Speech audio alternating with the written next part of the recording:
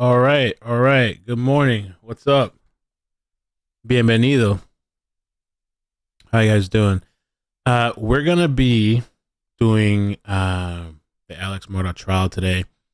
We're gonna do I guess to see how it goes. I don't know if we're gonna. It's up to you guys. Maybe at the end of the day, I'll see if you guys want to keep running it or not. Um, it's kind of an interesting story. It's a bit of a rabbit hole. They're supposed to be starting like in 5 minutes. I was looking at this timeline, which is pretty crazy. And it seems like the Murdaughs are very influential. Um, I figured let me just start off with this for anybody that doesn't know about it, or for people that are watching the replay.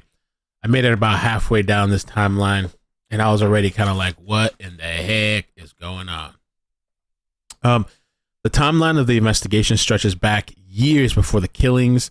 The Murdaugh case against Alex Murdaugh, a South Carolina lawyer from an influential family, is the latest twist in the web of accusations, investigations, and lawsuits that led to his downfall. His wife and son were murdered. I He's being charged for those murders. I think today they're supposed to do the body cams. I believe. I thought some of the body cams. Yesterday they did opening statements, and so what I was thinking during the break today, we can watch the opening statements. I've only seen snippets. I thought it would be pretty interesting to actually watch it.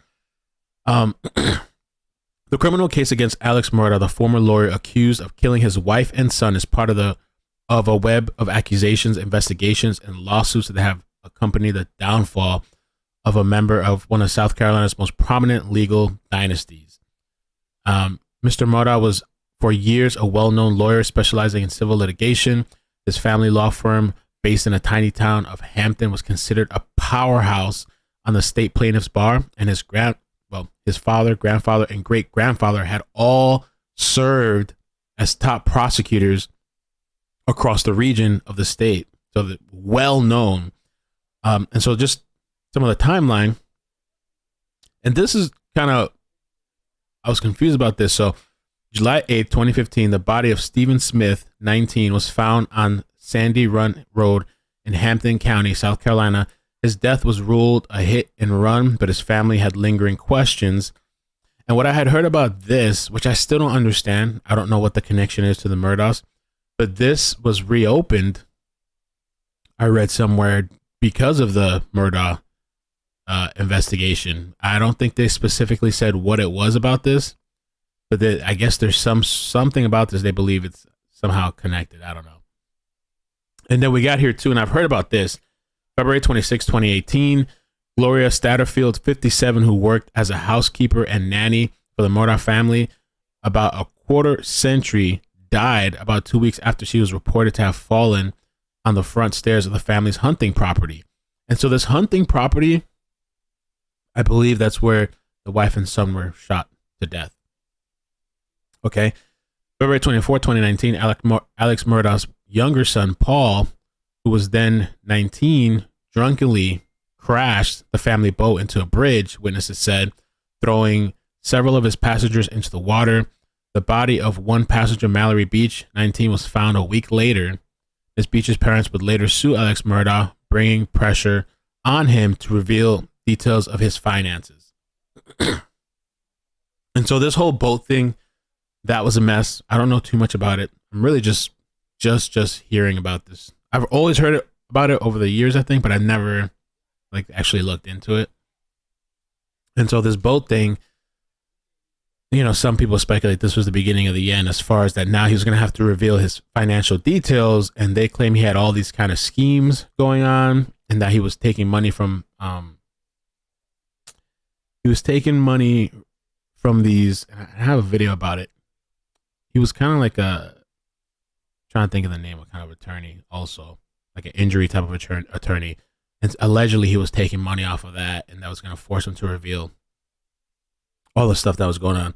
And I think they're claiming, I think that's what they're trying to say the motive is, because of all this financial ruin that was happening to him, and this boat situation. They kind of say this was like the beginning of the end, I believe.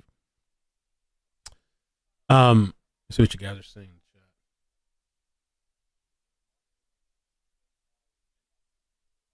Hi, streaming.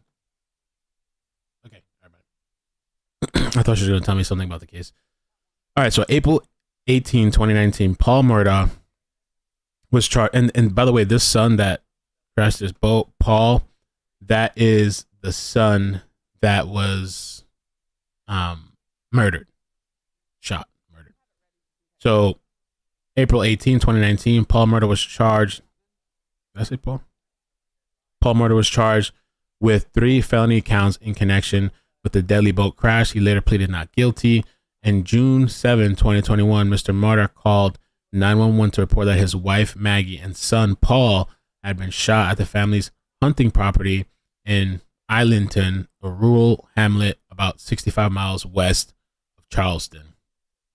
And I think this is something that the defense brought up yesterday during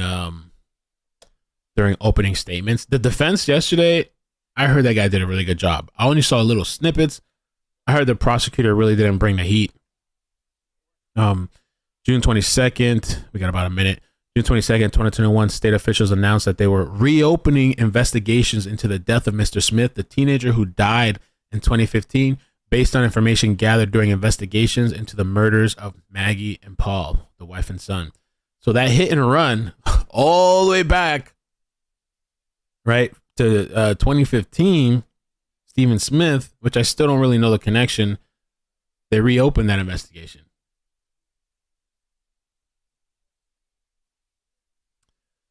August 11, 2021, Duffy Stone, the region's top prosecutor since 2006, recused himself from the June 7th murder case in a letter to the state attorney general, Alan Wilson, whose office is now prosecuting the case. Mr. Stone knew Mr. Murdaugh and had worked under his father, Randolph Murdaugh, who preceded Mr. Stone as the prosecutor for South Carolina's 14th Judicial Circuit. September 3rd, 2021, Mr. Murdaugh was forced to resign from his family law firm and after his partner said that he had misused millions of dollars of client and firm money. Let me see what we got going on first of all with the stream. Okay, they haven't started yet, guys. So I'm going to keep it on the side. Let me do, can I do a split screen?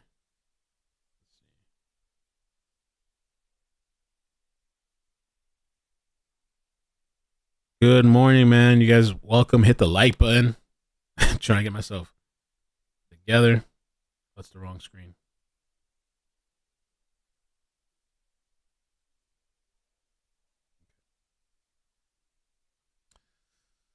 All right. So yeah, Mr. Murdaugh was forced to resign from his family's law firm after his partner said that he had misused millions of dollars of client and firm money. September 4th, 2021, Mr. Murdaugh called 911 from the side of a road not far from his home and said that he had been shot in the head, which this is a whole mess too, this whole thing, okay? He claimed the shooter had pulled up beside him as he was inspecting a flat tire. Mr. Murdaugh survived with a head wound. Now, which I feel like that this has to come up in trial. I don't know if it will or not. That whole thing of him having somebody to shoot him. Curtis Eddie Smith, a former client of Alex Murdaugh, told authorities he conspired with Smith to kill Murdaugh as part of an insurance fraud scheme. Per court documents, purportedly Murdaugh's surviving son, Buster. So there's a kid, and Buster was actually at the opening statements yesterday. Buster could collect $10 million in life insurance payout. Smith admitted in 2021 to being present at the shooting and disposing of the firearm afterward, according to an affidavit. So this father supposedly, allegedly, was going to put a hit on himself just so the surviving son can collect $10 million, allegedly. And he didn't do the job because Alex Murdaugh's still alive. This is Buster Murdaugh. So it's very like convoluted. I'm just like, what in the heck? What kind of messed up family is this? Okay. Okay, so let's keep working through the motions. So we got this whole thing where there's a 911 call from the side of the road. He was shot while changing his tire. He survived with a head wound. September 6, 2021, Mr. Murdaugh released a statement through his lawyers saying that he had made decisions he regretted and was entering a rehab program. September 14, 2021, the South Carolina Law Enforcement Division said Mr. Murdaugh had admitted that he asked a former client, Curtis Edward Smith, there we go again, to shoot and kill him on September 4th so that Mr. Murdaugh's surviving son, Richard, was known as Buster, could collect a $10 million insurance payment. I really wonder if they're going to bring that up. I wonder what, are they going to bring up everything? Or is there parts that they're going to leave out? Are they just going to leave what's relevant to the murder with the son and wife? September 15, 2021, South Carolina law enforcement officials announced an investigation into the death of Mrs. Satterfield, the housekeeper who died in 2018.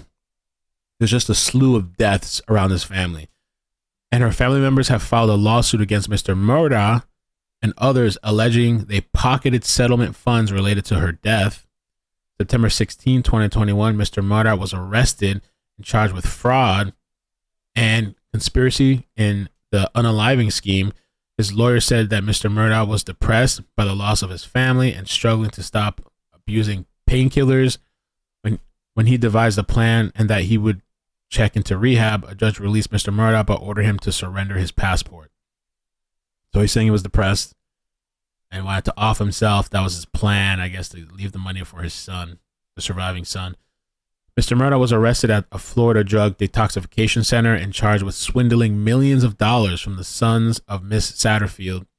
He was jailed in Richland County, South Carolina, and twice denied bond.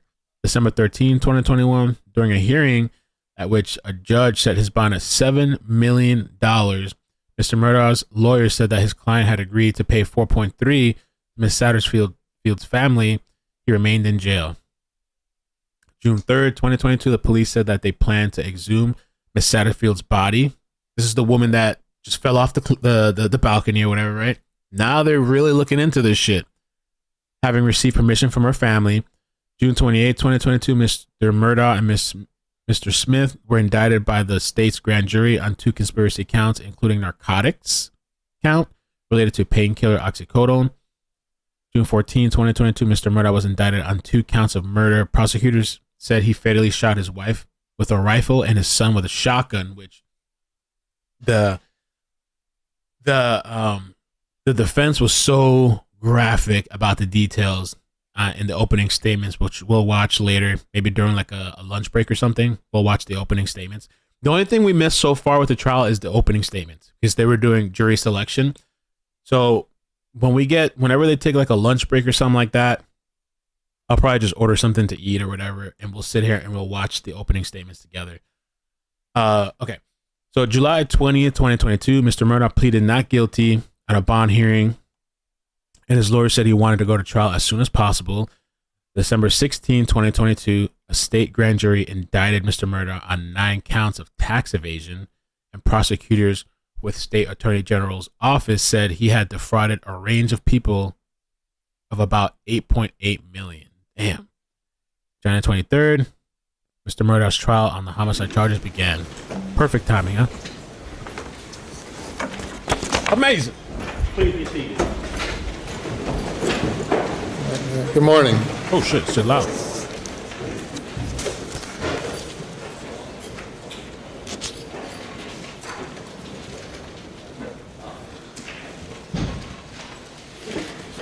An email was sent to my chambers at 5:52 p.m. yesterday by someone by the name of Chris Wilson, who I don't know whether it's the Chris Wilson who's on the witness list or not, complaining about the violation of my court order prohibiting the disclosure of the identity of jurors.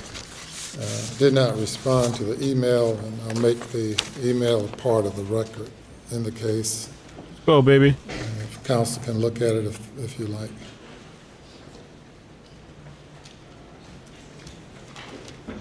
This guy's name is Clifton Newman, the judge. He's been on the bench since 2000. Newman has presided over various proceedings in the Murdaugh case since 2021.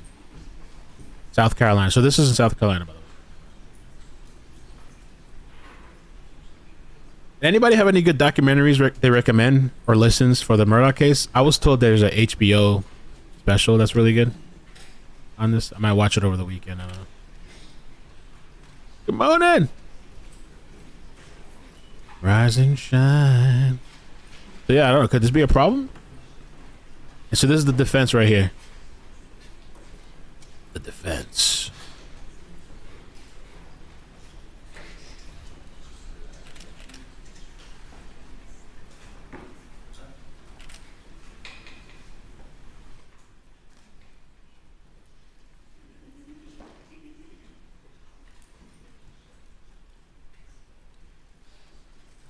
So, okay.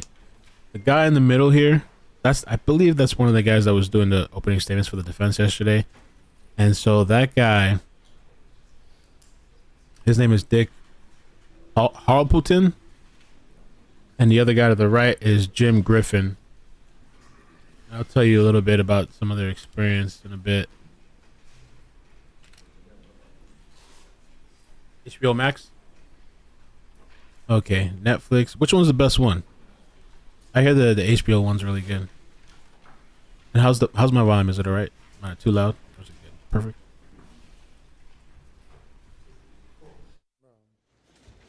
Court reporter has a court's exhibit.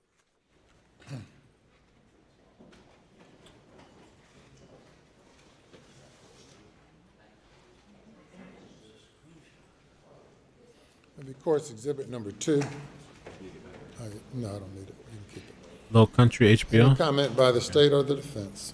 No, Your Honor, none from Mr. Murdaugh. None from the state, Your Honor. No.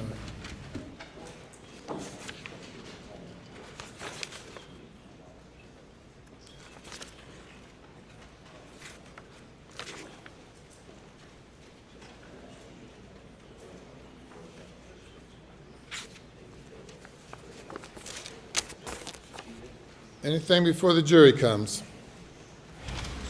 Nothing from the state, Your Honor. Your Honor,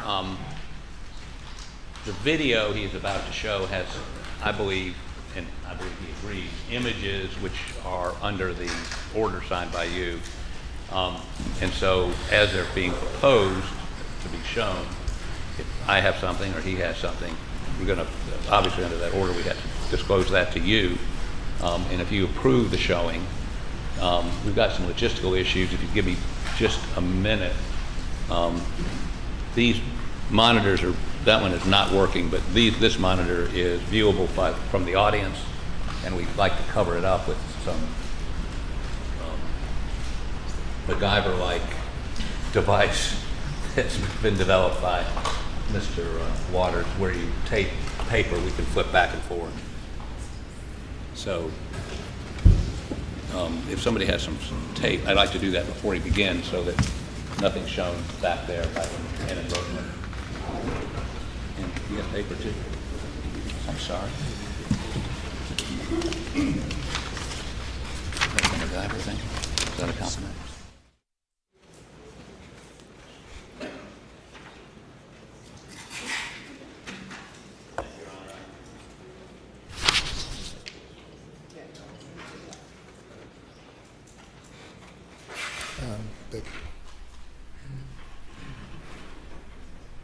Good morning, guys. Good morning. Welcome. Good morning.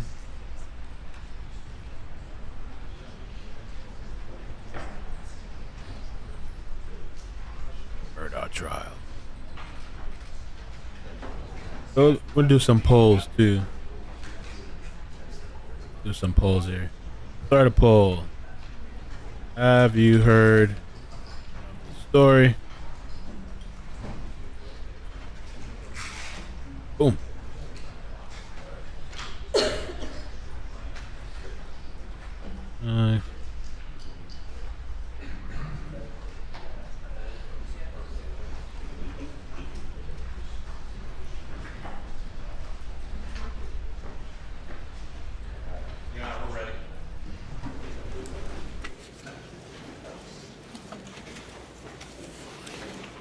You may bring the jury.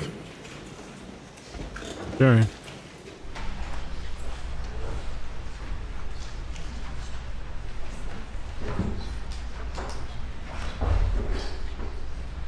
86%. Yes. Okay. Oh, thank you. Ignore me. So I'm drinking some matcha tea. I don't know why I ordered this thing because I normally actually like it, but this is good. But it just tastes like sugar. Like they put too much sugar in here. I might have to shift to the pre-workout in a little bit. Oh, I didn't know 10 to Life did a rundown.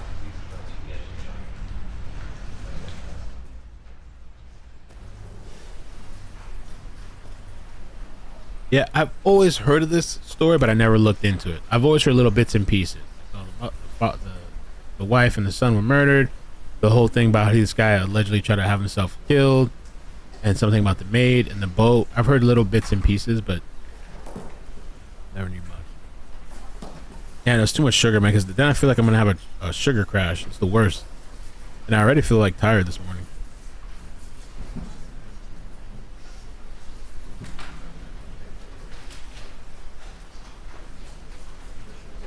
Ten to last video, was that recent or is it like an old video?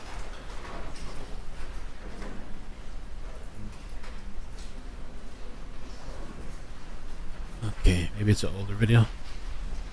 So I'll probably over the weekend, or maybe I'll watch the HBO documentary. Maybe I'll check out 10 to Lives. Probably watch the documentary.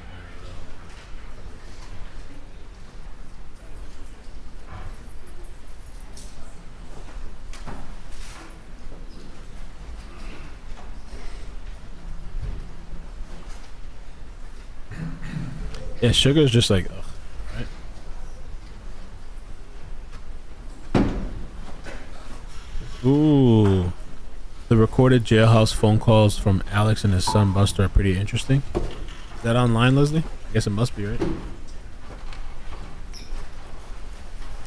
Alex, Murdaugh.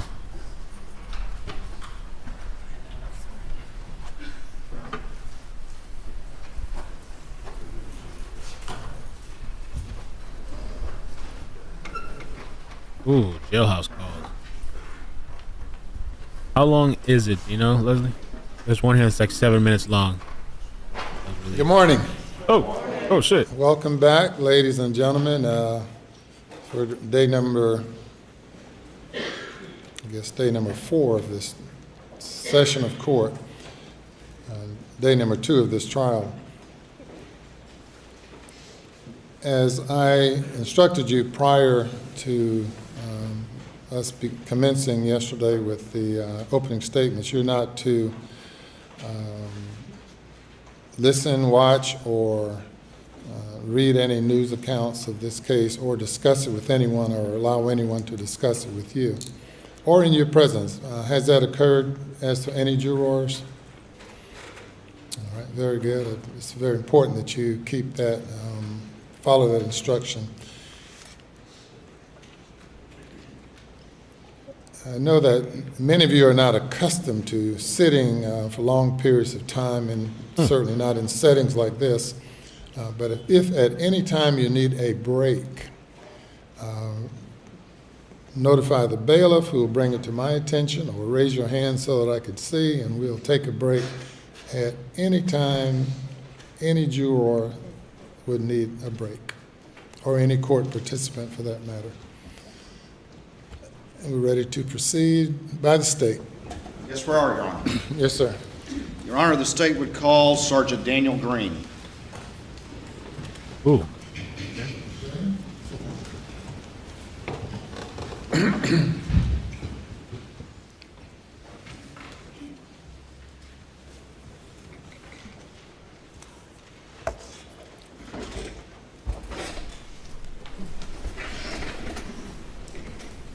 You'll raise your right hand for me. Do you solemnly swear or affirm that the testimony you give to the court in this trial will be the truth, so help you God? I do. Thank you. You may have a seat. Adjust that microphone so that it fits you comfortably. And if you'll state your name and spell your last name for the record. My full name is Daniel Green. My last name Greene. Sergeant Green, how you doing today? I'm good. All right, tell us where you work. I work for the Colleton County Sheriff's Office. Okay, and your rank is sergeant, obviously, is that correct? That's correct. Tell us just a little bit about yourself. Just give us just a little bit of your background that led you to your career in law enforcement, if you would, please. Sure. I went to school here, grew up here, went to college at Charleston Southern University. I got a degree in social studies education, taught for a little while, and then got into law enforcement. Just kind of fell into it and liked it. And I've been here since 2014. Okay. You started with the Sheriff's Department in 2014? That's correct. All right, and what was your first job that you did, or how does your career progress? I started at the jail. I worked there for just over a year, and then I was moved to the road patrol. I was on road patrol for several years, moved up the ranks to sergeant, where I was a road patrol supervisor, and now I'm a detective. Okay. When did you become detective? Earlier last year. It would have been June of last year. Back in June of 2021, what was your job at that particular time with the Sheriff's Department? In June of 2021, I was a road patrol sergeant supervisor. All right, and explain how that works. What's your exact role as a sergeant and a road patrol supervisor? So for the most part, I'm assigned a team consisting of 3 to 4 deputies, just depends, that include a corporal as well as several other deputies.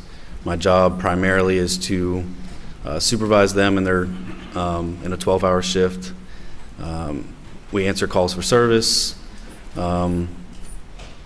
Sometimes I'll go with other deputies to calls that require more than one officer to be present. But the majority of my job is supervising what they do. And during June of 2021, were you working day shift or night shift, or how did that work? I was on night shift at that point. And what are the hours of the night shift? So we swap every 2 months. So 2 months you'll be on days, 2 months you'll be on nights. For those hours, it's 6 a.m. to 6 p.m. or 6 p.m. to 6 a.m. Okay. And let me take you to the evening of June 7th, 2021. Were you working that particular evening? I was. And what shift were you working that day? We were on night shift, All right, and again, so what hours would that be? working from 6 p.m. to 6 a.m. So you went on duty at 6 p.m., is that I did, correct? yep. Okay. And you said you're the sergeant. What was do you have a squad that you're supervising that are out during that shift? Explain that to the jury, if you would, please. So that shift consisted of myself being the sergeant. I had a corporal and 2 deputies working as well. And at that point, I had a lieutenant who was my immediate supervisor. He was working as well. All right, and again, you tell me who those people were? Sure. So my corporal was Corporal Janicki, and the 2 deputies working with me were Deputy William Pruitt and Deputy Chad McDowell. All right. And the lieutenant was who? Lieutenant Lonnie Nettles. Did you, on the evening of June 7th, 2021, get a call for service at 4147 Moselle Road? I did. You remember approximately what time that was? It was later in the evening, several hours into my shift. Okay. And did you ultimately respond to that location? I did. What was reported to you that led to the call for service from dispatch? That there was a caller who stated he had found his wife and son shot. And so tell me what happens then. You get that report, what do you do? So I get that call for service. Obviously, we immediately respond. In situations like that, we would respond with lights and sirens to get there as quickly as possible. You're driving fast to get there? Yes. Lights are on? Lights were on, siren was on. I think it still took me close to 20 minutes to actually get to the scene from where I was. You have to ask dispatch to clarify the address? I did. Once I got out there, it's a very dark area, very rural area on Moselle Road.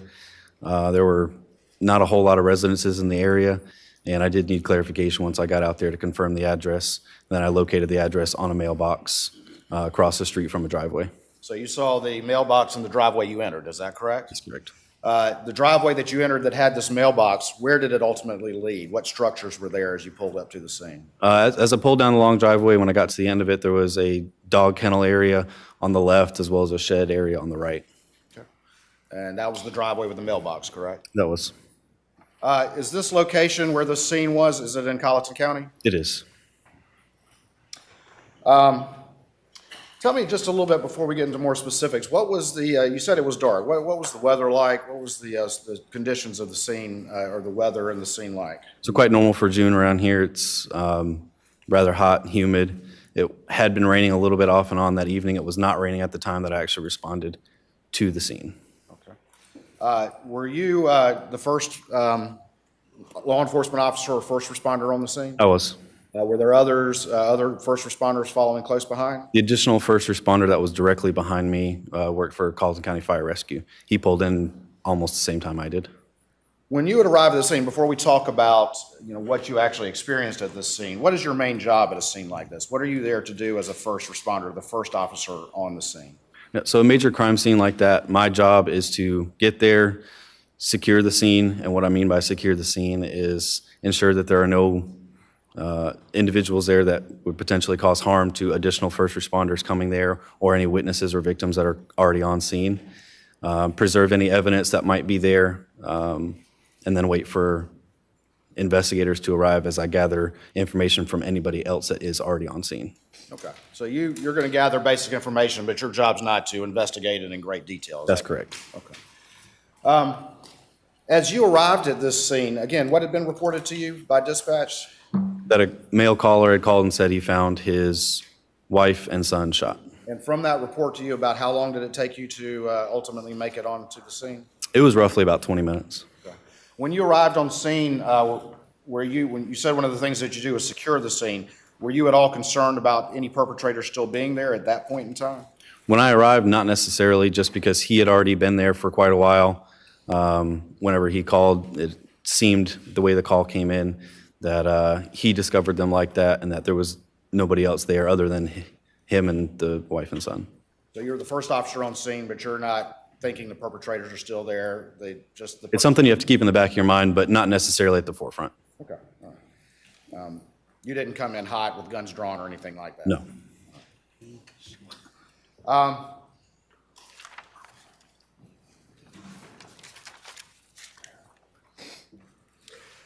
When you arrived at the scene and you walked and got out of your car, what did you see?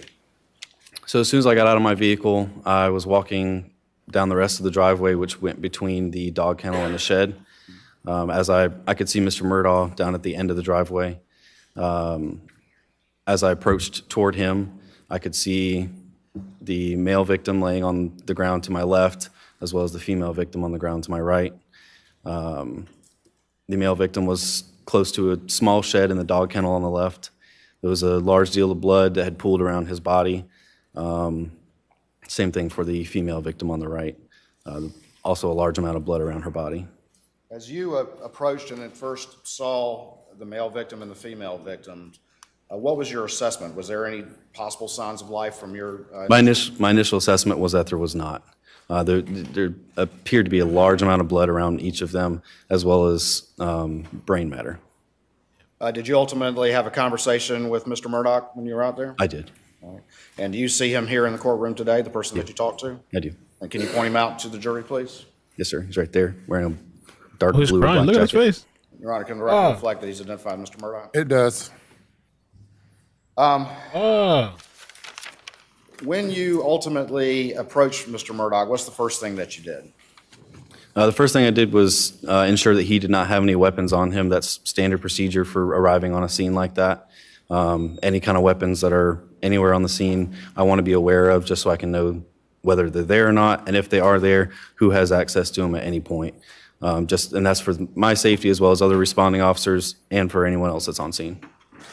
Did Mr. Murdaugh give you any possible explanation for this when you approached him? His immediate reaction was to start telling me about an incident that had happened with his son with a boating accident. With the boating accident? Yes, sir. Had you asked him anything about that? I did not. You ultimately, were you wearing a body-worn camera that particular day? I was. You ultimately had a conversation with Mr. Murdaugh for a fairly extended period of time, is that correct? That's correct. Did you ever see any tears in your interactions with Mr. Murdaugh? He did not appear to be crying. He was upset, but I did not see any visible tears. Did Mr. Murdaugh tell you that he had any sort of firearm?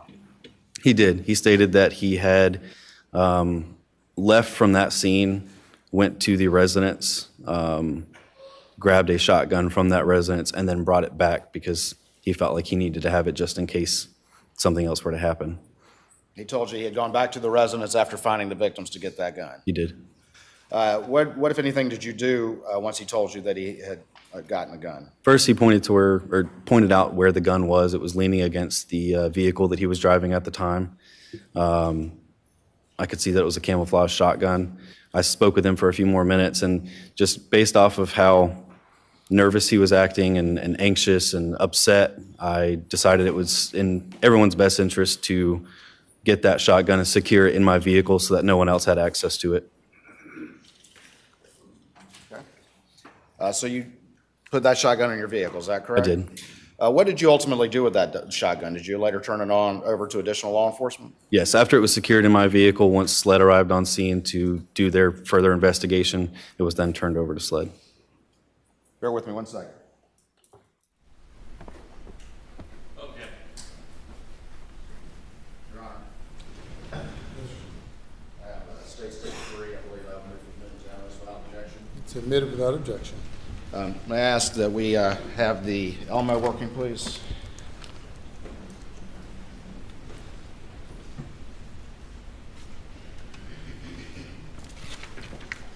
So SLED means State Law Enforcement Division. Whenever you hear them referring to that, SLED. Pretty interesting so far, man. He's there pretty emotional in court, crying. He did say when he came up on him and Alex was there with the bodies, he wasn't crying. I mean, I don't know. You could argue he was in shock. Do you want to see it first? I believe it's submitted without objection. It's not a graphic image. Proceed. Thank you, Your Honor. May I publish it to the jury? Yes.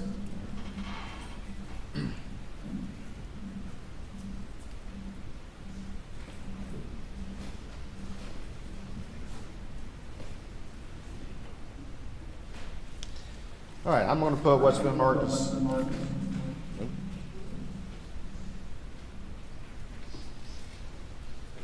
Upset but no tears.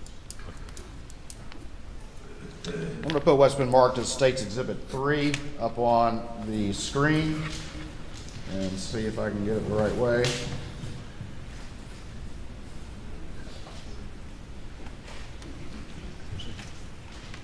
All right. You can't see it. Can you see that? You probably can't. I see can. it. You can? All right. And do you recognize the what's in that particular image? I do. All right. And tell me what that is, please. That's the shotgun that I secured in my vehicle on the scene. Okay. Let's see.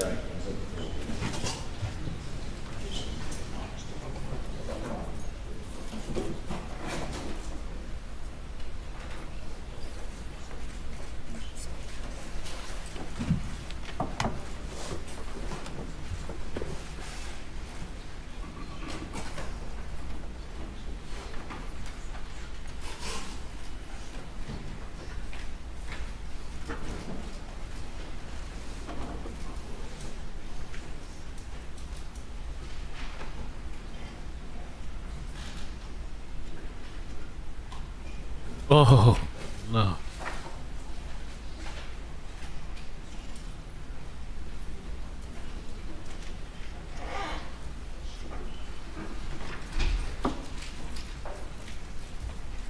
And just a warning too, I don't know what kind of images or video they're going to show. There could be some graphic stuff coming up throughout the trial. I don't know. So, I mean, the way it was described during the opening statement. So, just a heads up.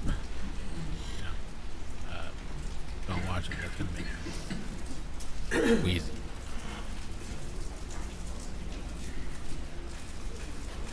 Perfect Foster says, I think seeing your son's head exploded might cause shock and no tears. Yeah, you can argue that for sure. You can argue why there would be tears now and not then. Odie says, him's guilty from the Pascal show. And just remember, guys, we're doing the giveaway Saturday. We're doing the fun stream Saturday night. We're going to have fun for like, I don't know, an hour or two. I got to plan some videos. And we'll be giving away, I think, 1,000. So make sure you check out the app, download, click the link, swag it. Hey, Mr. Waters. Yes, sir. What's in the box? They bring the shotgun up? I thought it was a picture. What's in the box?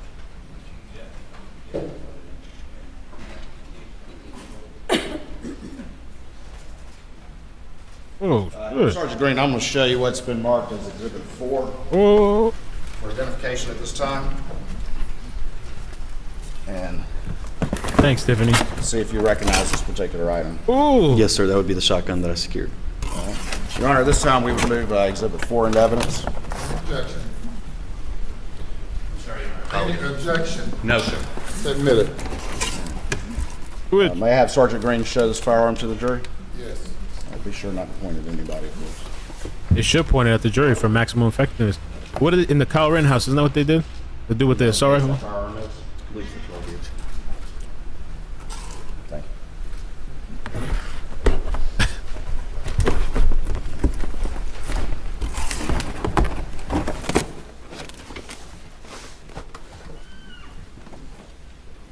Shock and awe.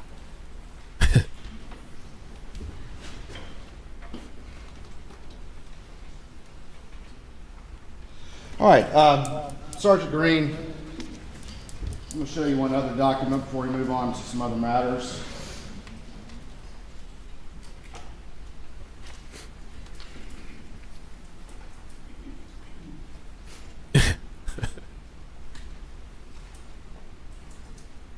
I wonder what the reaction was from the jury when in that Kyle Rittenhouse thing when they pointed the All assault right, rifle. Your Honor, I believe I'd move to admit that State's Exhibit 2 without objection. And no objection, Your Honor. All right, I'm going to show this exhibit to you real quick and see if you recognize this document. Yes, sir, that would be the chain of custody for the shotgun. All right, is there a signature on that document? It is. All right, and what does this chain document reflect? Can you just generally explain what this means to the jury, please? That I originally took possession of that weapon and then turned it over to SLED investigators. All right. May I publish this exhibit, Your Honor? Yes.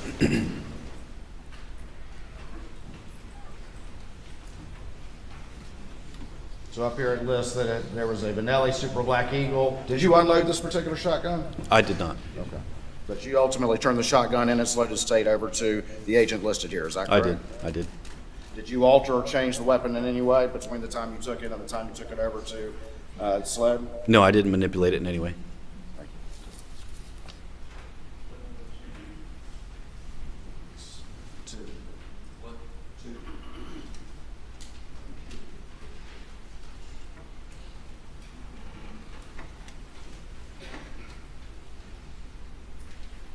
Oh yeah, is that so? That's there's so somebody in the chat saying the gingerhead guy. That's the other son right there, I guess. Mr. Green, I'm going to show you what's been marked for identification at this time as State's Exhibit Number 1 and see if you recognize this. Buster.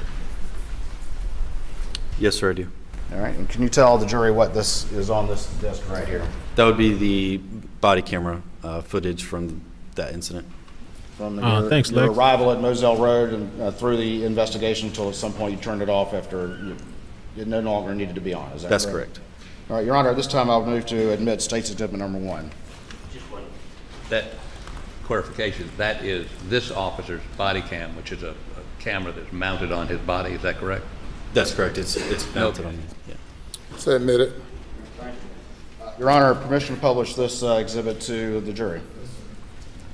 I'll need the... Your Honor, I would point out that there are graphic images on this, so everybody needs to cover up their monitors, please. Oh, we're not gonna see it, I guess.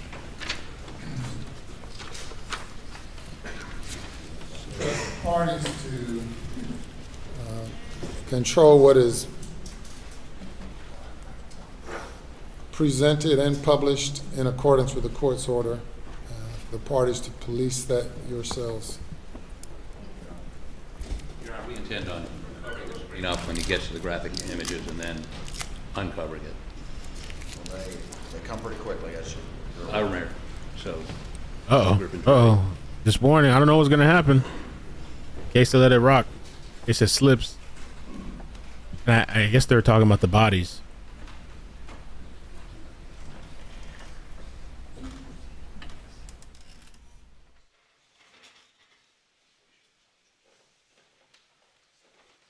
Lux, thank you for the super chat. Says lunch fun. Thank you.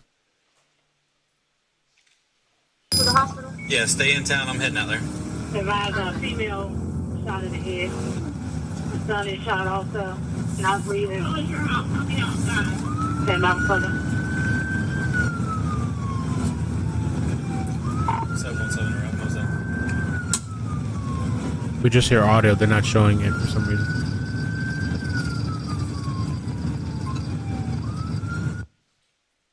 Sergeant Green, this is your body cam video, is that correct? That's correct. The first 15 minutes or so of this video are you running code, running at full speed or at least reasonable speed to get to this scene as fast as you can, is that correct? Yes, sir. My lights and siren were activated so I can get there quickly.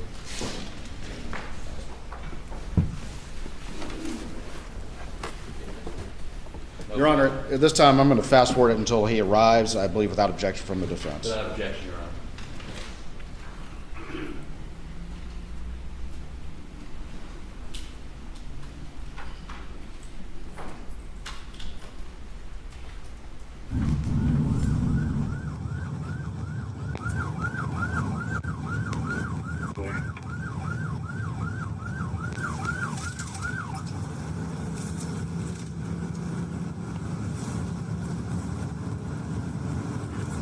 Central on Bay 1 is going to be stationed at Murdaugh on Cross Swamp. Okay, 20.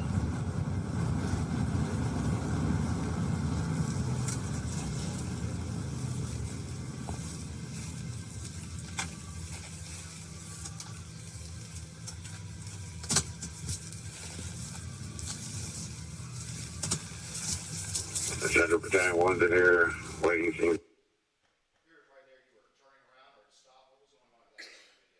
Past the driveway that I was supposed to have turned down. Like I said, everything's kind of dark out there. It wasn't clearly indicated, so.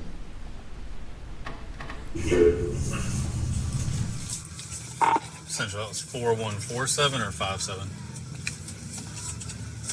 4147. Keep your vehicle in the driveway with the flashes on. That's going to be the caller. Copy, I'm going on scene. It's got a long driveway, but the mailbox out front is labeled. It's not at the end of the driveway. He might be up by the house. The correct number for 4147 Moselle? It is. And is that the incident location where you discovered the victims? That's correct. Copy. I'm getting out. Let's call her now. Copy.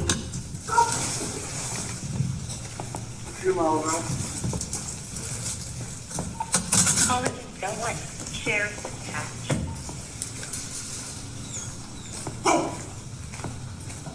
Oh, Right there to the left of the screen, what did you see right there? To the left was Paul's body. He was laying face down on the ground.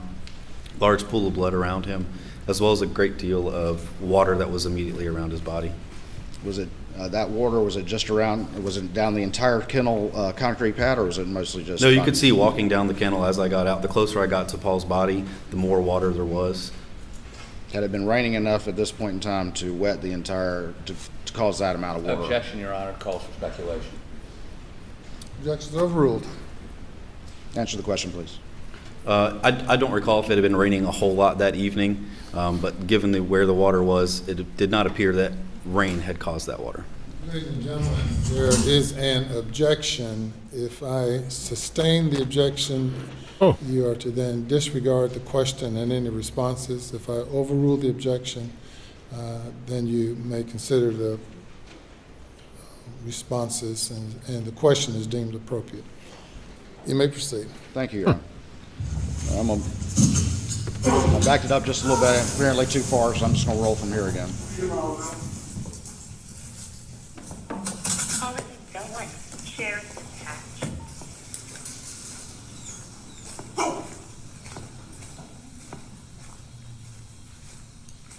Central 717 scene is secure. Got a Whiskey Fox, Whiskey Mike. What are we seeing to the right of this image? So on the right would be Maggie's body, also laying face down on the ground.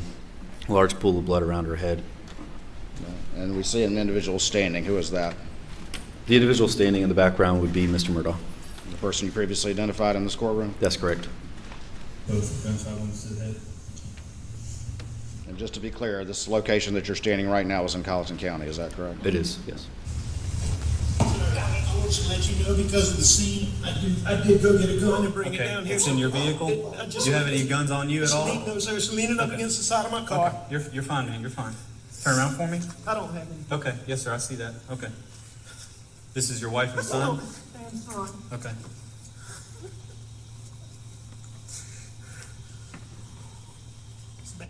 I noticed you shined your flashlight just a few seconds ago on the black vehicle. What did you shine your flashlight on just then?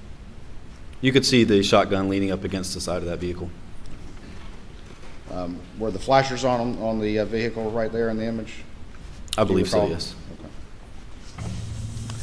It's bad. Check the pulses. Yes, sir. This is the firearm you brought from inside the house? Sir, yes, sir. I went and got, and this is a long story. My son was in a boat wreck a few months back. He's been getting threats. Most of it's been benign stuff we didn't take serious. Okay. You know, he's been getting like punched. I know that's what it is. Okay. When did Was that when you previously testified that he mentioned the boat case or the boat wreck? That's correct. Prior to me asking him anything about it, he did mention it. you get home? Right when you called, or did you go to the house first? Where is the house? I came to the house first. My mom has late stages Alzheimer's, and my dad is in the hospital. Okay. I left. I don't know what time. I can go back on my phone and tell you the exact times. Did you check? Okay. Did I check what? Did you check them? We got medical guys that are that's what they're gonna do. Okay. What are they doing? Can they hurry? They are. Yes, sir. That gentleman that was out here already, he's one of the battalion chiefs. Okay. Right before that discussion, did Mr. Murdaugh offer to go on his phone and check? He did. Time. He did. He wanted to verify exactly the timing of his arrival.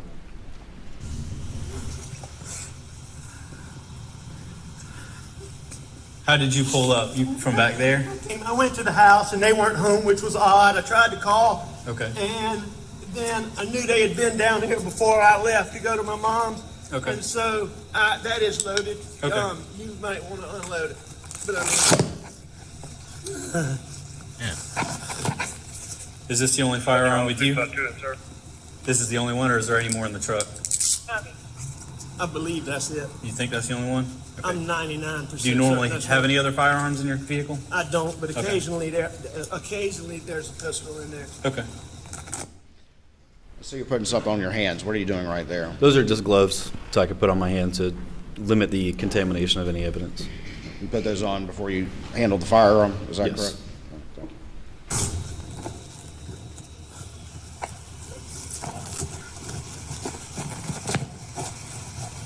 Just wait right here for me for a second, okay?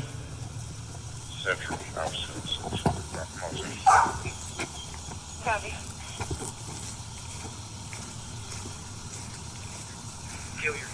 What are you doing right now? At this point, I'm walking back to my vehicle to secure that shotgun inside my vehicle.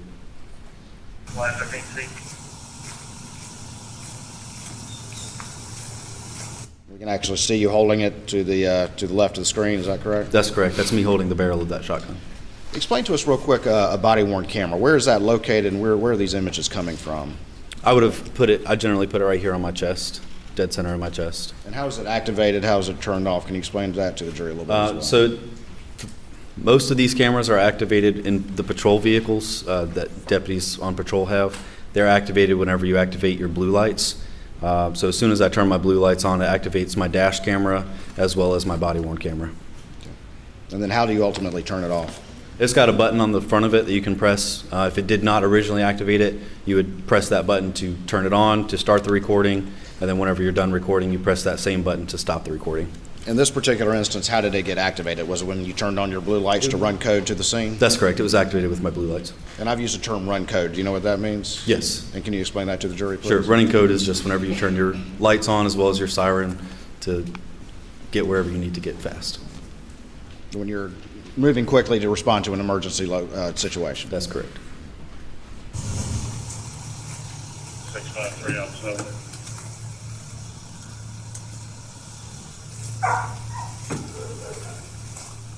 Enjoy it, sir. Well, I've already spoken with Captain Dealey.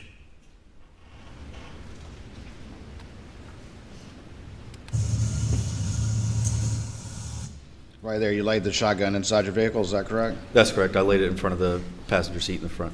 Did it remain there until it was turned over to SLED? It did.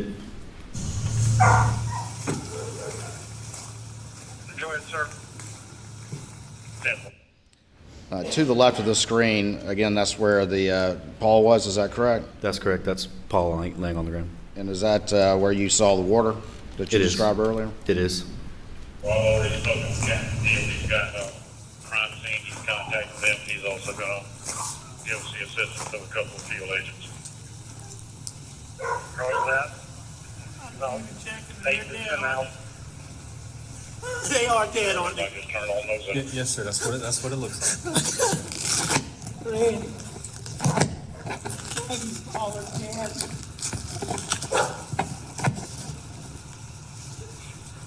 Where are you now?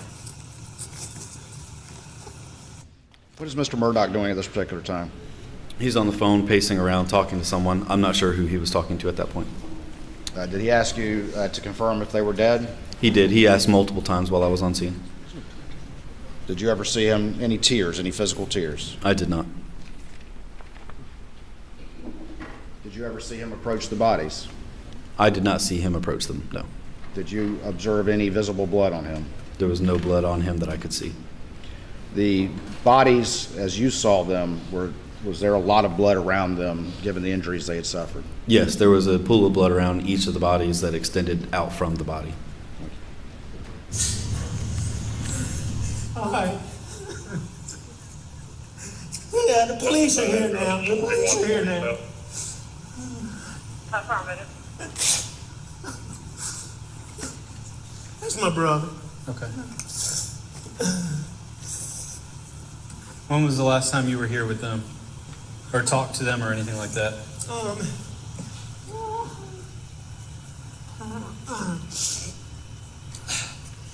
It was earlier tonight. I don't know the exact time, but Okay. I left. I was probably gone an hour and a half from my mom's, and I saw them about 45 minutes before that. Okay. I rode around with Paul for 2 hours this afternoon in the pickup truck. That's your son, Paul? Okay.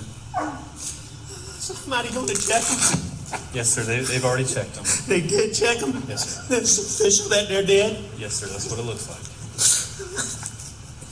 When you observed these victims, was it obvious that they had injuries incompatible with life? Yes, any reasonable person that came upon those bodies would have come to a conclusion that they were deceased. Sorry. You're fine. I'm very sorry.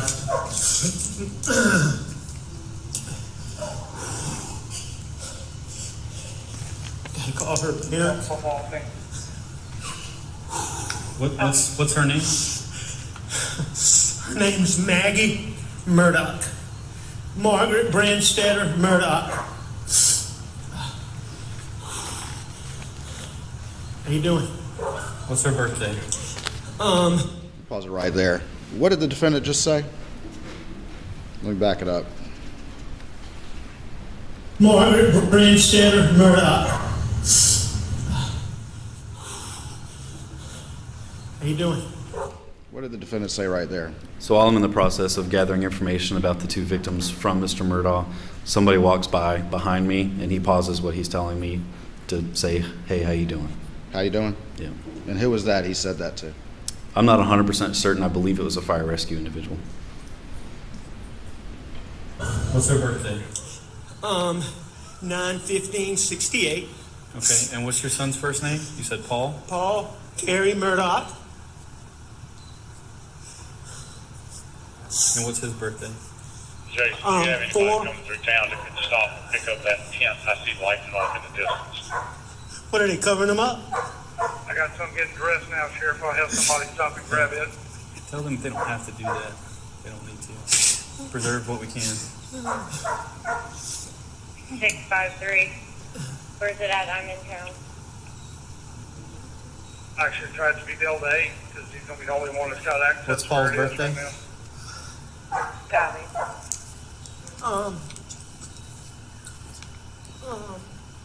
April 14th. I should try to be Del Day because he's going to be the only one that's got access. Put it up as wide as you can. That's fine. You said 99? I should try to Sorry? be He was Del born in Day. 99? He's going to be the only one that's got access. Put it up as On wide as April you can. 14th, 1999. Okay. That's fine. What's your first name, sir? My name is Alex Richard Alexander Murdaugh. Let me ask you this. In your interactions with Mr. Murdaugh, was he able to understand your questions and respond appropriately to what you were asking? Yes. Was he catatonic in any way? No. He was able to answer all the questions that I asked him. Was he panicking in any way? He seemed upset, but I wouldn't say panicky. Did you notice any labored breathing or anything like that from Mr. Murdaugh? Yeah, he was breathing heavily. Never once did he complain about not being able to breathe. I mean, there were fire rescue guys out there. He didn't ask for any kind of medical attention or anything like that due to not being able to breathe. Richard Alexander Murdaugh.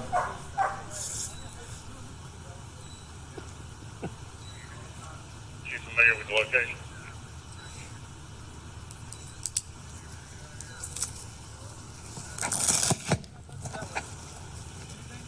No.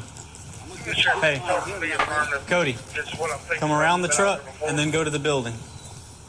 Come around the truck and then. The set of prints off behind the trailer there. Yes. I don't know if it's from What's that? ours or not. There's a set of footprints behind the trailer there too. Who's that individual right there? I'm not sure of his name. I just know that he works for Carlton County Fire Rescue.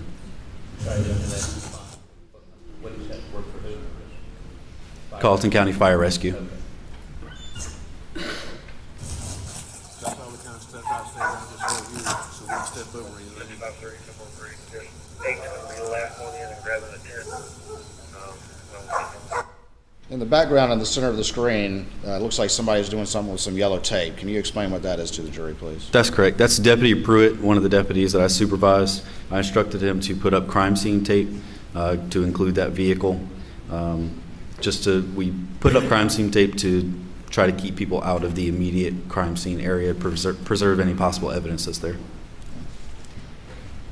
At this point in time, had you noticed any evidence of firearms such as casings or spent shells or anything like that? Yeah, as I was walking through, you can't necessarily see it on my body camera, but as I was walking through, I could see shell casings, particularly around Maggie's body. All right. And a shell casing, would they be for like a rifle round or a pistol round? They appeared to be rifle rounds. And could you tell just from walking by what type of ammunition at that point in time? I couldn't tell what type. I could tell that they appeared to be rifle, and that's about it. And again, you weren't stopping to collect those. You were managing the scene as you described before. That's correct.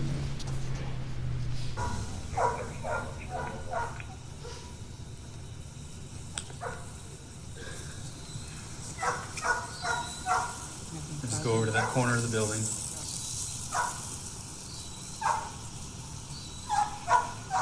Oh, what you taking? What you popping?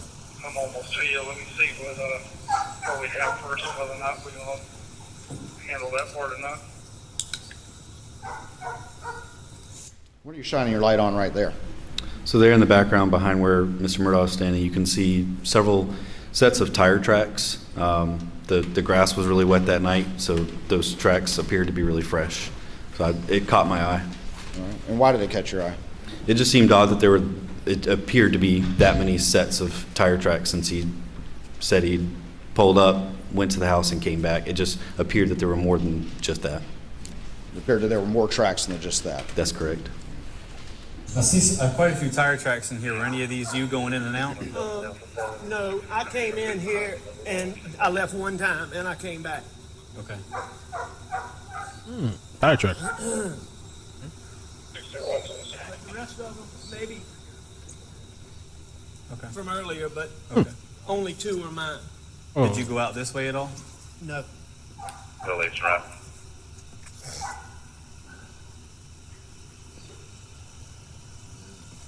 Hey, stay here. Got a whole bunch of stuff right there. I don't want to disturb. I was trying to get the door there so we can kind of get around that way.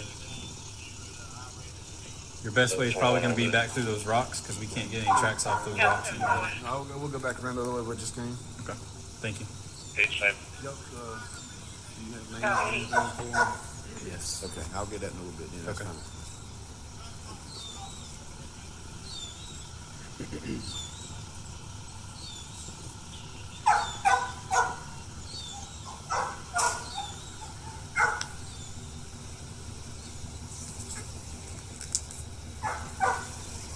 Whose vehicle are you approaching right now?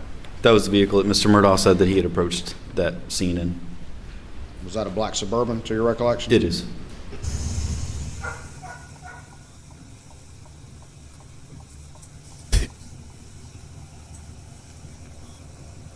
What unit there's 23 on Moselle.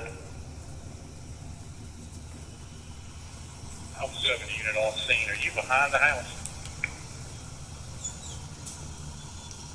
There's several of us out here. There's Right there, that would be Maggie's body right in front of that shed, is that correct? That's correct. It's covered up by a sheet at this point. a long dirt driveway right next to the mailbox that says 4147, and you'll see all our lights down here at this shed thing. You didn't come through Brick Hollow. Negative.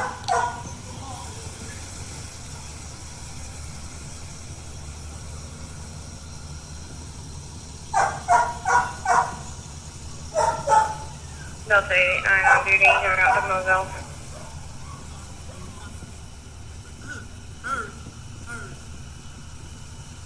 Who was that standing way off in the distance there? That would be Mr. Murdaugh.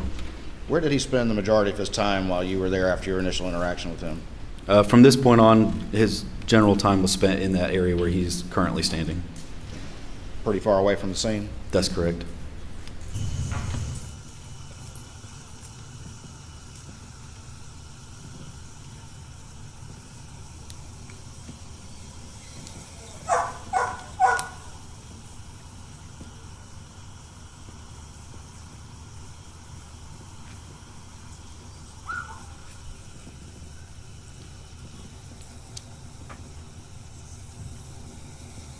Delta 653.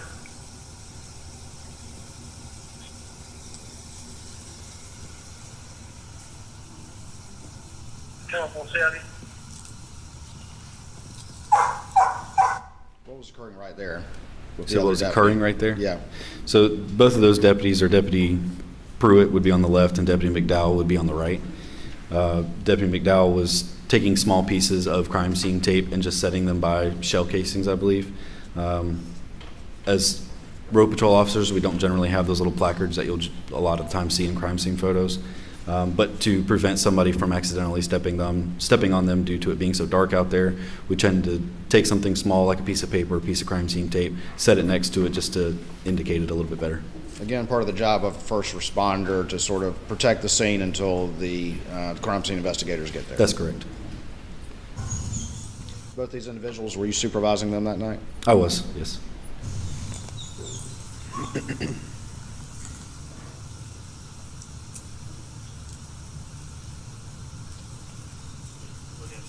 Yeah. Looking at this perspective right here, to the left of the screen is whose body? To the left right there in the forefront would be Maggie, and in the further back you can also see where Paul is laying. Okay. Was Paul next to or in the kennel area? Yes.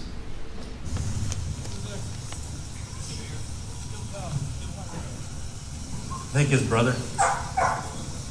He said he was calling somebody. He said what? He said he was calling somebody. Yeah, I'm sure he was. There's a couple of shell cases right there. Yeah, those will be easy to find. I was just marking a couple of them where in the gravel. It might be harder to see at some point. Y'all familiar with this family? Yes. I wasn't until he told me the names. Last Fill you name in later. Murdaugh.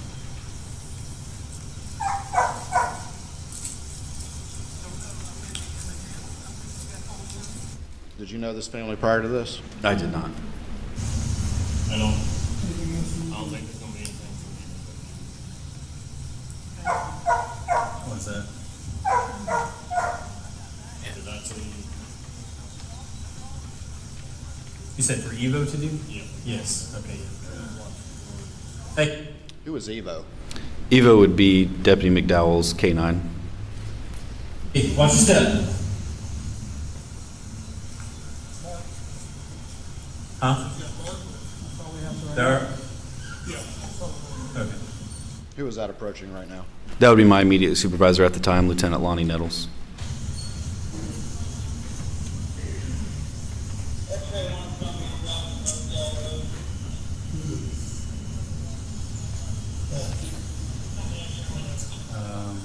The gentleman in the white shirt is the husband of her, father of him. That is Paul Murdaugh. This is his mother.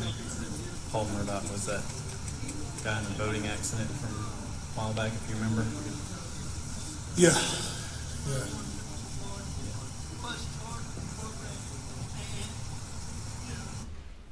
Just then, were you describing the boat wreck?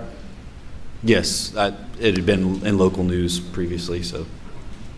And it was your understanding that Paul was involved in that? In some way, I had no idea about the actual details of the case to know what his involvement was, honestly.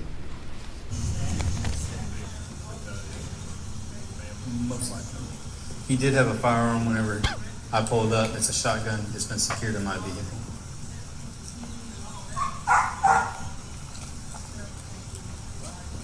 It's 300 blackout.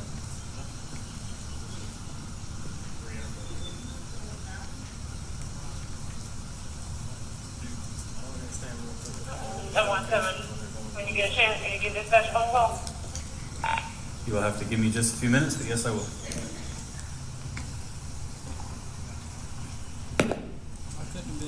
That dispatch call, was that related to the case in any way? I don't believe it was. I don't remember what that phone call ended up being about. As a supervisor, if a lot of us are tied up at one time, they will tend to give me a phone call to let me know that a certain call is pending or something else is going on. Just to help keep the radio traffic free, they'll call me on my cell phone instead. Did your entire squad respond to this particular call, or did somebody? There was one deputy that remained in service. Okay. Did not respond here, but remained on the road. Correct. Yeah. 653. Who can start a log? 653. Who's the most expendable that can start a log? Let's put it that way. This is. Can you start a crime scene log, please? A log started. Sled's on the way. Let's push. Here's Can we run the tape 2007, ready to be there to there? Yes. From that last Take- pole go right start there a log. to that last Get a pole? piece of paper, start writing names and times. You don't have any kind of paper? Who's that individual right there in the center of the screen? To That the would be right? Detective to the right. Yes. That would be Deputy Pruitt. And what did you just ask him to do? Start a crime scene log. And tell the jury what that is, please. Sure. So a crime scene log is established as soon as additional people start to arrive on scene. We document exactly who comes into the actual crime scene, as well as the exact time that they come into the crime scene. Here, borrow that. We can push it from that pole to that pole. Yep. Sure.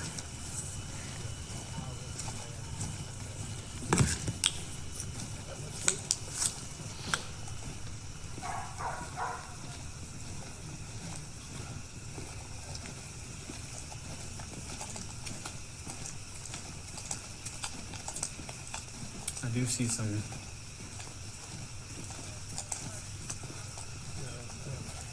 That look old or fresh? Old, yes. What are we doing right here with the tape? So I'm securing it to the corner of that part of the shed to run it along to a shed on the opposite side of that area. We just expanded the crime scene out a little bit further. To protect a larger area? Yes. Yes, sir. You'll need to speak more directly into the mic, or can you increase the volume, Madam Clerk, of that mic? Oh, yeah, turn that shit. Just a little. This one that's working? I'm referring to the witness. Oh, sorry. Oh, Increase his volume, or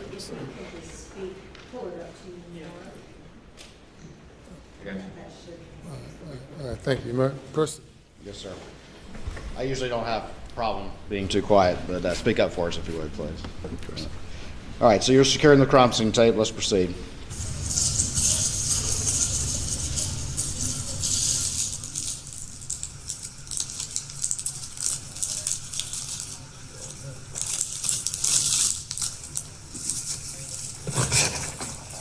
I'll just hold the light for you.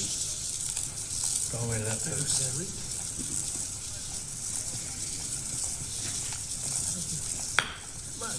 Marty, let's just keep our fingers crossed. Yeah, I think we got it. This is 5-3, all the responding units to Moselle Road, stop at the road. No one else come down the dirt road. Stop at the road.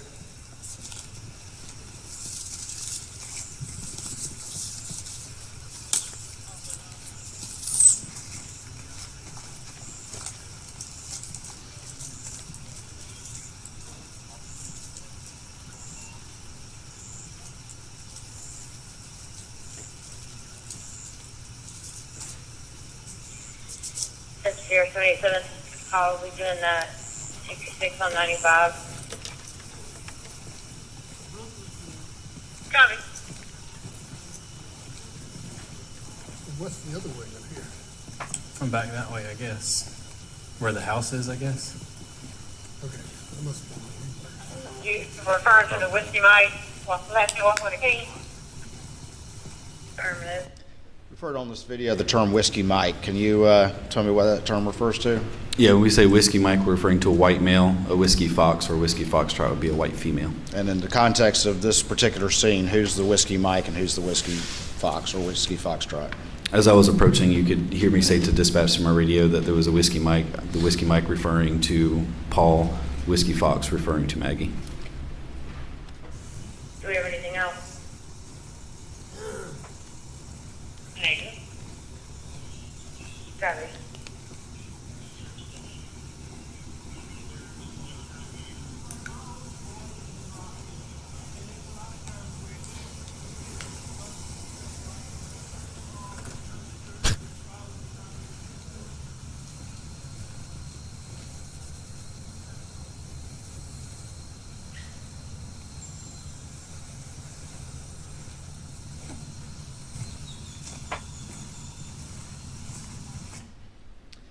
To the very right of the screen, well, strike that. I'll wait.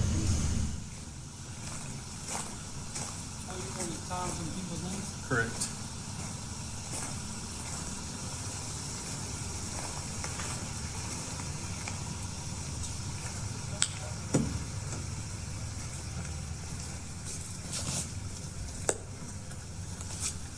Like I was trying to say, I have a notepad, it's just I'm Yes. using the back side of all the paper, so all the front side of the paper has names and information on it. Well, you can borrow mine for a minute. It's perfectly fine, Cody. Wait a minute. I just didn't want you to be like, we're doing officer, doing fucking paper now. I have paper for calls. Do you not have any crime scene log sheets? Hey, it's 717. I was asked to give you guys a call. Have it in the list.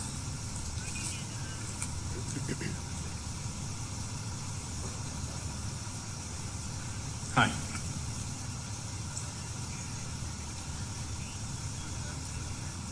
Okay. Okay.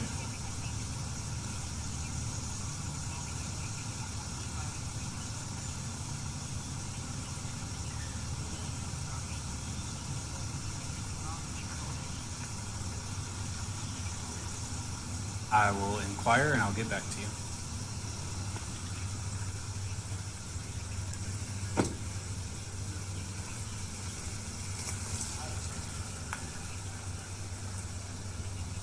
Okay.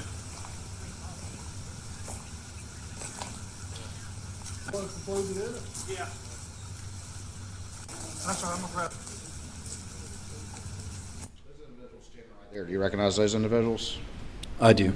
Can you tell us who they are? On the far left would be Detective Tyndall. In the forefront toward the center would be Captain Chapman. And on the other side of him, in the lighter colored shirt with the black vest, was Barry McCroy, worked for Fire Rescue. Okay.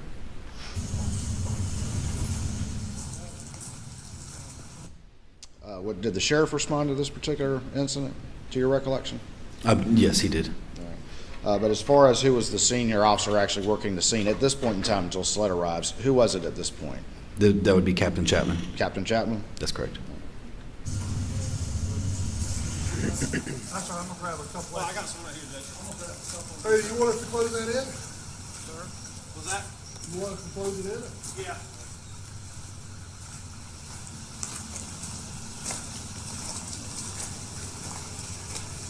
There's a guy, I don't know if you want to see what the other guy is, whoever Eric is, or just a caller. There's a guy over here that's wanting to talk to him, but I told him what he's Don't even know who Eric is. I know an Alex over Alex. there. Alex. Okay. Okay. There's a guy over here that wants to talk to him. Yeah, but I didn't know if you wanted me to go tell him that or if you wanted me to just chill for a minute. Or if you wanted me to escort him over. He does not need to walk over No, there. I mean a long way. He does not need to go over there. So you can stay there then. He can.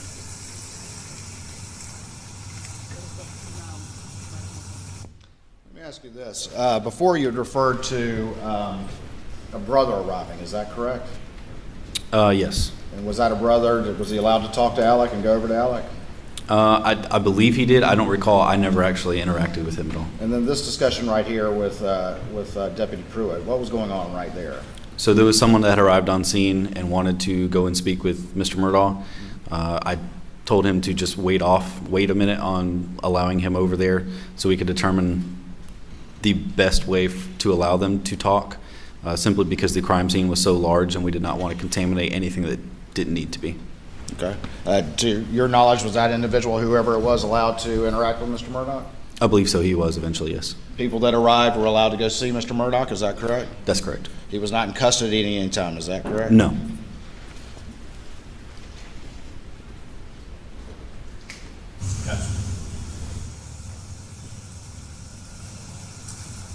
I don't have the caller and the caller's brother's name on here, because I don't know their names yet, but I can get it. But I didn't. I already wrote it in there. Alright. I don't know where you were at, I just found the first empty page I can find. Female victim, male caller. And then the other guy though, I mean, he hasn't came inside the tape yet. Then don't have to worry about him.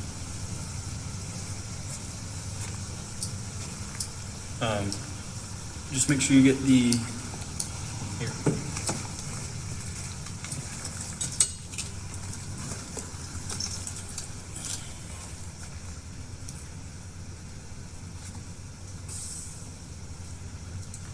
For me and you and all of us got here. Oh my God. Is that what you're about to say? Yes.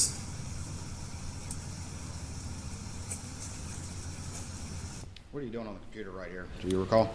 Yeah, so on those computers, they're mounted in our patrol vehicles. We can see details of the call for service or other calls for service. In this case, I was looking at the information for the incident on Moselle to determine what units had been dispatched, what units arrived, and when they arrived, due to Deputy Pruitt trying to establish the crime scene log. And you use the term call for service, which is a police term, but that essentially means responding to any emergency or Any type of call. Any citizen that would call our dispatch center to request law enforcement assistance or fire rescue assistance, it's called, we just refer to it as a call for service.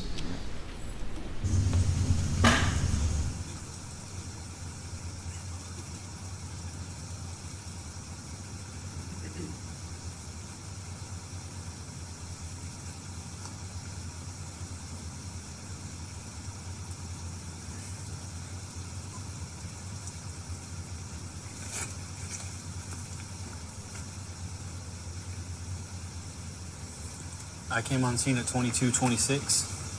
22:26? Yes. Yep. You say you came on scene at 22:26? That's correct. For those of us who don't know military time, can you tell us what that is? That would be 10:26 p.m.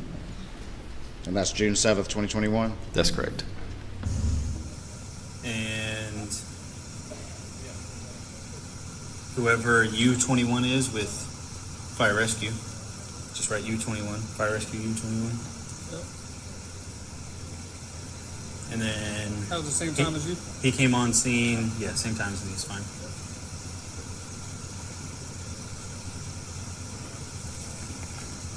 Medic 18 at 22:27.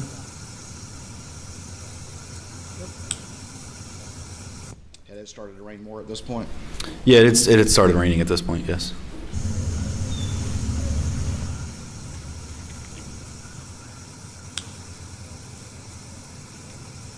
.758 on scene 22:30.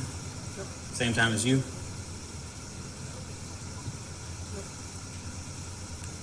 .653 on scene at 22:39. 22:39? Yep. Those numbers that you're referring to, what do those represent? So the numbers would be the badge numbers of individuals arriving on scene. You're just recording when various people arrived in the computer? They're recorded in the computer, so when we arrive on scene, we let dispatch know our number and that we're on scene. They log it into the computer, and then we can then put it on our crime scene log.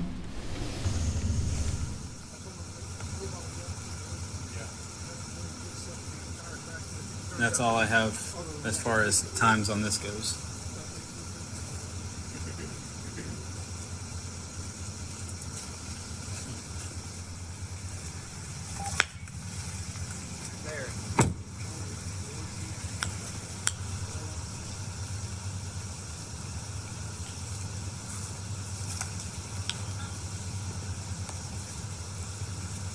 787 Central. Alright. Copy. When you're clear, I have a call on Majestico of the suspicious vehicle. Copy. Where's that located? 223 Majestico, wait, in Titusville. 10-4. There's a Titusville unit that can assist, that'd be great. Pretty sure Majestic Oaks is their jurisdiction anyway. Central 505, I believe that's in our jurisdiction anyway. I'll take care of that. Copy. Will do.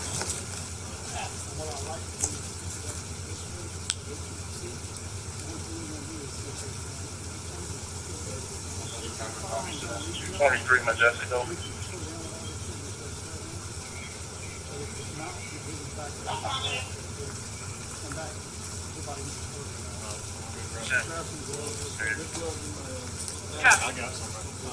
I'm trying to get it. That individual walking off to the left of the screen, who was that? The one walking away from the screen or that just approached? Walking away. That was Deputy McDowell. All right, and then the center of the screen, who was that? The one that just walked up and is in center screen now would be Captain Kraus. All right, and then next to him, facing the body camera? That would be Captain Chapman. All right, and then to the far right? Detective Tyndall. The green trailblazer. Correction. It's unknown what type of vehicle she had. Were there dogs in those kennels to your recollection? There were a couple of dogs. I don't remember the exact number, but I do remember seeing some. And the green trailblazer in her yard that belongs to her. She says she can only see the tail lights of the vehicle. She is also threatening to use it for possible. It happened about 5 minutes ago.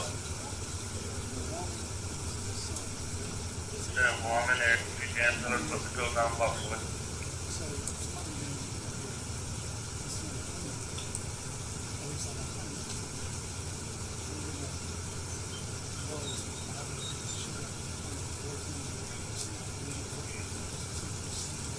Copy.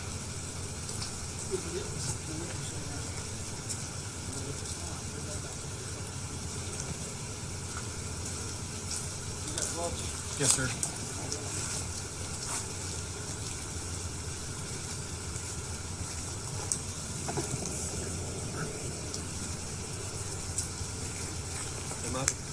We're gonna discuss it later and find out. Okay, just I'll make sure I didn't miss something. Nope. That discussion right there, did that have anything to do with the crime scene or anything like that? No, it was not related at all.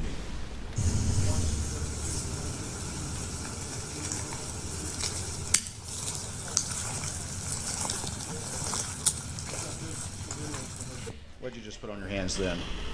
Those would be latex gloves.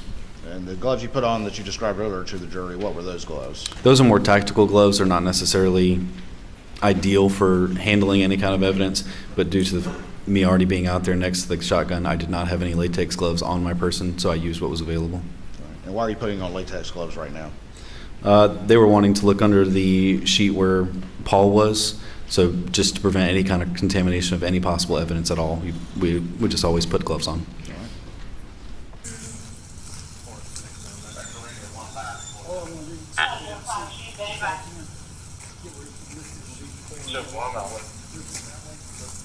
This side of it. You got one here to the office then. Well, the dad's over there. Actually, hold on. Some people just won't do it. Fire rescue might have some more sheets we can steal.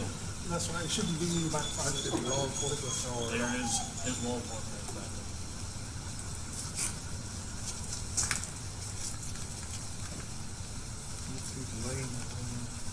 Laying on the ground.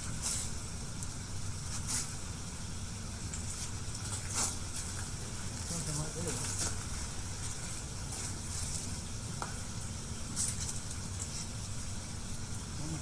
I don't think you're gonna fit a damn 300 blackout under there. Not unless it's the shortest 300 blackouts ever been made. I don't think you put that phone back. What is that discussion about right there? So the whole purpose for even trying to look up under him was to determine if there was an additional firearm on scene already, possibly under Paul. There was 300 blackout casings found near Maggie. They were trying to determine if there was possibly a 300 blackout rifle under Paul. And why was were y'all concerned that there may be one under Paul? We just trying to rule it out as a possibility And what was that possibility then? that he could have shot Maggie, And then did what? shot himself. So you're looking to see if there's a gun underneath if he had shot himself and then fallen on top of it? That's correct. I haven't asked the dad about the phone, but dad did say he came over and checked the pulses. Did you see a phone near Paul when you arrived on the scene? Yes, there was a phone laying on top of him near his back pockets of his shorts. I'm gonna back it up just a little bit. Is that it right down there at the bottom? That's it.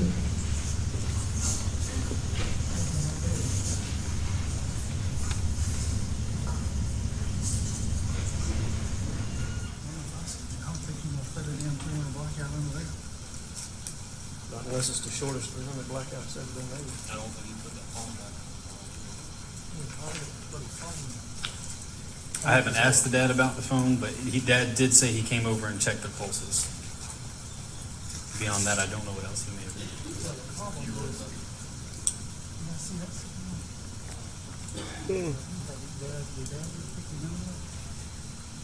He had a shotgun. He did have a shotgun with him, and I have secured that in my vehicle. Yeah, but it's an upward shot. There's just one over the ceiling. Yeah, but that's because you get his head on.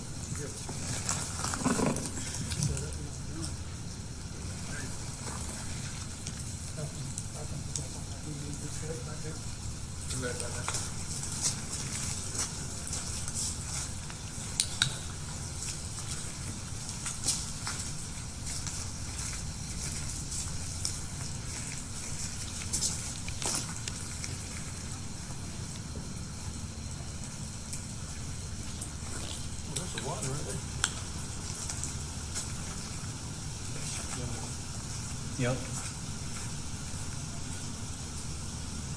So, I've got multiple gunshots out of that window too. do we see a shell? At least 3. Shells. Got it. Right to the left of the screen, there appears to be, what does that appear to be to the very left of the screen?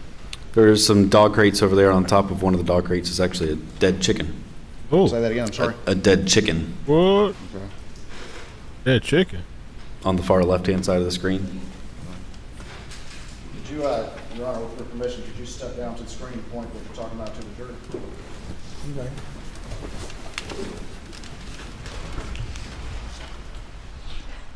It's difficult to see, but right here on top of that small dog crate was what appeared to be a dead chicken. What? I'm sure I could do that. I couldn't see it. That black magic? This area right here. Right. Thank you.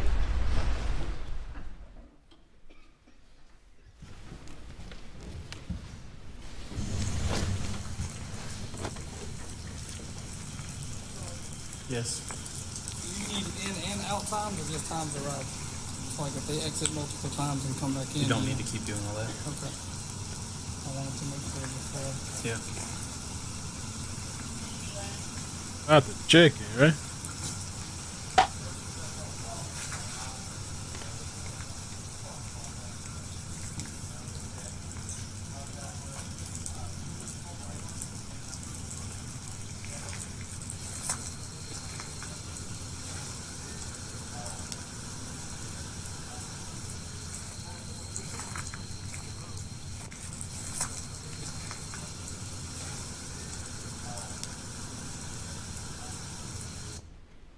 Is that your light's on right there? That's correct. That's when I was really noticing the chicken.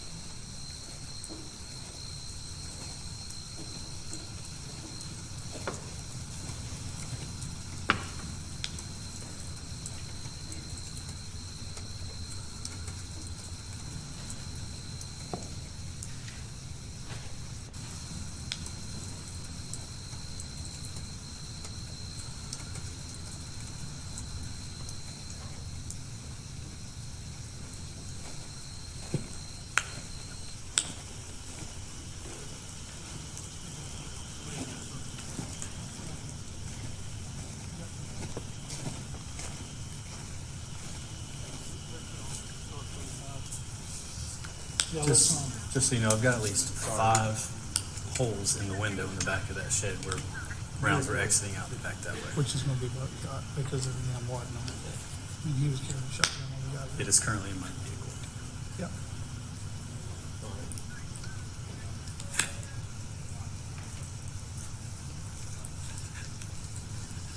Yeah. Thank you.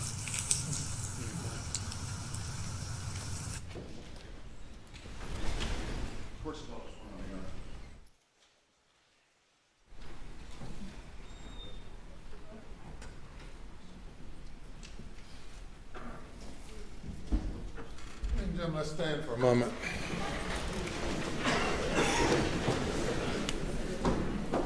All rise.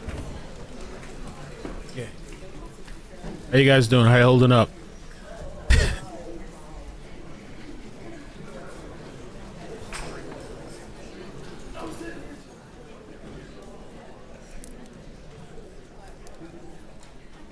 Maybe he's just taking a Tic Tac. Somebody said that earlier. Who said that? I thought homeboy was popping pills in the courtroom. Popping pills, staying lit. Writing the shit up. There's a lot, or a couple of things we gotta talk about too. On a break.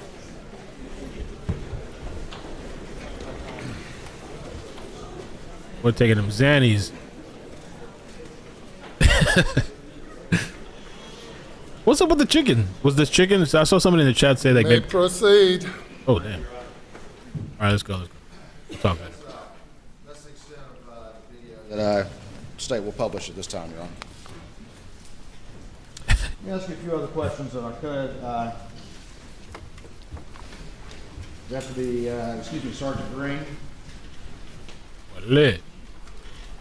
On the field. I'm going to show you what's been marked as Exhibit number 5 to your testimony and see if you recognize this image. Yes, sir. That would be an image from my body camera when I was looking at the tire tracks in the grass. Have the input back to the Elmo, please.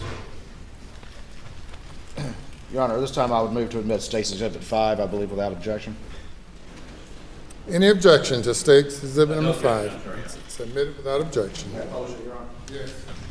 Publish any exhibit that has been admitted. Thank you, Your Honor.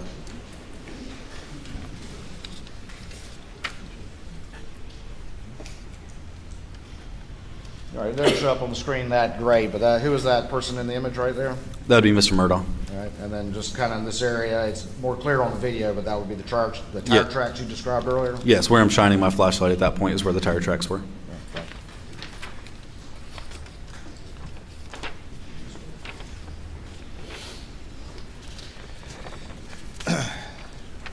We cut the video off after playing sort of the relevant parts, but what did you do for the remainder of this scene as the evening continued?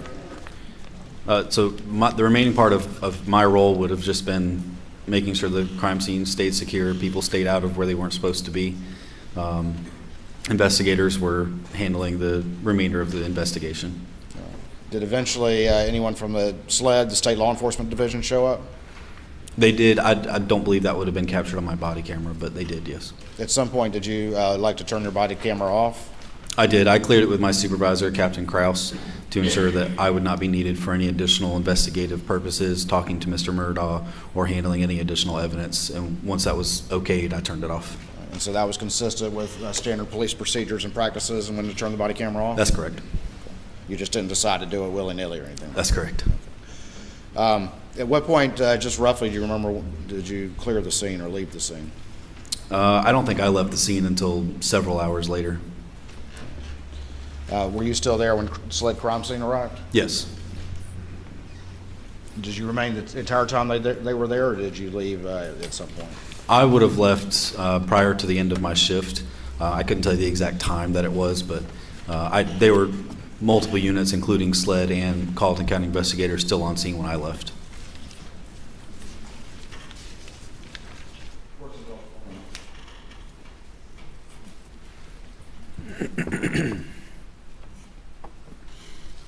That's all the questions I have for this witness, Your Honor. Okay, let's go. Cross-examination. Defense, get it. going to take me a minute to set up some of the audio visual stuff. Ladies and gentlemen, we'll take a break at this Let's time. go. Please go to the jury room. Please do not discuss the case.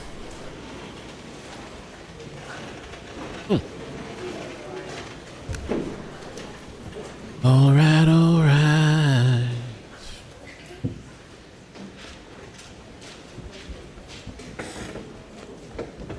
So while we have a break, right?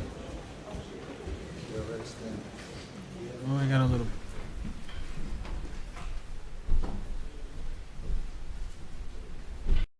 Okay. While we do that, right? I want to talk a little bit about this incident, this odd incident. I wish we could see the body cam. That would be amazing. We could. But I guess it's really graphic.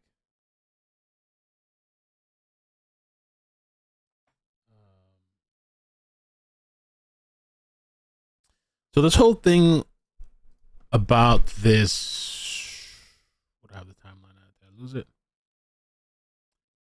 This whole hit and run thing. This mysterious death. So July 8th, 2015, the body of Stephen Smith was found on Sandy Run Road in Hampton County, South Carolina. His death was ruled a hit and run, but his family had lingering questions. Super, super weird. I've heard sort of like rumors. BL sent me a video. Let's start off with the video first. Tahiti, thank you for the super chat earlier. Lex Lux, thank you so much. K's Beautiful Struggle, thank you for the 15-month membership. You're simply the best. Thank you. Voice for the Defenseless for Caffeine. Thanks for watching with us. Thank you so much. That was really nice super chat. Appreciate that. 50. Shelby, thanks for the 6-month membership on Twitch. K2B, thanks for the super chat. Says I'm getting tired of this guy bobbing his head up and down, acting like he's emotional. Oh shit. Miss JML, thank you for the membership. Laura Roten, thank you for the super chat. Says amazing how Buster doesn't even have any emotion whatsoever. I know he looks that guy looks odd to me. He's like a weird, odd looking guy. Laura Roten, thank you for the super chat. Says I missed the beginning. Did the judge say whether they could bring in other incidences with this family or whether they were allowed to talk about or what they were allowed to talk or not talk about, for example, a boat accident? I don't know. I have no idea. Maybe somebody in the chat could say. I really don't know. I saw them mention it a little bit with the body cam because Murdaugh brought it up. But I'm not sure what exactly they're going to be allowed to be bring in and not bring in. And let's take a look at this video here. And again, thank you guys for joining me this morning. Please hit the like button. And I'm going to do a poll too. I don't know if I should leave it for the end of the day, but we're going to decide whether we want to cover this.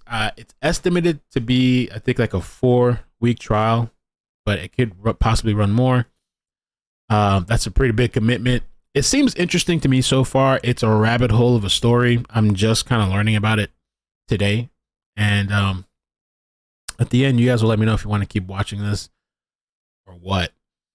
It's about a 4-week trial. That means we'd have to stream Monday through Friday daily, and their time zone. So I think we're 1 hour ahead here in Florida.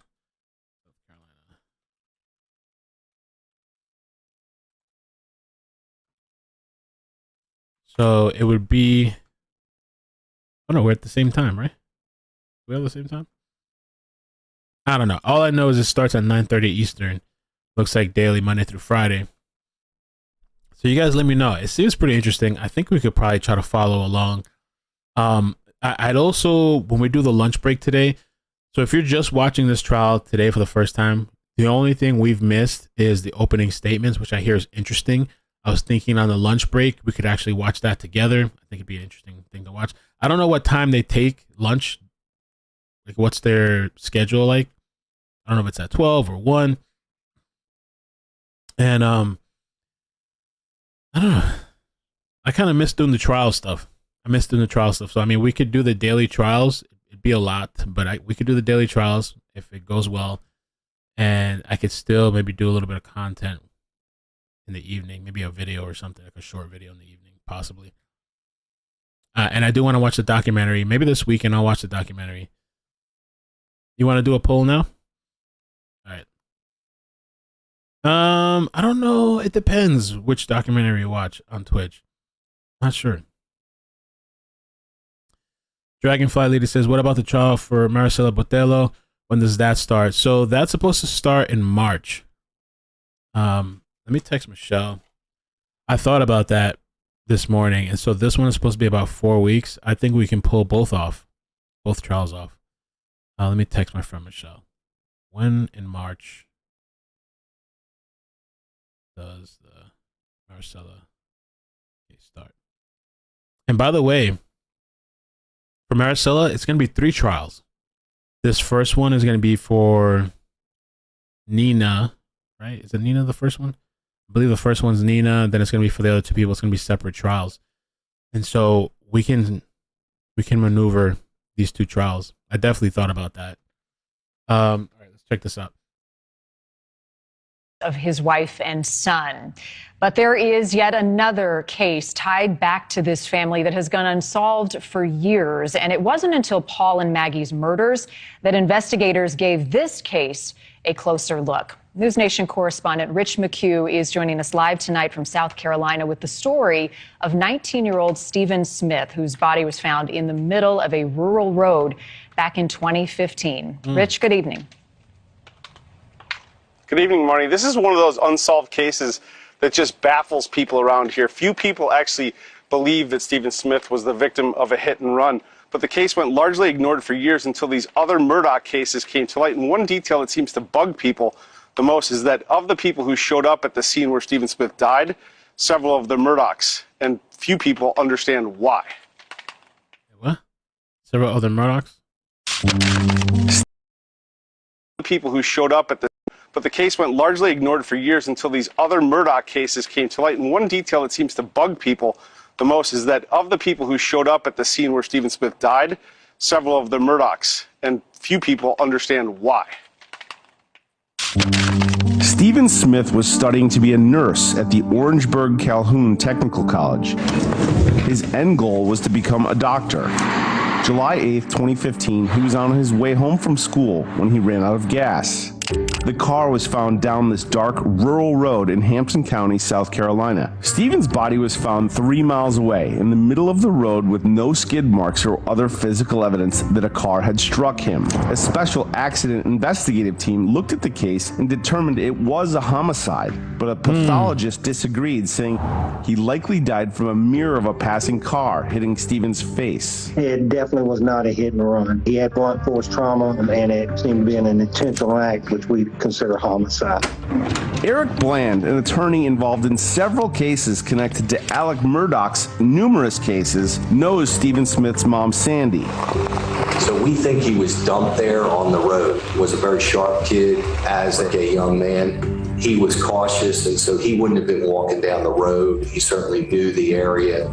He had a cell phone, could have called somebody for help. Sandy Smith was relentless in her quest for answers. She asked the FBI, the governor, and others to keep investigating. But the case went nowhere until Mallory Beach was killed on the Murdaugh boat 4 years later. People started asking questions about the old Stephen Smith case. Corporal Duncan told us the Murdaugh family name came up in his initial investigation, but that part of the investigation didn't go anywhere. And when asked if behind the scenes there was pressure to stop the investigation or to leave the case as a hit and run? Personally, I think there was some type of pressure or just lack of investigation upon other agencies to do anything. But the real break in the Smith case came after the Murdaugh double murders. During that investigation, new information came to light. The South Carolina Law Enforcement Division tells News Nation they've made progress in the death investigation of Stephen Smith. However, this investigation remains active and ongoing. Reporter Will Folks with Fit News tells us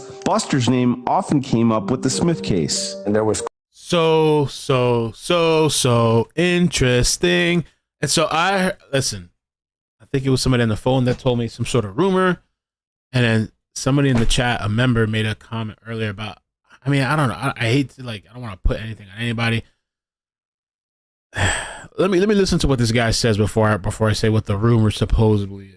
Clearly a Murdaugh tie-in to the death of Stephen Smith, because if you read investigatory report from his death back in 2015, the Murdaugh name is mentioned dozens of times. In fact, this was one of the first files I ever received related to this story. The oldest Murdaugh son, Buster, was the same age as Stephen and his twin sister. Being from a small town, they all went to school together and everyone knew one another. As the multiple Murdaugh cases have played out in this small Carolina community, rumors have swirled. After the news of Stephen's death came rumors that Buster and Stephen had some sort of relationship. And there it is. I'm glad they said it, because these people, what are you talking about? That's disgusting.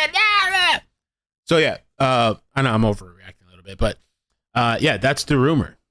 Okay, that's literally the rumor that supposedly, allegedly, there was some sort of relationship or something. And maybe certain people didn't like that. Certain people might have found out. Buster. And so that's what I'm saying. This story just twists and turns and goes all over the place. Lord almighty. The Smith family attorney says this. They graduated high school together. They had, friends in common, had played ball together when they were younger. You can't say there's no connection. Nobody knows what Stephen's life was like. What I will say is that we know of no evidence that would support any kind of, relationship between Stephen and Buster. But it was Alex Murdaugh and his brother Randy who came to the scene of Stephen's death, going through the crime tape. No one sure why. Inconsistencies in the initial investigation have left many wondering why his death was never investigated as a homicide. It was clear that this case was not handled correctly. Why? I can't tell you. Maybe it was simply incompetence. Maybe it was purposeful. But I do believe that the truth is going to come out. Now, I mentioned, Marty, in the piece that Alex and his brother Randy came to the crime scene, or the scene of where he passed away. One thing that I want to note is that Randy called the family the following day or soon thereafter and offered to help, and his law firm is now disputing that, saying that never happened. Marty.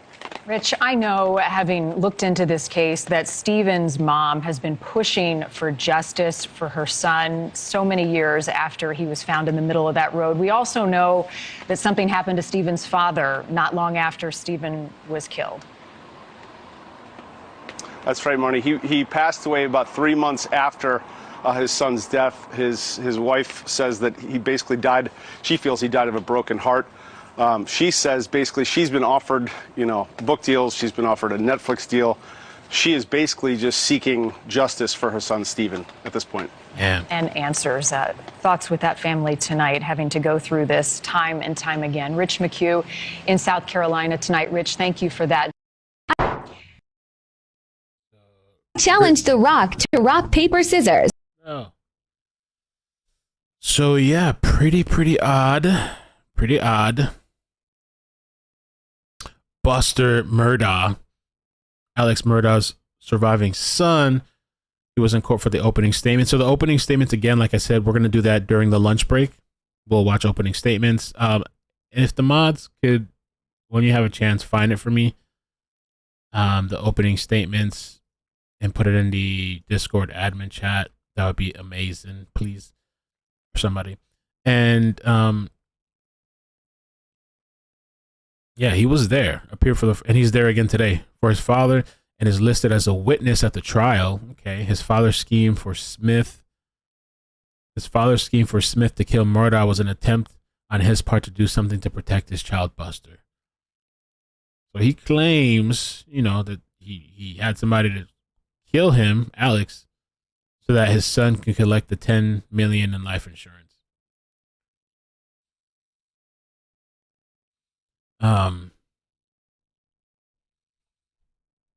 John Marvin Murdaugh is Alex Murdaugh's younger brother. He's also listed as a witness at the trial and accompanied by Buster Murdaugh to court this week. This is the housekeeper. I really want to know more about this housekeeper. So they reopened this, I guess, investigation. They actually, one of the articles we were reading, they said they're exhuming her. The Murdaugh family's longtime housekeeper, who died in 2018 in what was described as a trip and fall accident at their home. Murdaugh is accused of misappropriating funds meant for Satterfield's family as part of a wrongful death settlement. Damn. Tom Bevel, an expert in bloodstain pattern analysis who analyzed the shirt worn by Alex Murdaugh on the night his wife and son were killed. In a motion filed just before the trial, the defense asked the court to prohibit Bevel from testifying. I wonder if that went through. And why? This is the gangster judge, Clifton Newman.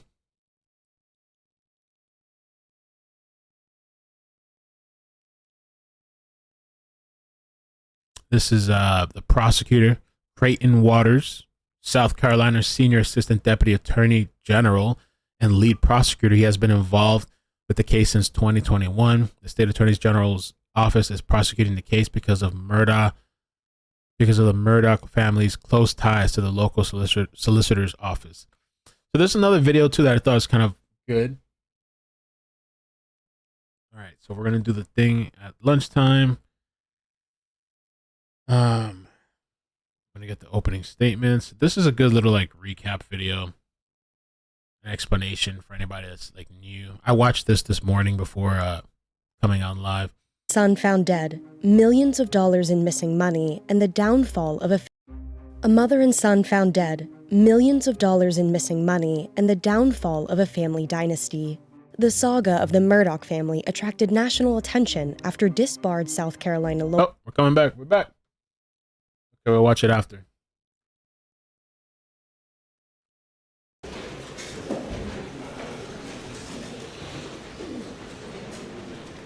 You may bring the jury.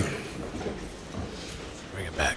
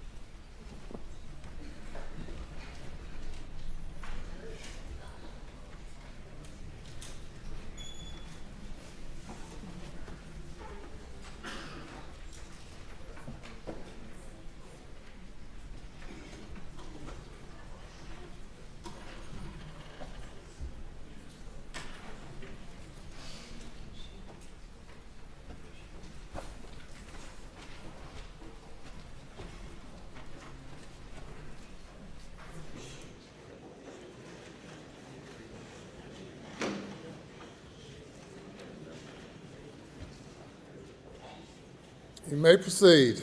Please report, Your Honor.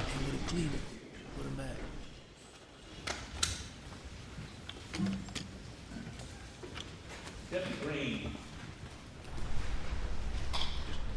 for my own edification, I'm curious. I've called over several weeks, left you voicemails for you to call me back and talk. Have I not? I haven't received any voicemails. You don't check your voicemail? Did you call my cell phone? No, I called your office. Okay. I don't have your cell phone. Okay. It's possible they sent you to the wrong one. I don't know. But you've spent an extensive amount of time talking to Mr. Waters about your testimony, have you not? I've spoken with him a few times, yes. How many times? 3 or 4, maybe at least. And has he reviewed with you the points he was trying to make? We've discussed the body camera footage extensively. Right. Let me go to a specific piece of video. I apologize, Your Honor. The AV situation requires me to have my AV guy come up and work from there. Did you get that list? So, as he's preparing this, you indicated you were asked by Mr. Waters said there was water on the ground, right? It hadn't been raining, and you saw water, right? That's correct. And as I understand it, and we're going to look at the video in just a minute, that water was primarily, at least what we see in your video, on the concrete area around the dog pens, correct? That's what it appeared, yes. Okay. And let's go to that first one. Share. Man.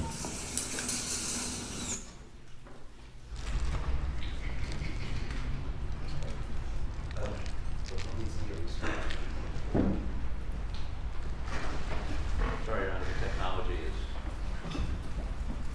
difficult. Glad to help. Glad to help. Got it. Share. Oh, yeah, let's see it. Let's see it, baby. Yeah. Go ahead a little bit further. Oh. Ah. Okay, back it up just a little bit, could you?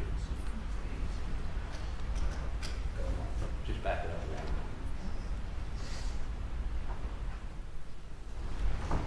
Okay, yeah, now start right there. I think I just stopped it just a second.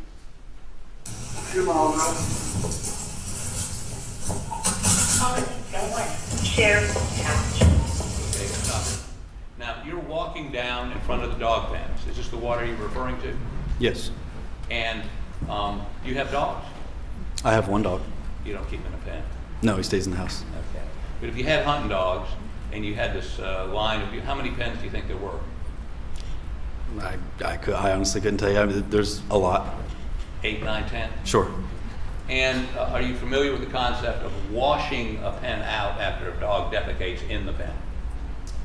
I've never personally done it, but I'm sure that's what you would do to clean out a pen. Okay. And in the pen, I mean, there's water inside the pens and outside the pens, correct? That's what it looks like. Okay. Go ahead.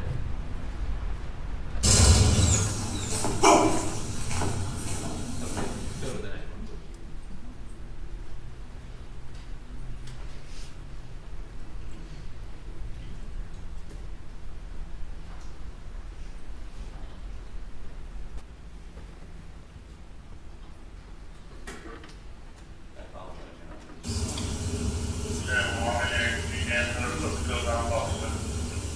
And again, we're looking at the dog pen, and the water appears to be outside the pen on the concrete.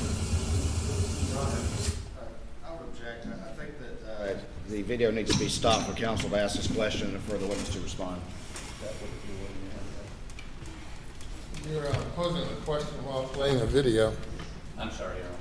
or making a statement while playing the video. I'm sorry, the technology again is beyond my experience.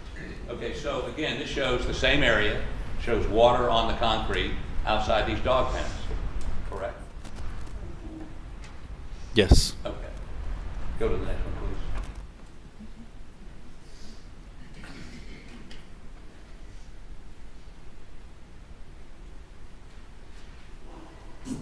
You don't need to keep doing that.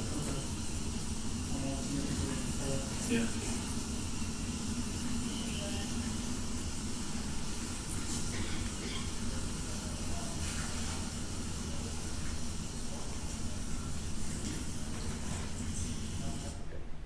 So again, this shows, and actually there's a light shining and you see a couple dogs. So those pens are occupied by dogs. There's water outside the pen and inside the pen as if somebody had attempted to wash something out of the pens, correct? There is water both inside and outside of the pen, yes. You got one more?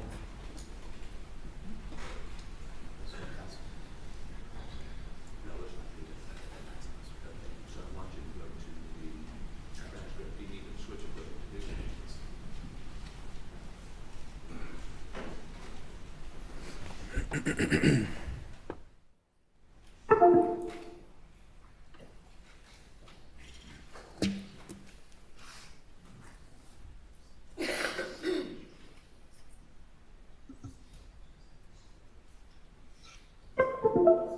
Again, I apologize, Your Honor, but the technology is more complicated than. It's advanced.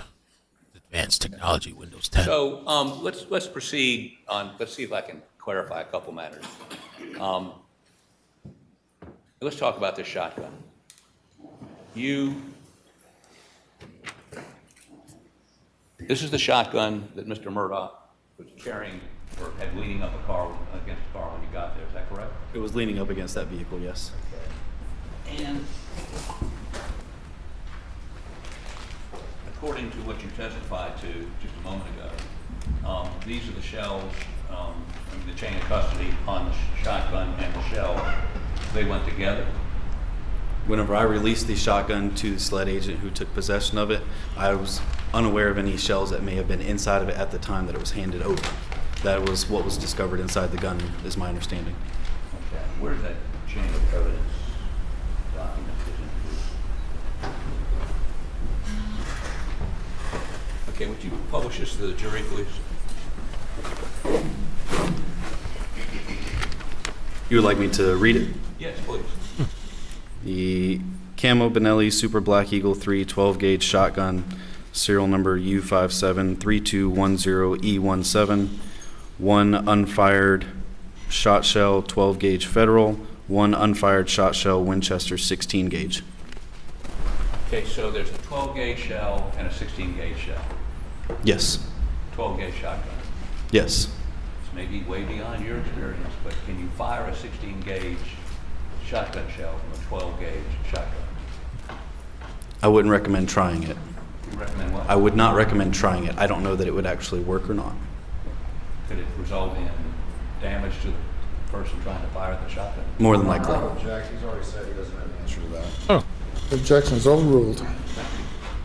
So you would not, you can actually harm yourself. It could blow up if you pull the trigger on a 16-gauge and a 12-gauge shotgun. I've never tried it nor seen it tried, so I don't And know. the reason you don't do that is because you could have personal harm from doing it, right? It's possible. So this shotgun, according to the chain of evidence you just read, had a 16-gauge and a 12-gauge in it. Correct. And it was leaning up against the car. It was. The shotgun was. Now, I'm sort of interested as to... Sure. I'm sort of interested as to why... well, let me just cut to the chase on this. There's discussions on this tape, or maybe others, that there was a theory that Paul had shot his mother and then shot himself. Is that correct? That's out on the scene. Yes.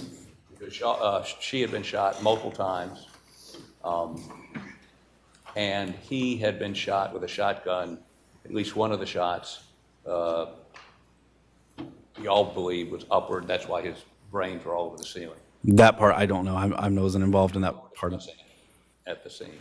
I did not discuss anything being shot upward. I don't recall saying that. Did you hear discussions to that of your fellow officers? Of a shot being fired upward? Yeah. That's what it looked like they were saying, yes. Okay. And further, I think in front of you, one of the officers saying that brains are on the ceiling, there's blood all over the place, correct? I don't recall them saying brain was upward. I don't recall. Okay. And further, you, as you're discussing this with them, indicate, let me make sure I get this correct. She's talking into that thing? What is that thing in her mouth? She's like... You indicate there are multiple, or someone indicates to you there are multiple blackout rounds around Maggie's body in the vicinity, correct? Not rounds, but shell casings. Sorry, shell casings. Now, let me ask you this. When you got there, didn't the fire chief and the fire department arrive before you did? No, sir. I was first on scene. Okay. Did they arrive while you were there? One of the fire rescue workers, I believe it was Barry McCroy. And when you got there, we hear unidentified person, and in your notes you indicate it was the fire chief, I believe, that indicated to you, pointed out to you tire tracks, and you went over and looked at those tire tracks, and there were multiple tire tracks coming and going, correct? I don't know that someone indicated them to me. I believe I just saw them. Okay. And what did you do to preserve those? The tire tracks? Nothing. And you certainly are not an expert in tire tracks. I'm not. So you couldn't tell whether it was multiple vehicles or one vehicle? No, And it may have been multiple vehicles. may have been. Did you That's take so pictures weird. of the track? I did not take any pictures of the scene. Instruct anyone to take pictures of the track? No, sir, that's not my job. When SLED arrived, did you tell them about the tracks? No, sir, not my job. Do you regret not doing that? It's not part of my job description. So what's your job to even tell them there were multiple tire tracks? If it had come up, if I had been asked, yes. And in addition to that. The fuck is that? Since they were not secured in any way, multiple vehicles, law enforcement vehicles and others, drove over those tracks. That's possible. I wasn't over there the whole time to know what kind of vehicles were driving in the area. Well, by the time SLED got there, did you strike that? You never took SLED over and pointed out tire tracks? Not to my recollection, I did not. Was there somebody there at this, with your department that should have done that? I have no idea what they do with their job descriptions as far as what they point out to additional investigators. Did somebody from Fire and Rescue point out footprints? I believe on my body camera there is a fire rescue individual pointing out some footprints. Okay, did you take pictures of those? I did not. Did you tell SLED about them? I did not. So nobody attempted to determine whether those were Maggie's footprints, Paul's footprints, or at least that night, there was no effort by you or your department to preserve those? By me, no, I cannot speak for everyone else. Okay. And let me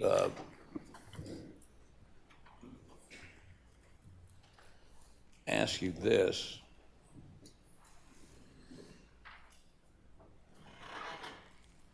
How about go to 4439, please? And let's watch 10, at least 10, if not 15 seconds of that.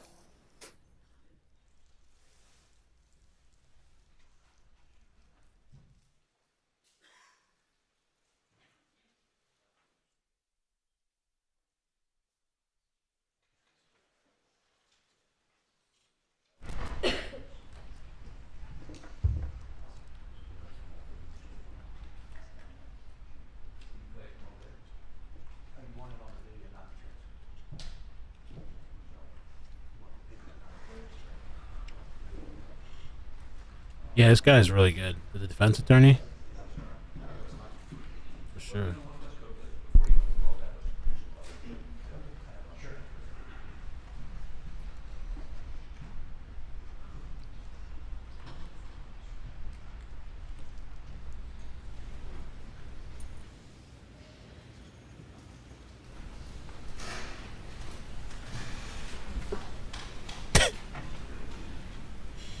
Bro, picture on this shit. The transcriber is hilarious. Okay, if you go to page 17, line 10.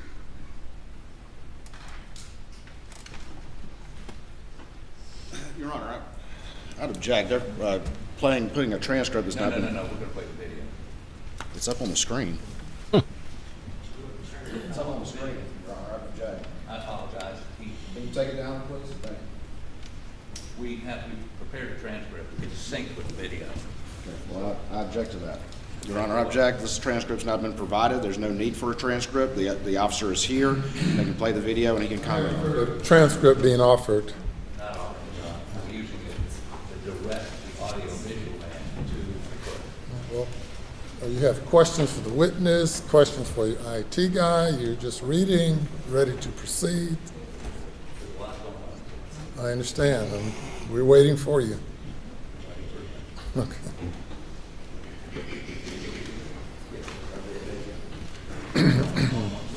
Yep.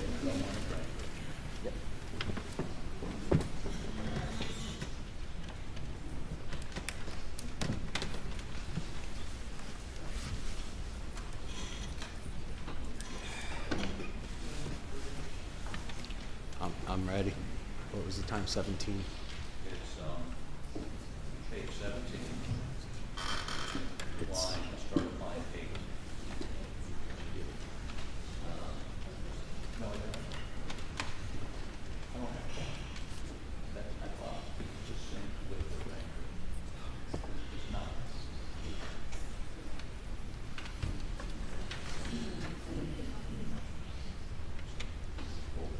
Can you find that?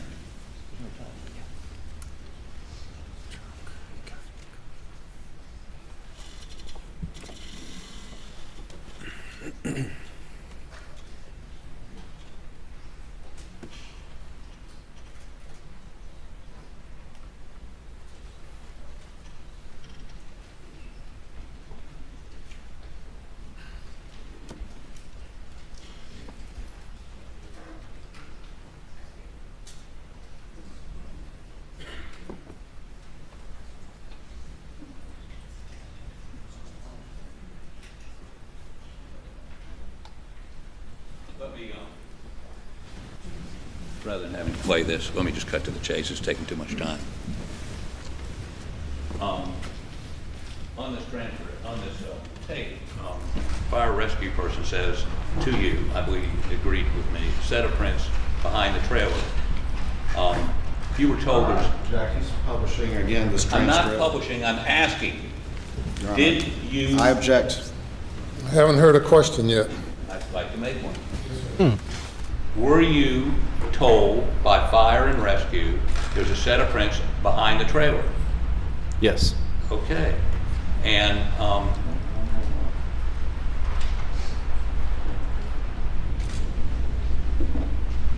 did he tell you that they attempted to not disturb those footprints in any way? I don't recall exactly what was said. Let me further ask you. You asked Mr. Murdaugh, we heard this on the tape, you talked about the tire tracks coming and going, and he told you those weren't his tire tracks, correct? He did say that they were not. Okay. And further,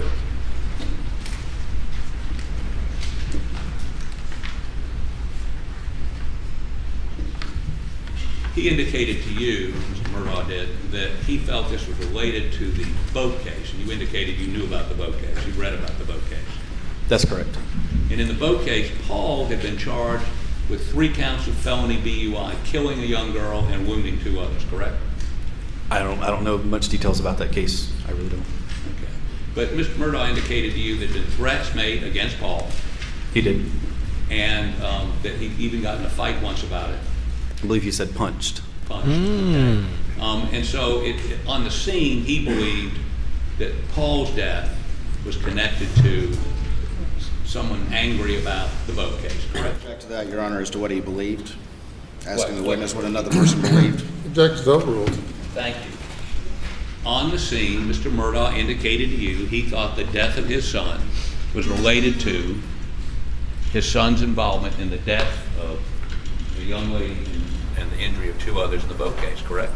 It appeared that that's what he was getting at, yes. Okay. That's on the tape. Now, let's talk a little bit about the preservation of the crime scene.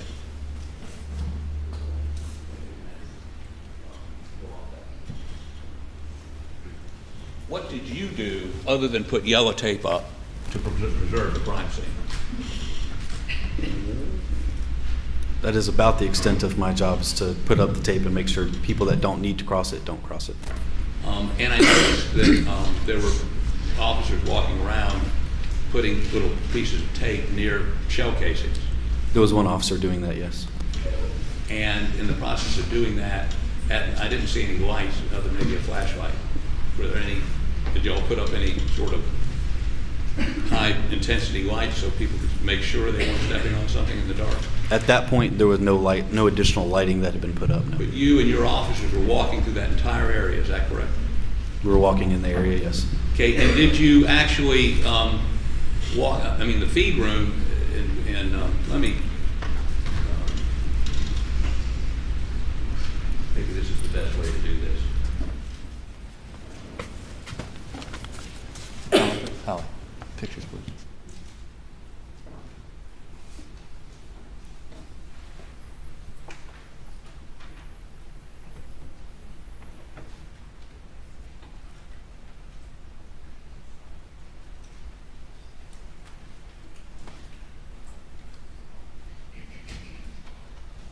I'm still tripping out about the stenographer thing. There was a little hiccup in connection, but it's really, really small. Everything's normal. So they have no issues. I'd like to use the Elmo. I never seen no shit like that before, man. I'm curious how that device works. This defense attorney is really freaking good. Holy crap. I'm even more interested now in this trial. Cheeks.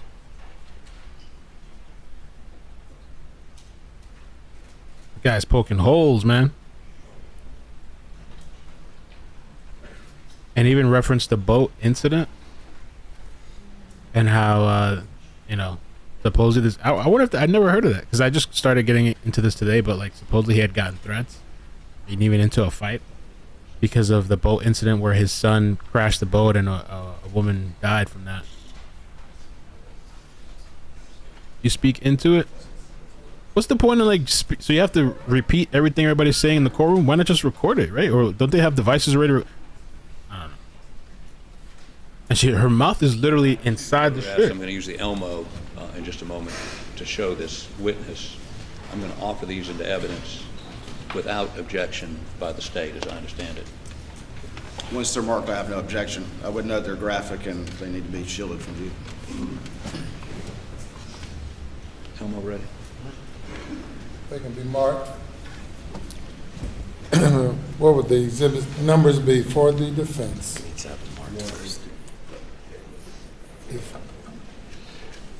Defense 1 and 2 are admitted without objection.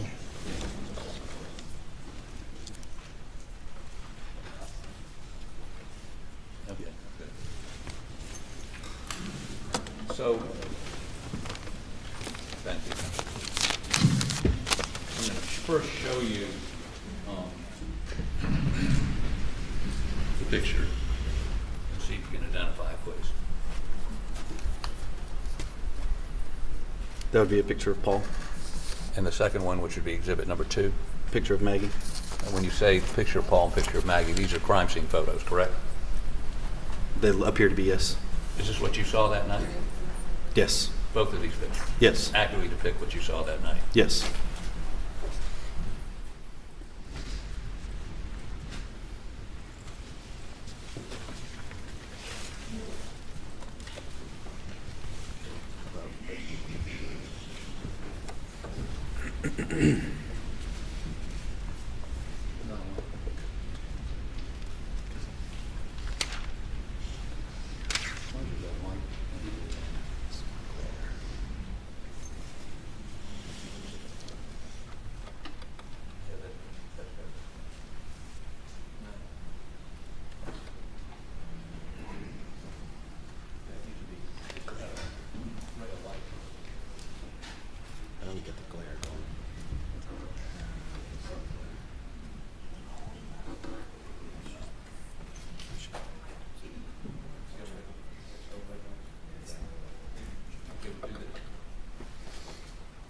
A steno mask, really? Oh shit! Can I get one of those things? Is it because of COVID? They got steno mask now. Steno mask is a handheld microphone built into a padded soundproof enclosure. Soundproof. So as you look at this, I want to make sure I understand. One of Paul's feet is still inside. This is the feed room behind him, correct? Yes. And this is his head, lots of blood, and this would be a part of his brain lying next to him, correct? I don't know if that's part of his brain or not.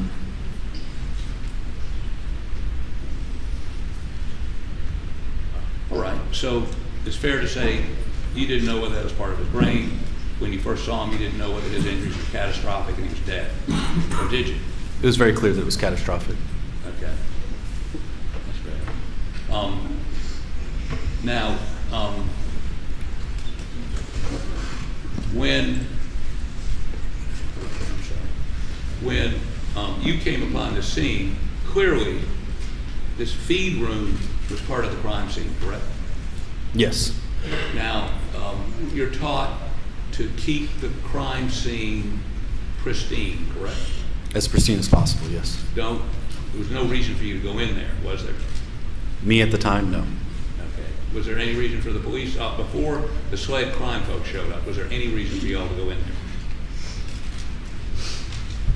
There was no reason for me to go in there. I cannot speak if there was a reason for another officer to have gone in there. Well, let me ask you this. Did y'all have any sort of crime scene expert with you that night, someone that processes crime scenes? Investigators do process crime scenes. Okay. Do you remember going in that feed room? I don't remember if I did specifically or not. But you shouldn't have if you did, correct? it's not to say that I shouldn't have. If there was something that needed to be done in there, then yes. I guess what I'm getting at is, I think one of the, and you would agree with me, one of the cardinal rules of a crime scene is keep it pristine. Don't walk over things. Try to preserve tire tracks. Get pictures of them. Footprints. All those sorts of things. Was somebody with the officers with you? Were you in charge of the scene? I was in charge of the deputies that were under my immediate supervision until someone higher than me arrived on scene. And were those deputies directed by you or anyone to do something to preserve the tire tracks? Pictures? Cordon them off? Cover them up? I did not give anyone that instruction, no. So you didn't do that. In terms of Paul, where Paul was laying, was anybody instructed, put a cordon around him? There's no reason to go into the feed room. There's no reason to do anything obtrusive until the SLED crime scene process. They're on the way at this point, right? I believe they were, yes. And so if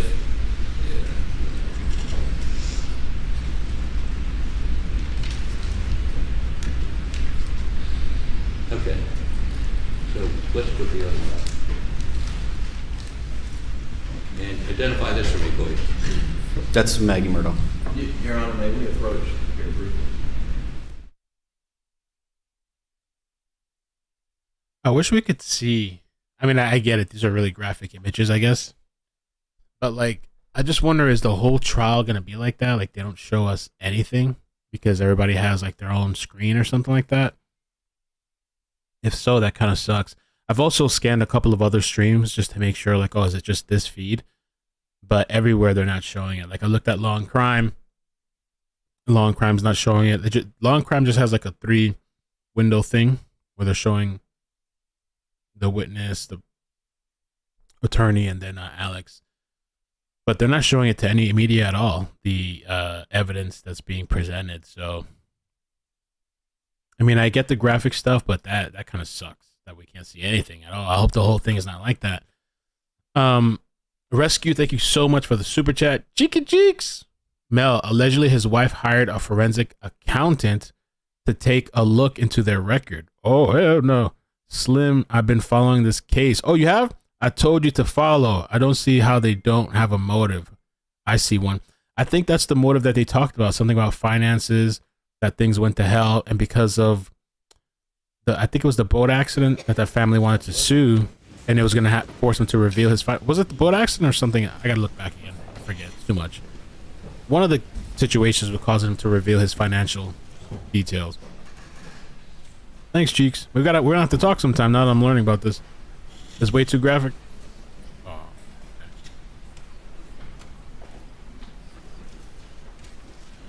okay.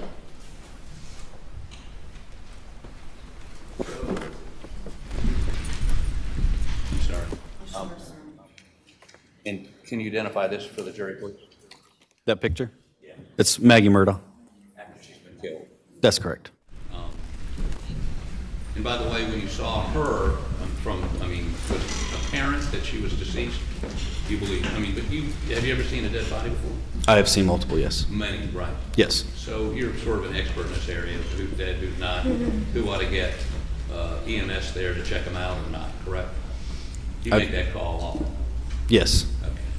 But you could understand, obviously, Alex Murdaugh's concern that they might be alive, that maybe, you're not saying that he shouldn't be concerned if somebody check out both Maggie and Paul to make sure they were dead, right? He was very concerned about that, yes. Okay. Now, as to Maggie Murdaugh, we see these numbers. Did y'all do these numbers, or were they done after y'all were there? I don't know when those numbers were done. They were not placed by myself. For your team? I can't say that for sure, certain. We see that in the video. They're putting down yellow tape. They're not putting these down, correct? That's correct. Now, you also, according to the video we saw, a number of your officers are walking around marking where cartridges are, right? They were. Did they pick any of them up?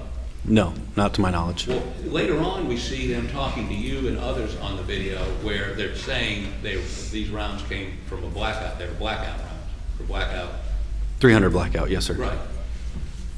I mean, did they get down on their hands and knees and look, or, I mean, did they? You would have to ask them. I don't know what they did to know that they were 300 blackout rounds.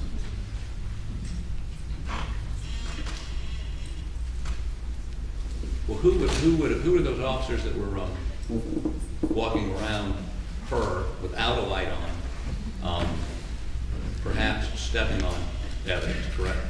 Who were those officers?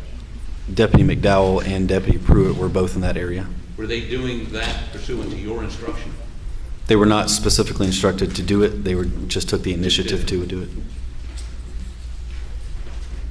Okay, I'm done with Elmo. I want to play. What you got on the other sheet?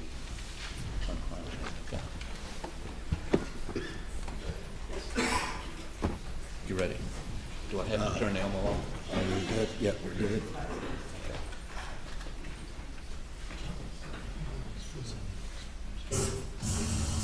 Well, the dad's over there. Actually, hold on. Okay, so this is,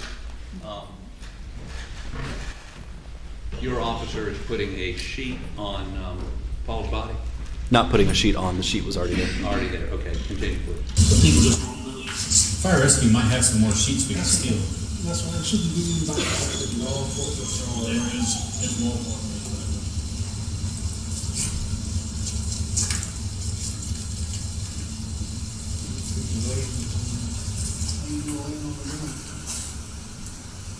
Who's that? Stop. Who's that standing inside the feed room? Just inside that doorway was Yeah. Deputy McDowell. Okay, were you the present, oh, is that your body cam, so you're watching him do it, right? That's correct. Should he have done that? Stand where he's standing. Standing inside the feed room? It's part of the crime scene. We're all standing inside of the crime scene. Inside what? The crime scene? We are all standing in the same crime scene.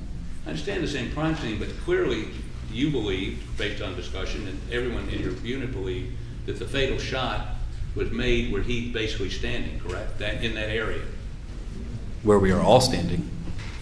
Yeah. Yes, sir. Is that procedure to walk around on top of an area where shots have been fired? That perhaps, and I think even in this, they're talking about tissue or brain matter laying there. I mean, aren't you supposed to? You don't put anything on your feet. Question, there's not a question in that statement. Mr. Stain, you must pose questions. Did you in any way have your men or women put protective gear on their feet? I saw you put gloves on, but did they put anything to insulate themselves from contaminating the scene? On their feet, no. In many instances, departments around the country have people dress in a gown to keep their DNA, their hair, from contaminating the scene. Did you do that? We do not on road patrol with Gallatin County as standard practice, no. You do not do that? Not a standard practice, no. Have you ever done that? I have not. Have you ever had something covering your feet when you're walking on a crime scene? I couldn't tell you that for sure. Now, if we later on find, and did you notice bloody footprints? Well, first of all, did you notice bloody footprints inside the feed room? I don't remember seeing any. Sorry? I don't remember seeing any bloody footprints. Okay.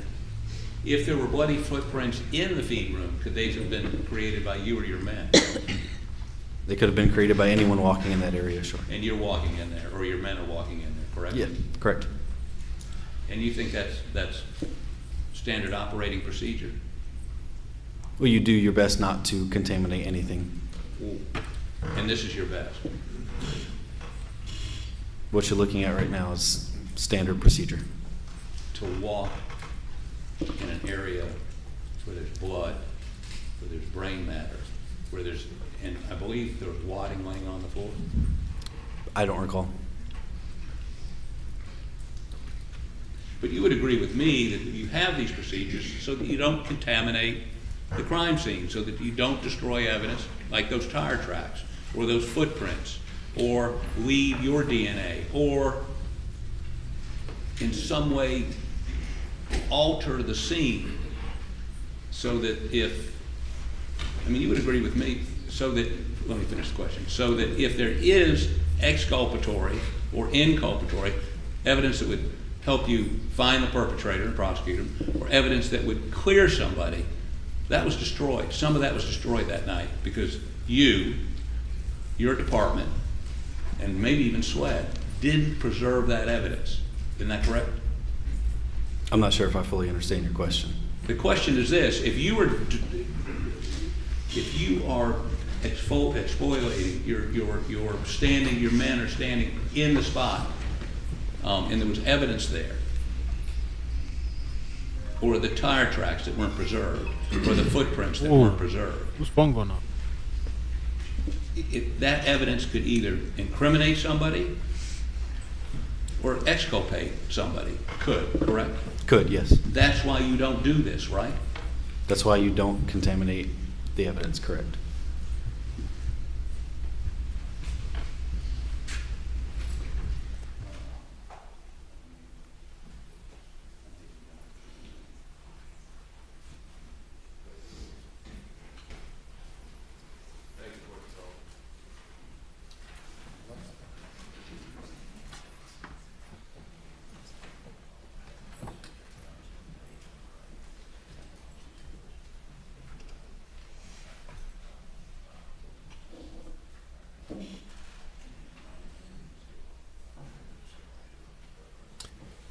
And You put yellow tape around the kennel,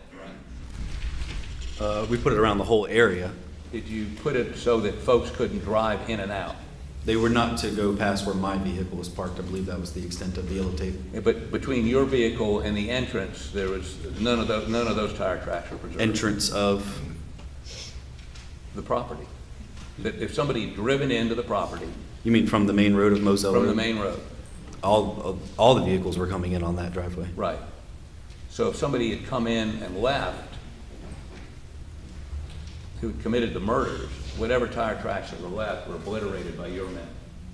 Is that right? It's possible.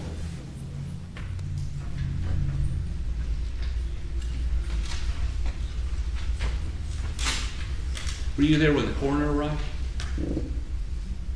Given my extent of the time there, I would assume so, but I don't remember But you don't remember specifically. seeing the coroner? I may have. I don't remember specifically. Apparently, according to the body cam, you didn't talk to him. Not on my body camera, but it could have been after the body camera was turned off. I don't know. And why'd you turn it off? Why was the body camera turned off? Yeah. Once my specific job of doing any primary investigation after my initial arrival is completed and I'm not going to be doing anything further to investigate, it's no longer needed.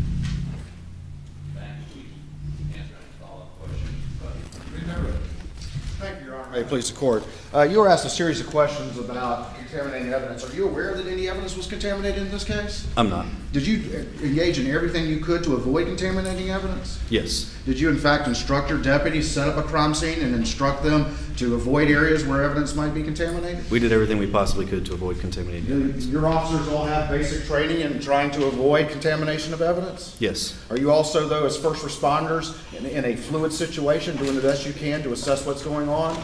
Correct. It's not your job to do the actual crime scene investigation work, is that correct? Not at all. You were asked about whether or not you'd had any meetings with prosecutors. Is it common for law enforcement witnesses or any witnesses to meet with the prosecutors prior to a trial? Very common. Okay. Did anybody ask you to do anything but express your accurate and honest opinions and observations about what you observed at this scene? No. You were asked about this particular shotgun right here, this 12-gauge shotgun. This is the shotgun that Alec Murdaugh had when you arrived at the scene. Is that correct? Oh. That's correct. And you were asked about the shells right here. Is that correct? That's correct. Did you unload this weapon? I did not. Was it unloaded by somebody else after you turned it over to them? Yes. You asked a little bit about the 300 blackout casings or cases that were at the scene. Is that correct? That's correct. All right. And just real quick, explain to the jury what a casing or a case is, please. So a casing would be what would be left after the projectile has been fired through a weapon. After it had been fired, the shell that comes out of the gun and lands on the ground near the victim. Is that correct? That's correct. So it's the remnants of a fired round. Is that right? That's correct.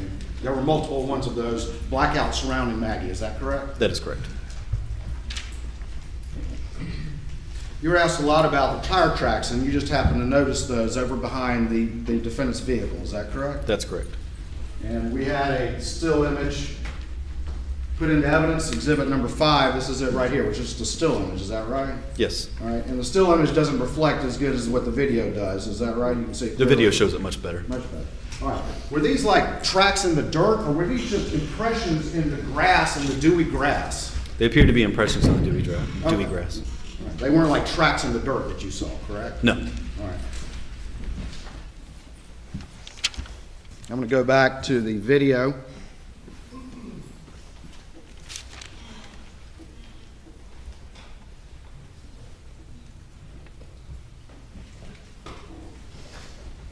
Oh, that's what I was saying. I feel like she took a deep breath now or something. And look how hard it's pressed against her face. I guess because it's soundproof. Playing it at approximately 25 minutes and 11 seconds. Maybe. Okay. From earlier, but only 2 were mine. Did you go out this way at all? No. Police rep. Bring back.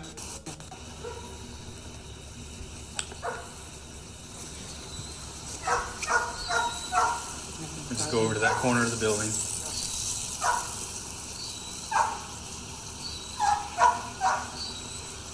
Yeah, I'm almost to you. Let me see what we have first and whether or not we can handle that part or not. I see quite a few tire tracks in here. Were any of these you going in and out? No, I came in here and I left one time and I came back. Okay. Like the rest of them, maybe from earlier, but only 2 were mine. Did you go out this way? So the images that we just saw, those were the dewy impressions in the grass that you were just talking about. Is that correct? That's correct. And the defendant said 2 of them were mine and the rest of them may have been from earlier. Is that correct? Yes.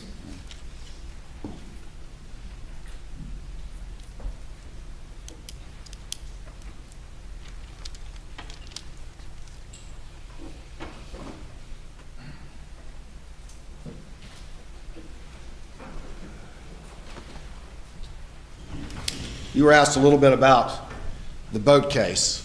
Did you have any detailed knowledge or understanding of the boat case when you arrived at the scene? No. You just knew very generally that there was some boat case. Is that right? Yes, it had been in the news. Did you even realize that this was that Paul Murdaugh when you arrived on the scene? Not until he had brought up the boat incident. And who brought up the boat incident? Mr. Murdaugh did. And within a few minutes of you arriving, he's the one that brought up the boat incident. Is that He did. correct? He And did. he offered that right out of the gate as a possible explanation for what happened here. Is that right? Yes. Nothing further, Your Honor. Anything further? Your Honor. Did you find it unreasonable for him to say that his son, who'd been involved in this incident, who'd been threatened on numerous occasions, been punched, he told you he'd been punched, right? He did. Okay. That was a possible explanation, not implausible, for somebody killing Paul. You didn't bite back on him, did you? No. And it was, in his mind, apparently the only reasonable explanation that occurred, right? I don't know what was in his Well, mind. I mean, that's what he told you. That's what he believed. That was the statement that he made, yes. Okay. And just one other follow-up question. You were asked if there was any evidence, the dewy tire tracks. This was at 10 o'clock at night. Was there dew on the ground already? It was pretty humid out. There was a lot of It was dew. humid. Yeah. It wasn't like in the morning. This was not morning time. So, and are you telling me no one could have looked, no expert could have looked and said, you know, that's a Suburban, that's a pickup truck, no one could do that? Or do I'm you- not going to pretend to know what an expert in that kind of stuff can and can't do. But you're not an expert. Did you believe those tire tracks would last until SLED got there? Yes, it appeared that they probably would. Did you point them out to SLED? Did I do it? Did you point them out to SLED? I did not.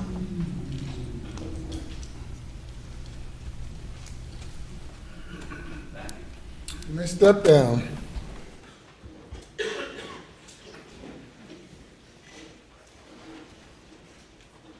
Call your next witness. Your Honor. The state calls Corporal McDowell.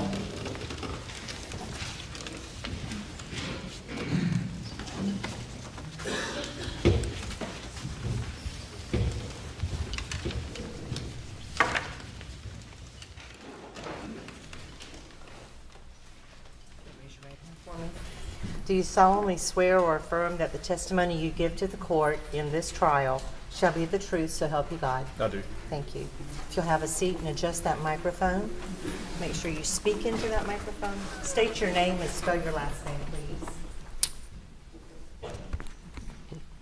My name is Chad McDowell. The last name is spelled M-C-D-O-W-E-L-L. Corporal McDowell, how are you doing today? Good. Tell the jury where you work, please. I work for College County Sheriff's Office. I'm assigned to road patrol as a canine handler. Okay, and can you just give us a quick background of who you are, where you grew up, and how you ended up in your career in law enforcement? Sure. I grew up in Colleton County, went to Colleton County High School, went to college at Tri-County Technical College, where I studied criminal justice. Once I reached age, I came home, was hired by Colleton County Sheriff's Office, left for a couple of years to go work for Jasper County, and then came back to Colleton. I've been assigned to road patrol at Colleton. All right. And what year did you first start working for Colleton County Sheriff's Department, or began your law enforcement career? 2016. All right. And what's your current, you said you're a corporal now, is that correct? Yes, sir. And what is your current assignment? What are your duties? I'm still assigned to road patrol. I'm a canine handler. All right. And you say canine. Explain to the jury what that is. So I have a canine that is assigned to me. We respond to certain calls, or if we're requested by another deputy for narcotics searches for suspects, things of that matter. All right. And canine is a dog, correct? That's correct. All right. What's your dog's name? Eva. Eva? What kind of dog is Eva? He's a Belgian Malinois. Malinois? Yep. Is that kind of like a German Shepherd? Kind of short-haired, pointy ears. I got you. Short-haired, pointy ears. Is Evo typically with you when you're out on patrol? Yes, sir. Was Evo with you the night of June 7th, 2021? Yes, sir. Were you a corporal then at that time? No, sir. I was a deputy.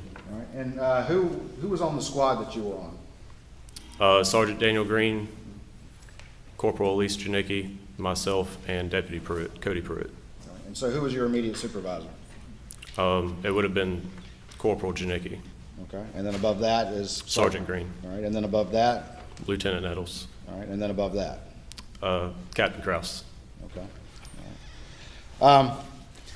What shift were you working the night of June 7th, 2021? Yes, sir, I was. And that was in Colleton County? Yes, sir. And what shift were you working that night? Night shift. Did you ultimately respond to a call for service at 4147 Moselle Road? Yes, sir. And you actually went there? I did. And did you come to the incident location at the kennels at that property at 4147 Moselle Road? I did. Is that in Colleton County? It is. Were you, when you arrived, what other first responders were on scene to your recollection? Sergeant Green was there. There was one other fire rescue personnel vehicle in there. I believe the rest were staged, best I can remember. When I say staged, I mean at the head of the driveway. There may have been a couple of other apparatuses on scene. And do you recall which driveway you entered? Did you enter the driveway near the kennels? Where you came upon the Yes, kennels? sir. It was same driveway everyone else entered. So you were parked behind Sergeant Green. Green's? Yes, sir. Okay. What did you do after that? After you got out of your vehicle, what did you do? I approached the crime scene. I was trying to make my way to Sergeant Green to see what he needed me to do. I made my way through the crime scene as carefully as I could. I approached Sergeant Green, saw that he was interviewing the only person on scene, so I went back to my vehicle. Okay. And did you see who he was interviewing?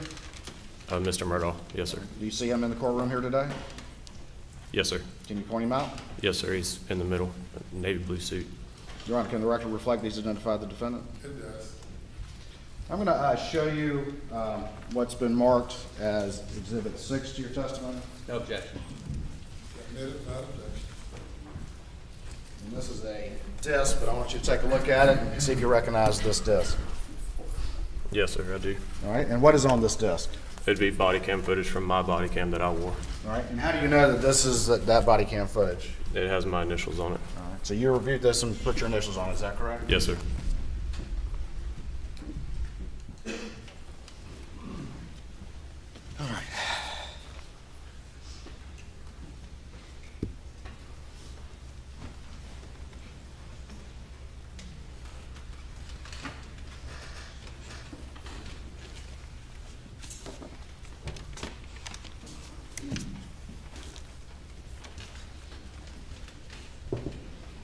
If I could get input, please.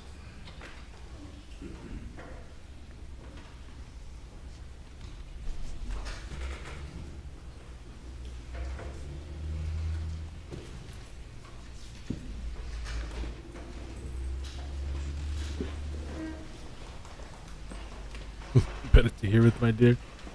Oh my god.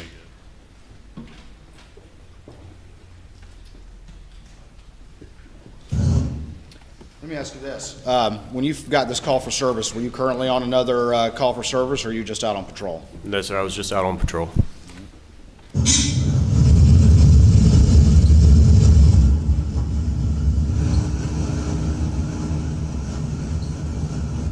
you got that call for service, what did you do?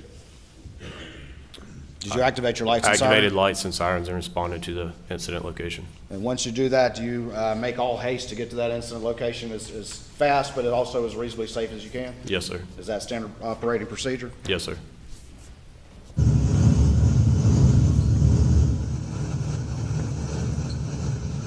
first 10 minutes, sorry. The first 10 minutes of this body cam are essentially you driving to the scene, is that correct, roughly? Yes, sir. I'm going to fast forward to closer in time when you arrive.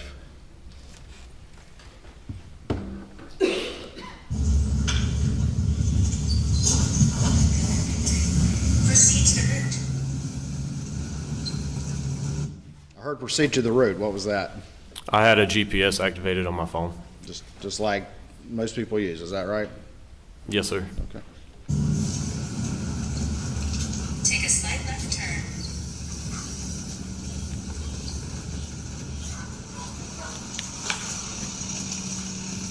In a quarter mile, arrive at 4147 Moselle Road. 758 on sale on Moselle.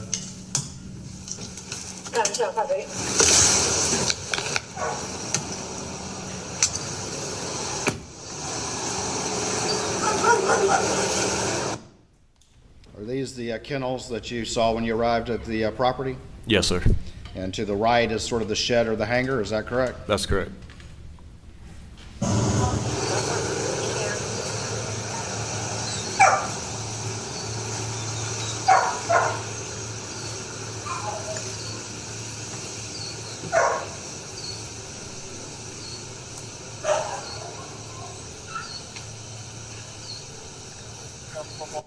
Let me ask you this. You're obviously serving as a road patrol officer, is that correct? Yes, sir. Do you, what is your job as a road patrol officer, as a first responder, when you come upon a scene like this? What is your particular role as you arrive at something like this? We go on scene, we secure the scene, meaning make sure there's no active threat for other arriving first responders. We'll preserve the scene to the best of our ability and then turn the scene over to arriving detectives. When you arrive at a scene like this, are you constantly not only paying attention for any threat or anything like that, but also making sure that you don't disturb or any sort of evidence that may be at the scene? Yes, sir. Is that part of your general training and standard operating procedure? It is. You also have to couple that, though, with the duties of a first responder, which is to get to that scene, to secure it, make sure there's no active threats, and get it under control. Is that correct? That's correct. So the duties of a first responder have both of those sort of balancing together. Is that right? Yes, sir. But are you constantly always looking around for evidence, not only to identify it, but also to assure that you don't disturb anything? Is that your general? Judge, Your Honor, weeding.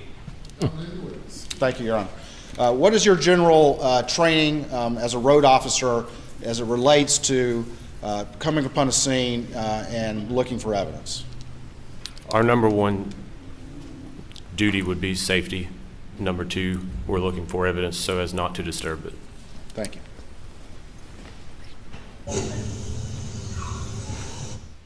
Right there to the right, what is that to the right of the screen?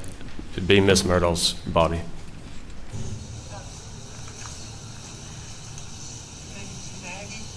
Murdaugh. Margaret Brandstetter, Murdaugh. Who are those individuals right there? Sergeant Green and Mr. Murdaugh.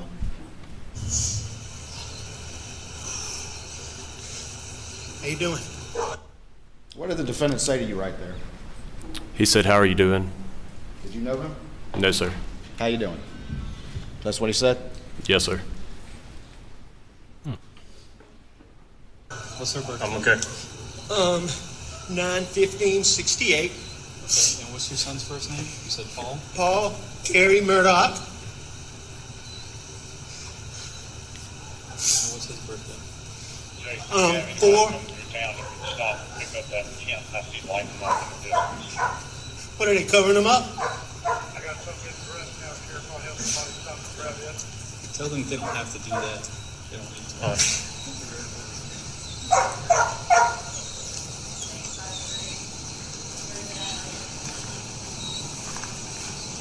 Hey, he's asked that if we don't have to disturb anything, not to. We've got a sled on the way. We're just gonna cover them up because the family is here. Yep. And that's All right, what were you asking fire and rescue to do at that point? Just to try to preserve it the best they could. If they You were didn't asking them- but what were you specifically asking them not to do? cover the bodies if they didn't have to. All right, and what was their response, though? I couldn't make it out. I believe he said we're covering them for family responding. I couldn't make it out.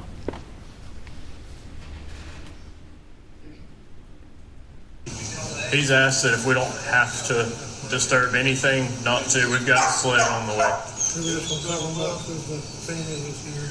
Yep. And that's it. Do you recall now?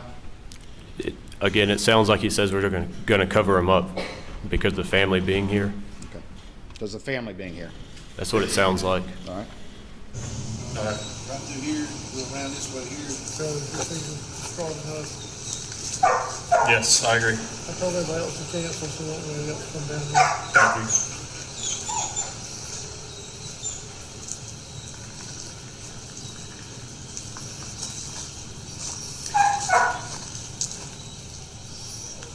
Hey, Cody, I need a piece of that tape whenever you get done.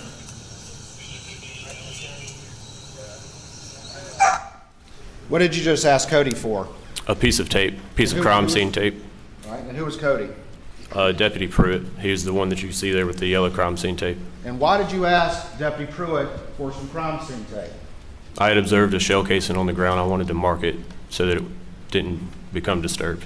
Your general duties as an officer, you observed something and you asked for some tape to mark it. Is that correct? Yes, sir. And that's what you were previously describing your role is that correct? Yes, sir. Yeah. If y'all don't mind, just mark them. Do what? Okay. I got a casing right here, so watch your step.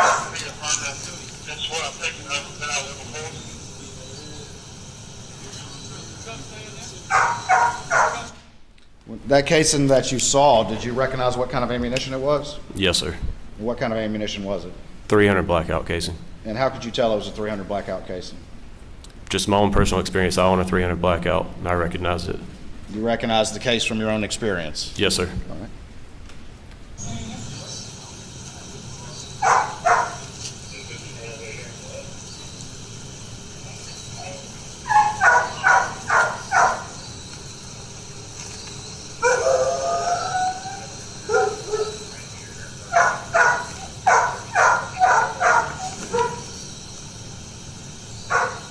It's 300 blackout.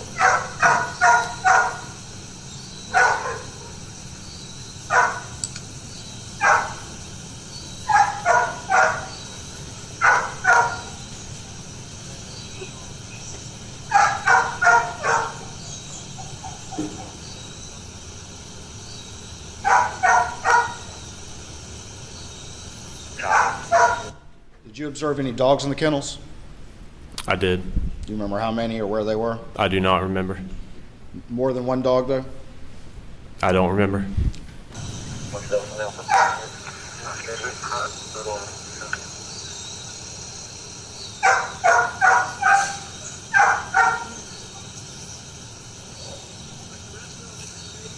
They said they had several casings by her body, but this one will be a little bit harder to find later, so I want to mark it real fast.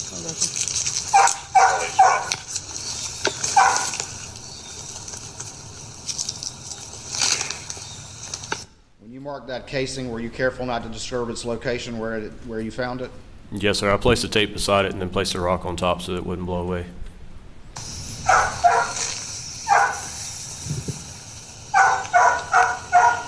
Why are there so many shell casings and only one? Ooh.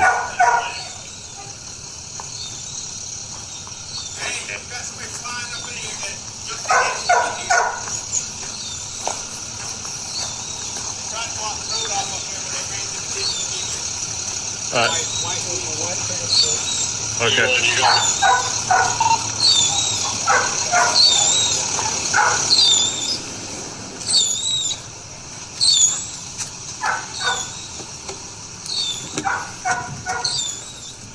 Dispatch, X-ray 4 is in round.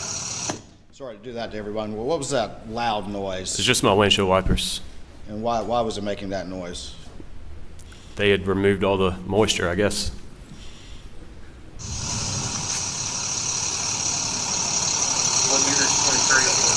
I don't see anybody.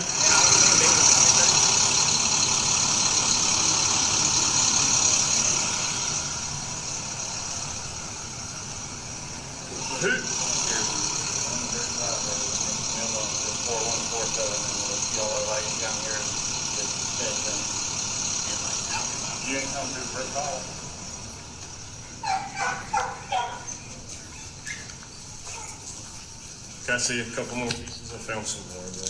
Over there? Yeah, I'm trying to figure out why it's 3-hour blackout. Trying to figure out why there's so many shell casings, but only one gunshot went to the back of each head. I got you. Not my job to figure that out. I'm just curious. I only saw one more casing, but just in case I see more.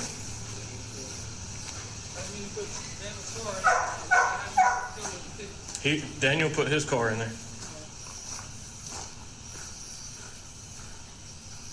So, no.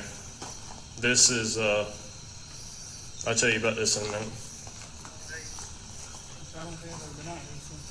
There's one there. There's blood over here.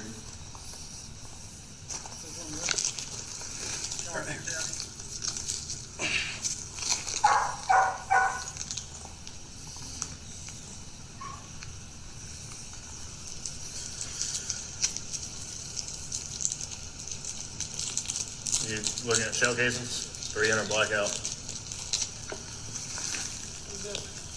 Sheriff? Those cases that you were marking right there, did you at all disturb the location where you saw them? No, sir.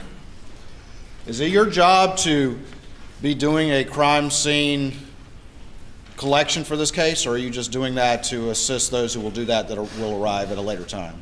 No, sir. I don't collect anything. I'm just marking it so that they're not disturbed.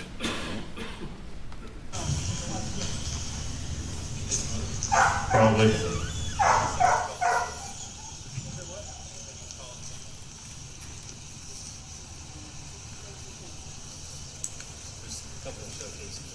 Yeah, those will be easy to find. I was just marking a couple that were in the gravel. It might be harder to see at some point.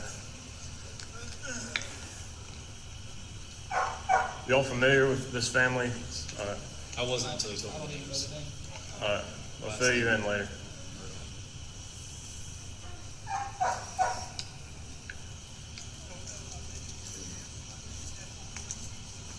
I don't think there's going to be anything for me and anybody to do here. What did you just say right there? I don't think there's going to be anything for me and Evo to do here. All right. What did you mean by that? There was no article search that needed to be conducted right then and there. Putting Evo on the ground could have caused more of a disturbance than just leaving him up.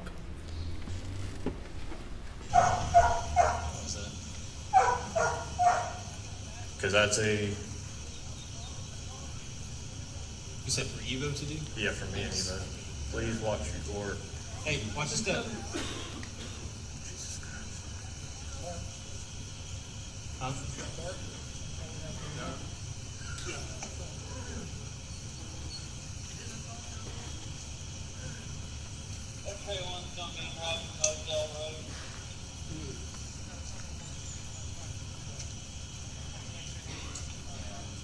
The gentleman in the white shirt is the husband of her. That is Paul Murdaugh. That's his mother. Paul Murdaugh was the guy in the very next. Yeah.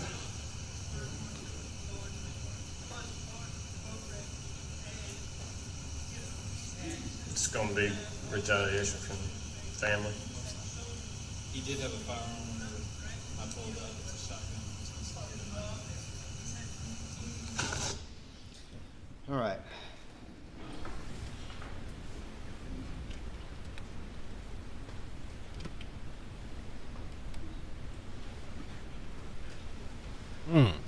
Yeah, that's a good point, Hope. One of the defense will bring it up.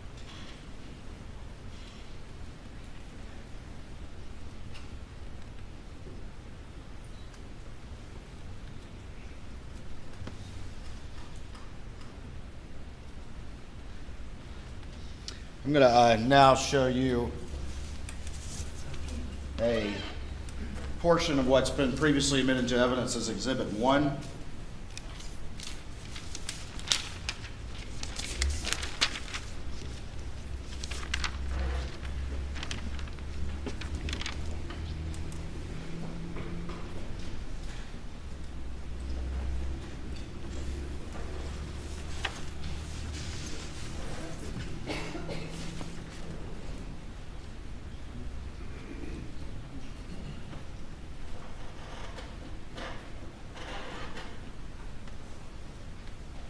And for the record, I'm starting it at 4227.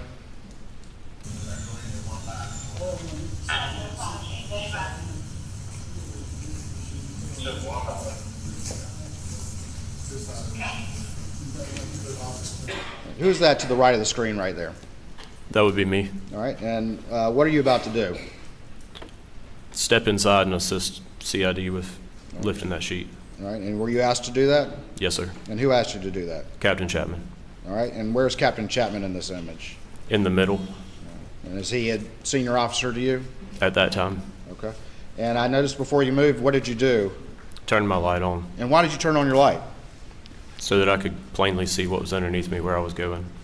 Did you disturb any evidence or anything as you started to go into the feed room? No, sir. Were you careful to avoid doing that? Yes, sir. Did you kick any shell casings or waddings or anything like that when you went into the feed room? No, sir. Did you step on any bloody footprints when you went into the feed room? No, sir. If you had seen something like that before you stepped in there, what would you have done? I would have stopped and notified the detective. Well, the dad's over there. Actually, hold on. The people just want to do. Fire rescue might have some more sheets we can steal. That's right, it shouldn't be like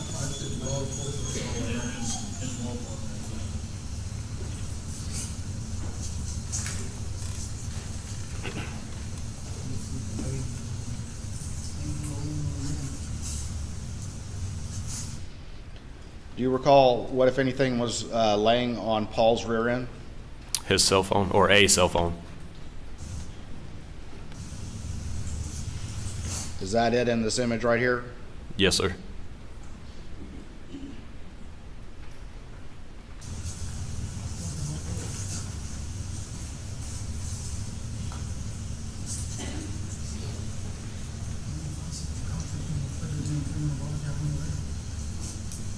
This is the shortest blackout second.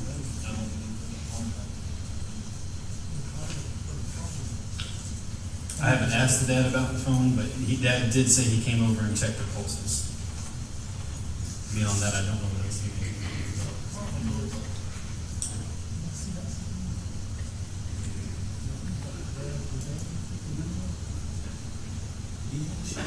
He did have a shotgun with him. I have secured that in my vehicle.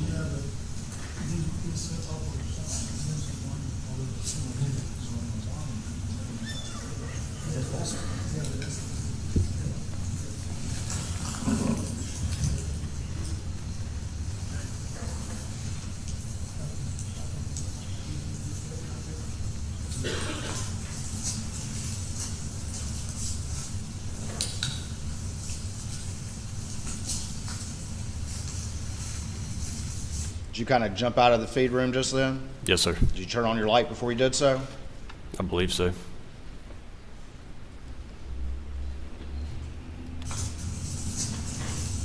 Watch it again.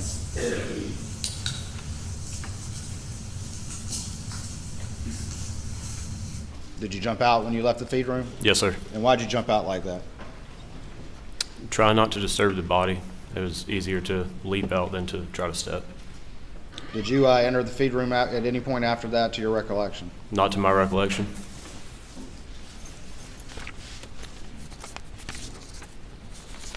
I'm going to show you what's been marked as Defense Exhibit Number 1 and see if you recognize this particular image.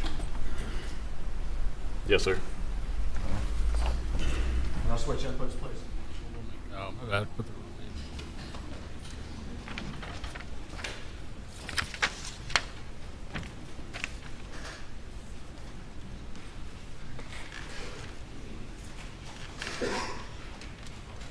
Does that appear to, is that how you found Paul when you arrived at the scene?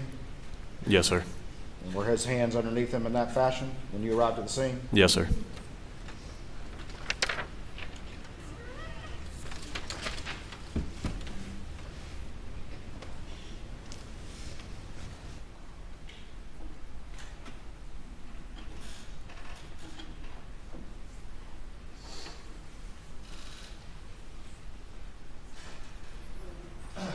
Your Honor, I have State's Exhibit 7, I believe without objection. Without offered evidence.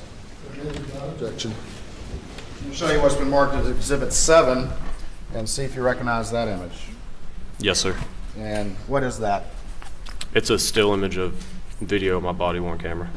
Is that a still image of when the defendant said, "How you doing?" when you walked up? Yes, sir.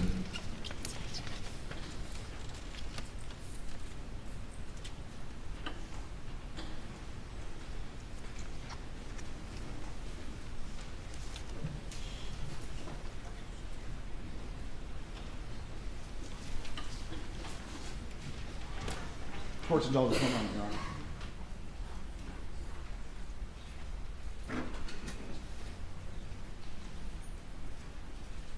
Oh, thanks, sweet Jesse. Yeah.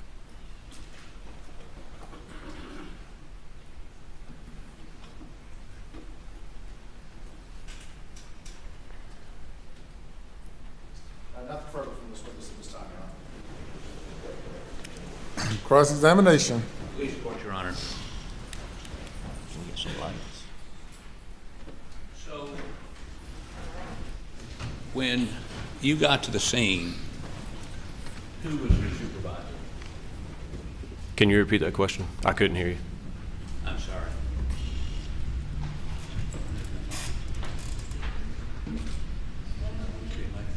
But that's okay. I'll speak a little bit louder. When you got to the scene, who was your supervisor? Sergeant Green. Sergeant Green. And I believe Sergeant Green was instructing you all to put some yellow tape up. You did some of that? No, sir. You didn't do any of that? Deputy Pruitt, yes, but I didn't know. What was Sergeant Green? What was his instructions to you? What were you there to do? Number one, let me withdraw that question. Were you there to apprehend somebody? Not at the time, no, sir. I was just there to assist where needed. Assist doing what? Whatever was needed of me. Were you all attempting to determine what happened? We there as initial responders were there to secure the scene. Okay, secure the scene. And secure the scene for further processing by SLED? By our investigators, I learned later on that SLED was responding as well. So let me, by way of example, you went down to where Paul's body was. It was covered with a sheet. You see that on the video, correct? Not when I initially responded, but yes, sir. No, but the video we just saw. Yes, sir. And why were y'all, I mean, what was was there a purpose of going down there and pulling the sheet back, looking around it? I believe they were looking for another weapon. What kind of weapon? I believe they were looking for a 300 blackout. But, I mean, we saw in the picture, you look at Paul's body, there's no 300 blackout laying next to him, correct? No, sir. I'm correct. Yes, you are correct. No, there was no 300 blackout laying beside him. Okay, so you say you're down there looking for another weapon. Where were you looking for another weapon?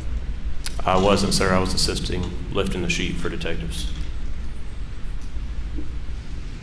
And you concede you stepped into the feed room. Yes, sir. And based on the way Paul was laying, and course, you did have a flashlight. You were looking, trying not to step on anything. Did you have anything to insulate your feet? In some jurisdictions, they have little baggy things to put over their feet to make sure they don't contaminate the scene. Did you have those on? No, sir.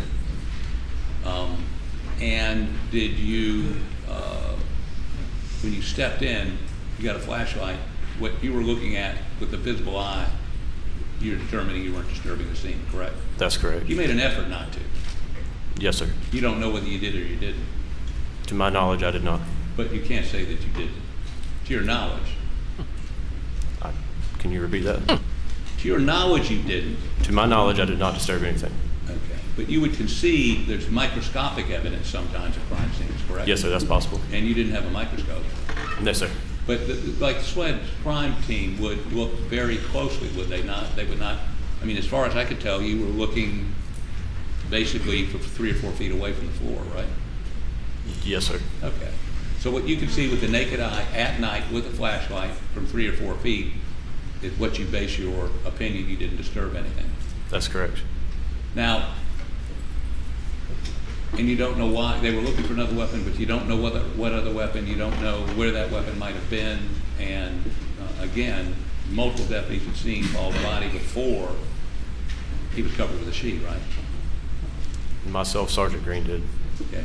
Were y'all, in your presence, any of the other officers with you there that night, did any of them discuss this as a possible murder-suicide? It's possible. It's not to my recollection. Okay. Now, when you were going out and we saw you mark a shell casing, was that in the grass or on the dirt road? I believe the first one was in gravel. In the gravel, I'm sorry. Yes, sir. Okay, but you found others, right? Yes, sir. And to do that, you had to walk around in the grass? Yes, sir. Okay. And again, you've got a flashlight, you're looking, and you don't know what was in the grass that you may have disturbed around those shell casings? No, sir. You don't know? No, sir. You may have disturbed something. It's possible. And I guess what I'm trying to ask is, why then were you trying to look for shell casings? Why couldn't you wait till the next morning? Why was this urgency? I mean, was somebody getting away, or, I mean, I don't quite understand why. I can't answer that. I don't know. I didn't know if somebody was getting away or not. Did somebody instruct you to go find shell casings? No, sir. You just did it on your own initiative? Yes, sir.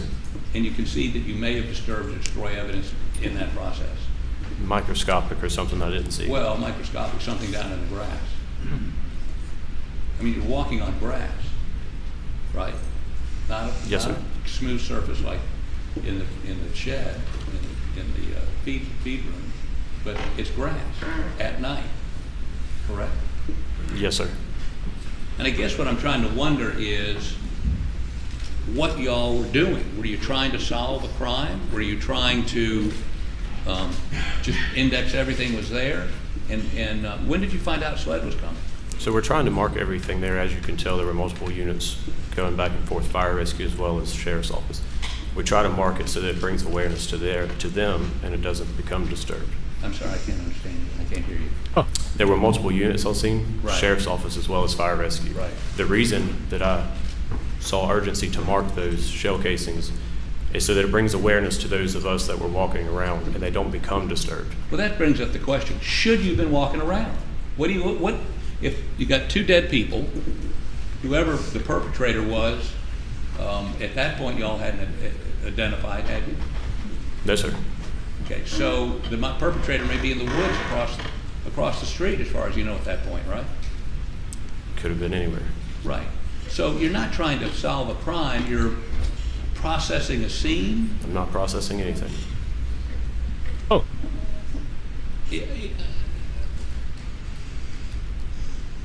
You don't know what you're doing. Oh. I just told you what I was doing, sir. You're marking pieces of evidence. Yes, sir. And the urgency to do that was so that no one else would walk over them? Yes, sir. While you're walking around them? Around, yes, sir. Well, you don't know whether you actually stepped on one or not, do you? I was very careful not to. Okay. Now, let me also ask you this, that the the pattern of the first shell casing was how far away from the feed room? I can't say. That you found? The first shell casing I found? Yeah. I'm not sure. 10 feet, 20 feet, more than me, further than? Probably about the same distance from me to you. Okay. From the feed room door? Yes, sir. Now, I understand, and you got a blackout, right? Yes, sir. And when you fire that, does it eject to the right or the left? To the right. Mine does. Okay. So if the feed room is where I am, that shell casing ejected to the right and forward, right and back? What do you know? Are you asking where the shell casing was in relation to the door? It would have been forward and right of the door.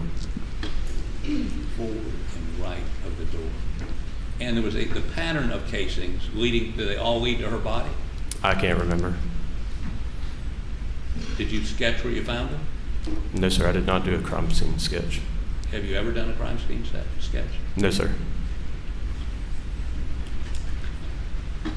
Tell me your training in crime scene processing.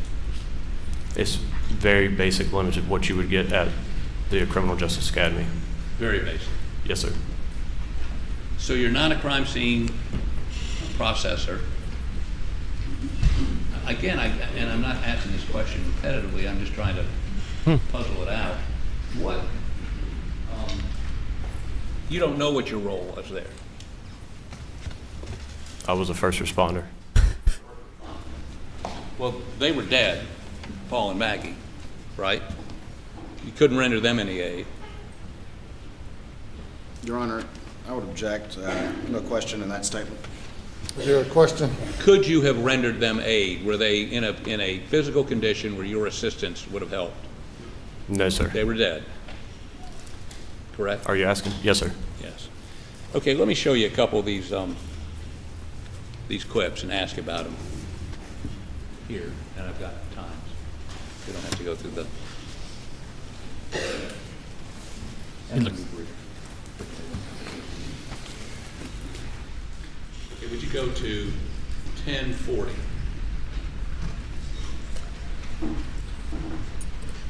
How does that ring? Yes. I don't want to. Yes.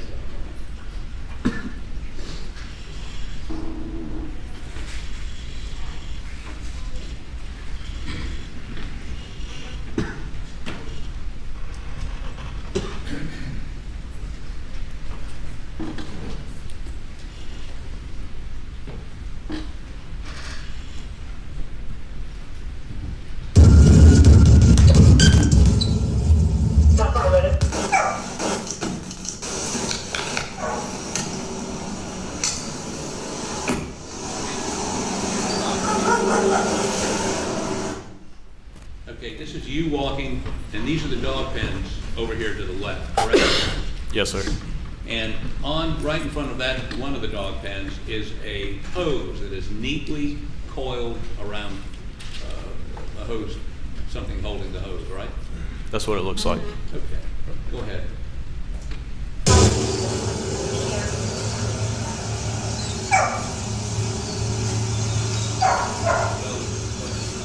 How about go to 11:12?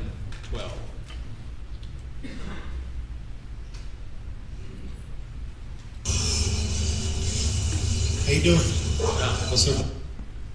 Okay, now, this, Mr. Waters asked you about this just a moment ago when he said, how you doing when somebody walked up. You would concede to me that but for that one quip, he appears to be distraught over the death of his wife and son? He appeared visibly upset. Yes, okay, other than this, how you doing sort of thing, right? Correct. Okay, also, we see him in a t-shirt and a pair of shorts, correct? Yes, sir. I've looked at your report, I've looked at everybody that encountered him that night. No report indicates any blood visible on him. You would agree with that? I didn't observe any. What? I did not observe any. Okay. It's a white shirt. Yes, sir. If you noted blood on him, you would have put that in your notes or reported that to somebody, right? Yes, sir. Okay.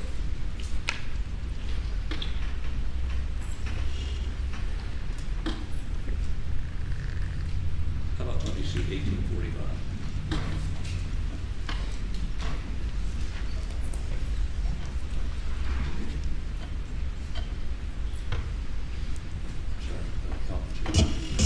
It's a shotgun pistol slotted in the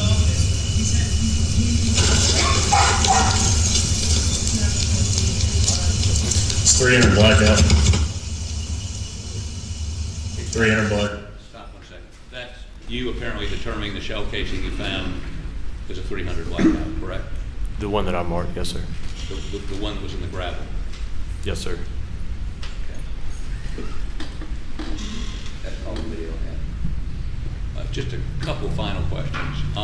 Since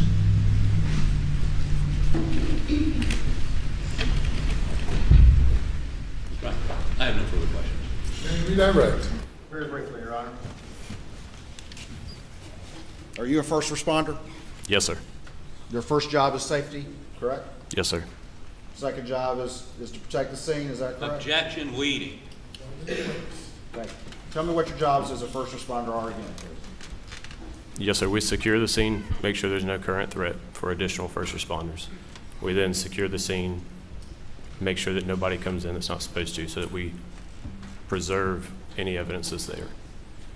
Is part of your training to avoid disturbing the scene as best you can?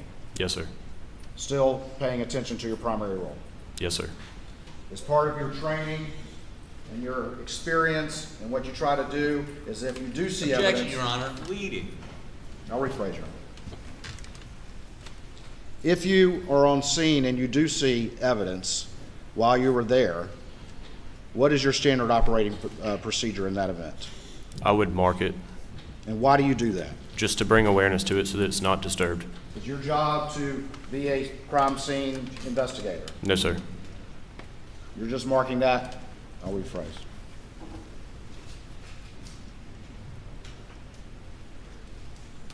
You were asked earlier about apprehending any suspects. Was Mr. Murdaugh ever in custody?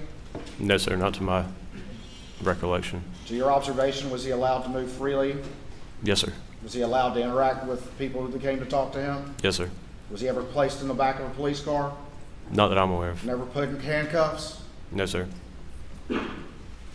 Was he being treated as a suspect when you were there? Not that I'm aware of.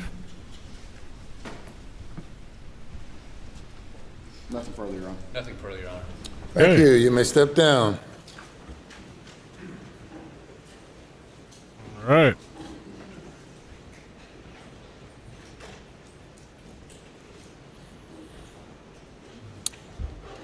Put the lights back up. Judge in play. Ladies and gentlemen, we'll break for lunch. We will resume at 2:15. Please do not discuss the case. In recess till 2:15. 2:15. Is that okay? So an hour and 15 minutes.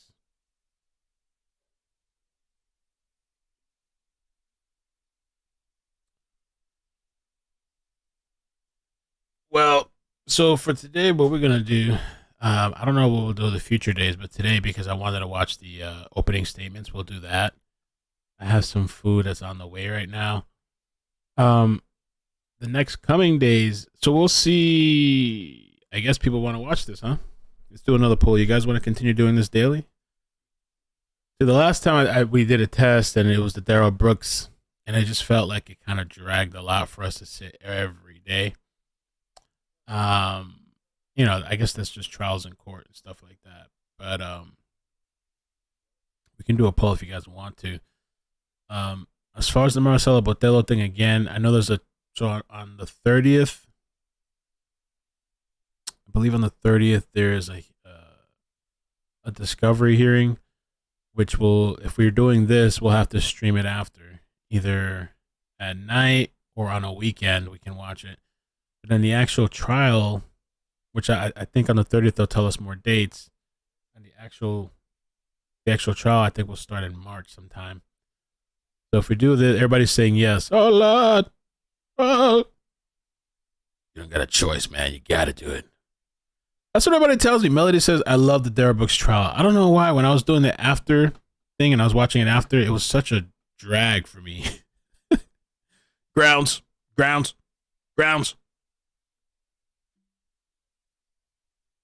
All right. So let's see.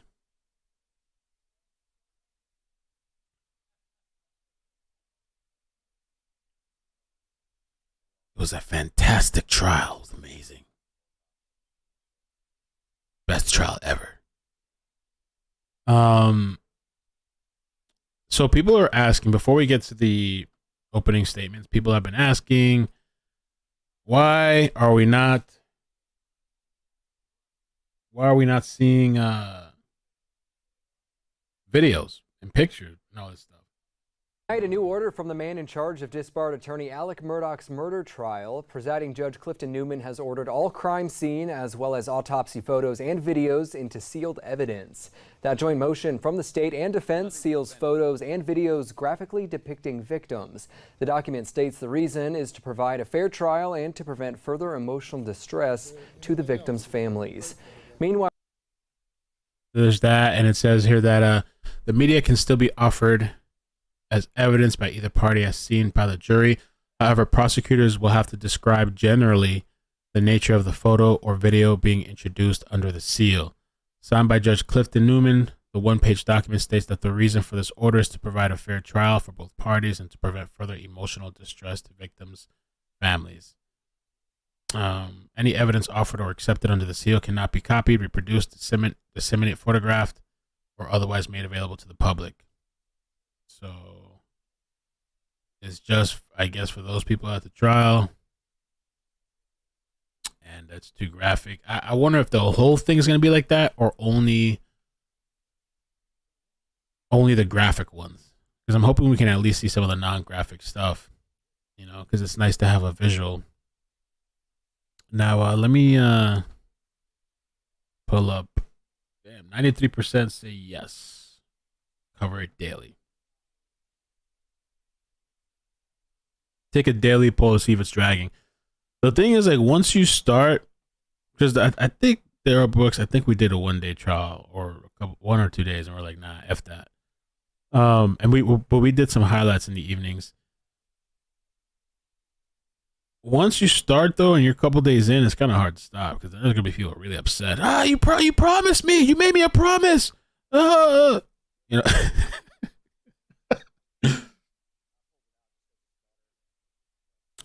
Let's see the opening statements.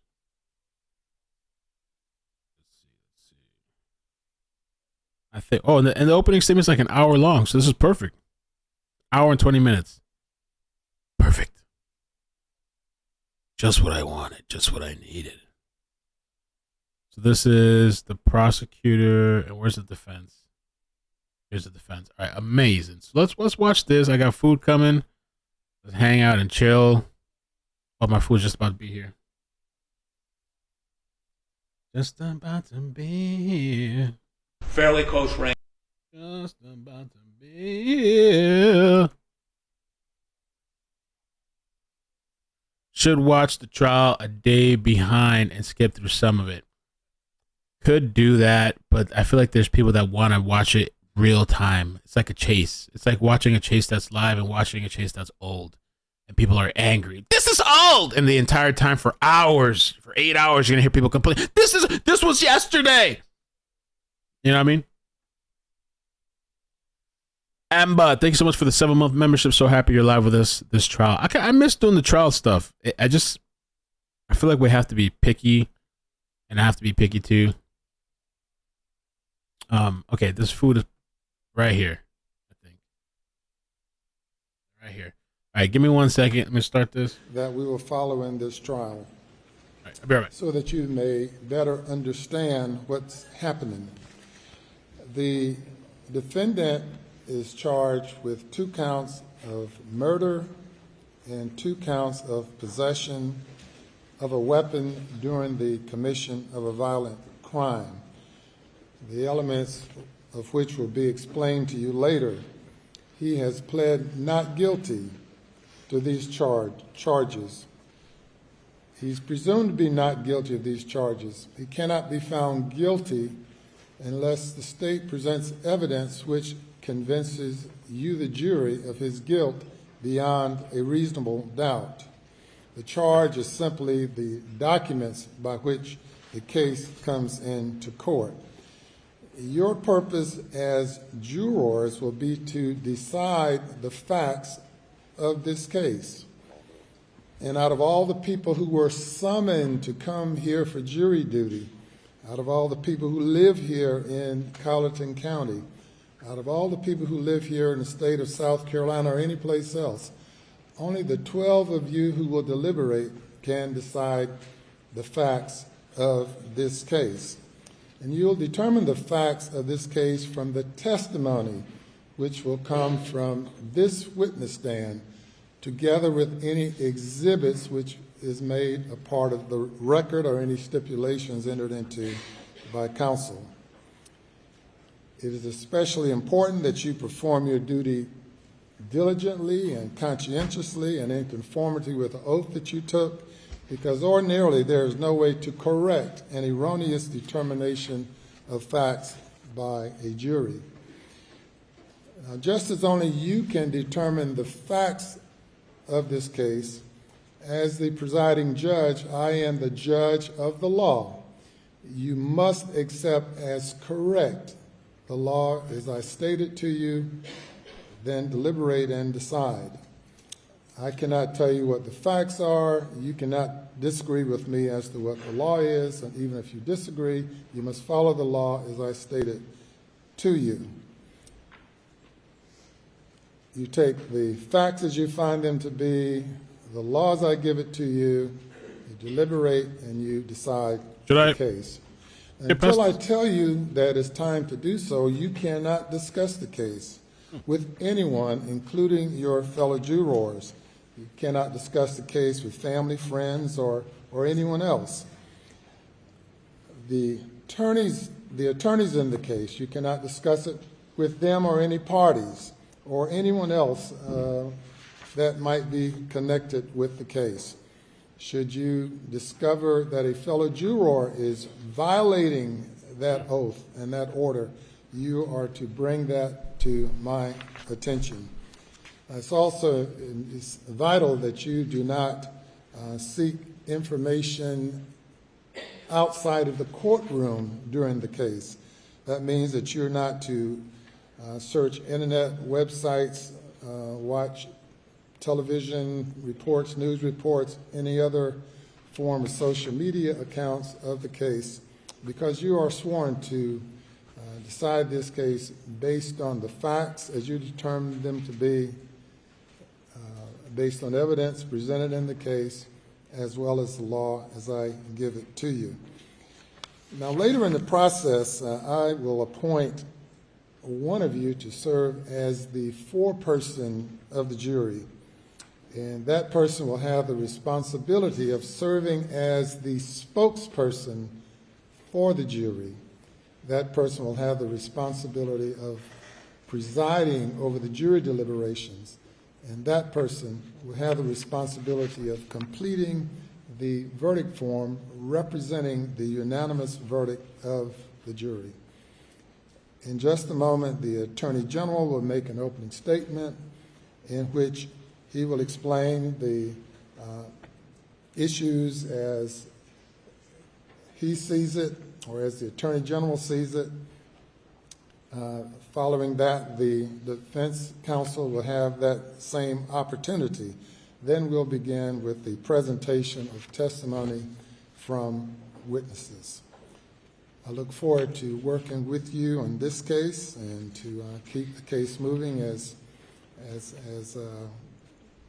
reasonable as we can keep it moving, but we will not rush, but take the time necessary to have this case fully presented to you. We'll now proceed to opening statements by the state. Thank you, Your Honor. May it please the court.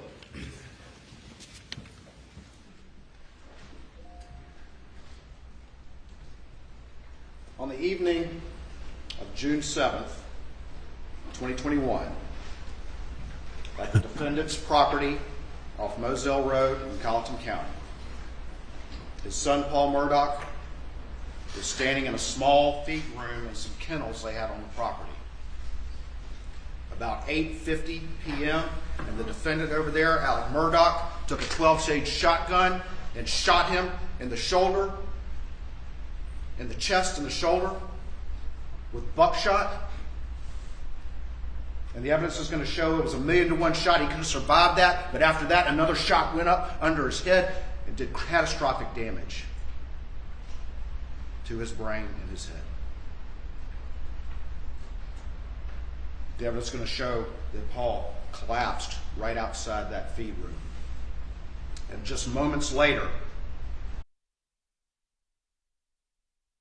are we here? We're here, and we're here, and we're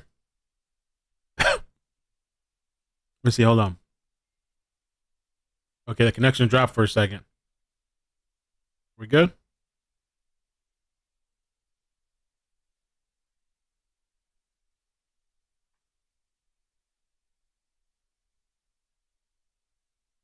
Okay. All right, let's go again. pow, pow. 2 shots, abdomen, in the leg, fire throughout the style rifle. And the evidence is going to show that the family had multiple weapons throughout the property, picked up that .300 Blackout rifle, and opened fire on his wife, Maggie, just feet away near some sheds that used to be a hangar. Pow, pow. 2 shots, abdomen, in the... So he's saying, is he saying that he killed the son first and then the wife? Why 2 different weapons, I wonder? Shotgun to the son and assault rifle to the wife? I'm eating tacos, by the way. Not Taco Bell, Chili's. Some beans and broccoli. The evidence is going to show that Paul collapsed right outside that. Another shot went up under his head, shoulder, shot him in the face on the property. About 8:50 p.m., and the defendant over there, Alec Murdaugh, took a 12-shade shotgun and shot him in the shoulder, in the chest and the shoulder with buckshot. And the evidence is going to show it was a 1,000,000-to-1 shot. He could have survived that, but after that, another shot went up under his head and did catastrophic damage to his brain and his head.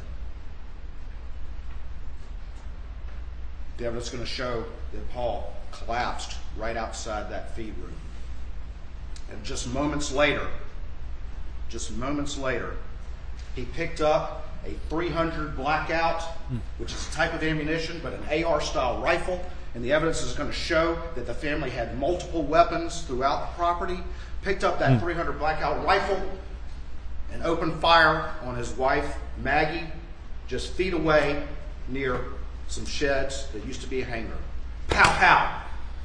2 shots, abdomen, in the leg, and took her down. And after that, there were additional shots, including 2 shots to the head that, again, did catastrophic damage and killed her instantly. And so I read they were shot execution style.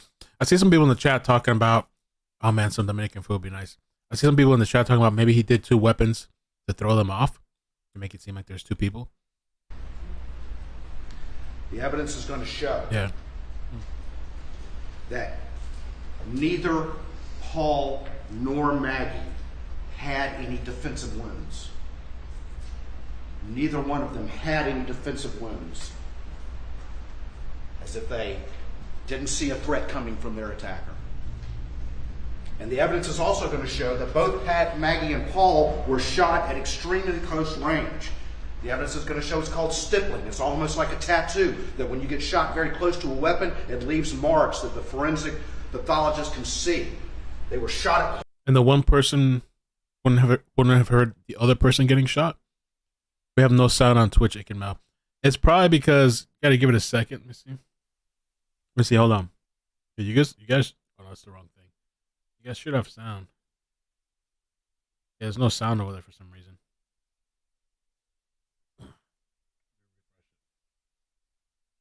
Could be because the connection dropped.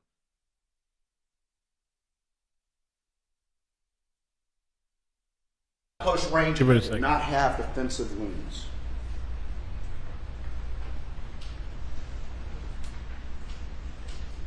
And the evidence is going to show that the defendant, Alec Murdaugh over there, told anyone who would listen that he was never at those kennels.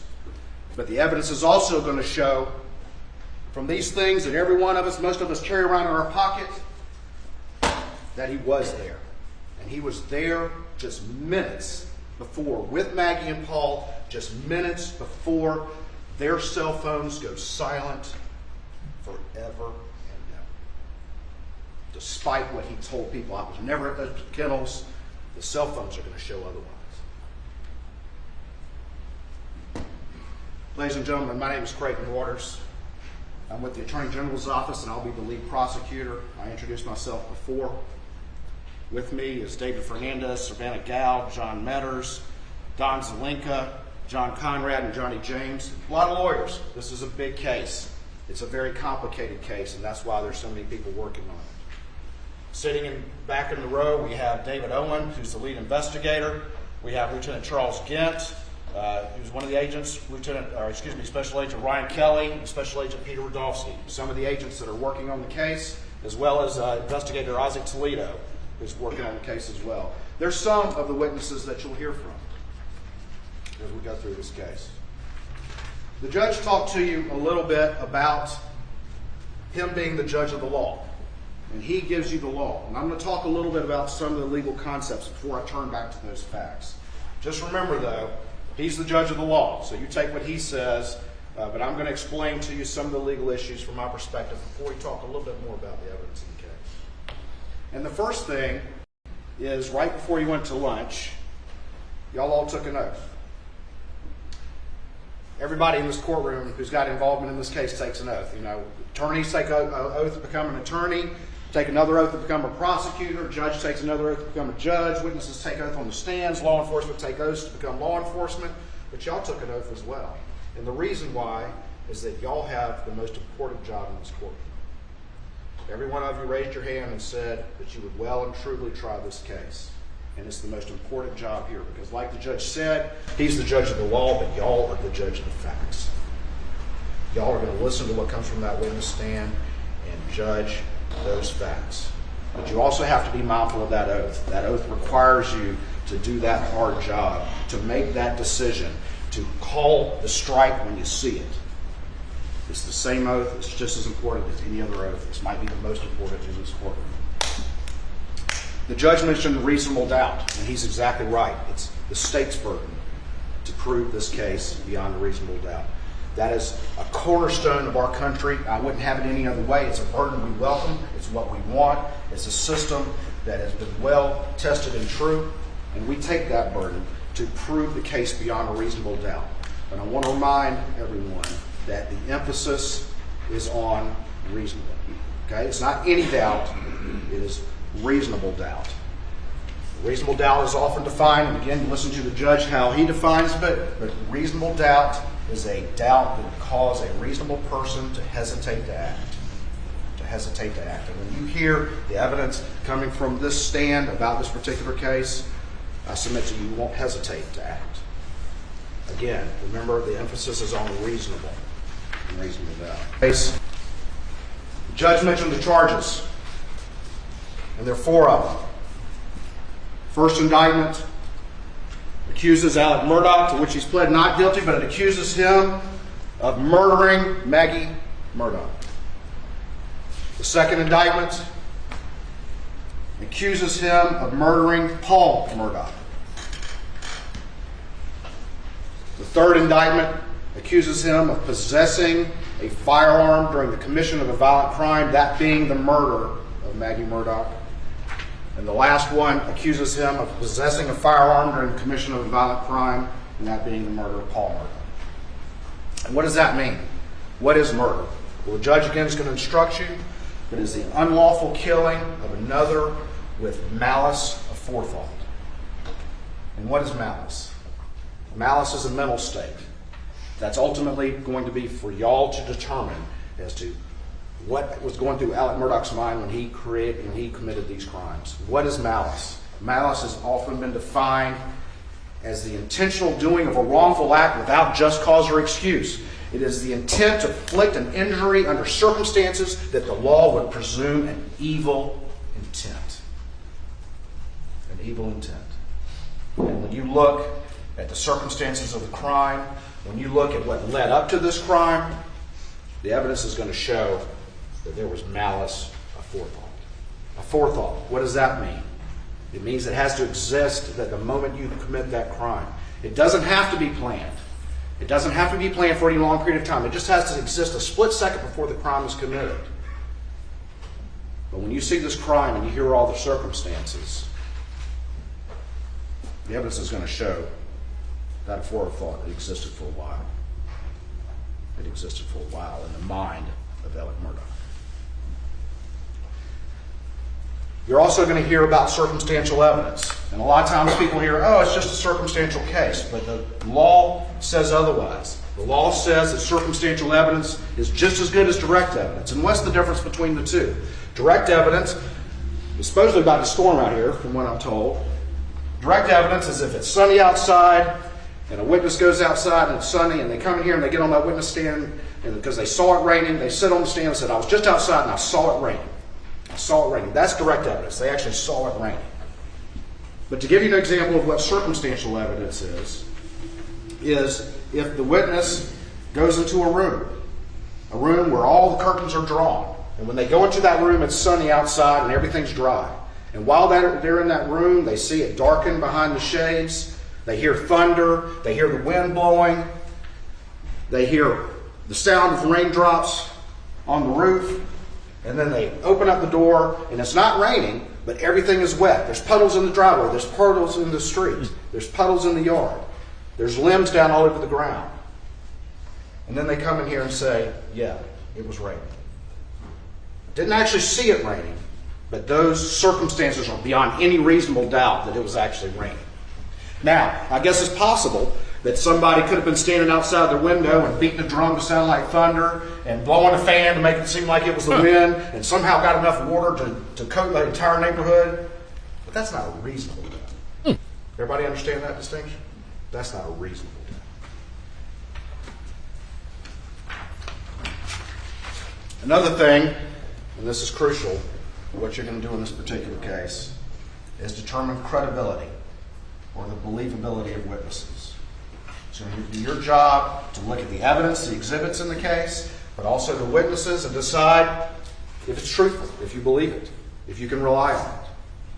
And the judge is going to instruct you that you can believe one witness against many or many witnesses against one. You can believe all the witnesses' testimony or part of the witness' testimony. It's up to you, first individually and then as a product of your deliberations. And what you're required to do there is just to rely on that good old-fashioned common sense. Does it all fit together? Is it corroborated? Does it fit with what you would expect? Does it fit with what you expect how real people would act? Does it seem real? Or does something seem a little off? Does something seem a little off? You're going to see video statements of Alec Murdaugh. You're going to see body-worn camera of him at the scene when law enforcement arrives. And hear what he says. And hear what he says about that night. You're going to hear 3 recorded statements on video that he gave with law enforcement. And you're going to hear how things progress about what he says and what he says he did that night. Watch those closely. Watch his expressions. Listen to what he's saying. Listen to what he's not saying. Use that common sense. Does this seem right? Or does something seem a little off? Something seems a little off. I mentioned that Maggie was killed with a .300 blackout rifle, an AR-style rifle that chambered in .300 blackout ammunition. And you're going to hear evidence that back in Christmas of 2016, Alec Murdaugh over there bought 2 .300 blackout AR-style rifles. And then not long after that, one of them went missing from Paul's truck. And time went by, and in April of 2018, Alec Murdaugh replaced that rifle and bought another one. 3 total blackout rifles that they had. One of them went missing years ago, and a replacement was bought. You're going to hear evidence that Paul and his friend were using that replacement gun. They were standing right outside the side door to the gun room of the house, and they were sighting it in, firing down into a field. And the cases were ejecting. The cases are the empty shell from a bullet, and they were ejecting out into the flower bed right there. And then there's a range across the street, and they shot it there, and there's cases ejected there as well. And they were shooting that third replacement gun just weeks prior to the murders, prior to June 7th, 2021, when Maggie and Paul were murdered. And you're going to hear forensic evidence that the cases that were found in that flower bed and the cases that were found across the street at that range were ejected out of the same weapon that fired all the cases that were around Maggie's dead body, that killed her. It was a family weapon that killed Maggie Murdaugh. And you're going to hear evidence that of those 3 blackouts that Alec Murdaugh purchased, when law enforcement... And Chaos was asking in the chat if he killed them. Oh wait, I didn't mean to. I meant to just pause it. Why didn't he kill the other son? Buster. Why didn't he kill Buster? When law enforcement arrives at the scene on June 7th, 2021, he can only account for one of them. Oh. Where'd the other one at? And that replacement gun is nowhere to be found. You're also going to hear evidence that the type of ammunition, the exact brand, the exact model of ammunition that was used to kill Maggie, S&B, 300 blackout ammunition, and 147 grain bullets, that exact ammunition, boxes, empty boxes of that ammunition, is found all over the property. The very same brand and model of ammunition that was used to kill her is found at multiple locations throughout the property. And you're also going to hear evidence, the same thing about the shotgun shells that killed Paul. That federal double-aught buckshot unfired rounds were found on the property, as well as Winchester #2 turkey loads. The 2 rounds in the shotgun. Oh. Christina says the other son was out of town. Okay. Buster got lucky. Okay. Family weapon, same ammunition. It's on the property. You're also going to hear evidence that about a week after the murders, Mr. Alec Murdaugh's father had died, Mr. Randolph. And about a week after the murders, he shows up early in the morning at his parents' home, where his mother still is in late-stage Alzheimer's, on Alameda in Hampton. It's uncharacteristic for him to show up early, uncharacteristic for him to show up at all like that. And he comes in, and he's carrying something in a blue tarp, and he takes it upstairs.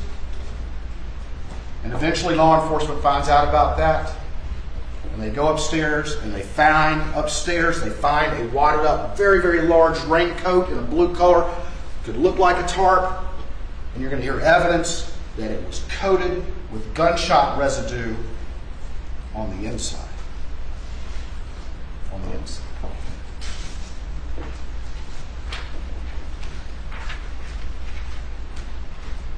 You're going to hear other evidence of gunshot residue. You're going to hear that there was gunshot residue on Alec at the scene. You're going to hear the evidence that there was gunshot residue on the seatbelt of the car he was driving.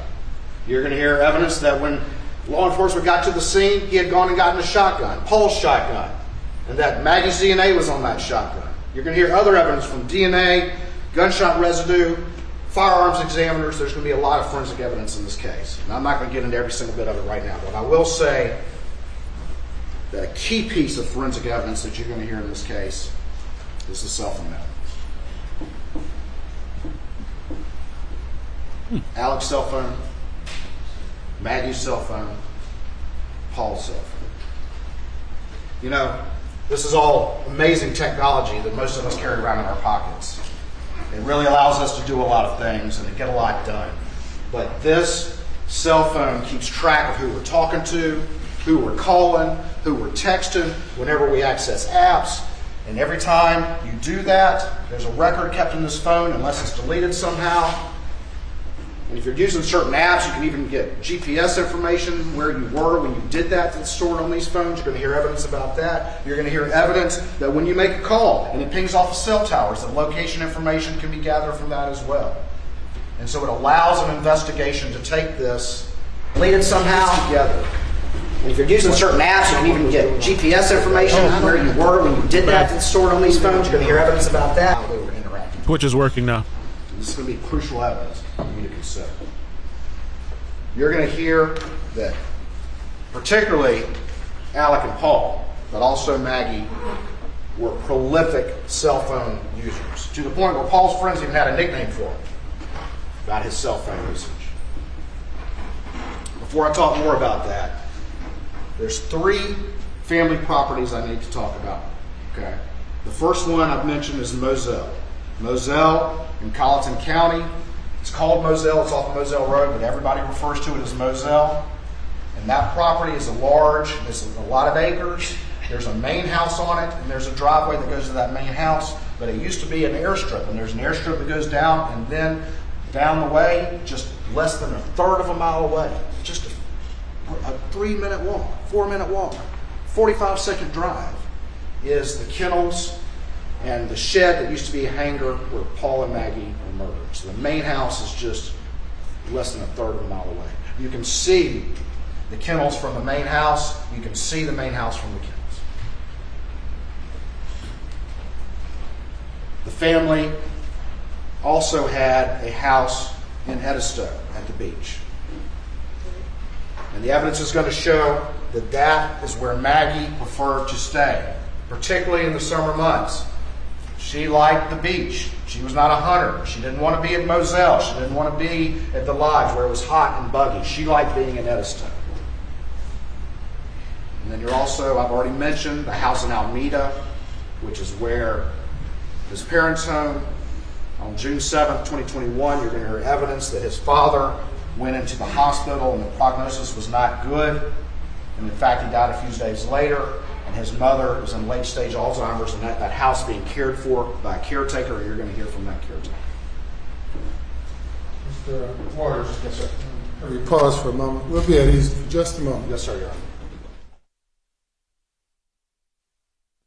This is where he gets something, he disappears. One more dip out.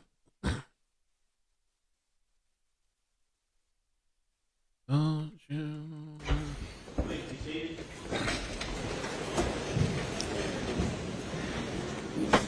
You may proceed. Thank you, Ron. All right. We were talking about the 3 family properties. Moselle has the main house and the kennels/sheds.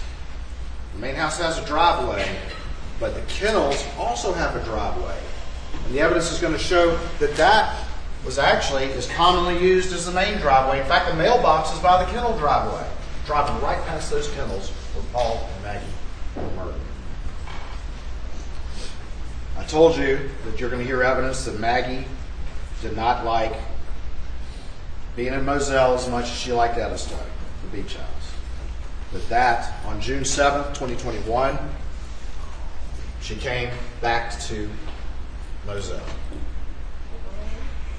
And the evidence is going to show that she arrived about 8:15. And the evidence is going to show that from the cell phones that Paul was there at the house, at the main house.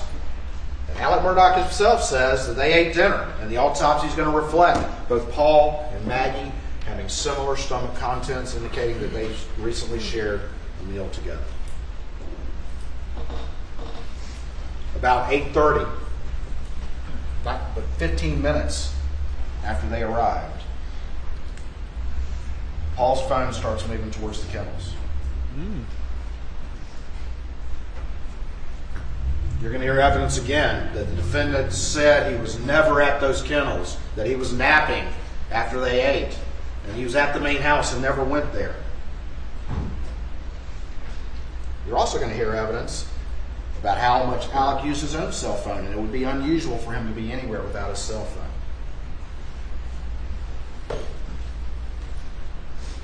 At 8:44 and 55 seconds, Paul recorded a video. He was down in the kennels because he had been talking to a friend of his. And you're going to hear from this friend because his friend's dog was in the kennels and they thought there was something wrong with the tail. And Paul was recording a video of it to send to his friend. 8:44 and 55 seconds. And on that video, and you'll see that video, and you'll hear from witnesses that identify Paul's voice, Maggie's voice, and Alec's voice. Told anyone who would listen he was never there. At 8:44 and 55 seconds, there's a video. The evidence will show that he was there. He was at the murder scene with the two victims. Ooh. And more than that, just over 3 minutes later, 8:49 and 1 second, Paul's phone locks forever. He never reads another text. He never sends another text. He doesn't answer calls. 3 minutes after that video has the defendant at the murder scene with the two victims, Paul's phone goes silent forever. And in fact, another communication comes into the very friend that he was talking to the dog at 8:49 and 35 seconds, just 35 seconds later, and he doesn't answer it. He never answers another thing forever and ever. Ooh.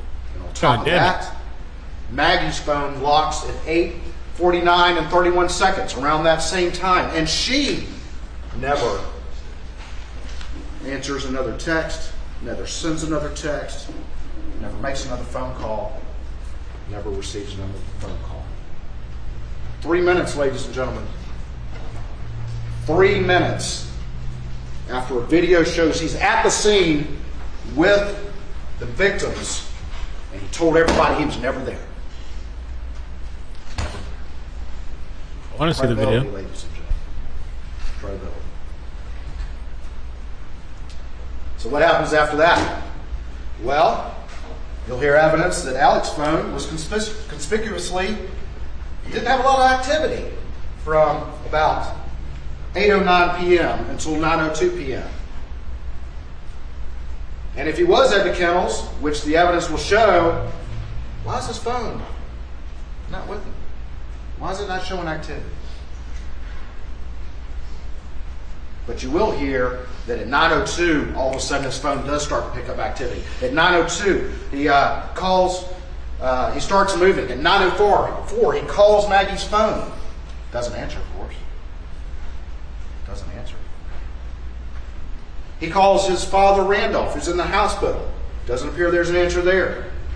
He calls Maggie again at 9:06. Remember, he's just a third of a mile away. You can see it. At 9:06, she doesn't answer. At 9:06, he turns on his car, his Suburban, and he texts Maggie that he's going, be right back. I'm going to go check on Mom. And he doesn't drive down to the kennels, even though that's where the mailbox is. That's a common place to be, even though you can see it. He's called his wife 2 times and texted her, and she hasn't responded. But he doesn't just drive down there and say, hey, I'm heading. You guys want to go? What's up? What's up? Right there. You can see it.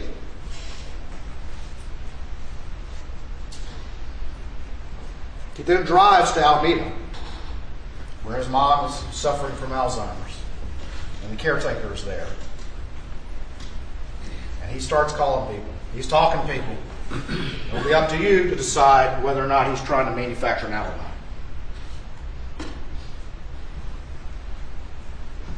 He gets there to Alameda. You'll hear evidence about whether or not that was usual. You'll hear evidence about how he was acting when he got there. And he's only there for 20 minutes.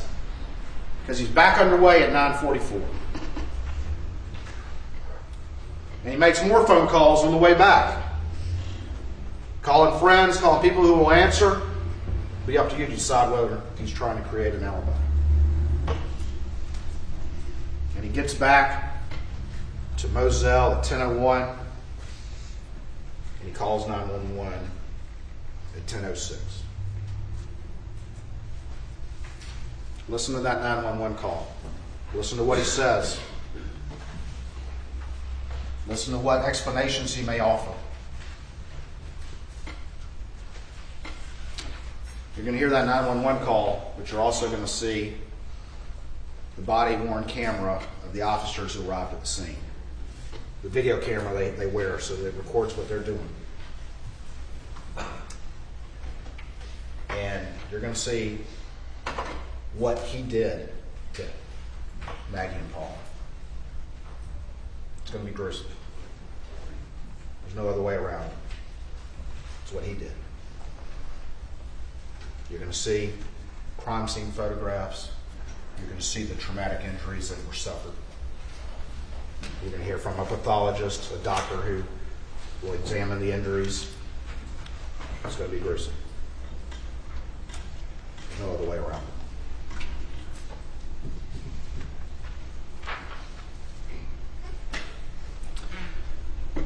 On that 911 call and on the body-worn cameras, pay attention to what he says.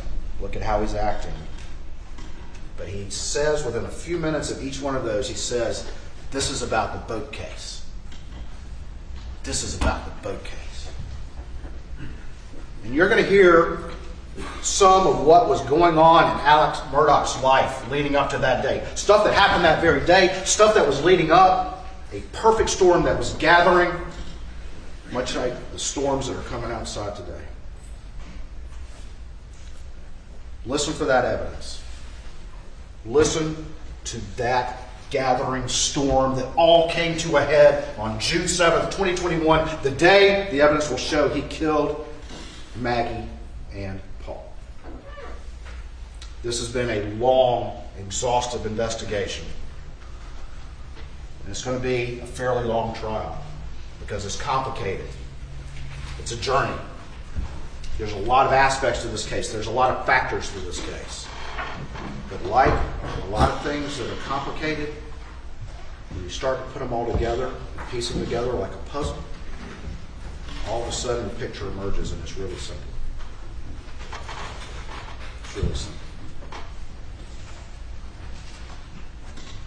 Once we get to the end of that journey, and you have a chance to deliberate, the evidence is going to be such that you're going to reach the inescapable conclusion that Alec murdered Maggie and Paul, that he was the storm, that the storm was coming for them, and the storm arrived on June 7th, 2021, just like the storms that are heading here right now, that they died as a result, beyond any reasonable doubt. Thank you.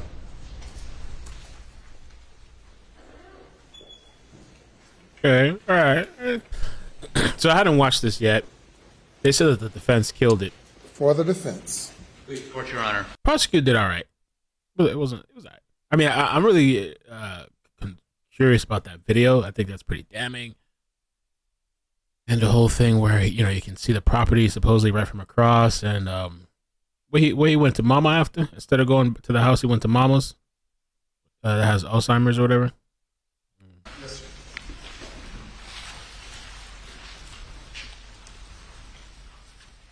That video thing, I want to see that. That's interesting. The storms are coming, like the ones outside. Ladies and gentlemen of the jury, my name is Dick Harpootlian. I think I introduced myself to you all and the attorneys, the three other attorneys, Jim Griffin, Philip Barber, Margaret Fox. It is our honor to represent Alec Murdaugh, or Murdaugh, depending on how you pronounce it. I say it's our honor because I submit to you what you have heard from the Attorney General as facts are not They're his theories, his conjecture. Now stand up.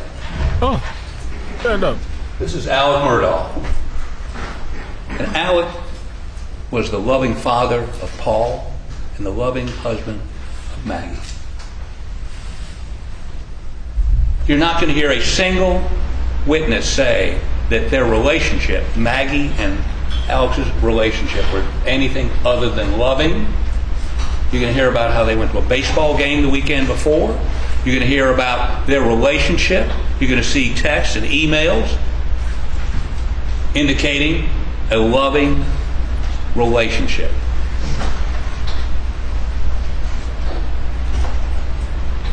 Paul, the apple of his eye. You're going to see a video somewhere between 7:30 and 8 o'clock the night of the murders with Paul and Alec riding around looking at some trees they planted. It's a Snapchat that Paul sent to other people because the trees were not planted very well. They were cantilevering over. They're laughing. They're having a good time. That would be about an hour before the Attorney General says he swatted them.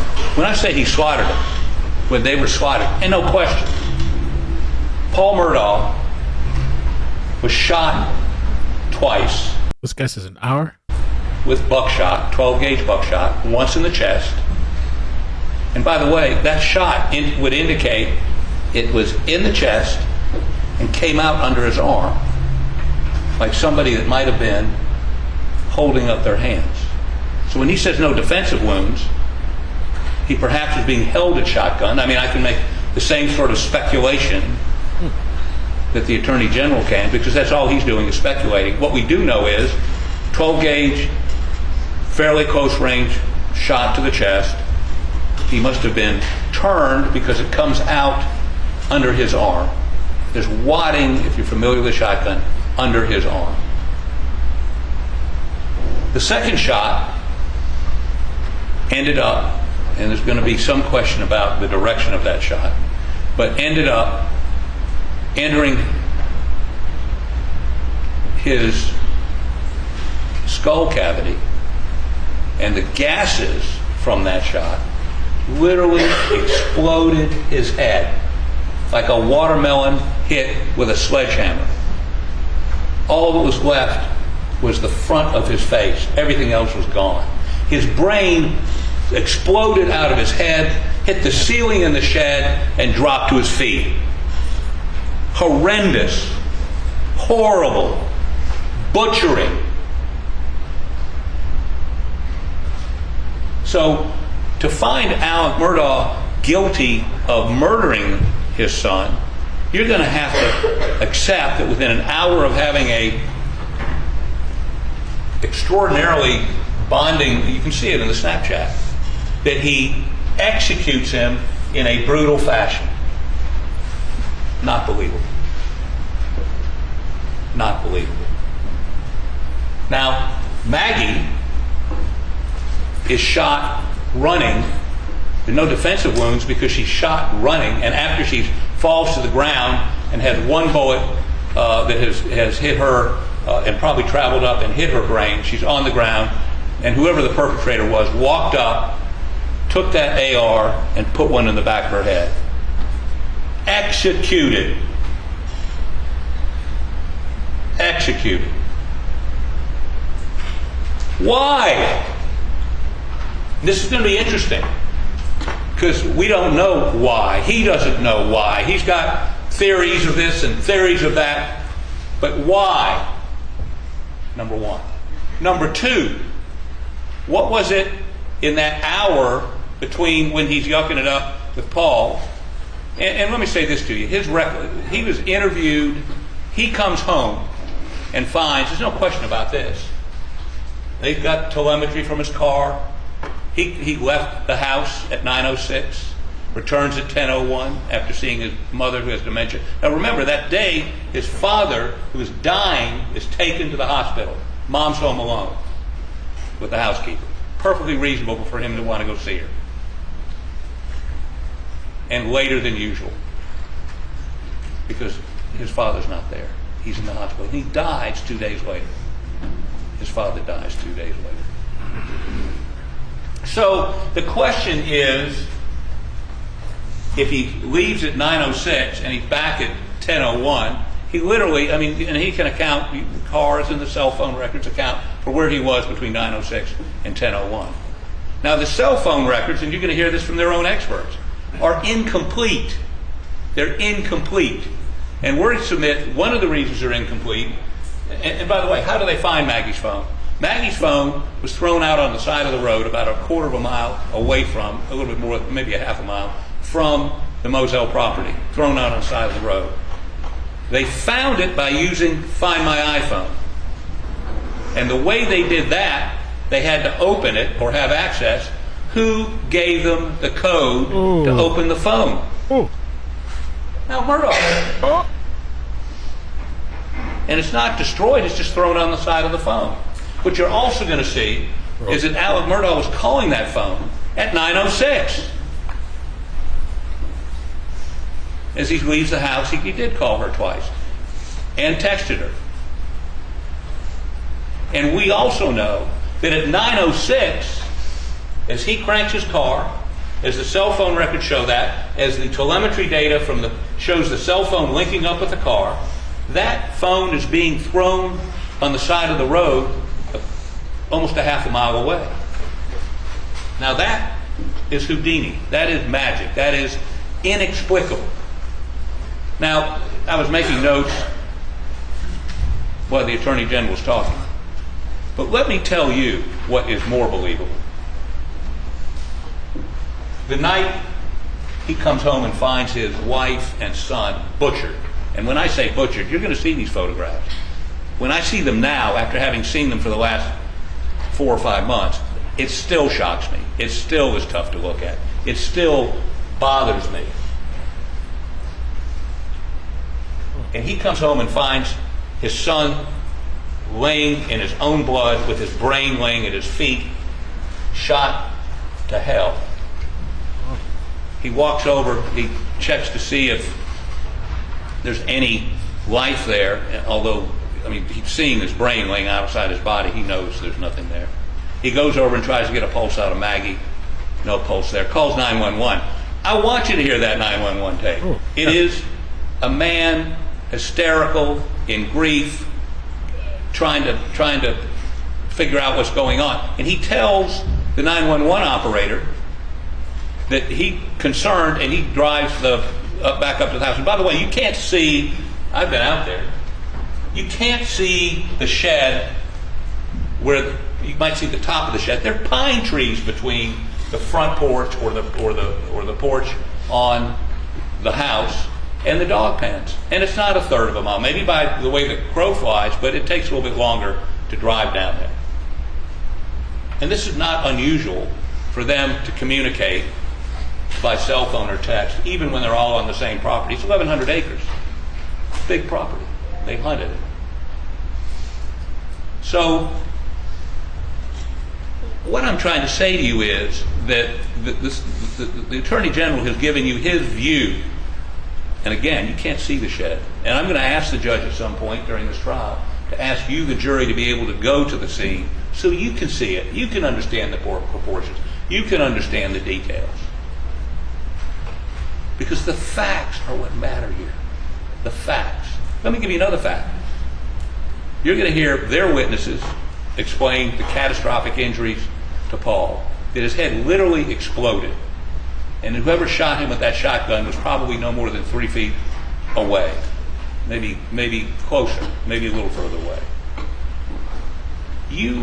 His head exploded. You would be covered in blood from head to foot. Head to foot. In blood. They seized his clothes that night. SLED did. And they well, first of all, you're going to see in the videos from the officers that arrived that night, there's no blood on him. They didn't find any blood on him. SLED's testing indicated 12 different places on his. All right, so there is a 911 call. We're going to listen to that at some point. And we got the jailhouse calls. So I have that queued up. I want to try to get through this because I'm gonna have to 12 minutes. I'm gonna have to leave to go pick up the baby. So I'm gonna switch it to the trial, and so whenever it pops up, it just starts playing. But for now, we have a little bit to go. I might have to stop it right at the end. Shirt and pants, no human blood detected. Period. Okay? You'll see pictures. A white t-shirt, no blood on it. Those are facts. Those aren't theories. Those are facts. Another fact that is, I think, the reason we're here today. True. Good change of clothes, yeah. When you hear those questions on the videotapes on the night, now he's found his wife and son brutally butchered. You can hear on the 911 tape, he is hysterical. He comes in and out. It's consistent. If any of you have ever, you got to use your experience as part of this deliberation process. Your human experience. Who's ever suffered a catastrophic loss of a friend or a family member, it's numbing. It's the minute you find out, or if you see them dead, it's numbing. You go into shock. So anything he said that night is in the context of just an hour or two before finding his wife and son butchered. He drove back up to the house while he was on 911 saying, I got to get a gun, that whoever did this might be out there.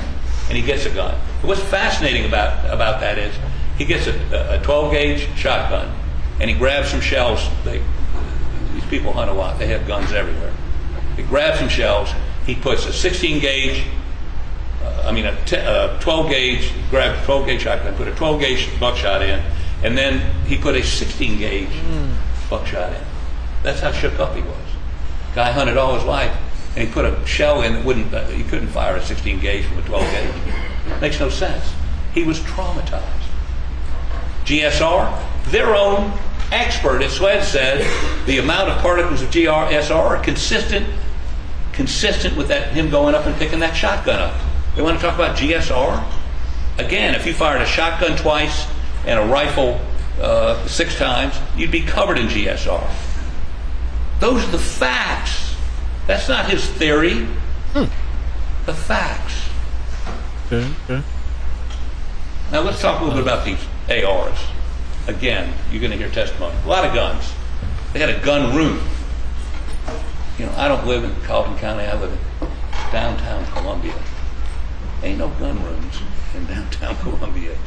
But apparently if you live on 1,100 acres and you hunt deer and you hunt whatever they were planting those sunflowers for, quail, I guess. Not a big one. You have a lot of guns. The truth is, in 2017, and you'll hear the testimony, that Alec bought 2 blackouts, one for Paul and one for Buster, his other son who's sitting out in the audience. Buster. And Paul had his stolen. He bought another one for Paul. Now, Paul was very irresponsible with guns, cars. He'd leave guns around. He'd leave guns in cars. He oftentimes left guns down at the dog pens, in the feed room. Now, I can't tell you whether he was shot with his own weapon or not, or his mom was shot with his weapon or not. But I can tell you that they weren't shot by Alex. They don't have the guns.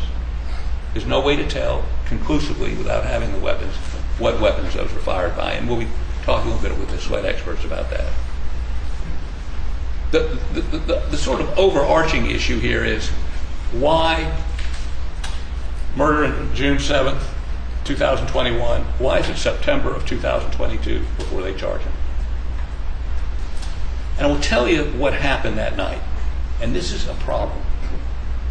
He's questioned, and the questioning is pretty aggressive. You'll hear it. He's traumatized. They suspect him. They show up, he's got a shotgun. They suspect him. And the next morning, 2 people found butchered here in Carlton County, Moselle Road.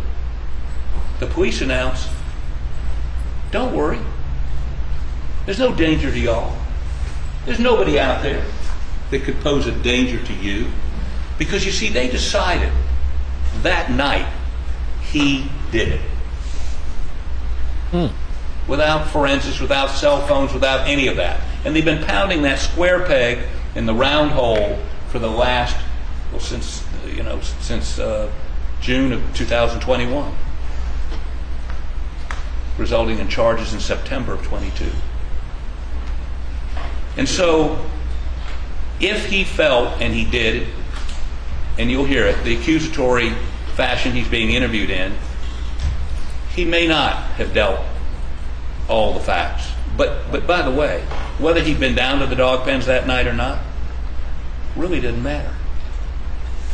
Really doesn't matter. You're talking about because you're going to see cell phone activity that would be, let me put it to you this way. Paul's phone, 850. Maggie's phone, later than that, 854. Clearly, is still being used. At 9:06, he's up at the house, getting in the car, cranking it up to drive over and see his mom. He says, a few hundred yards away, it's a little bit further than that. But the point of the matter is, he would have had to have executed both of them,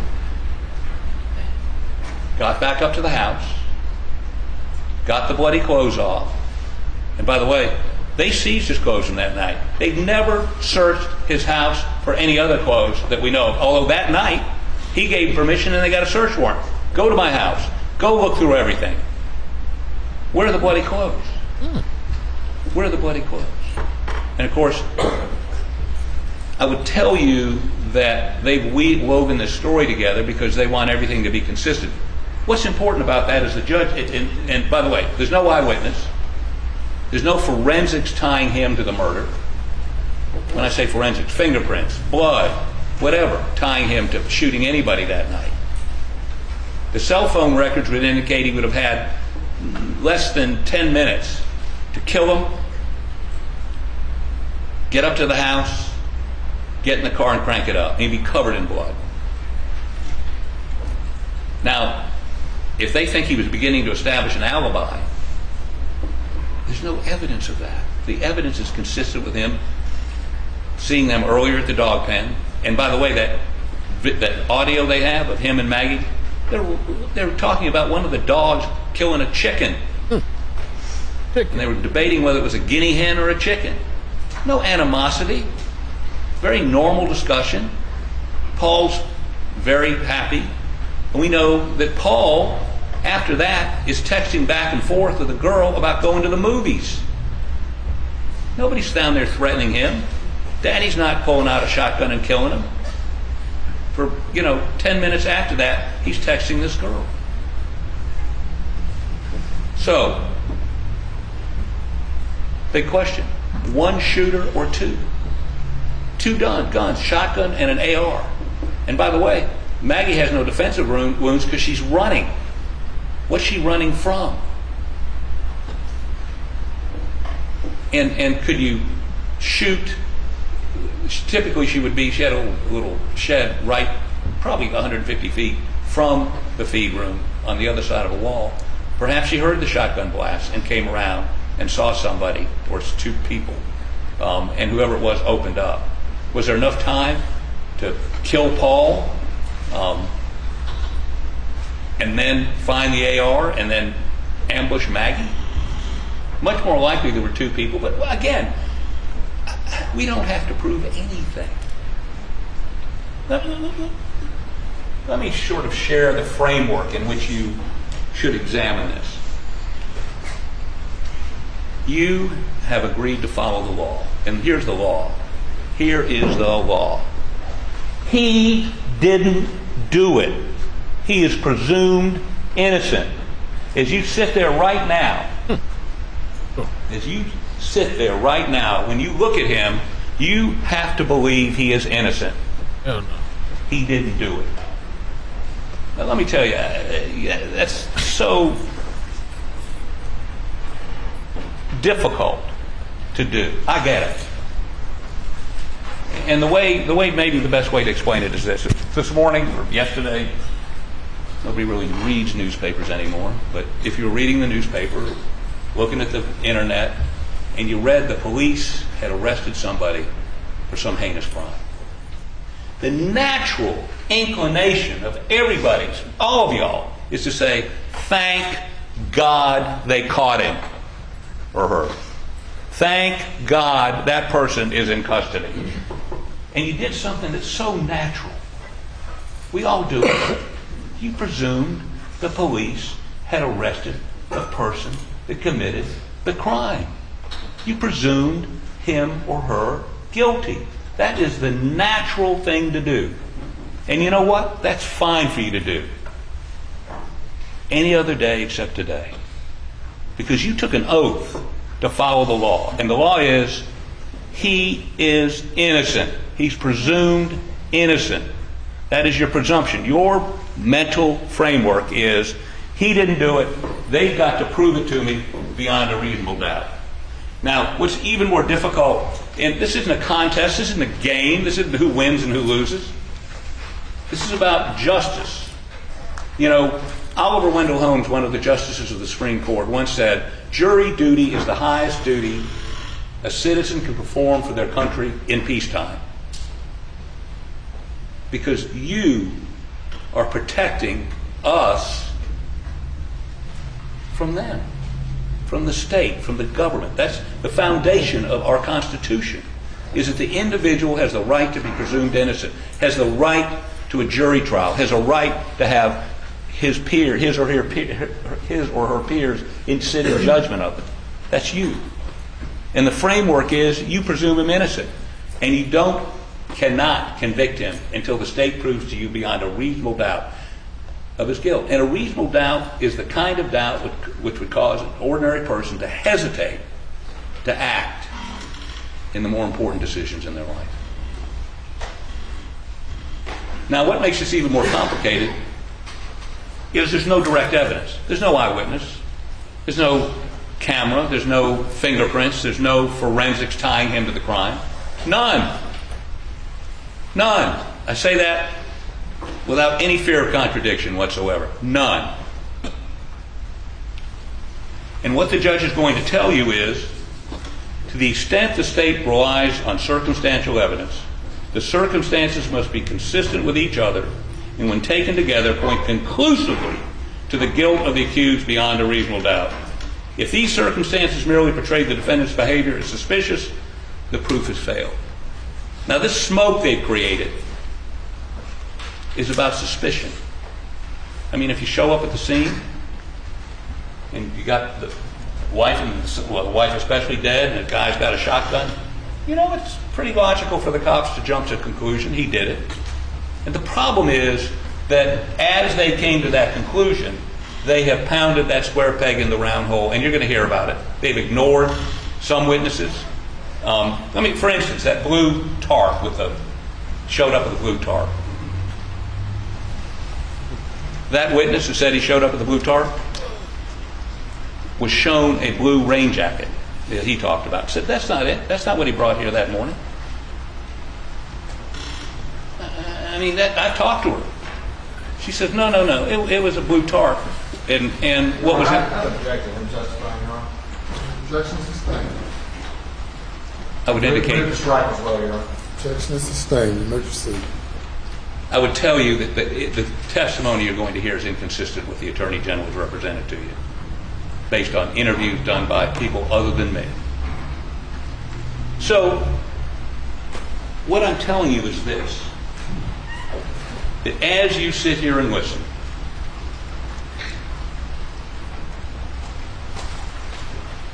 every time there's a witness that takes that witness stand that the state's put up there, you see, you judge the credibility, whether to believe a witness or not believe a witness, whether to believe one witness against many, many against one.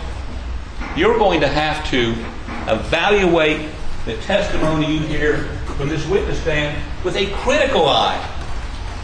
Critical eye. I mean, if you've got uncontested scientific evidence, you accept it. I've got no problem with that. These cell phone records he keeps talking about, I would say you are not necessarily accurate to the extent that we lie. I will also tell you that there's going to be a bunch of people, and I will that have been promised something or threatened with something that may take the witness stand and say something. But I tell you what they're not going to say. They're not going to say they saw him kill him. They're not going to say that they were involved in it. They're not going to say anything that would give you a comfort level in their testimony.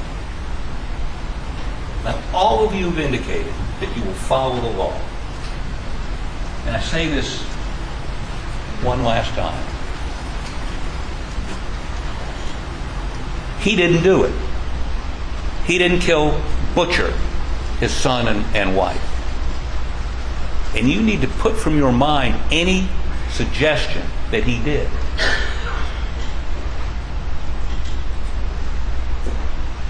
You've been picked because you said you could be fair. You were picked because you said you could follow the law. You were picked because Alec Murdaugh believes that you can be fair. Now, if during this process over the next however long we're here, I say something or do something, which most certainly based on my career I will do, that irritates you or angers you. Sometimes I'm a little rough. Don't hold that against Alec. Hold it against me. If I say something that offends you in some way, don't hold that against Alec. Hold it against me. All right, I got to roll. I will be back, but I'm going to play this thing. I'm going to have the this thing in the background.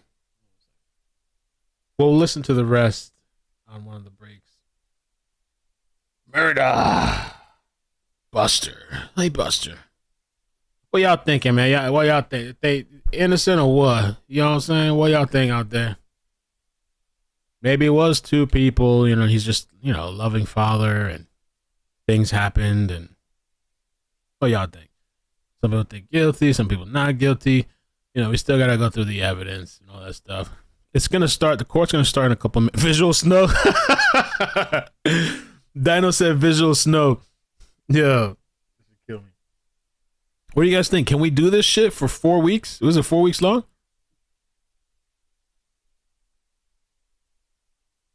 I don't know. What do you guys? Oh, damn. Everybody's saying guilty. Lord almighty. Visual snow. All evidence point to him.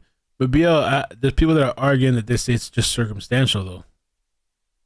So you know more of the story about me. This is my first time hearing about it.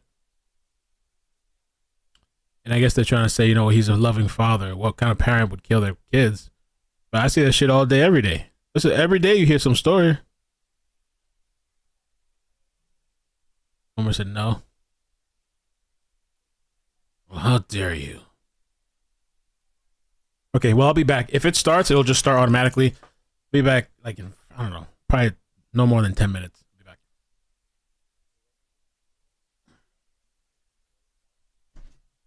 Do you want to do it? So it should automatically play. Make sure we go over here. Nothing else playing. Comes back.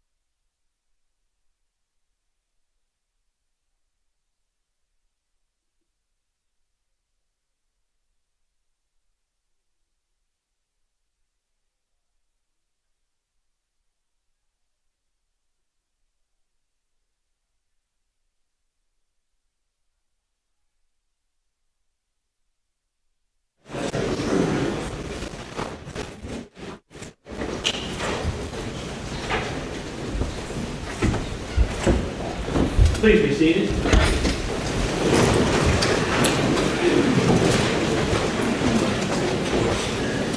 Anything before the jury comes?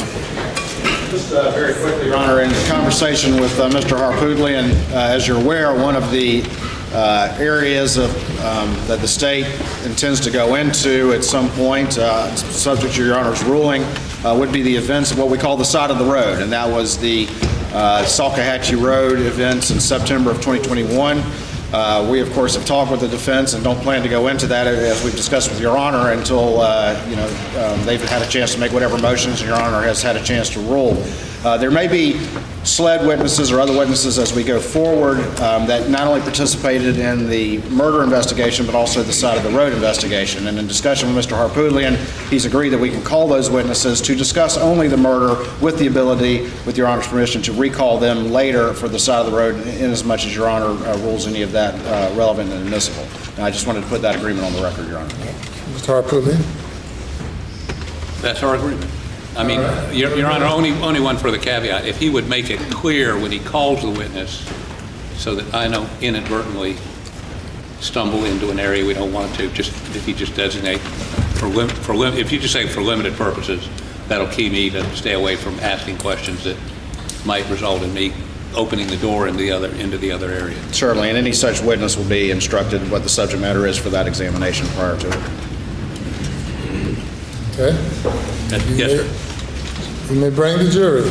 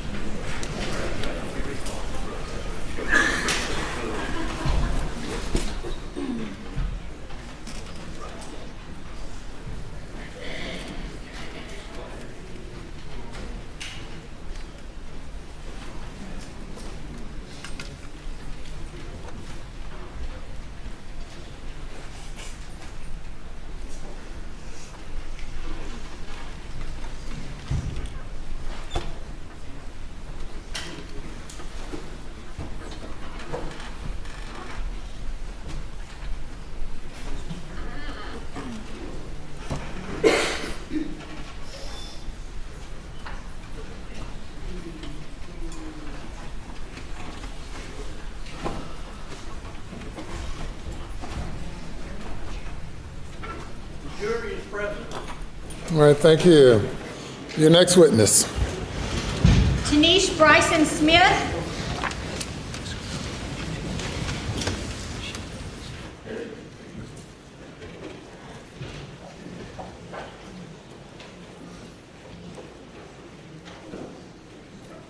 You'll come up here, please.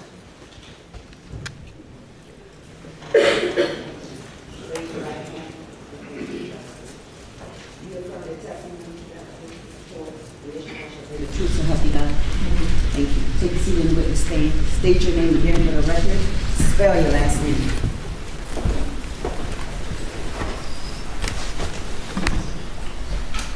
First name Tanish, last name Bryson Smith, Bryson hyphen Smith. Good afternoon, Ms. Bryson Smith. Good afternoon. Could you tell the jury where you work? Hampton County E911. And how long have you worked for Hampton County E911? 17 years. And what is E911? Emergency Services Dispatch Center. And what do you do there? Currently, I am in a director position, just instated in December. I am over the management of day-to-day operations of the 911 Dispatch Center for Hampton County, including budgeting, payroll, like I said, day-to-day operations, and record keeping, recordings, etc. Okay. Does the Hampton County 911 keep records in the normal course of business? We do. And what kind of recordings are these? We have audio recordings from 911 phone calls, administrative line phone calls, as well as radio recordings from our radios from the field. Are all 911 calls recorded? They are. And how are these calls stored? They're stored on our NextLog data recording systems. How long are they stored for? As long as we need them. And who has access to those records? I do. Does anybody else? No, ma'am. Just you? Yes, ma'am. Okay. And how do you access the records? There is a database in my office that I have to log into to access any recordings that is requested. Okay. All right. Sometimes do calls from another county, such as Colleton County, come into Hampton County? They do. And why does that happen? Cell phones pick up on the nearest PSAP based upon the location of that cell phone at the time of call. PSAP meaning Public Safety Answering System. Okay. And why does it pick up on that, on the location, and send it to Hampton as opposed to Colleton? Due to the geographical location of a phone call or a phone when that call is made, that cell phone picks up at that tower, and the tower, wherever the nearest PSAP is where that cell phone will be routed to. And what do you do when you in Hampton County receive a call from Colleton that's supposed to be going to Colleton County? We transfer that call out to Colleton County. Okay. All right. Back on June 7th of 2021, did you receive a call from Alec Murdaugh? We did. And that call came into Hampton County, is that correct? That's correct. And what did happen to that call when it came in? Once it was determined that the call was the location of the emergency was Colleton County, we transferred that call out to Colleton County. And you determined the Colleton County location how? Based upon the numerics and the address that was given. Once we plug that information into our system, it populates in Colleton County.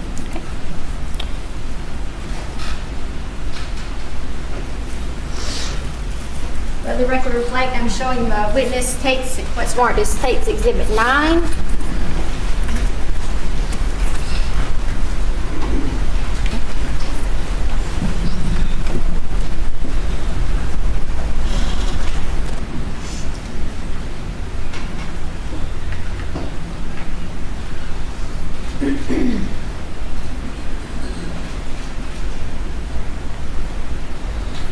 No objection, Your Honor.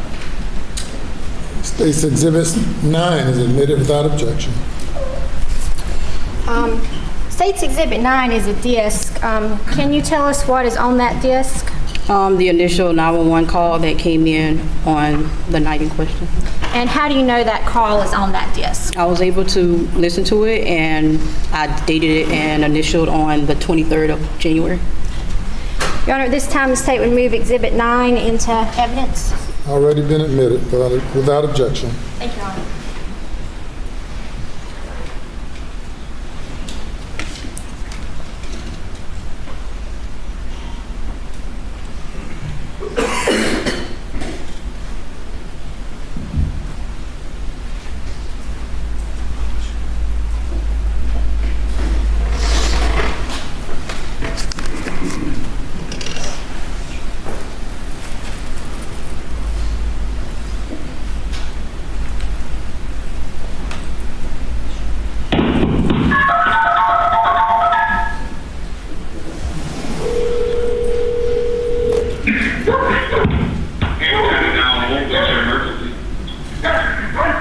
This is Alec Murdaugh at 4147 Murdaugh Road. I need the police to stand up immediately. My wife and child are stuck badly. Okay, you said 4147 Murdaugh Road in Allison? Sir? You said 4147 Moselle Road in Allison? Yes, sir. 4147 Moselle Road. Stay on the line with me, okay? Yes, sir. Stay on the line with me, okay?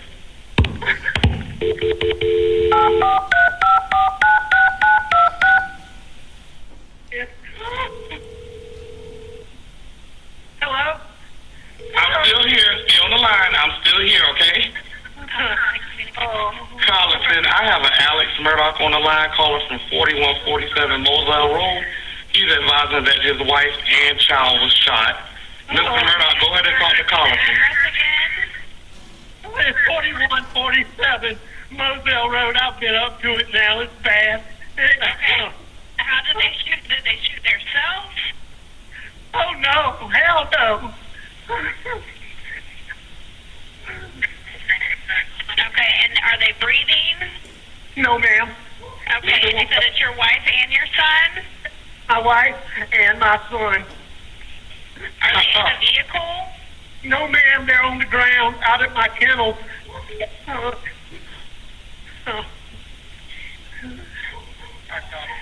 And did you I can tell that he shot in the head, and he shot really bad. He shot really bad.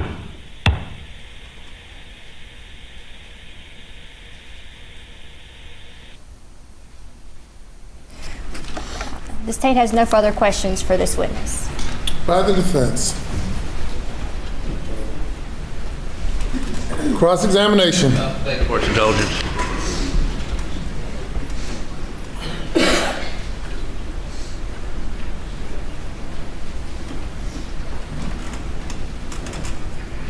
Just a couple of questions, Your Honor. So explain to me how this works. The call came into you in what county? Hampton County. Hampton County. Correct.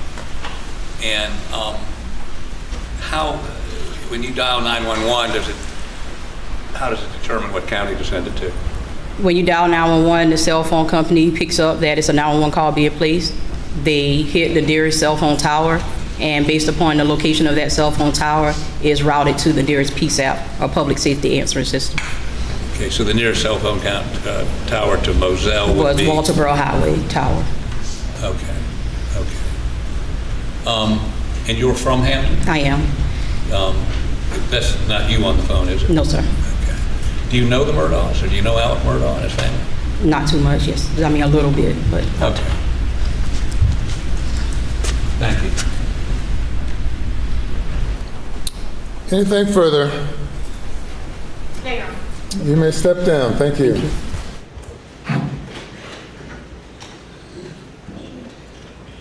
May I call your next witness? Angela Stallings.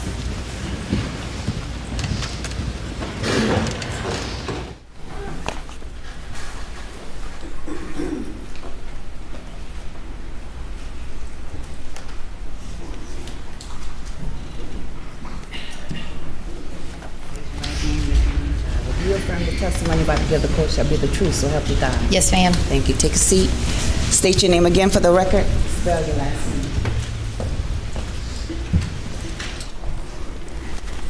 Angela Stallings, Stallings. Hi, Captain Stallings. Good afternoon. Could you please tell the jury where you work? I work at the Colleton County Sheriff's Office. Okay. And how long have you worked there? I have approximately 15 years with the Sheriff's Office. What are some of your duties and responsibilities at the Sheriff's Office? I am the Administrative Services Captain. I oversee the 911 Center. I'm over our Civil Process Division, Court Security, our School Resource Officers, our Sex Offender Registry Division, training, supply, and the hiring process, and records. You have quite a lot of duties there. Yes, ma'am. In the course of your duties, do you keep records of 911 calls? We do. Can you explain to the jury what happens when a 911 call comes into Colleton County? Yes, ma'am. So when a call comes into Colleton County, it hits our recorder system. As soon as the call connects to the recorder and starts ringing, our recorder automatically starts recording automatically. It starts recording before we even answer the phone. And is a recording of all 911 calls that come into Colleton County Center kept? Yes, ma'am, they are. And how are those records kept? They're kept on our server that is the Carolina recording software system that we use. Who has access to those records? Myself and one other employee.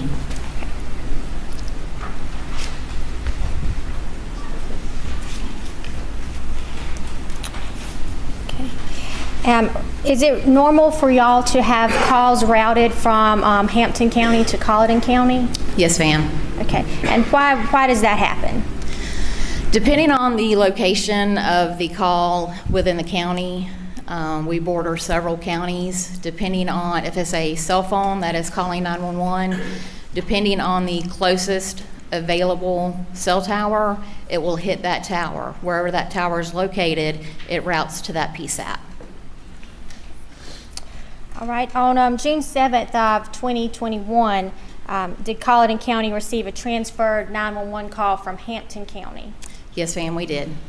And what time did that call come in? May I look at my notes? Yes.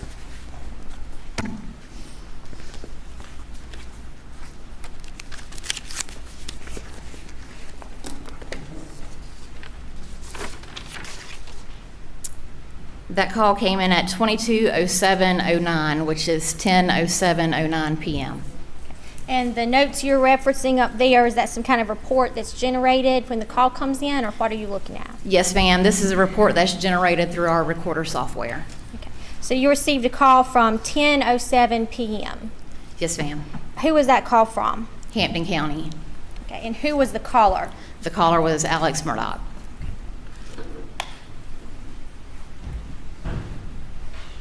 They played the 911 call already?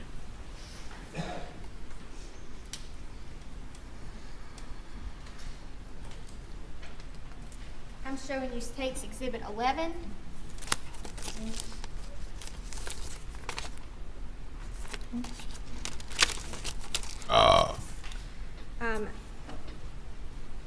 Do you recognize State's Exhibit 11? Yes, ma'am, I do. What is it? It is a disc of the 911 call. And how do you know that? It has my initials and date that I reviewed it.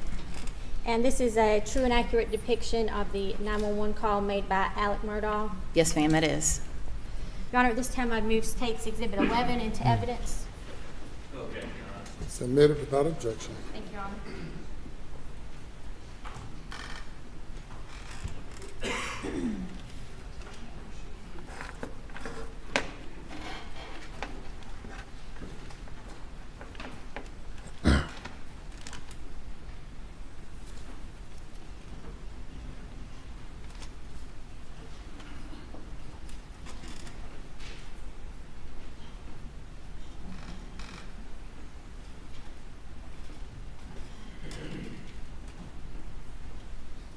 June.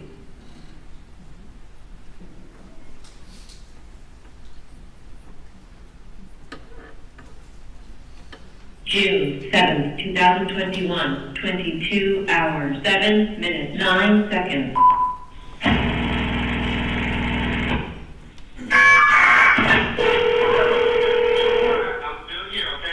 Colonization vacation.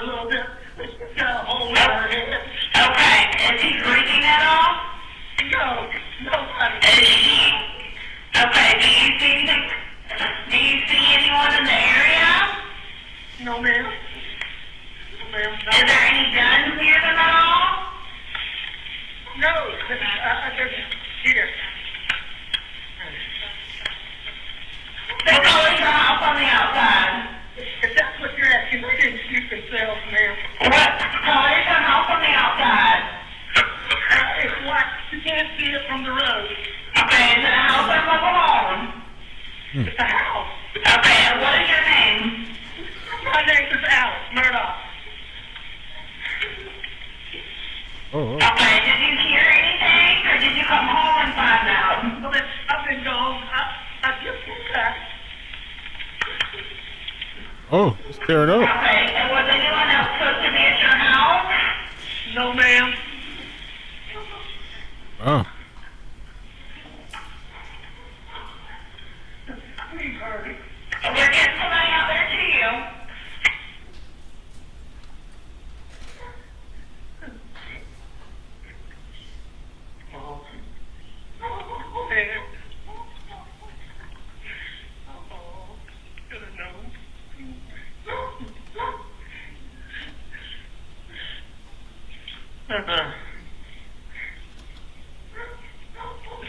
Okay, so what is her name?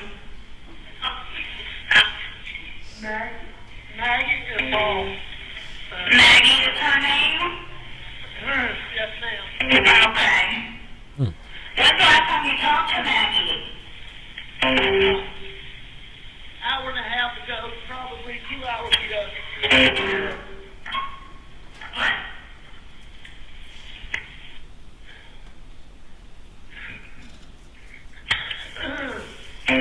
Okay, you said about 2 hours ago you talked to them?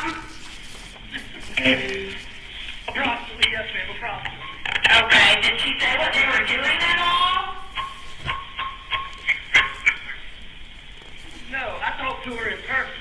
You talked to her in person? We're getting somebody out there to you. We ask you any questions, don't slow them down, okay? And you sure they're not breathing? Is he moving at all, your son? I know you said that she was shot in the head, but what about your son? Nobody. They're not. They're going over through this.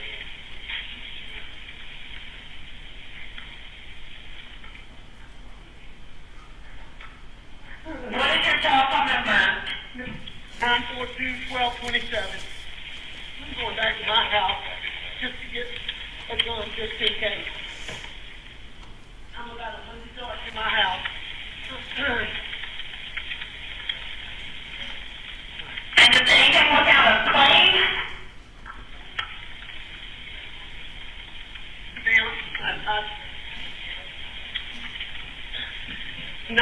Not particularly, really, no ma'am. Okay.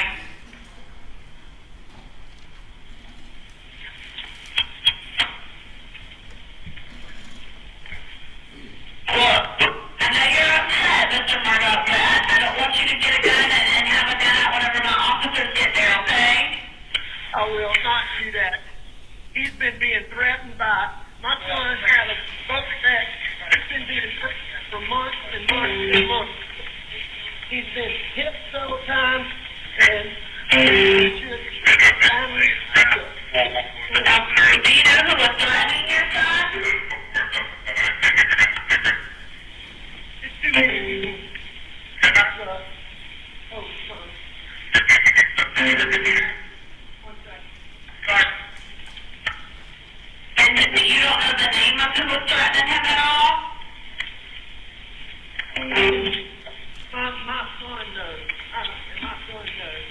Your son knows who was threatening him? I have another son now. Okay.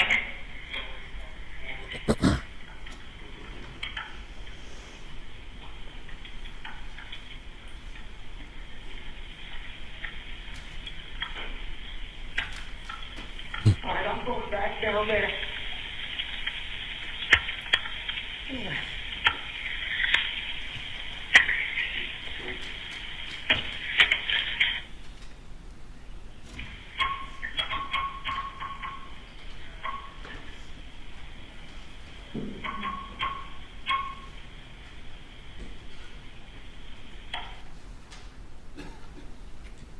And Captain Stallings, there's break between parts in this call. Why is that?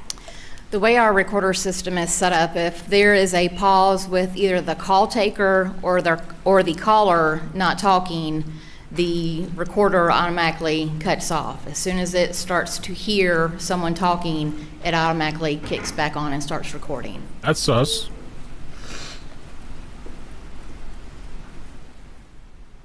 June 7th, 2021, 22 hours, 13 minutes, 58 seconds.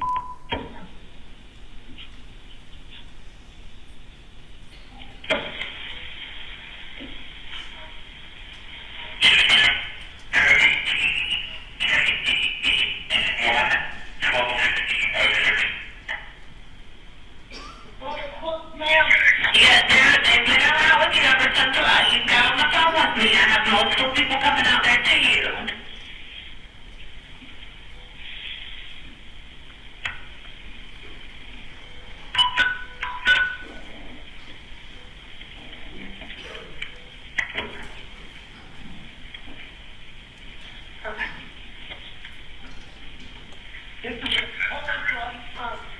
Okay, can you do me a favor, Mr. Murdaugh, and turn on the flashes on your car so that way they can see where the kennels are?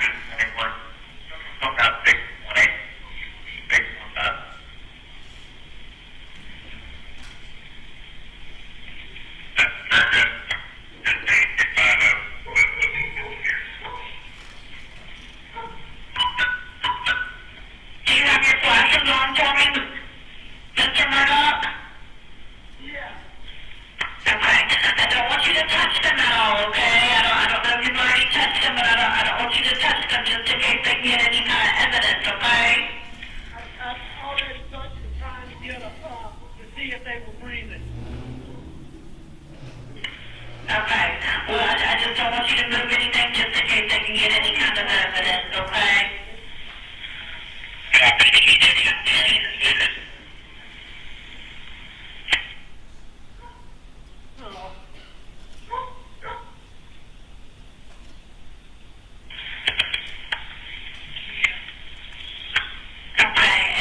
Did your son, I know you said that he had been threatened, did your son make reports of this at all?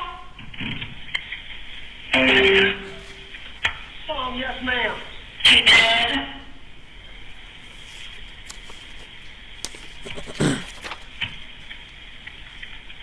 And what's your son's name? Paul. Paul? Ma'am, I need to call some of my family. Okay. Well, do me a favor for me. Whenever you see the officer or the medics, because they're all coming to you, can you put your gun in your vehicle for me? Absolutely. Okay. Well, we have them come and turn on the flashes on your vehicle so they can see you, okay? You got the flashes on for me? Okay. All right. Just, whenever you see them, put your gun up for me, okay? Okay. How old is your son? 22. Okay. All right. We're getting them out there to you, okay? All right.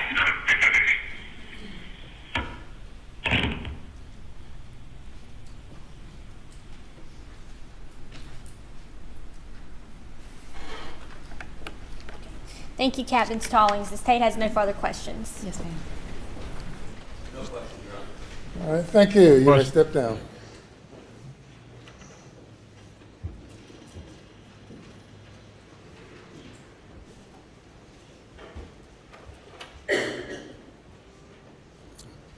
Call your next witness. Barry McCroy.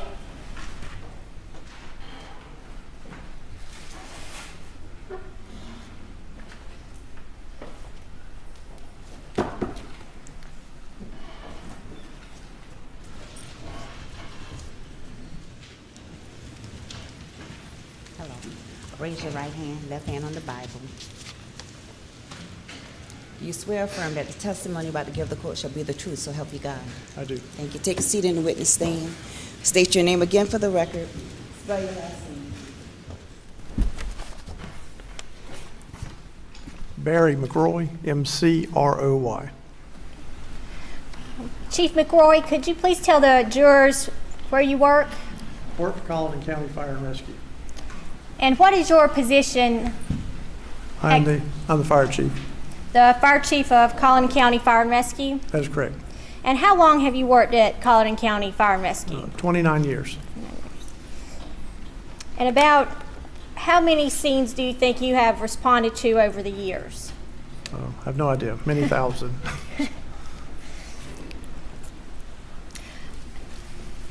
What are some of the training that you need to do to be a paramedic or respond with fire and rescue?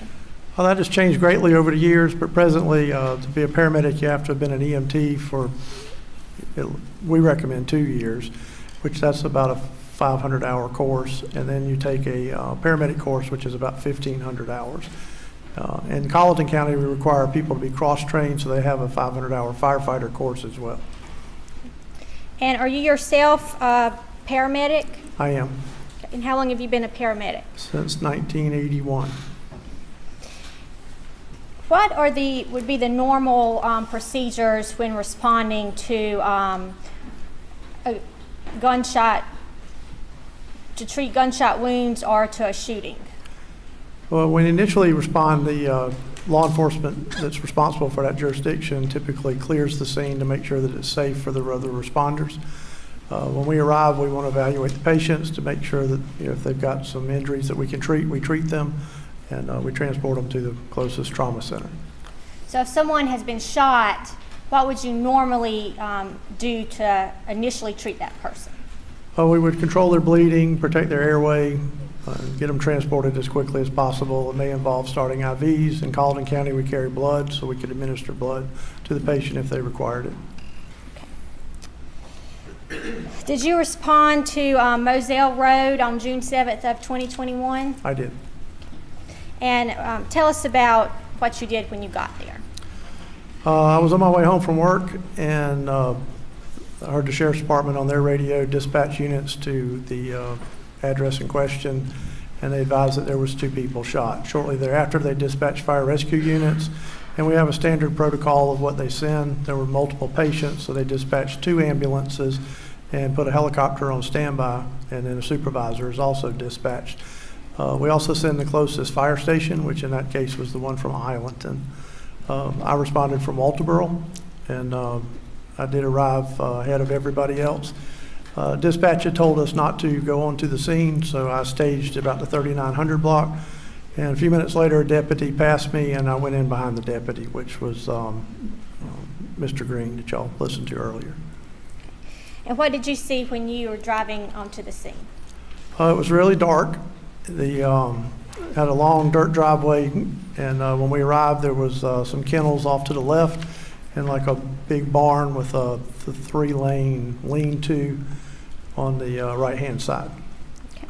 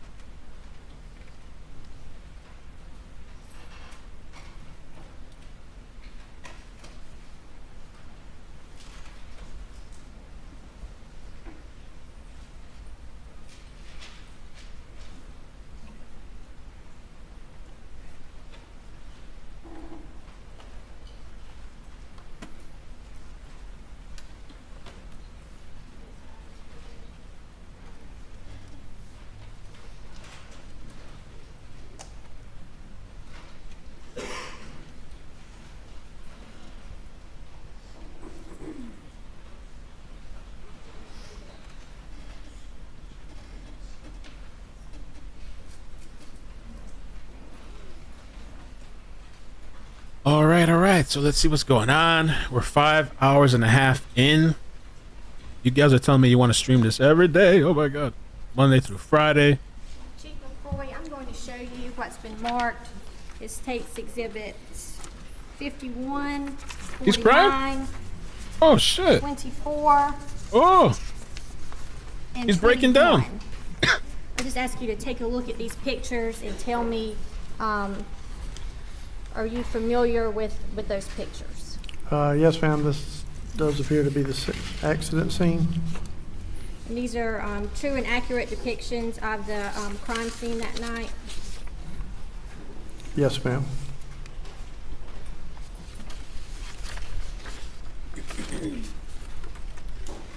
Your Honor, this time I would move states 51, 49, 24, and 21 into evidence, with states exhibits 24 and 51 being sealed with the agreed upon placeholders.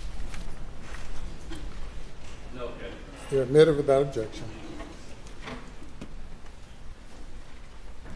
So Chief McCoy, could you tell us how you observed the victims when you got to the scene?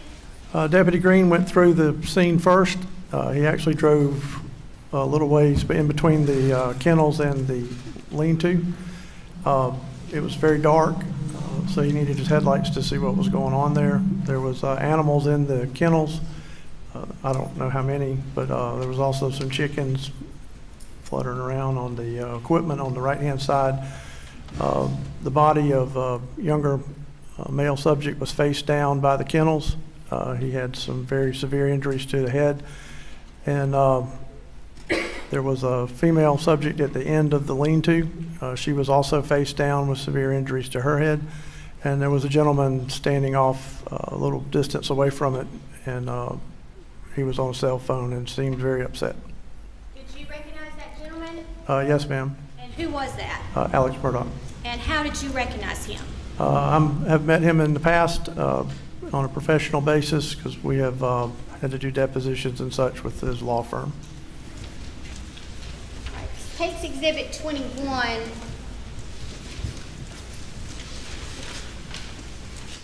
Can you describe what the jury is looking at in this picture?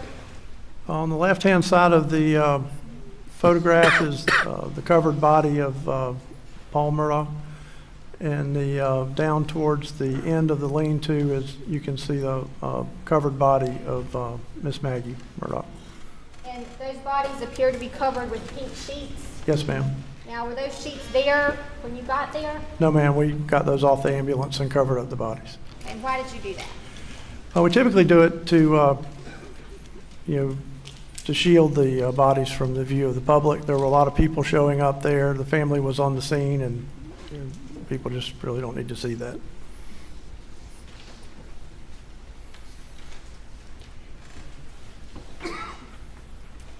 State's exhibit 24.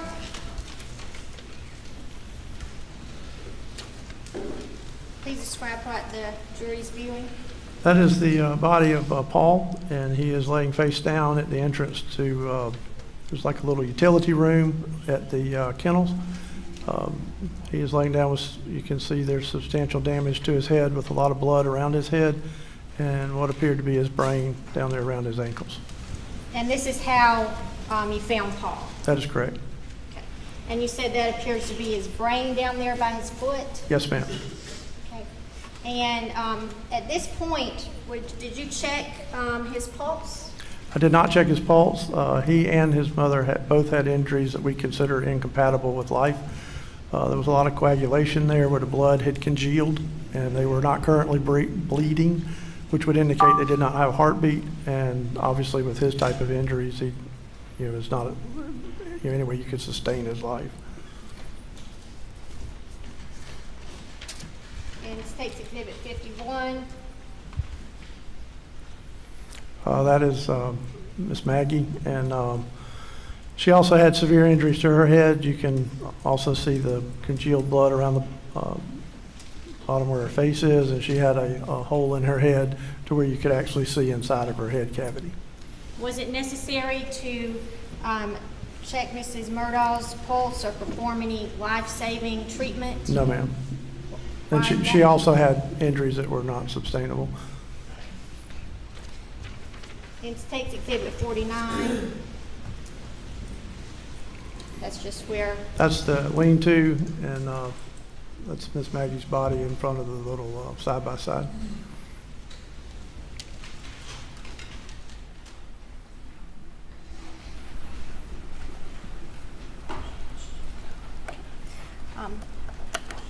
thank you. I have no further questions for this witness at Get this it. time.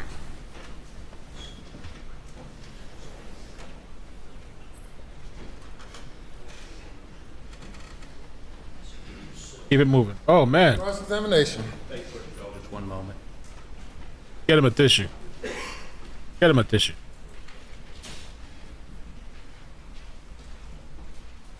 I don't know, man. He seemed torn up. Emotional, torn up. What do you guys think? It's legit? You think it's legit? Maybe. I don't know. What is he torn up about? Is it his family? Or himself?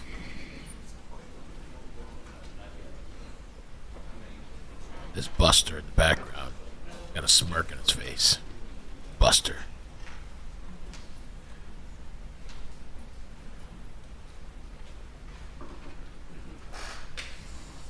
So you're the chief of the Carlton County Fire Rescue, correct? That is correct. And you, in the past, have had dealings with Alec Murdaugh in a professional capacity with his law firm, correct? That is correct. So you recognized him and you've seen him before, correct? Yes, sir. Was his demeanor grieving, distraught, upset? He seemed to be very upset, yes, sir. Very upset. Now, I've got just a very few questions for you. But when you responded, and I'm going to try to get the picture, I think.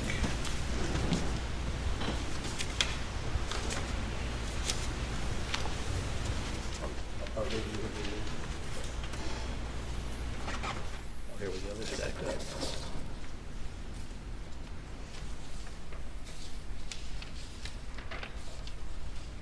Gotta poke holes in him. Get him.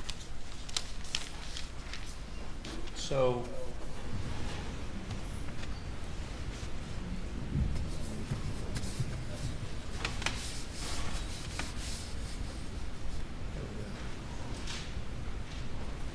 do you recognize this from the night of June 7th? That is correct. And those headlights facing us, are those the headlights from the Suburban? That would be a vehicle that was south of the location, so the police car would have been north. Right, but is that Mr. Murdaugh's vehicle, or do you know? I have no idea. Okay. So when you got there, you indicated to somebody that they needed to preserve some tire tracks, correct? That is correct. Over to the right-hand side, there's 3 rows of, I guess, where they could park equipment underneath the lean-to. And the farthest one over, there was no equipment in it, but there were some tire tracks coming out of it. And, I mean, how did you come to see those? Did you drive, you drove in off of Moselle Road, correct? I drove in off of Moselle Road. The deputy parked in this little driveway here between the kennel and the lean-to. Right. I parked at the end of the lean-to. Where I was at, I activated my scene lights, which are all the way across the front of the light bar. The scene lights? They're high-intensity lights? High-intensity, bright white lights. Okay. So it was very dark, and I could see the tire tracks over to the right. So as we look at this view, They're not visible in this picture. I understand that, but Okay. would the area you were be to the, To the right, this side or the other side? other side. Okay, over to this side. That is correct. And on the other side of the shed right here? More to the bottom, More to the bottom? to the Okay. right. So let me, maybe we have a video of this that'll be a little easier for you to look at.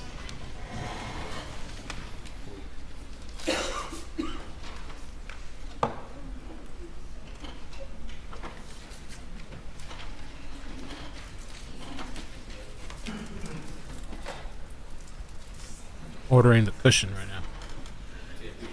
No signal. It's like my television at home. Oh. Okay, so.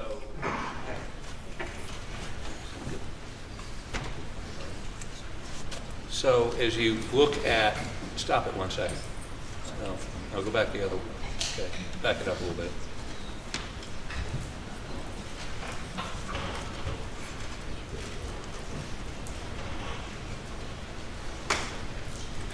From this perspective, can you see that perspective right there? Yes, sir. Hold on. If you back up just a little bit, Back it up. right, if you'll stop it Stop. there.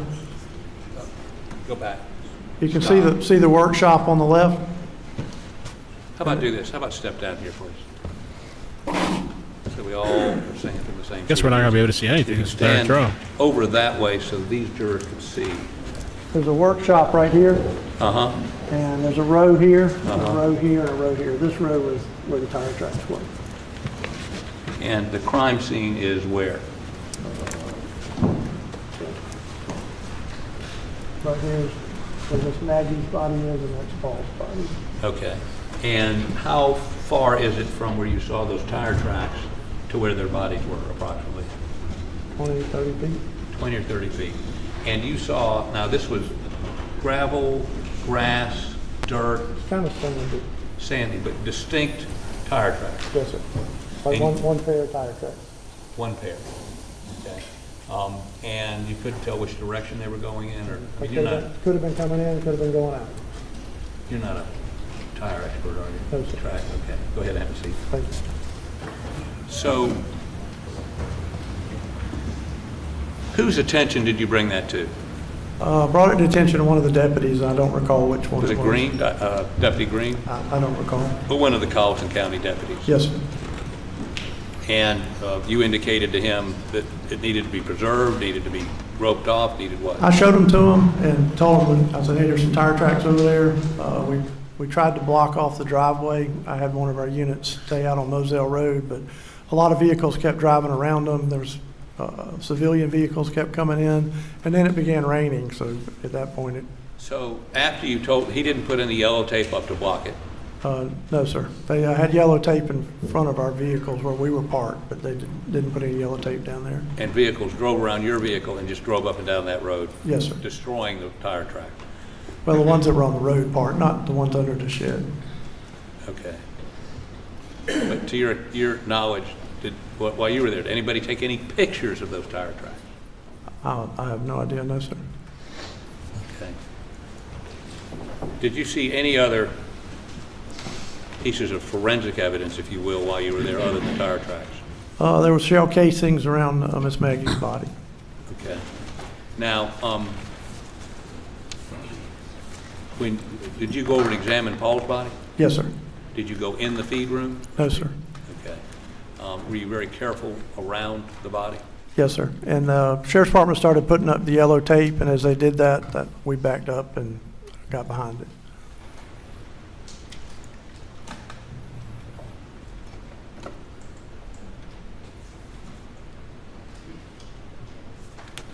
Take the court's indulgence. Leave the man alone, man. Come on.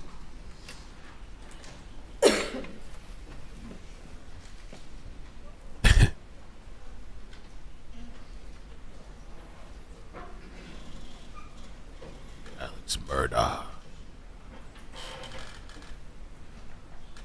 Buster. One file.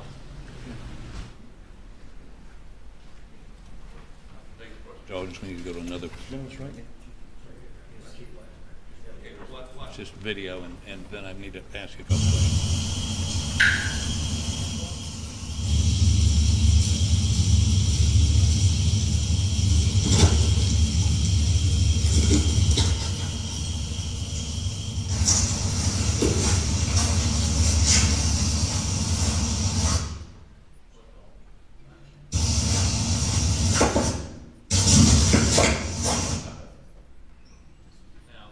Is this the area you were talking about where there were tire tracks?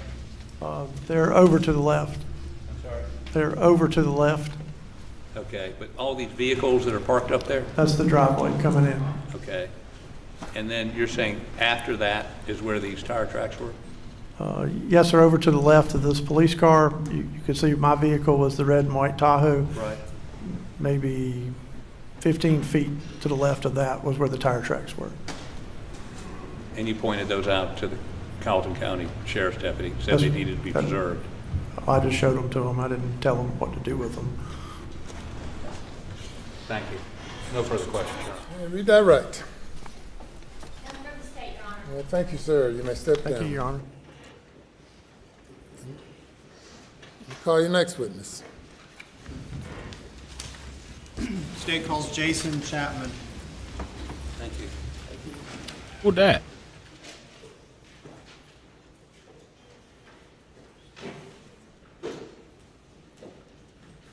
Lights on, or they turn them up?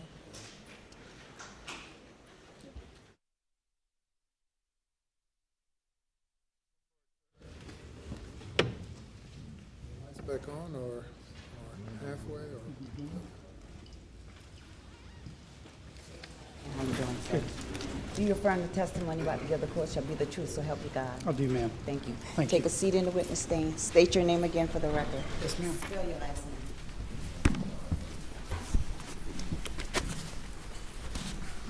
Good afternoon. My name is Jason Walker Chapman. Last name Chapman.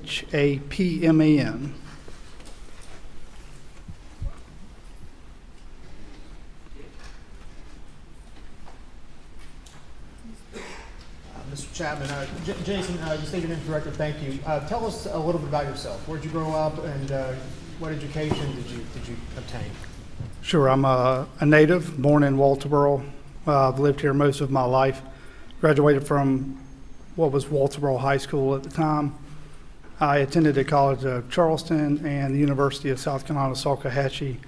Before starting my career in law enforcement, I actually joined the cadet program well before age of 21, then became a reserve deputy, dispatcher, and then a Class 1 officer. And I've now been doing law enforcement. I'm in my 26th year. 26-year career. Would you walk us through how you when you first got into law enforcement, and kind of the roles you've taken on and the training you've done in that? Certainly. In '97, I attended a reserve officer class. Had to actually wait until I turned 21 to take the final exam. Went down to the academy, took the exam, passed, began working as a reserve. I then got hired as a dispatcher at the Walterboro Police Department, where I worked a short stint as a dispatcher to fill in a hole. And in the spring of '98, I attended the South Carolina Criminal Justice Academy. I graduated later that year. I actually graduated as a distinguished graduate from the academy.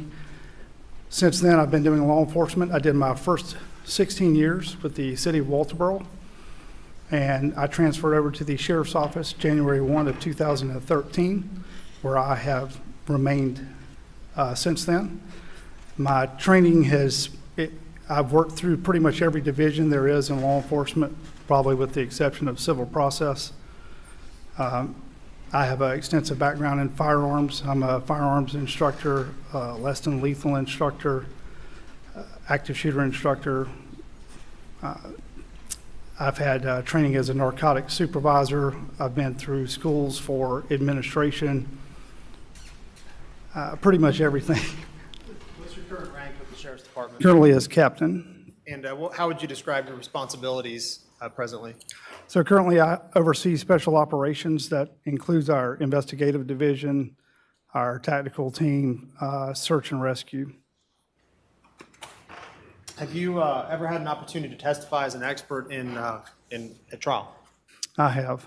Tell us about that. This past year in 2022, I testified in federal court in Charleston, South Carolina, on a case involving the city of Beaufort, and I was sworn in as a expert witness in general police procedures.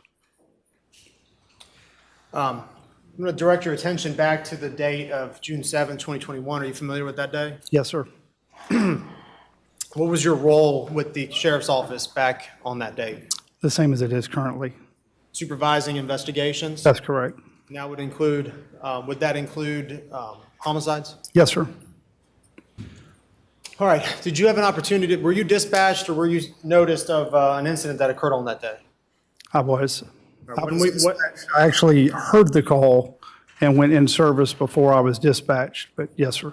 All right, what did you hear over the radio? Call coming out that a transfer from Hampton County had been received, in which the caller was reporting that his wife and child had been shot.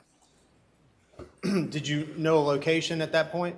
I was given the location by dispatch, but I was not familiar at the time of the dispatch as to the parties involved. And at that point, did you decide that you were going to go to the scene? I did, sir. What was the dispatch location? I believe it was, I think it's 4142 Moselle Road in Arlington. Were you made aware of who this involved at that I was point? not at the time. Is 4147 Moselle Road within the limits of Colleton County? It is, sir. And walk us through what you did that night upon, learning of this incident and then making your way out there. Walk us through that process, if you would. Yes, sir. I had a brief conversation with Sheriff Hill by telephone while en route. He had been advised of the caller's identity as Mr. Alex Murdaugh. With my career, familiar with the Murdaugh family and Mr. Murdaugh, and Sheriff Hill advised me that if it was in fact confirmed to be Mr. Murdaugh, that he would likely notify SLED simply because of the conflict of interest with the family. And shortly before we arrived, I believe he was able to confirm that, and that call was made to request for assistance from SLED and to request that they actually assume primary in the investigation. Does your department, the sheriff's office, do you all work fairly closely with SLED? Is that a common thing? We do, sir. All right, describe that process. I mean, not including this particular investigation, but in general, how have you all worked with SLED as a law enforcement agency? As far as crime scenes, like response to crime scenes, my division works with the entire agency, but we work very well with SLED. The remote location, although we have a satellite office for SLED here in Colleton County, actually, for the Low Country, their crime scene unit still comes out of Columbia. So middle of the night when they're notified that we may need assistance, or in this case that we wanted to take them to take primary in the investigation, even with the fact that they're emergency services, it's still going to be about an average of a 2-hour response for that crime scene unit once they're notified. So it's very common for us to begin the investigative process at that scene while we're waiting for their arrival, with them working jointly with us. And that investigative process usually begins with the acquisition of a search warrant, which we know will be required once the crime scene team arrives on scene. And that just comes from a long supported tradition of us working well together and obviously being capable to do so.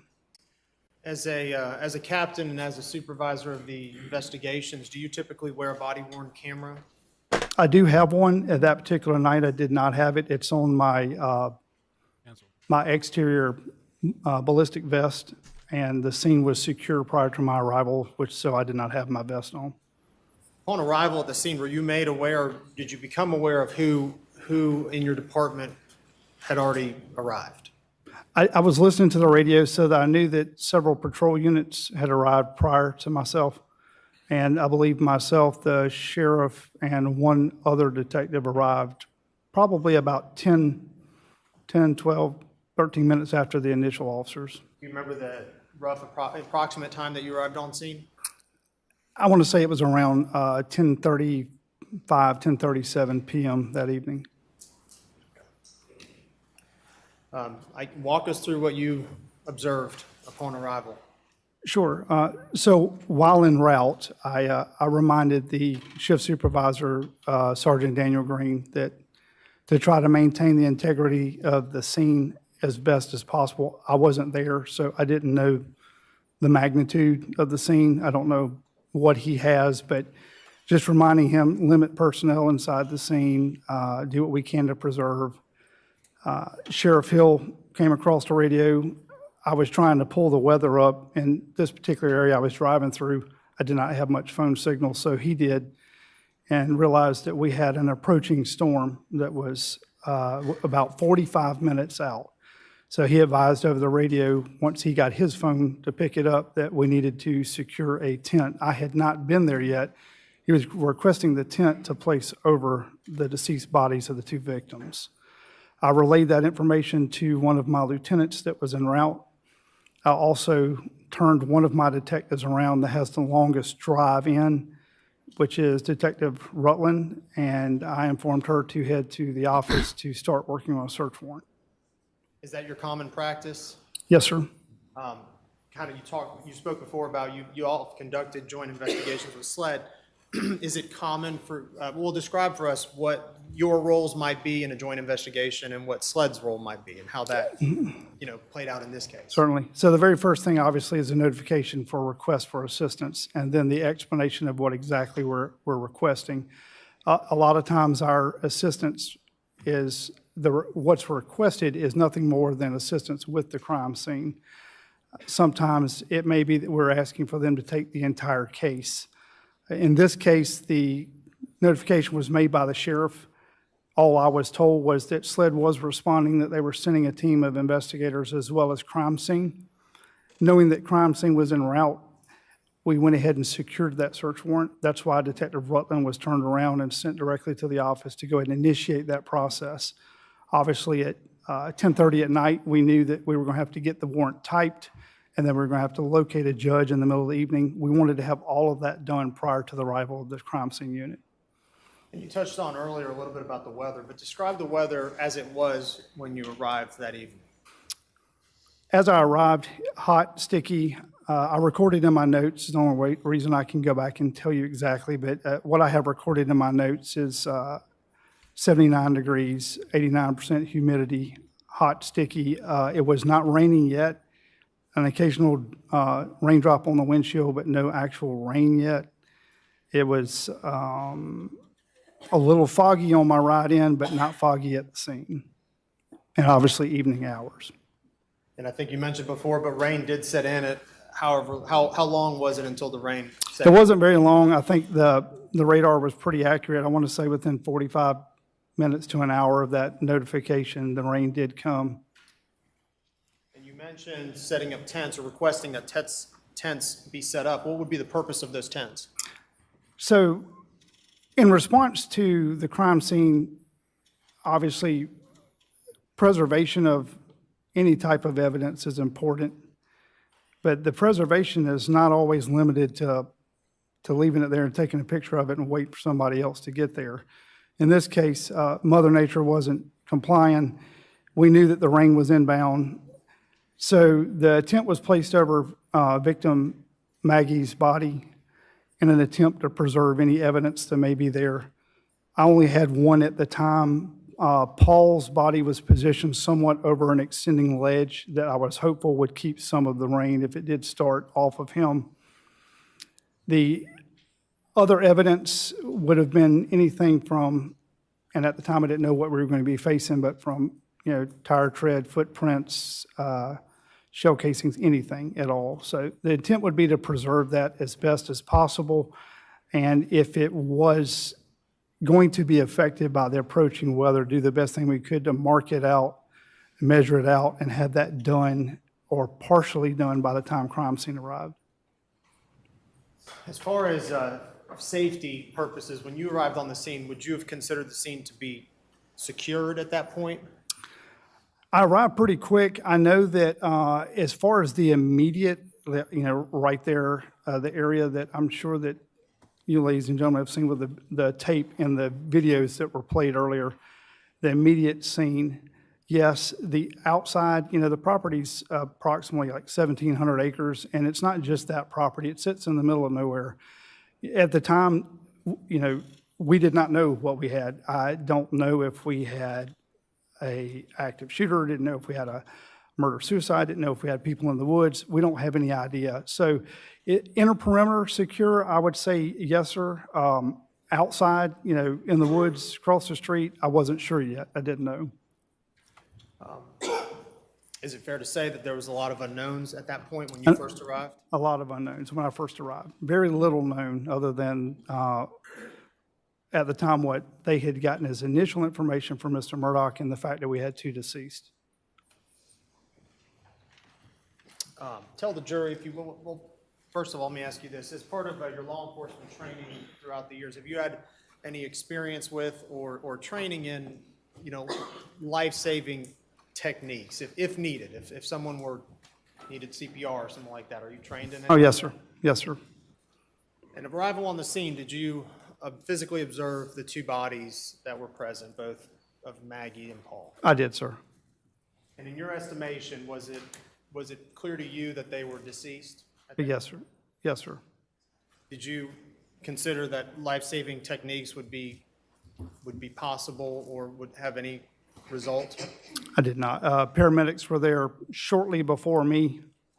Got great fire rescue. I was assured that if there had been anything that could have been done, it would have been initiated prior to my arrival, but from what I saw, it was well beyond that. Upon your arrival at the scene, were there anyone else present that were not either sheriff's office employees or employees of EMS and fire? Was there anyone else present on the scene? The two victims, Mr. Murdaugh and emergency services. You mentioned Mr. Murdaugh. Is that Alex Murdaugh? Yes, sir. Is he present here today? Yes, sir. He's seated at the defense table, blue blazer, white shirt, and glasses.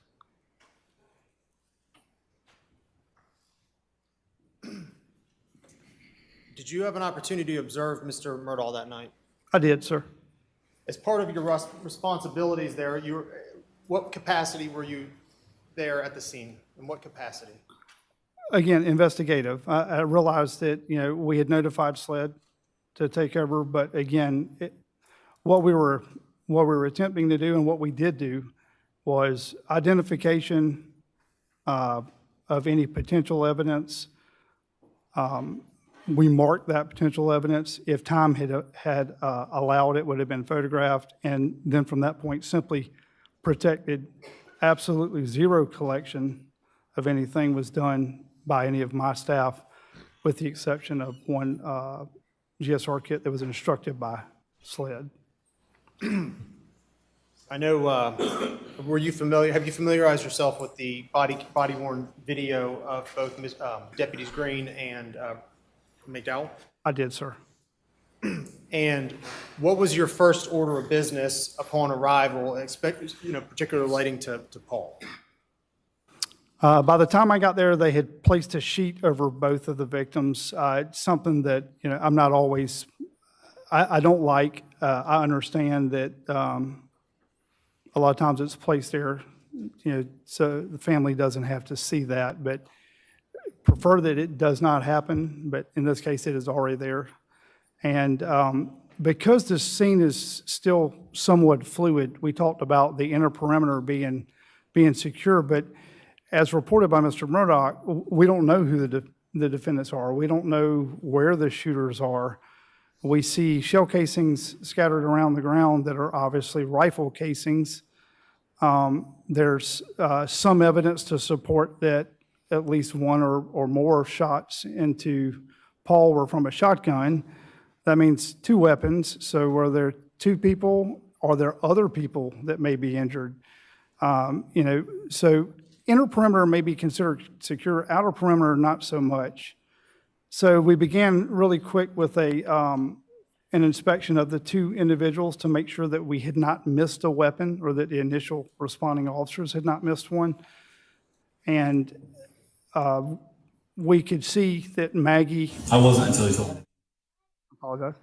We could see that Maggie, there was nothing laying beside her.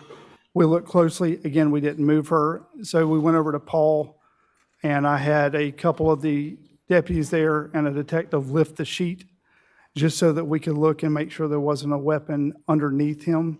His hands were tucked, so you couldn't see underneath his body. But as best we could tell from the present state of the body, unless there was a weapon directly underneath him, there was nothing out to left or right.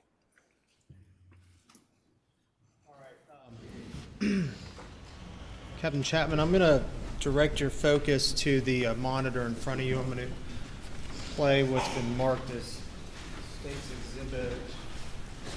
What's that? Oh, yeah, we need the name.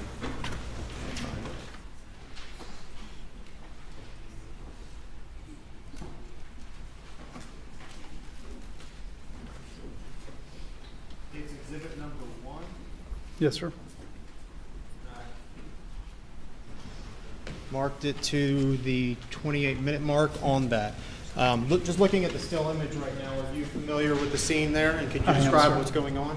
Yes, sir. So that's myself, Detective Tyndall, Chief McRoy from the Colleton County Fire Rescue.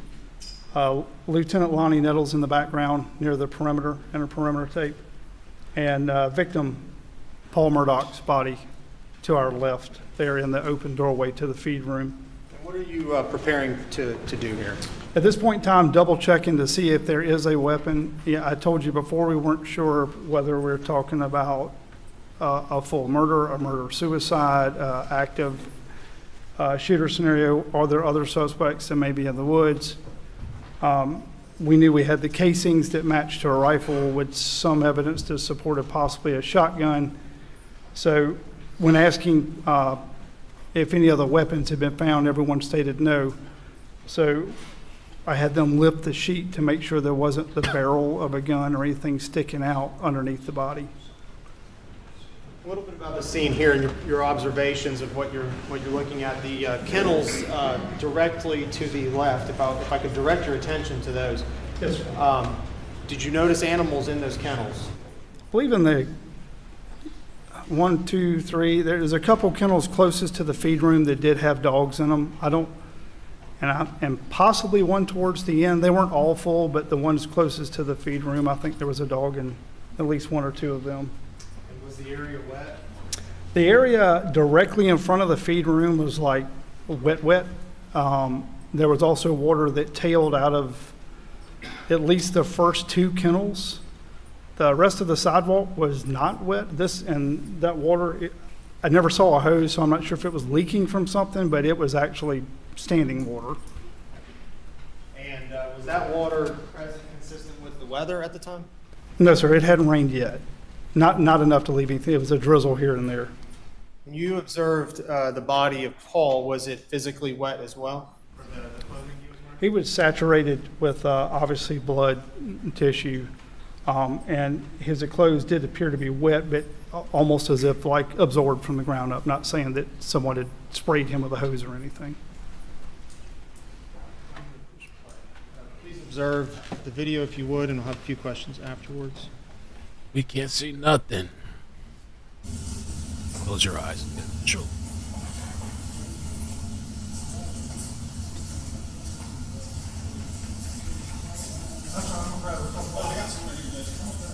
Hey, you want to close that in? Sir, was that? You want to close it in? Yeah.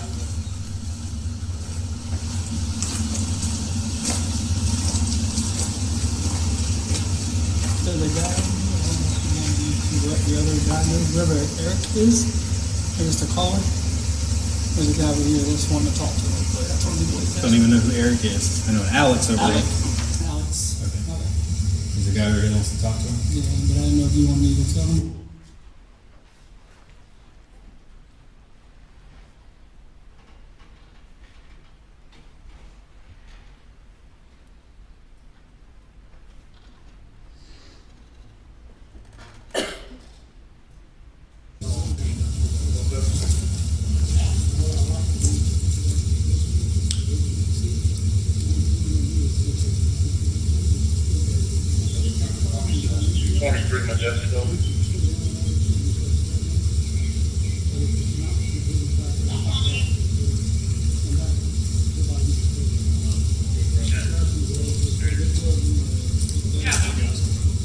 They're not trying to get information. It's a great trailblazer.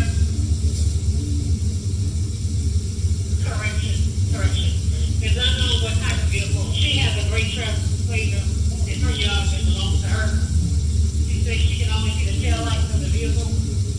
She is also permitted to use them to knock off the speed.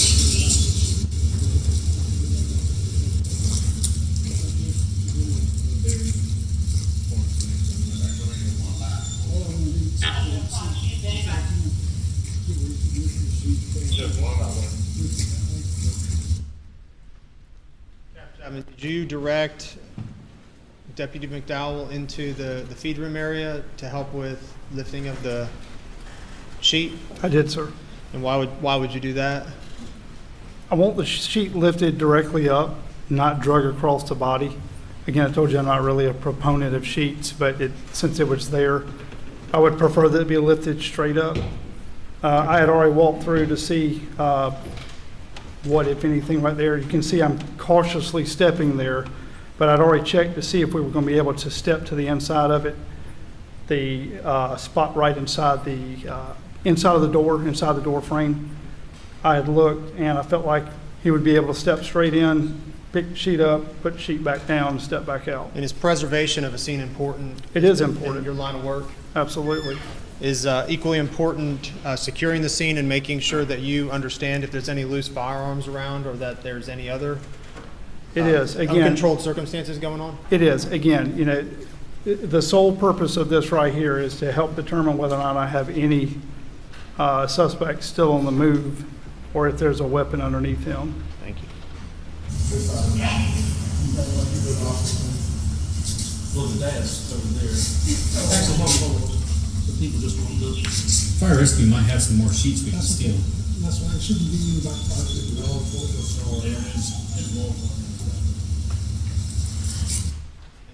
Is this you looking for the gun? It is, sir. What do you notice about the body physically laid there, Paul's body? Feet towards the feed room, head towards the driveway, hands tucked underneath the body, fairly saturated in blood. Majority of the head is gone. There's a lot of tissue, what appears to be at least some of the brain or most of the brain lying on the opposite side from me to the victim. Wet, again, I'm assuming probably from soaking up rain or water, whatever that is, off the sidewalk. And a smartphone sitting propped up on the back of him. Was Paul's person saturated in physical matter and blood? Yes. And his hands, were they accessible to anyone without, could you have touched Paul's hands or wrists without physically moving him? I can't actually see his hands at this point in time. Fell down on top of him? Is that They're fair to say? underneath his body, yes, sir.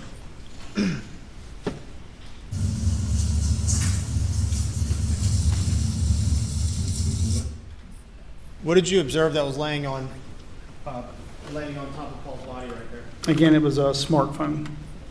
Did you have a chance to examine that smartphone and get fairly close to it? I got close to it. I didn't pick it up. I was present when it was actually collected later, but it was not collected at this point. And later on, it was describe the collection process that occurred after this. It was collected by myself and Agent David Owens. I believe he's going to be your case agent. As far as collection of that, I stood by as a witness as he collected.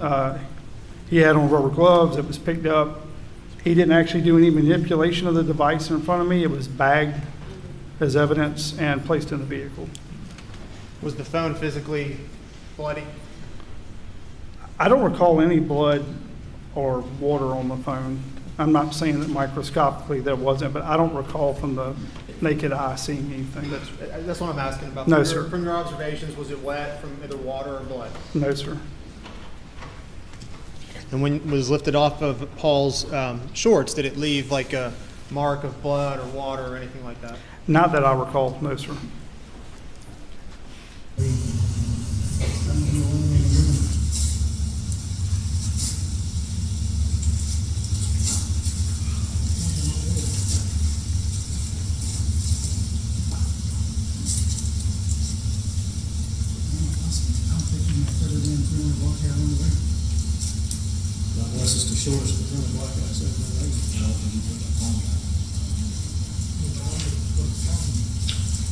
I haven't asked the dad about the phone, but dad did say he came over and checked their pulses. Beyond that, I don't know what else he may have done.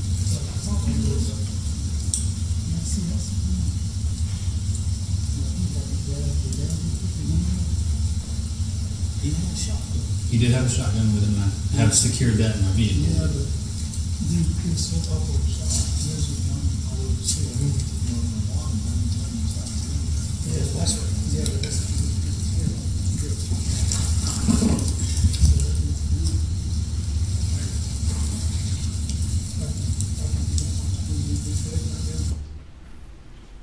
able to locate a firearm underneath the body of Paul?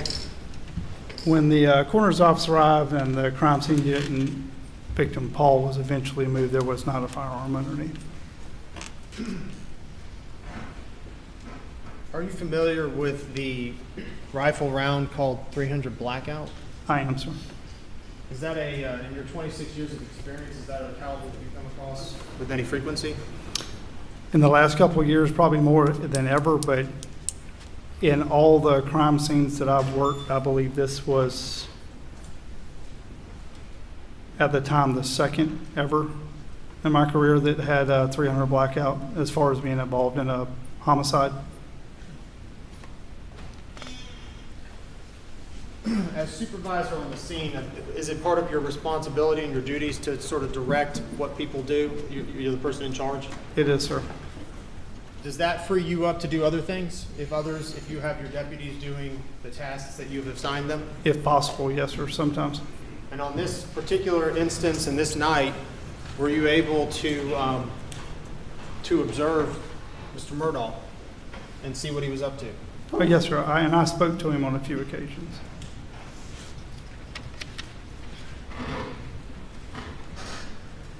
Whenever you're investigating a case, I'm going to ask you about items that you might designate as points that you need to address.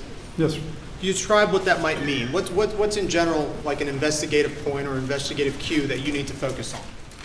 Anything that we hear or see that, based on the limited amount of knowledge we have at that particular point, just creates a unknown, something that may need further investigation, something that maybe doesn't necessarily correspond with the evidence on scene or with the statement made by somebody. It's something that just we need to follow up on. It can't just be left alone or accepted as fact.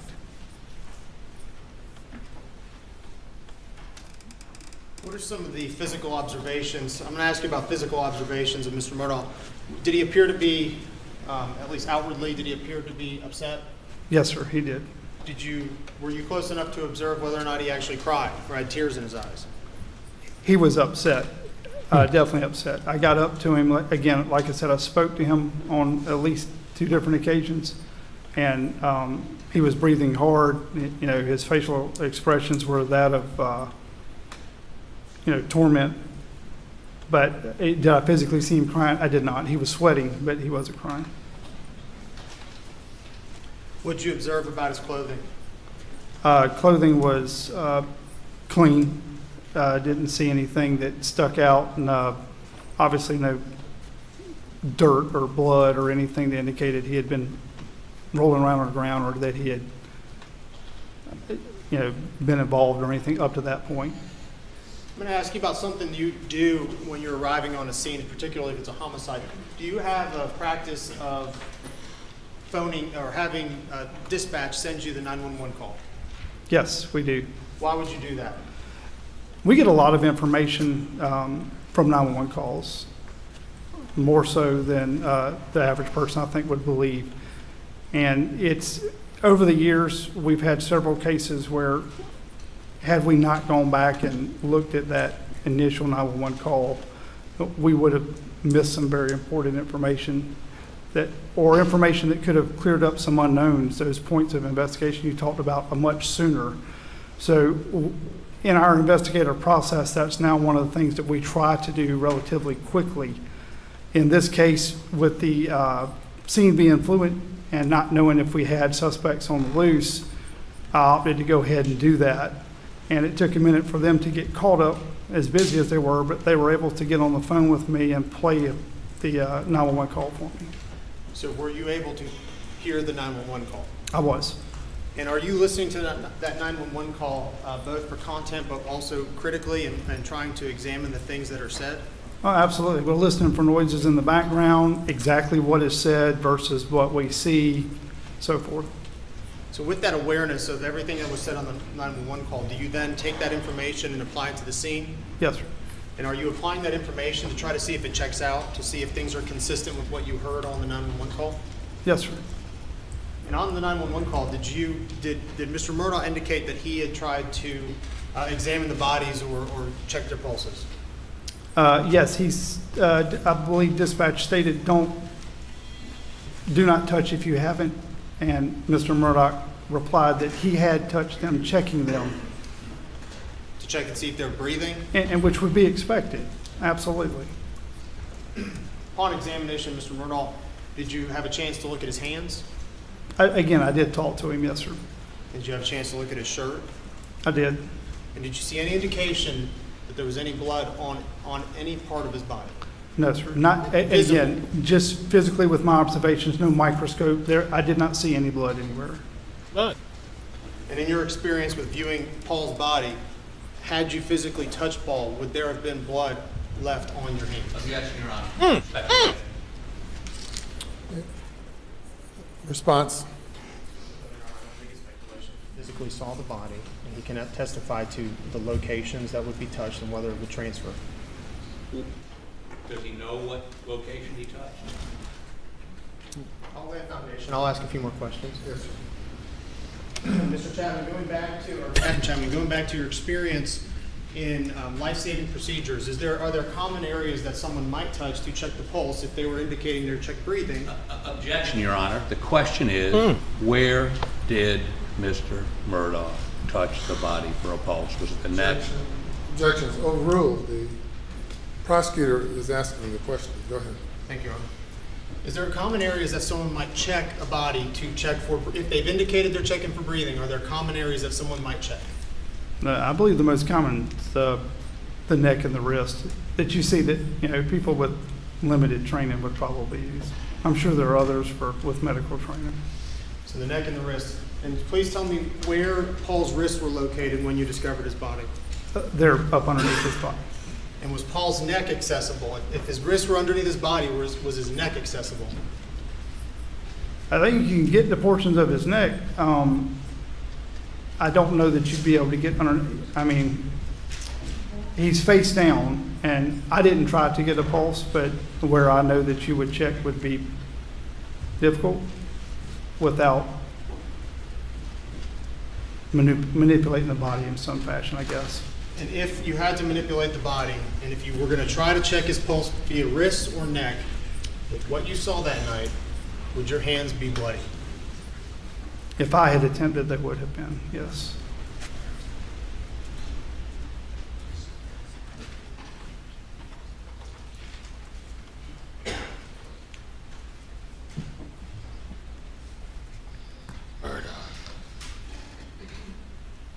I'll ask you another investigative point that you observed. Did Mr. Murdaugh in the 911 call indicate he was going to retrieve a firearm? Yes, sir. That actually came out while I was en route as a caution from the dispatcher, but it was also present on the call when I monitored the call. Having listened to the phone call, having listened to the 911 tape, what was your reaction, or what was the cue that you were fixated on as it relates to the retrieval of the firearm? What is going through your head at that point? Well, that he's scared. I mean, that he believes there may be somebody there that possibly whoever he believes hurt them may come back and hurt him. And sure, that's your estimation, right? That's what you're thinking was going on. That's what I was thinking, yeah. I mean, and that's what I believe pretty much anybody would think if he was there present with them and got spooked. And because I believe the verbiage on the 911 is, he states, I'm going to get a gun that I don't feel safe. And dispatch tries to tell him we would rather you not. And he states again that I'm not going to show it to the officers. I'm not going to hurt anybody. I'll put it away, but I feel unsafe. So I understand that. All right, and listen to the 911 call critically. What then did you observe towards the end after retrieving a firearm that you would cue on to in your investigative process? After knowing that he had went and got the gun, knowing that he stated he was unsafe, and that he went and got the firearm, when he came back, as soon as he got back to the scene, the only thing I believe that was odd from that point was that he wanted to separate the call or cancel the call to call family prior to anyone's arrival. It was the only thing that just struck me as odd. Again, it's just a point of investigation. Up to that point in the phone call, he had asked repeatedly, where are they? Are y'all coming? Are y'all coming? Are y'all coming? I'm not safe. I'm going to go get a gun. And then when he got back to the scene, are y'all here yet? How far out are they? And then it was, I need to call my family, and the phone disconnected. And when we refer to the scene is obviously, does that uncover part of what was, fenced off with crime scene tape? Does that, when referring to a scene? That would have been the primary scene, yes, sir. But in your mind, what does the scene also entail? What other things? Well, I mean, the only thing that, the phone could potentially extend that scene, the phone call, could potentially extend that scene. As far as entering a crime scene and not being able to introduce evidence, or exiting a crime scene without being able to take away evidence. And by his own admission, he left the scene, went to his house and got a gun. Potentially that could make the house an extension of the crime scene. Because that's what he indicated on the phone call. And that's what he indicated. Is Mr. Murdaugh considered part of that scene, the scene? Of course. He's inside that area when we arrive, and I mean, he would be factored into everything. And would that justify or explain why you might pay particular attention to him? Sure. I mean, we would anybody that was there.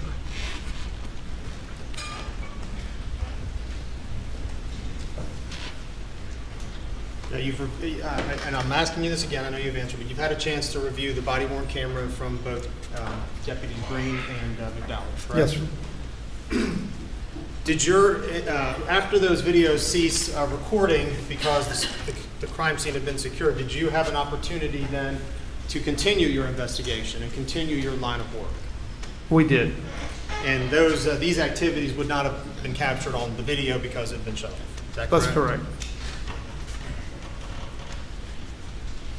Did you have an opportunity to physically observe, meaning watch Mr. Murdaugh while your deputies and your officers were performing their tasks? I did. What were a couple of the things that you noticed that stuck out to you when physically observing Mr. Murdaugh and how he was either behaving or what he was doing? Again, I mean, he was emotional. Distress on his face. I didn't see him cry. Not everyone cries. I don't have an issue with that. There were times that when we got to certain places or asked certain questions that you could see a slight demeanor change or body language shift. And, I took note of that, but again, just as a point of investigation. But he remained at the scene. He wasn't forced to say. He was cooperative, but he did, there were times that you could see reaction to different things. Okay. Did you notice a reaction? Did you ever notice him tracking your movements or your officers' movements?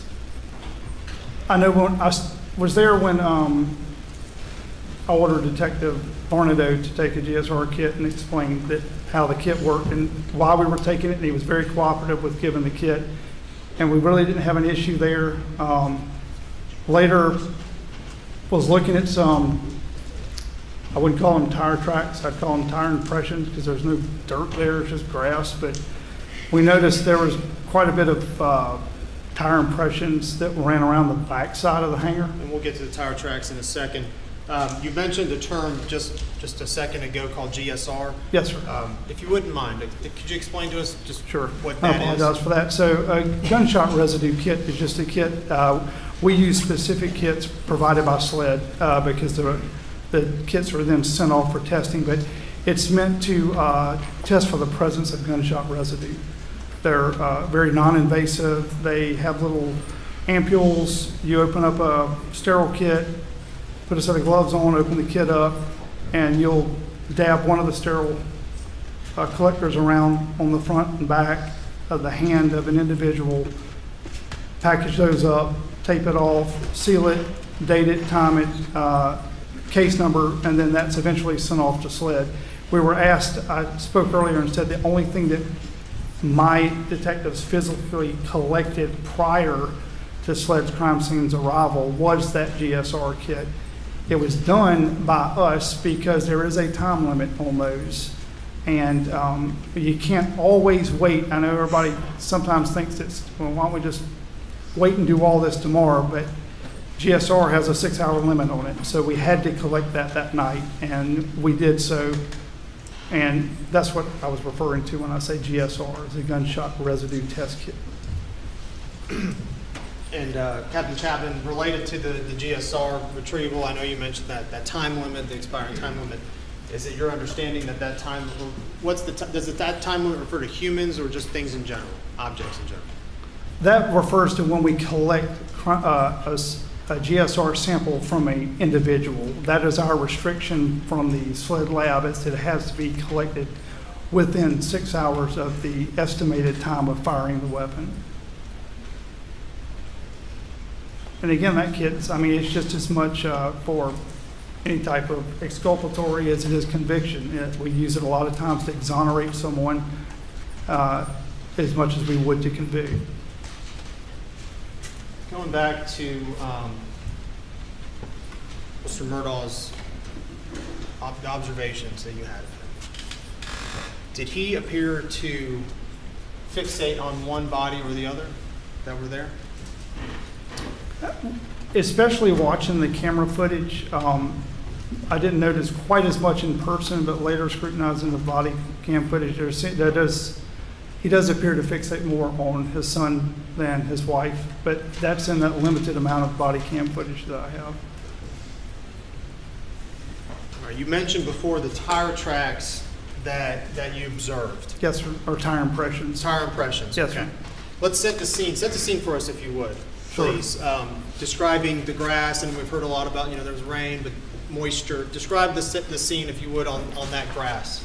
So if you come into the property and you go down the dirt road with Paul on your left, as you see in the picture before y'all, that gravel or dirt road between the kennels and what's referred to as the airport or the airplane hangar eventually ends in grass, a large grass area that separates that hangar from another shed.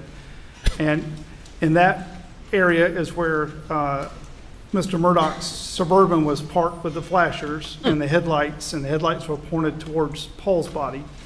But that entire area there is grass as opposed to the dirt or gravel lane between the two structures.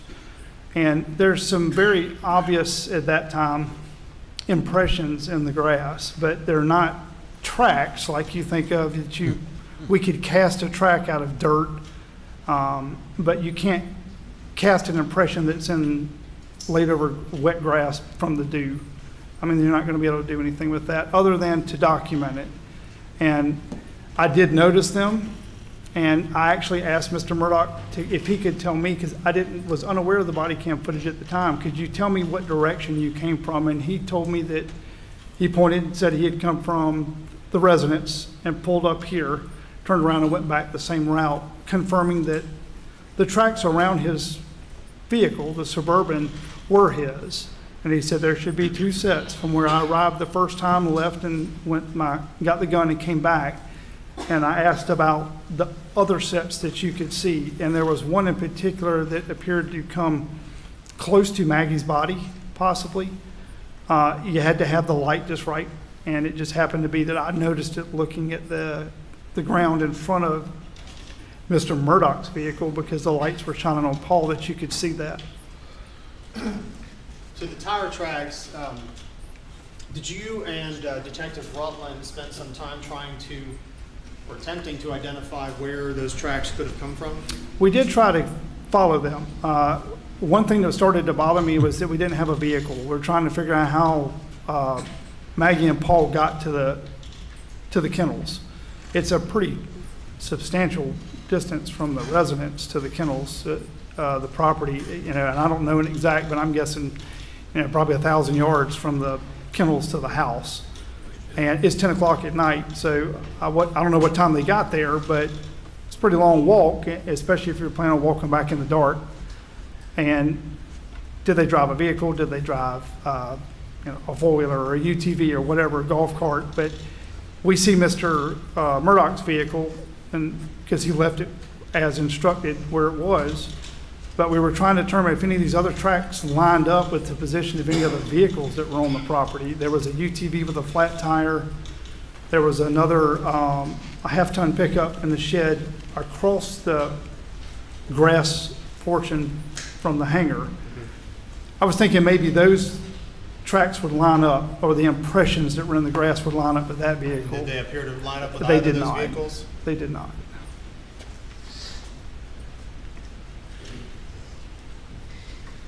As part of your investigation, flash forward in just a little bit, did you operate and record 2 drone videos of the property? I did. Yeah, I'm going to show you. I'm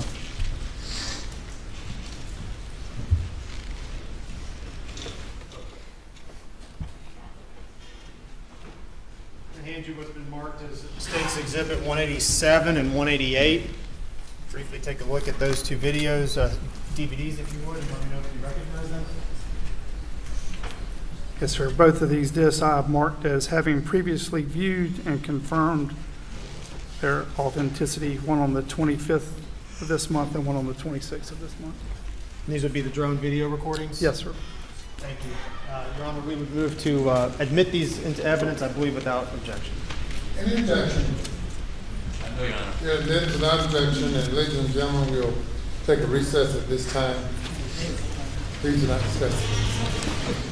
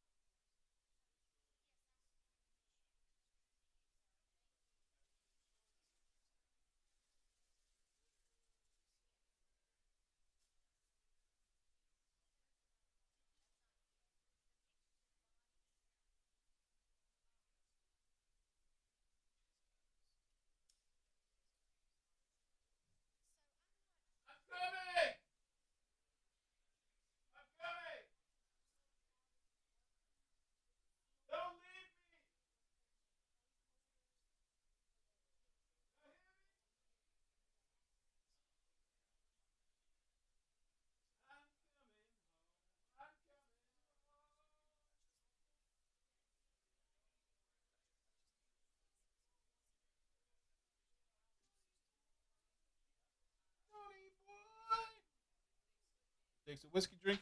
Yo, go figure. I get up for a minute. Go use the restroom. Yes, I washed my hands. I know people are gonna. Did you wash your hands? I washed my hands with soap. That's the other thing too. Well, okay, you washed your hands, but was it with soap? Yes, with soap. I did some of this dishwashing stuff. all right. So we're on break. How you guys feeling? There's a couple things that we can listen to. Okay, try to wake up and shit. That last part was kind of boring to me. I know for some people it might not be. That part was kind of like, ugh. You know. And the thing that kind of sucks, and I understand. They're not showing us clips. Yo, who did those emojis? They're not showing us any pictures, digital stuff. We can't see the body cams, nothing. And I get that there's graphic stuff, but is it all graphic? Maybe, I guess the whole scene, maybe they could have blurred some of it out. I don't know. Is the whole trial going to be like that? Shit, I could stream from the laptop and lay down and close my eyes. It's just a podcast version.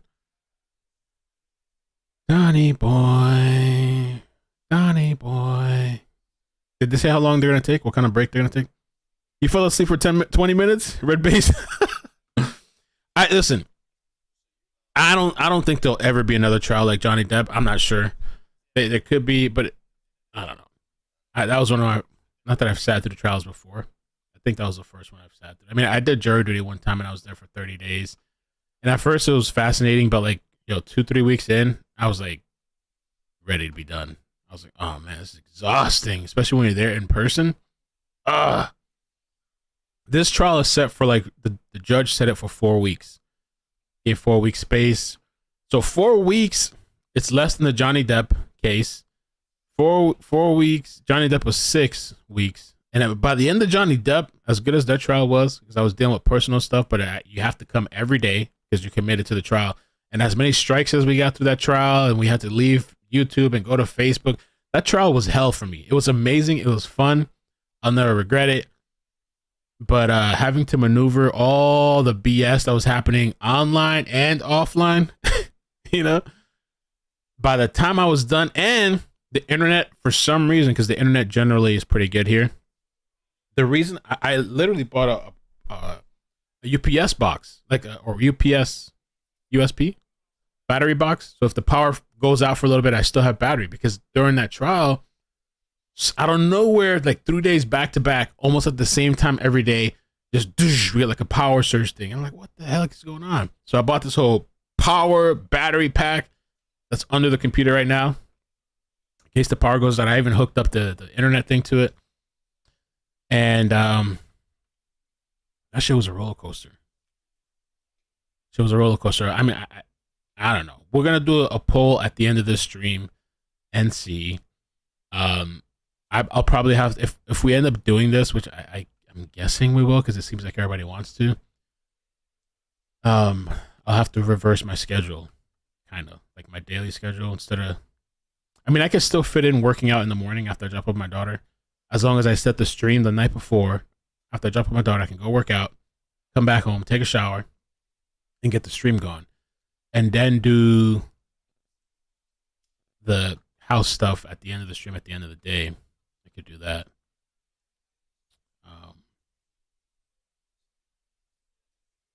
The only thing is, it's going to be hard to do extra content, though. I'd like to do extra content, like short videos and stuff, maybe if it's possible.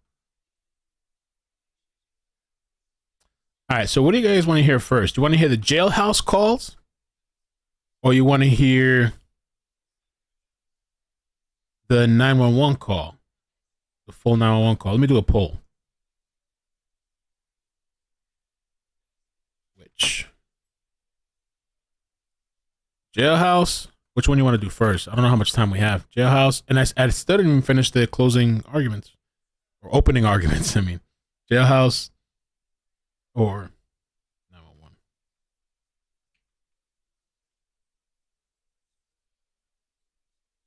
Johnny boy. I don't have Comcast. Hell nah.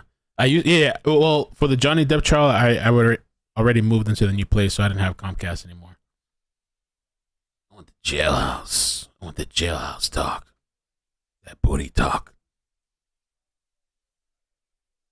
Boondocks talk. What was I gonna type about?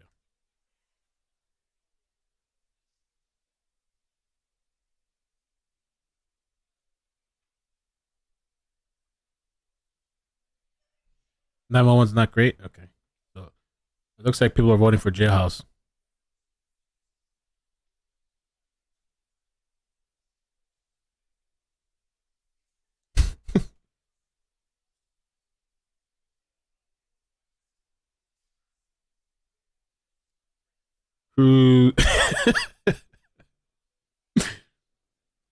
Cruz. Oh, let me get the super chats real quick. Okay. So Cruise with Cindy gives us some perspective, because she says she's been following this case. Mel, I have been following this case for a while, so I'm not bored at all. Thank you for streaming. Okay, thanks for giving me that feedback. I have a friend that loves watching trials and stuff like then. So for the most part, she enjoys this stuff too. Gypsy, thank you for the super chat earlier. Says should watch trial a day behind. Oh yeah, I got that already. 2 guns to throw off people. Alex isn't a fool. Laura, thank you for the super chat. Says have they talked about Murdaugh calling 911 saying somebody had shot him while he had a flat tire and that it was his cousin that he got to come pretend to shoot him. This whole thing is so insane. I don't think they've talked about that part yet. They talked about the 911 calls, I think, at the house where the wife and son were killed. I don't think they've gotten to that part yet. I would think they will. Teresa, thank you for the super chat, and Cruz with Cindy, I got you too. Thank you so much. All right, let's take out the jailhouse calls. And the thing I'm thinking is, I'll just leave this on the side here. What I'm thinking is, I can record short clips and post it after too. I don't know if it'll get views or not. Short clips from the trial. That's what I did with the Johnny Depp. I don't know if there's a big interest in this case. Is there a big interest in this case? That people are really, there's an interest, but is there a big interest? All right, let's listen to the jailhouse call. Oh no, this one here. Let me see jailhouse call. Where'd I put it? Oh no, did I close it out? Open it up again. Amazing. Amazing. Alex Murdaugh. And there's interesting stuff coming up this month. Okay, here's the jailhouse. Let's do it. Alex Murdaugh jailhouse calls. Let's see. With his son Buster, the younger son. Teller. Hey, Hey. what time did y'all get back? Back to where? Home. Like 5 o'clock this morning. How'd y'all get back at 5 o'clock this morning if y'all left at 10:53 out there? With, Time change. yeah, I know, but it's 10:53 out there y'all left, right? No, we left at 9:30. 9:30 out there. So You that's left at 12 9:30. It's a 4-hour flight, so you really land at around 1, and then you traveled through 3 time zones, which adds 3 hours. So we landed at about 4:30. 10:04. Dang, y'all have to be tired. Yeah, I am tired. I am. Well, it was easier for me because they dropped me off in my car, which was in Columbia, and I just went to my apartment and slept for several hours. Columbia, where did y'all fly into? Charlotte. Why'd y'all do that? It's just that was where the cheapest flight was. What'd y'all fly on? Spirit Airlines. How was that? It was better than I expected it to be. What does that mean? Well, I mean, I thought, I don't know, I just, it was better than, I just thought it was a real cheap airline, but I mean, it was nicer than I thought it was going to be. Did y'all have room in your seats? The seats were all right. But it was, it's just a different, like the seats don't recline because they can fit more. If they don't recline, it's just, it's just different. So you went 4 hours with no recliner? Yeah. But, everything was still fun, and then going to Sedona was a good time. Did you get to gamble any? Yeah, so I did go gambling, and then the next day there was an article created about how I'm misusing funds. By gambling? Yeah, someone took a picture of me and John Marvin in the casino. You're kidding me. What a fucking... Are you kidding me? No. How'd they recognize No. you? Man, I guess, I'm a national figure, I think. I guess you're going to have to wear a hat and shit when you go places. So. This ain't the chat talking about he flew Spirit. Well, I know you haven't seen Brooklyn. I just want to make sure you made it home. And you got that thing set up now? Yeah, so I set it up and I prepaid $50 onto it, so it should be good from here. I'm not going to call you for $50. How much does each call cost? It's 60 some odd cents a minute with $6 if your call goes over 15 minutes. All right, well, I'm not going to keep you. You go be with Brooklyn, and where are you going to be tomorrow? Be here. Hey, please stay on John Marvin's ass to see about that stuff from Mark Ball and any of those other funds to put on that thing. Being taken care of in the morning. So Mark's going to do it? Yep, they're writing the check in the morning. The check will be ready at 8:30. Johnson is someone to pick it up and then simultaneously running it over to Palmetto State to apply it. And I'm driving to Charleston in the morning to pick up the check for the bank. And going to apply that too? Correct. I mean, I don't see how they fuss when everything's being applied to the bank. Yeah, I mean, 10-4. so all that'll be done. All that'll be done by lunch tomorrow. That makes me feel better. So it'll be $350. How much has been put on it so far? Dad, I don't have an exact figure. You know, a couple tens of thousands maybe. You know, just selling pieces of equipment. All right. Well, I love you, and you. What are you redoing your bond hearing tomorrow, or does Jim just, you know, give them the psych evaluation? I don't know. They're not redoing the bond. Cheeks is given some context, and she says he's trying to get Buster to sell off some stuff so the people suing him can't try and take those items. Damn. Bond hearing. I don't know if he's going to have another bond hearing. Or he's just going to rule based off of this. So this isn't like a formal, like, you walk back in there and it's like a courtroom type thing. I don't know. I don't know if he'll reconvene for that or not, or he'll just go off the paperwork. I don't know.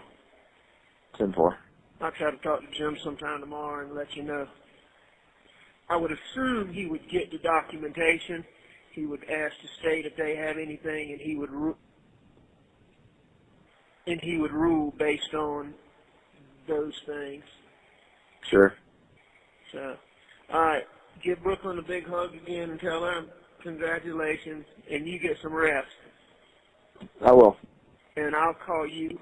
You're going to be working in Hilton Head? Yeah, I'll just be remote, you know, between here and OKT. Okay, so you'll be at Brooklyn's house or OKT, not at the store? Yeah, no, I won't be at a store. 10-4. All right. I'll call you sometime and just catch up. How bad did we get beat? 44-14. Who'd the Cowboys play today?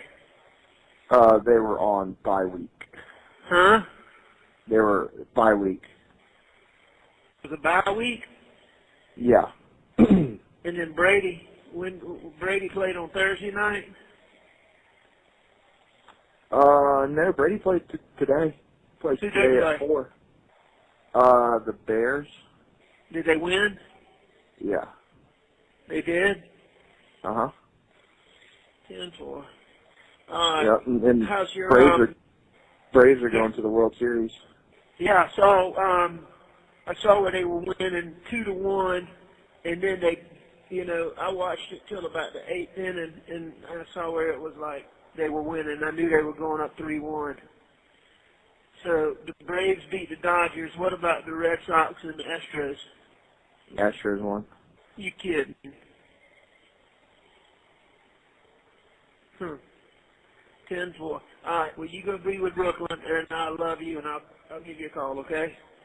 All right, love you too. Bye. Bye. That was from Fitz News.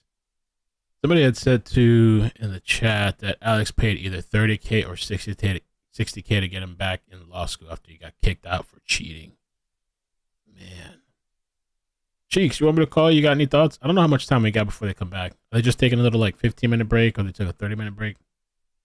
How long they go?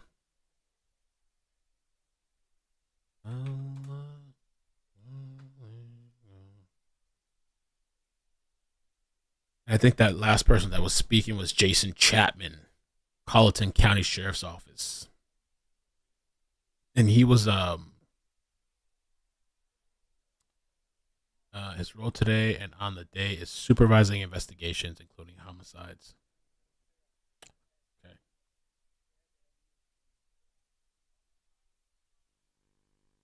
All right, you call Cheeks real quick. Oh no! Oh. All right, Jake. Later. Please be seated.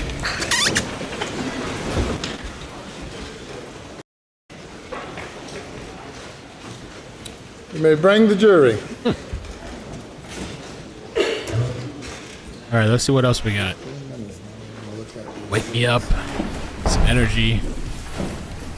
You should.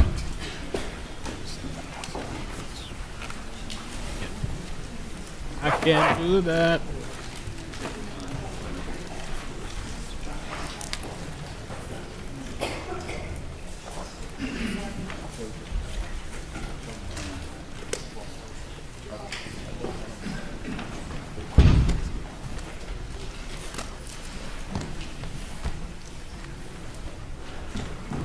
I like something to press my hands on.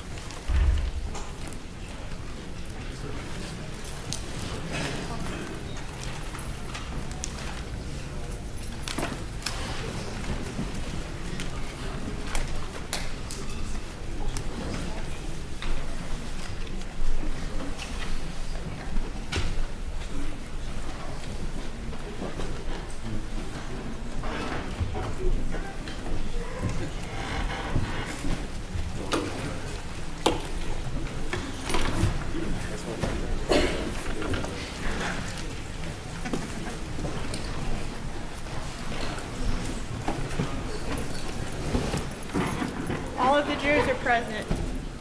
All right, thank you. You may proceed.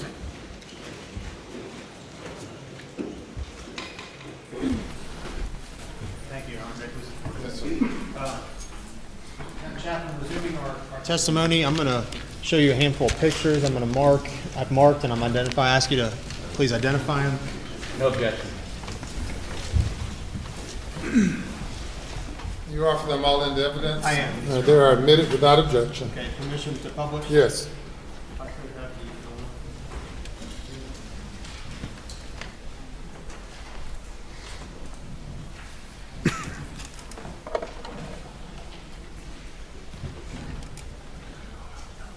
Yes.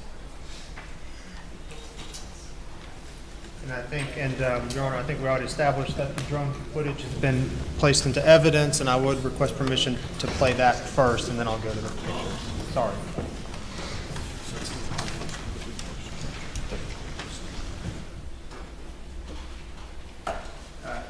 Captain Chapman, as we were discussing earlier, you did describe the process of what you did with the drones and why you would have surveilled the area. Took pictures with our drone just to give an overall. Some of the agents have different job descriptions that day. Some of my personnel had different job descriptions that day. In order to have something as a reference point to go back and work with later, we took the department issued drone and took a couple aerial videos so that we could use them for reference later.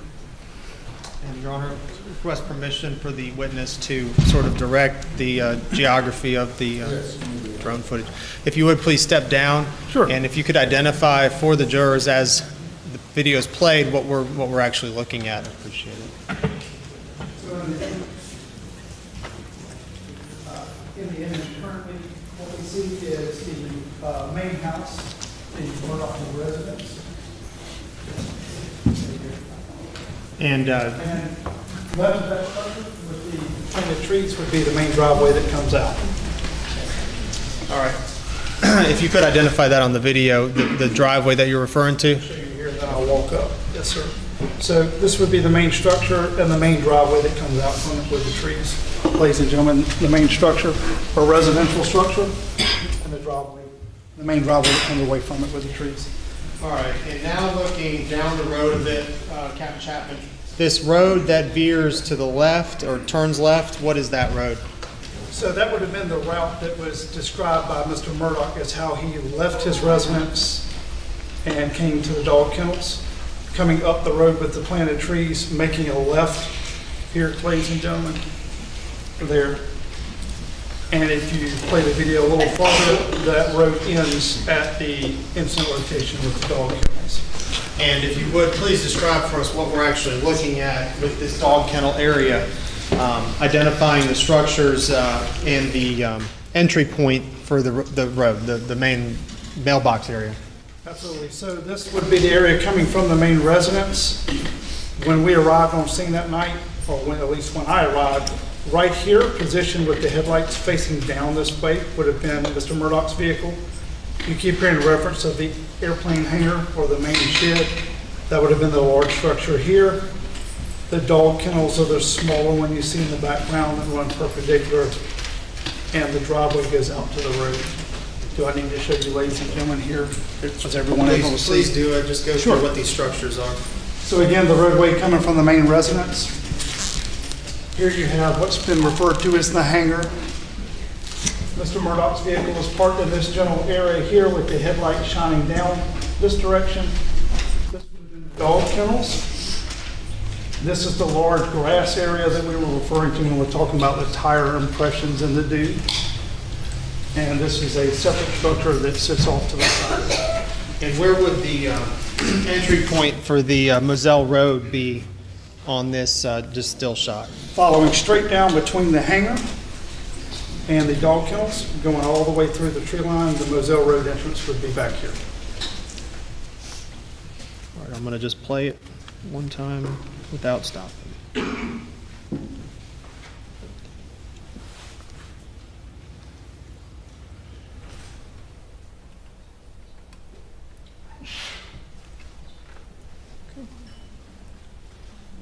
All right, thank you, Captain Chapman. I'm going to play the second drone video. If you would, please tell us what we're looking at from this perspective right now. Yes, sir. So this would be the back portion of the airplane hangar. The driveway, the vehicles at the bottom of the screen. This driveway goes back around and connects back to Moselle Road. And is this the hangar that you were referencing? This is the airplane hangar as we've been referring to it. What is this structure on the top side of this image in the far back? I believe that was a cleaning shed, for a processing shed for animals. If you're going to process a deer that you killed, it had like a walk-in freezer, sinks, floor with drain in it.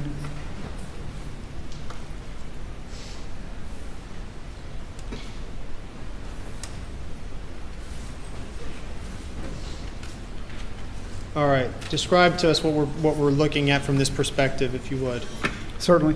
So if you came in the Moselle entrance, which was the entrance that we were dispatched to, the 4147, and you turned by the mailbox off of Moselle Road and you came in the dirt driveway, you would be coming up between the two structures. You have your airport or airplane hangar on your right with the red tin roof, the dog kennel on your left.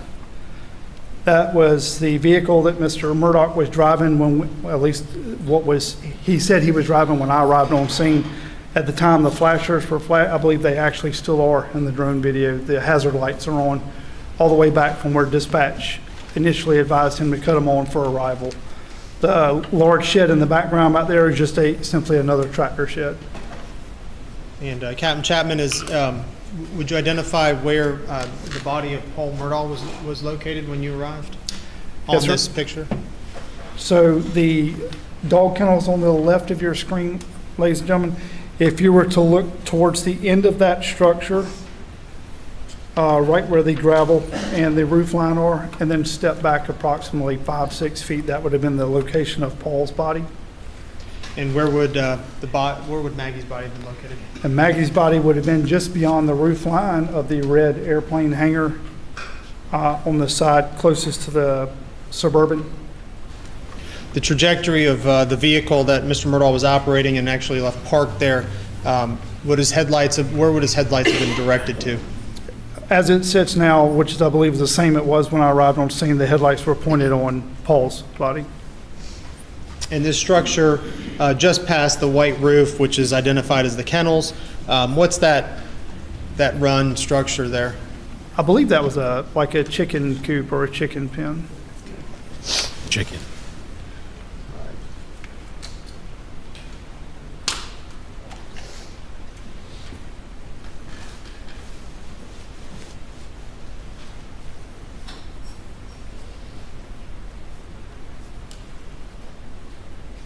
They said anywhere from 3 to 6 weeks. I know the judge set aside 4 weeks.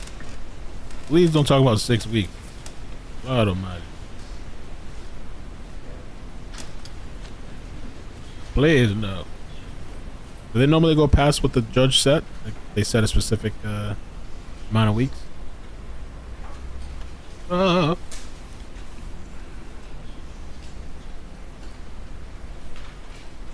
Mentioned before when we were talking about the tire tracks that you noticed in the dew of the grass, that you were trying to identify the location of those tracks.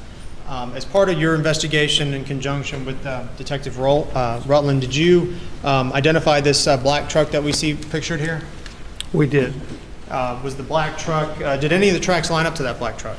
No, sir. That's what got us back to that location looking at the tire impressions, was that we were trying to determine if that was the vehicle we believe that Paul may have driven to the kennels.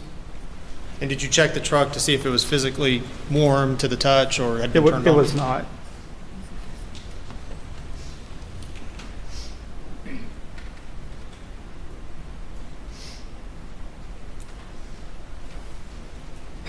Pausing here, Captain Chapman, the kennel run, I think you already identified, is that the structure with the white roof? Yes, sir. The silverish white roof in the background on this image? And the feed room located where Paul actually was sort of straddled, where would that feed room be in this image?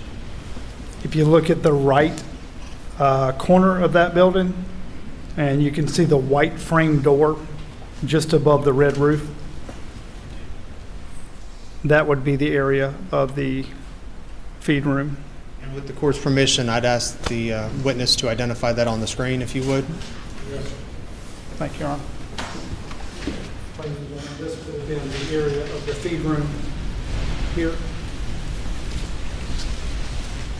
This would have been the area of the feed room here. And while you're there, Captain Chapman, would you please identify in this angle where Maggie Murdaugh would have been located? Yes, sir. Maggie was in this area here. Here.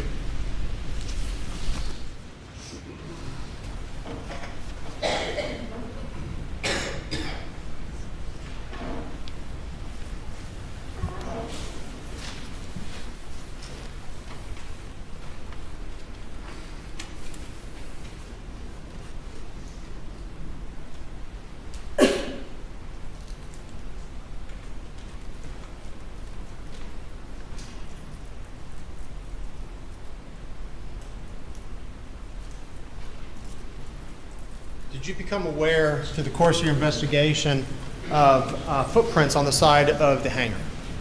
Yes. How did that occur? What brought your attention to that first, and what did you do as a result? Detective Rutland approached me at some point in time after her arrival with the search warrant that she had located a set of prints. The prints appeared to be a flat style print, like a flip-flop or a sandal of some type, and that they were to the left of this hangar door in the dirt underneath the left lean-to of the hangar. And if you mean to the left of the door, in the image, do you identify an orange lawnmower there? That's correct, in between that mower and the wall. If you would, describe what you did and what you and Detective Rutland decided to do to examine these footprints. She came over and alerted me to the presence of the footprints or shoe impressions. I went over with her. We started at the side of the hangar here that you see in the image by the orange mower. At that particular point, you could only see those sets of tracks or shoe impressions in the dirt. We then walked around the other side, and you could see that they were also on the other side of the hangar, the far side of that structure. So then we made the decision to walk a line off of those tracks from one end to the other to ensure that there was no evidence of firearms, blood, anything underneath that hangar along those shoe impressions, which we did not locate anything but the single set of shoe impressions. And they appear to go from one end of the hangar to the other, turn around and come back. I'm going to show you what's been entered into evidence as State's Exhibit 193. Are you familiar with that location? Yes, sir.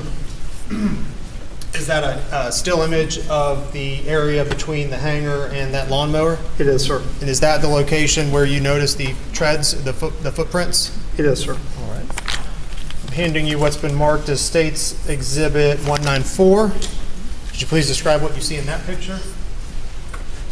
This is a picture of the footprints along the edge of the hangar structure. I'm handing you what's been marked and entered into evidence as State's Exhibit 195. Please describe what you see in that picture. Again, another photograph depicting the shoe impressions along the edge of the And wall. those are the shoe impressions that you personally viewed on scene at Murdaugh. Yes, sir.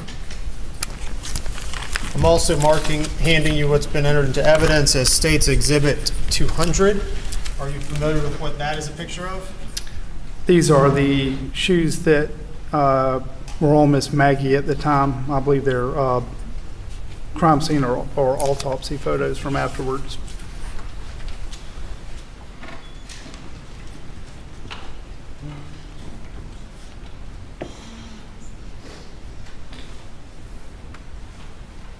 $7 hours, man. Is that how long we've been here? 7 hours. Oh.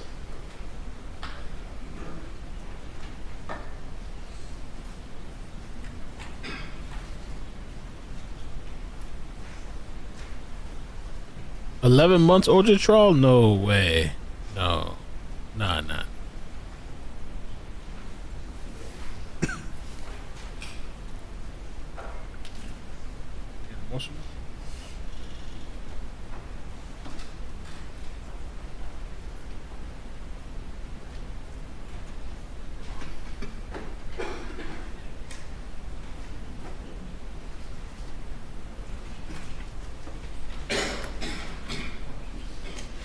Chapman, we're seeing a rear view of the car operated by Mr. Murdaugh that night. Is that accurate?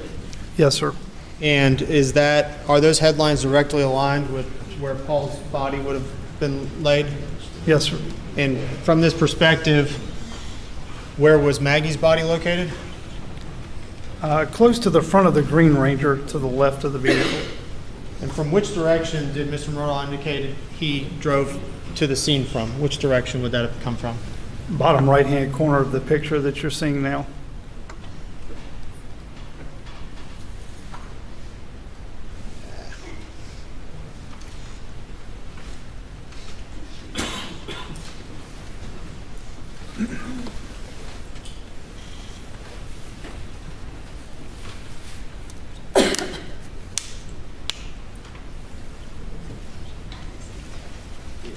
I could switch to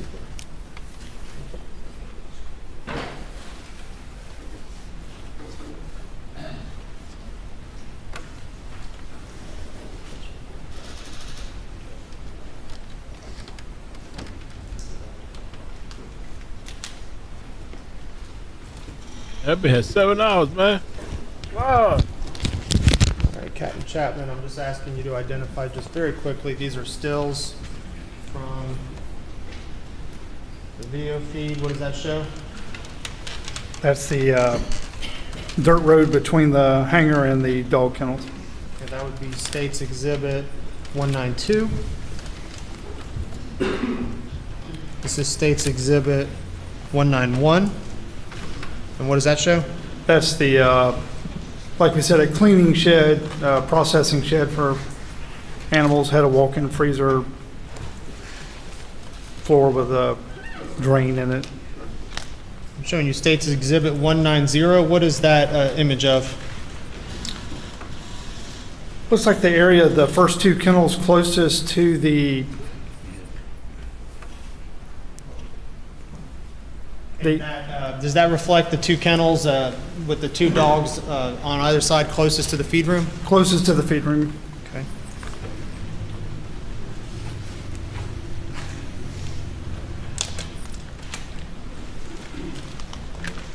And I'm showing you what's marked as State's Exhibit 189.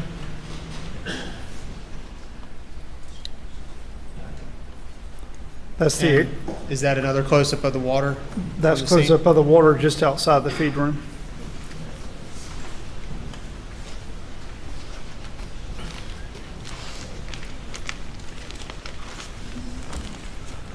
And I'm referring to the pictures we just reviewed. This would be State's Exhibit 193.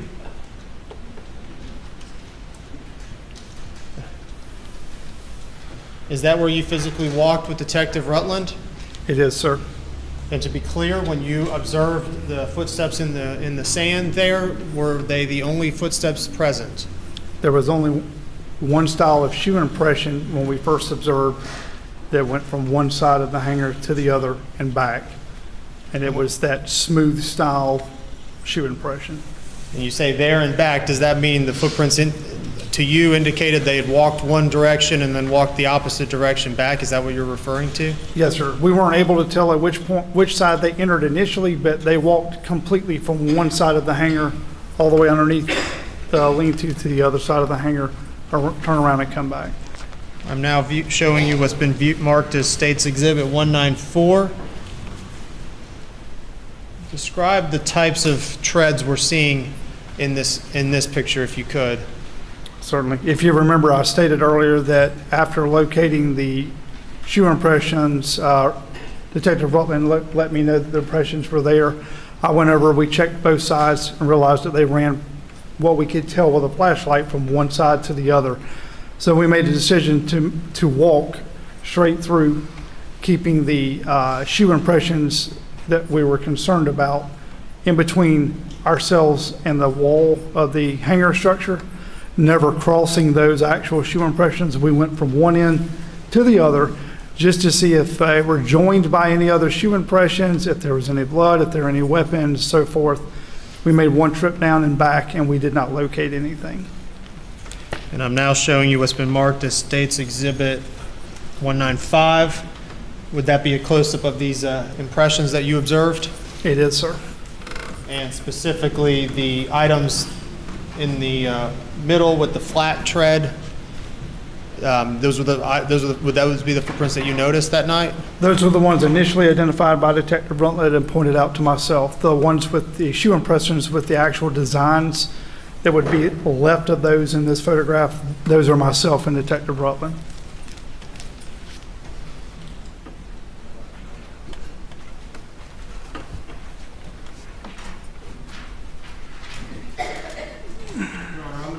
Published what's been marked as and entered into evidence as State's Exhibit 196 and 197.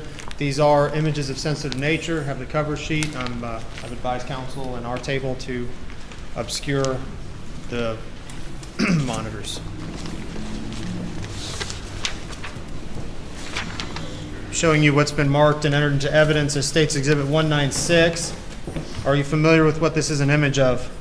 Yes, sir. What does this show? That's the lower portion of victim Maggie's body. And specifically referring to the lower portion of her body, but her footwear. Are these the footwear that you observed on her that evening? Those are they appear to be an accurate reflection of what she was wearing the night I was there. Were you able to compare the general size and shape of those foot treads to the ones that you personally observed on the side of that hangar? General impression, they are similar in nature and design and size. There were no measurements physically taken by myself or Detective Rutland. Thank you.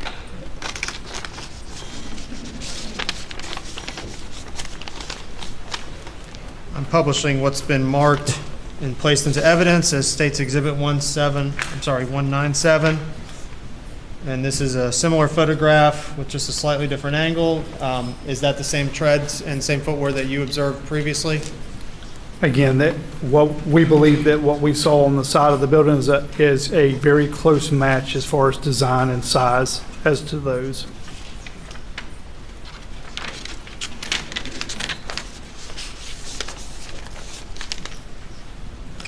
I'm showing you now what's been marked and placed into evidence as State's Exhibit 200.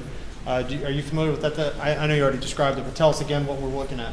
Again, those were the shoes that were removed from victim Maggie's body at the scene, and the ones that we were visibly comparing the shoe impressions to. Thank you. Okay. You can turn the lights on.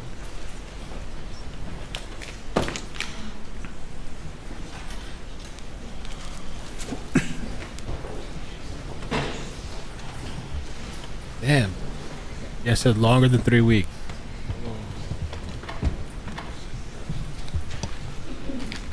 Murdaugh's emotional. Rough time for him. Ooh, that sounds right.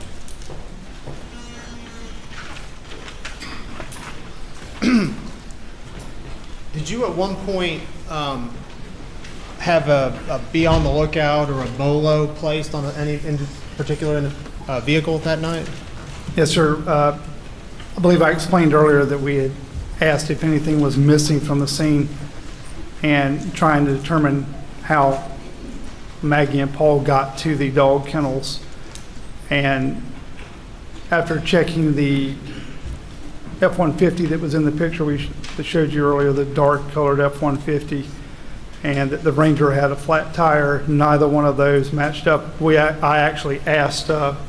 Murdaugh if he knew how they got down there, and he said he wasn't sure, but they should have driven Paul's truck, which was described as a white Ford F-250. We noticed that the truck wasn't there. It wasn't up until that point that Mr. Murdaugh, probably with everything going on, did not realize the truck wasn't there. And at that point in time, to our units at our agency, it was boloed out as possibly having been taken from the scene or removed from the scene. And what happened? Were you able to locate the car eventually?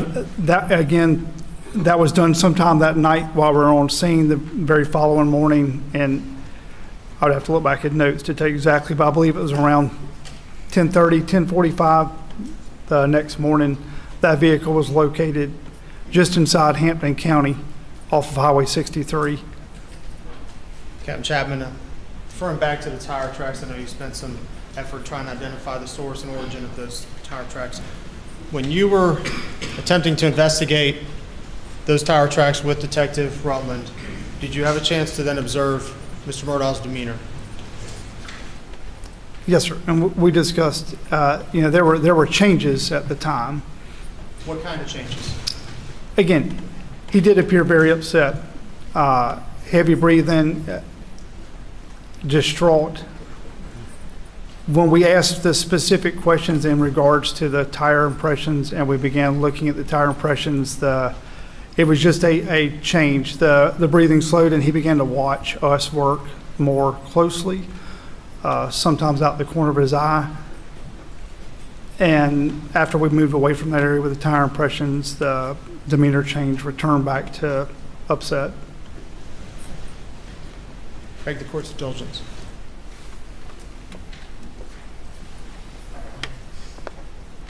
All right, Murdaugh. This guy's been on for a while. I'm doing some groceries right now on Amazon.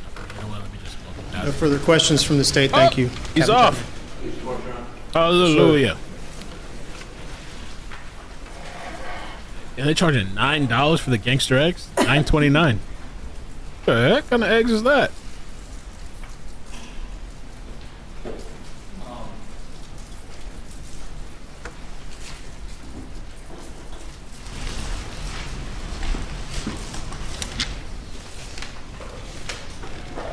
Captain, my name's Dick Harpoogan. I don't think we've met before. No, sir. I represent Alex Murdaugh. And let me ask you a couple questions. One, and let me deal with these in a different order. Certainly. But you indicated that if Mr. Murdaugh had taken the pulse tried to take the pulse of his dead son on his neck, or his wrists were under him, did he indicate to you he had tried to roll his son over? To me, no, sir. Okay. He did not. Okay, tried to move him at all. Secondly, if he did get blood on his fingers or hands, were you aware that there was blood found on his shorts? I was not, sir. Again, I was asked only about my visible observations and just did not see anything at the time. Right, nothing on his shirt that No, would sir. indicate. Okay. And I was unaware that anything was found. But you're not saying that you didn't see anything that would confirm, but he didn't smear That's blood on correct. himself, right? That is correct. But you're not saying that you have evidence he didn't try to check the pulse of his dead son? I am not. No, sir. Okay.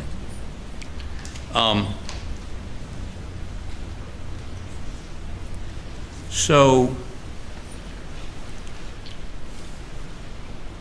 and I think you indicated that his demeanor was consistent with somebody who had just found his wife and son butchered. His demeanor upon my arrival and initial conversation with him was someone who was upset.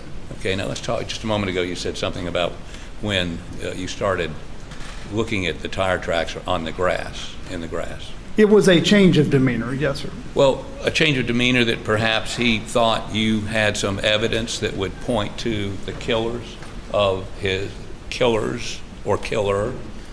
wife and child? Are you asking me if that was the change? Was the demeanor consistent with that? It was simply a change in demeanor. Right. And could it be? Yes. Sure, it absolutely could be. It was just a noted change in demeanor. His interest Exactly. perked up. Right. Yes, sir. You were over there looking at tire tracks, and perhaps you had discovered a different car or a different tire track, and did you follow all those tire tracks? We attempted to follow out everything we could. As I mentioned earlier, it was just impressions, dew impressions, wet impressions, not actual tracks. Did you take pictures? By the time that we did that, the rain started and SLED's crime scene was arrived. Again, we were rushing against the weather. The images, I believe we discussed earlier, were the only ones captured by body cam. Right. And it's the body cam is not. Our focus at the time was to secure the largest items of evidence that were identifiable to make sure that the weather didn't damage them. And by that time, SLED's team was on scene. Okay, and now there was two other sets of tracks, one of them coming out of the shed. And I believe your notes indicate that was the caretaker or the caretakers. Now, was that the caretaker that took care of the dogs or somebody else? There was a set of tire tracks or impressions that went through the dirt underneath the hangar, Right. lean-to. Initially, we didn't know whose they were, what vehicle had left those tracks. In the drone footage, you can actually see the agent still processing those.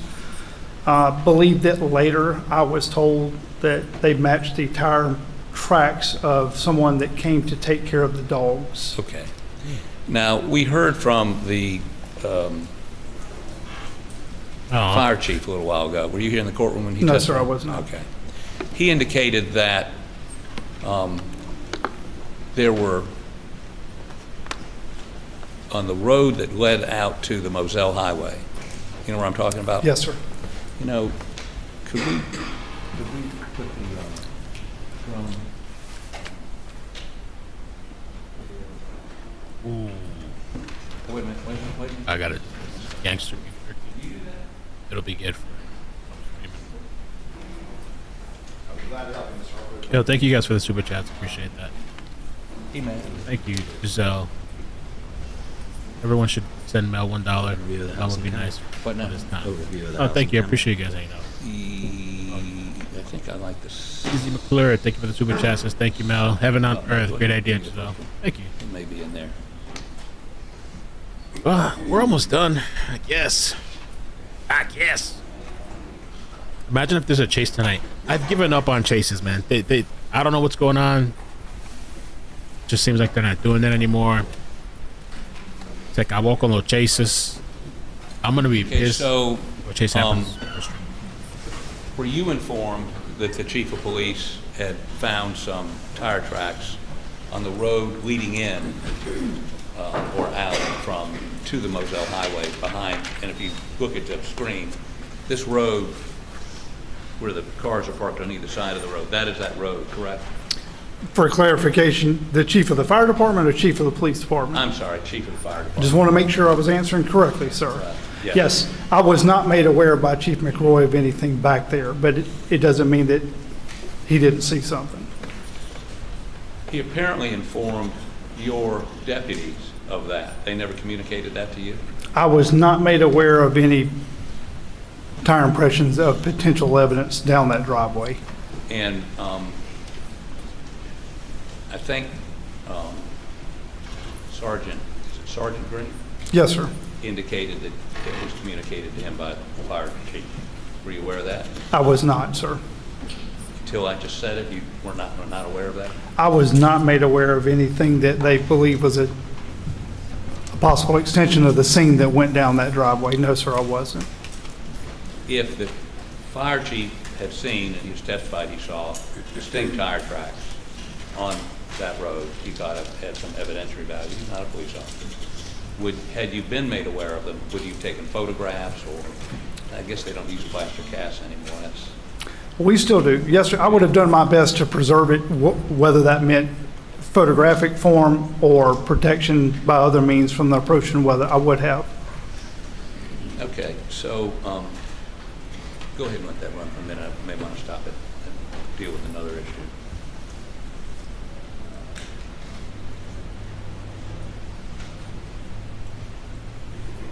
Okay, stop it right there. Okay, yeah, right there's good. Now, if you'll watch where I'm pointing to. Yes, sir.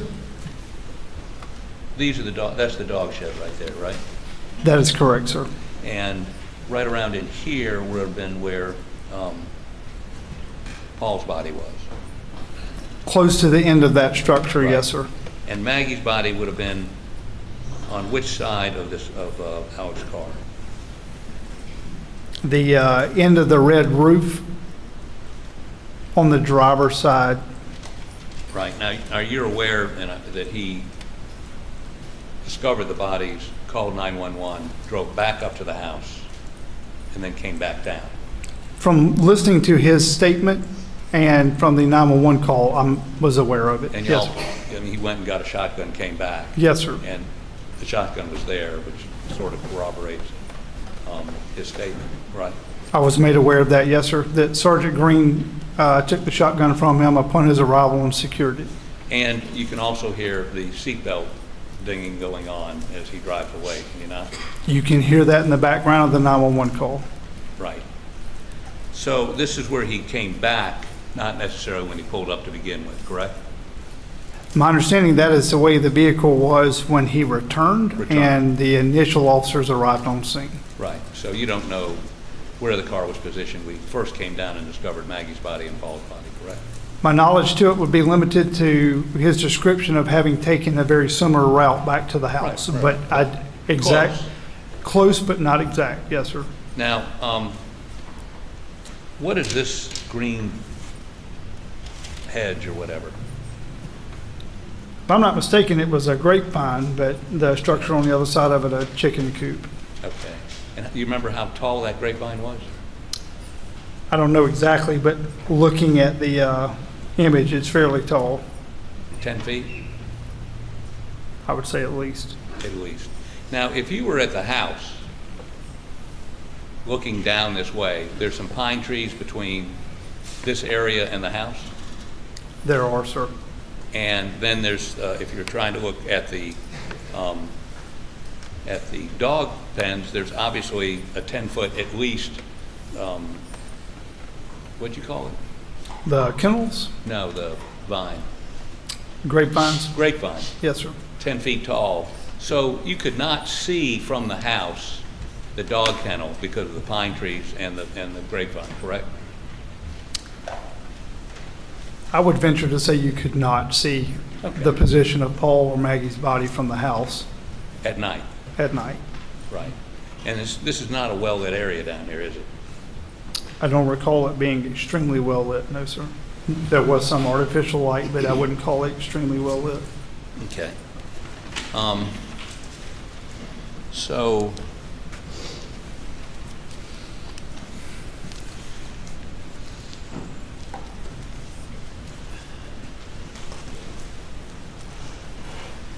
go ahead and continue running the video, please.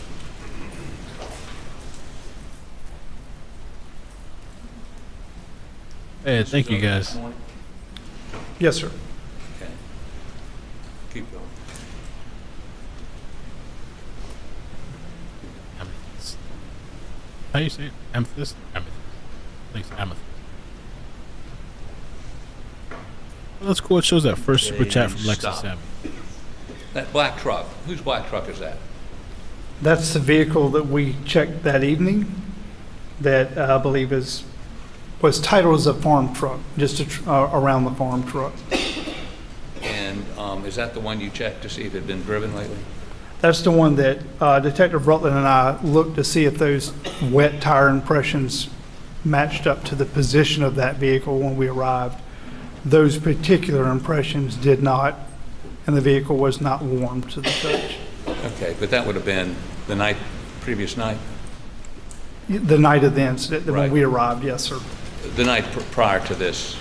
But that could Paul have driven that truck down there?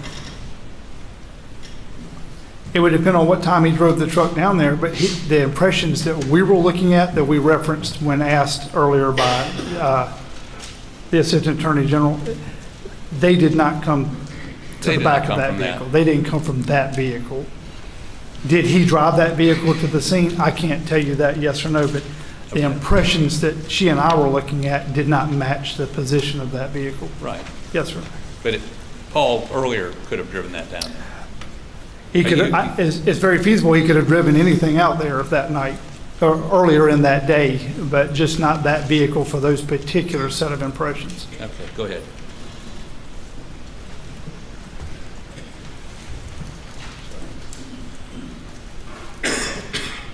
Okay.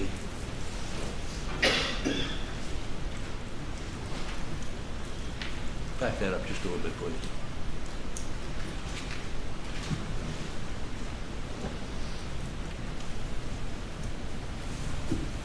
Back it up a little bit more. Yeah, you guys have been so nice. Thank you for that. Oh, the love in the chat. Back it up a little bit more. Back it up. Okay, let it run. Now, What do you guys think of the trial so Stop. far? I'm gonna get the super chats when they pause. so the tracks that you found from the caretaker, where were they? In the image that you're looking at now, ladies and gentlemen, they would have been to the right of the open door in the center, underneath that large lean-to section. So the right Could side you of come the... down here and point it out for me? Your Honor, may I?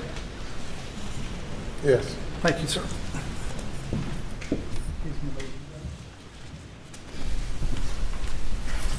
This section here, you can actually see the agent's feet there where she's still actually processing. Okay. Were there any other tire tracks?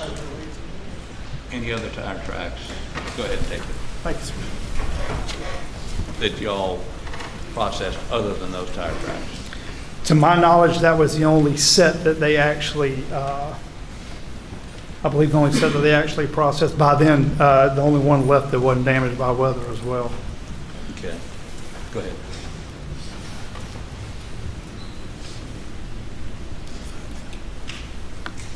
They've had this guy out for a very long time, huh? I guess because he overlooked the entire Stop. thing. So, and this road here goes out to Moselle Highway, right? If you were to take the right T there Yep. by the silver trucks, Yep. if you took the right, that would go out to Moselle Road. The left just loops around the airplane hangar. Okay.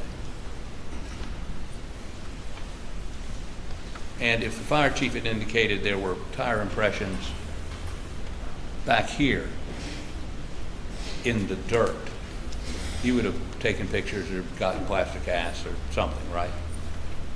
If I had been made aware that there was something there that someone thought may possibly be evidence, I would have done my best to secure it, but I was not made aware of any of that. Thank you. Yes, Keep- sir. Keep going.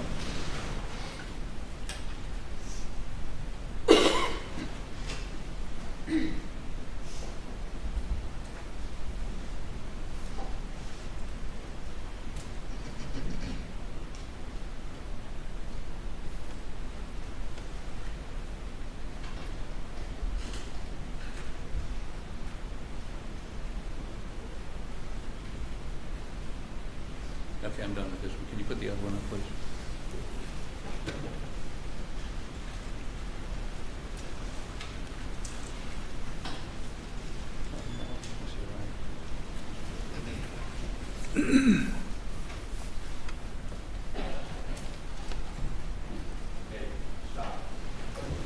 That's the main house, the white building there.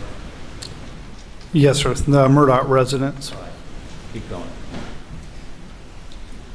Well, that's running. You would come down that driveway, take a left at that road, stop. And that if you kept going straight, you'd hit the Moselle Highway, right? If you continued straight out the driveway with the planted trees on either side, that would be a separate entrance from the farm entrance. Right. It would have been the main entrance to the residence itself off of Moselle Road. Right, the main entrance to come to the residence. That's correct. If you're going to the residence, you'd come in that entrance. That is If correct. you're going down to the dog pens, that area, the farm area, you take the entrance with the I would assume so. the post office box on it. Okay, go ahead. And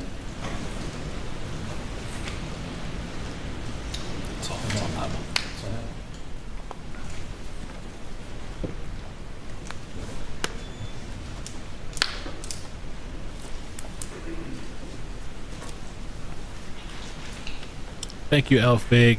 Trish, thanks for the super chat. Thank you, Mel. Kelly from Oregon, thank you. KB86. Thank you. Thank Yes, you. Thank you, Mel.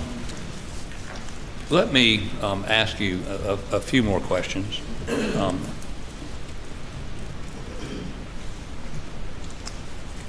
I could see. The photos of the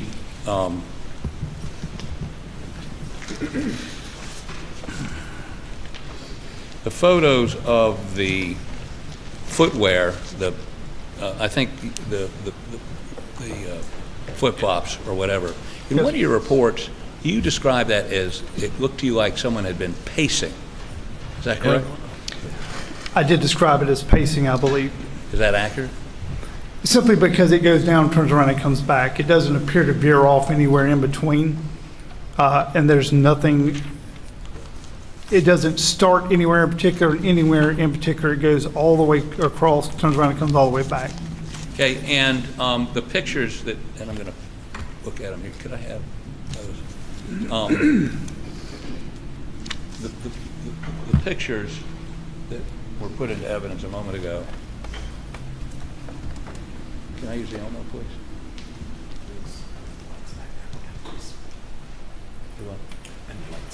Right. Is that right? Yes. Okay. I can't see this. Huh.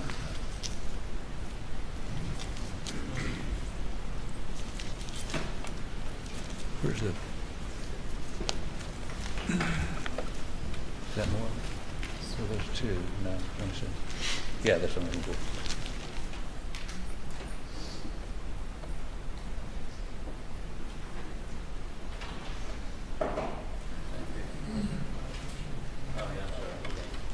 This is 195.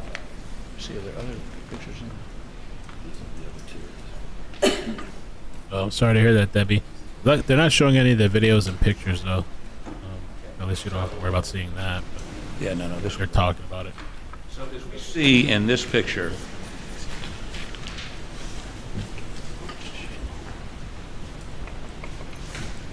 there you go. Well, yeah, that's good. We see these flat marks, right? That would be the flip-flops? The impressions we were following, yes, sir. Yes.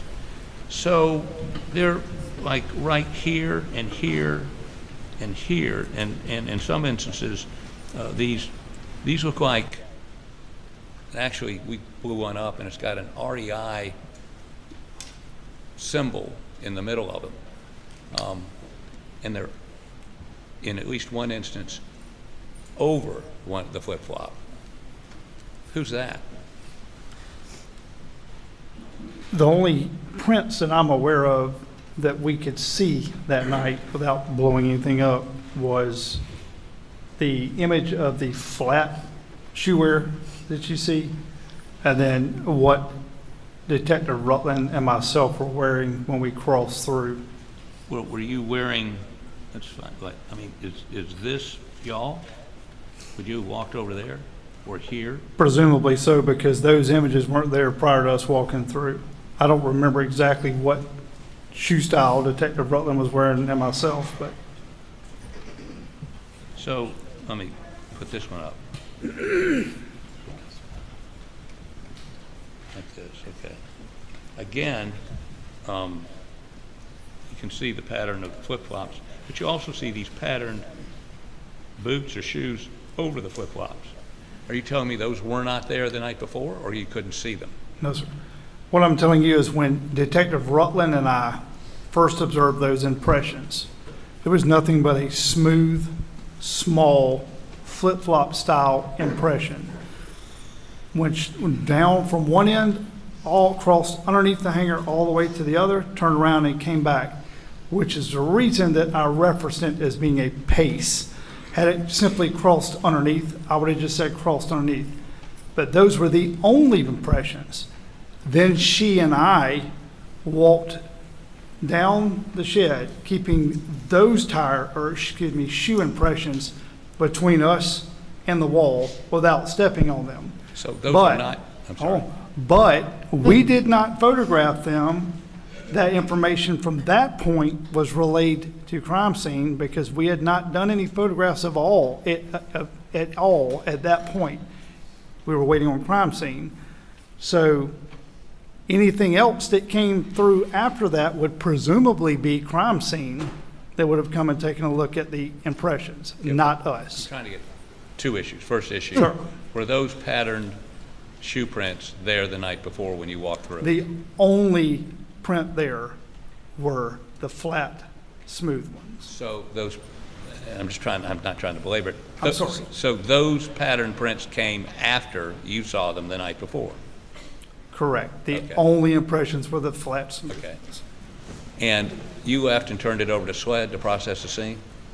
While we were there, again, that was at some point in time while we were there that evening. I didn't leave until like 10 o'clock the next morning. At some point in time, that information was relayed so that they could photograph it. And I don't know whose prints those are. I would assume that they would have been agents that came down behind us and photographed or collected or did whatever. So we were talking about crime scene integrity earlier. Yes, sir. Those aren't your footprints, correct? The ones that are, there is a set that would be myself and Detective Rutland's, But but not they're the not ones- going to cross over Right, any they're of not, them. the That's prints that correct. cross over, they're not your prints. No, sir. If it crossed over one of theirs, it's not mine. Okay. Who took this picture, do you know? I do not know. But it was taken, you think, the next day? It was taken relatively soon afterwards because it still shows the smooth prints. So it was either taken upon daylight, because again, we didn't leave until like 10 o'clock. Right. So I don't actually know.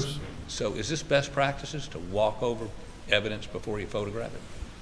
Can't say that because it wasn't myself or my detective that did that.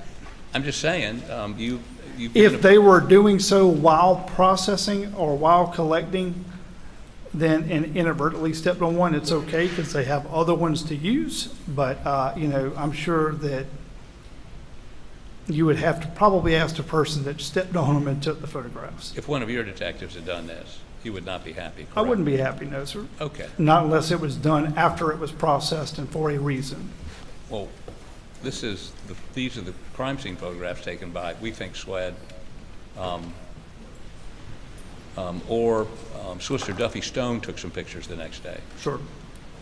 One of some agency other than yours, but certainly nobody ought to be walking across this stuff, right? No, again, like I said, they weren't like that when we were there, sir. Let me then go to one of the other pictures you were showing a moment ago. Oh,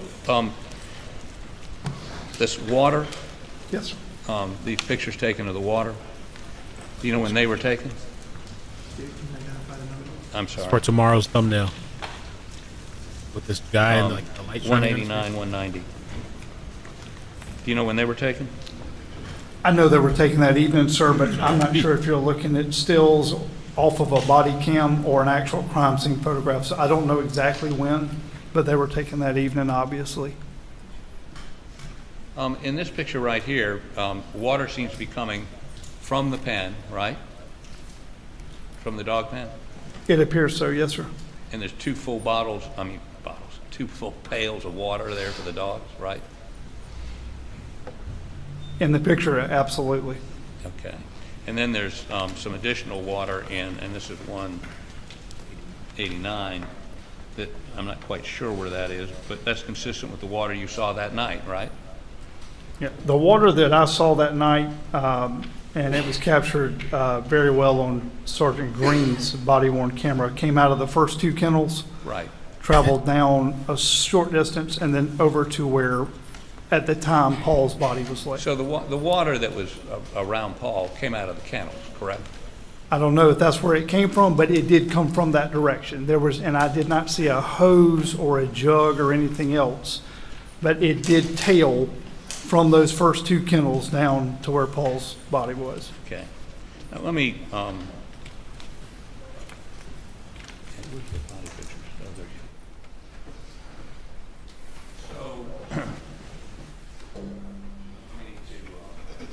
this is an item under seal. 196. Give us the shoes, right? Hey, sweetness.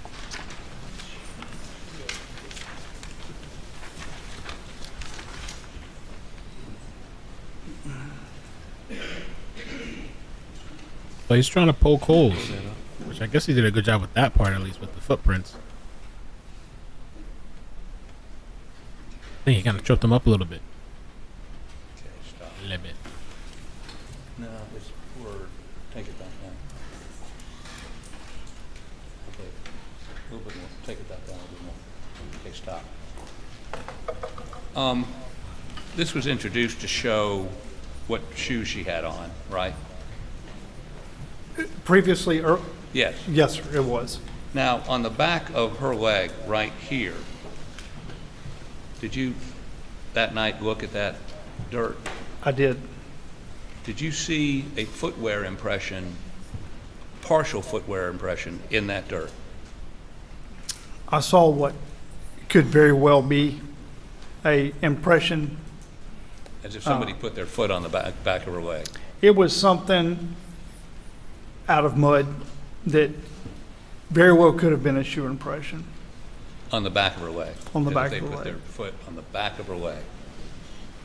Do you know what analysis, if any, was done by SLED or any other law enforcement agency to determine if that was a shoe impression, and if so, what kind of shoe? Do you know?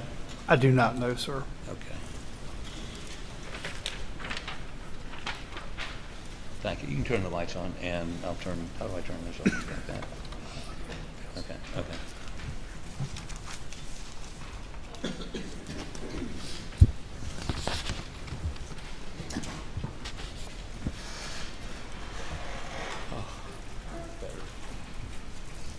So, let me ask you, I got just a couple more questions, maybe. Sorry. Yeah, lady's still going with that thing in her mouth. I wonder if her mouth is all dry at the end of the day. Oh, she got a drink too? You gotta drink some water? So, Don't take turns? Shifts and shit?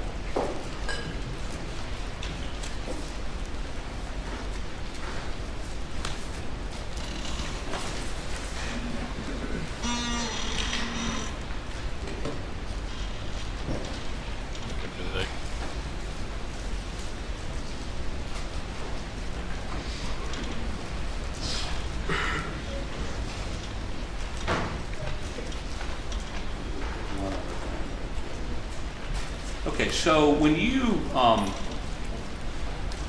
left that night for that early the next morning, had you come to a conclusion as to any suspect? Had I come, no, sir.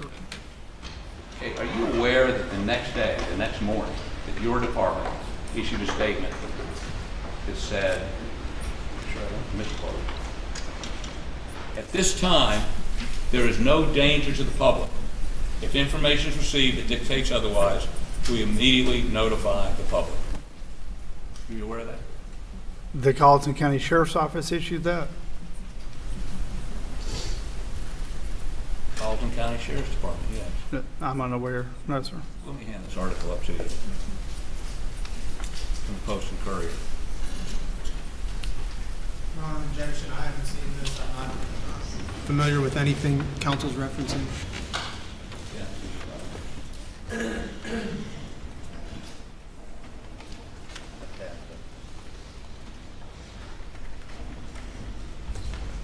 Let's stand for a moment.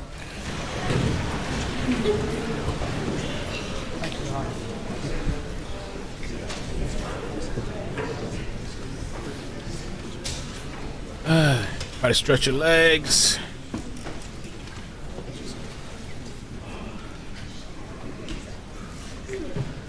Out.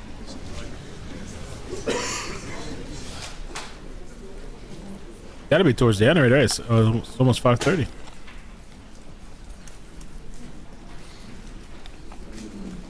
Oh, he's shaking his head. This is bullshit.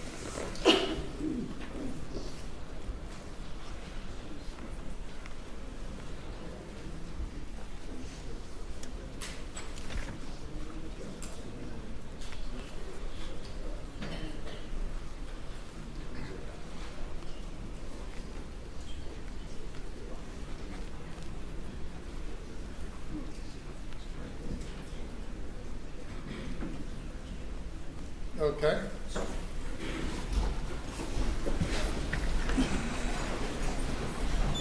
Maybe had an opportunity to look at that article. Media article. Question posed was whether he was familiar with the statement made. He said no. The media article contains all sorts of information not in the record and not. I haven't heard any exhibit being offered into evidence. Your Honor, I offer into evidence the Post and Courier story of June 8th, the I just next morning, realized. 2021, which contains the quote, which I've just read. He indicates he's not familiar with it.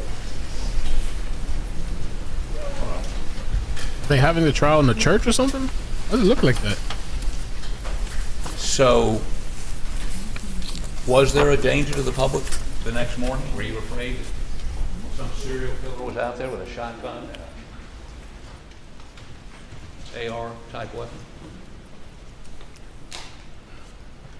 I can't effectively answer whether or kinda not weird. there's a danger to the public when I don't have all the pieces to the puzzle. I am fairly certain that statement wasn't issued by us, and the reason I can state that is because we were not primary, and it is a big no-no for us to issue anything when we're not the primary body. So where that information came from, I'm unaware, and it was never asked for me to approve to send to the sheriff. It would have never came from us. So if that such statement had run, as it did in the Post and Courier on the 8th, would the Sheriff's Department have pushed back on that and said that's not accurate? Could be a subsequent story I haven't seen? I wouldn't have, I can't state that. The only thing I could tell you that when I left that morning, I didn't have any information that proved one thing or the other. So when you left that morning, was Alec Murdaugh a suspect in the killing of his wife and son? When I left that morning, I wasn't the primary investigator. Who was? That would have been SLED. So you gave the whole case went to SLED? The whole case went to SLED. We were an assisting body at that And time. you were never consulted after that by SLED? I was not consulted in the sense that anything was provided to me. We have assisted. I have stored vehicles. I have stored property for them. I have stood by while they executed search warrants.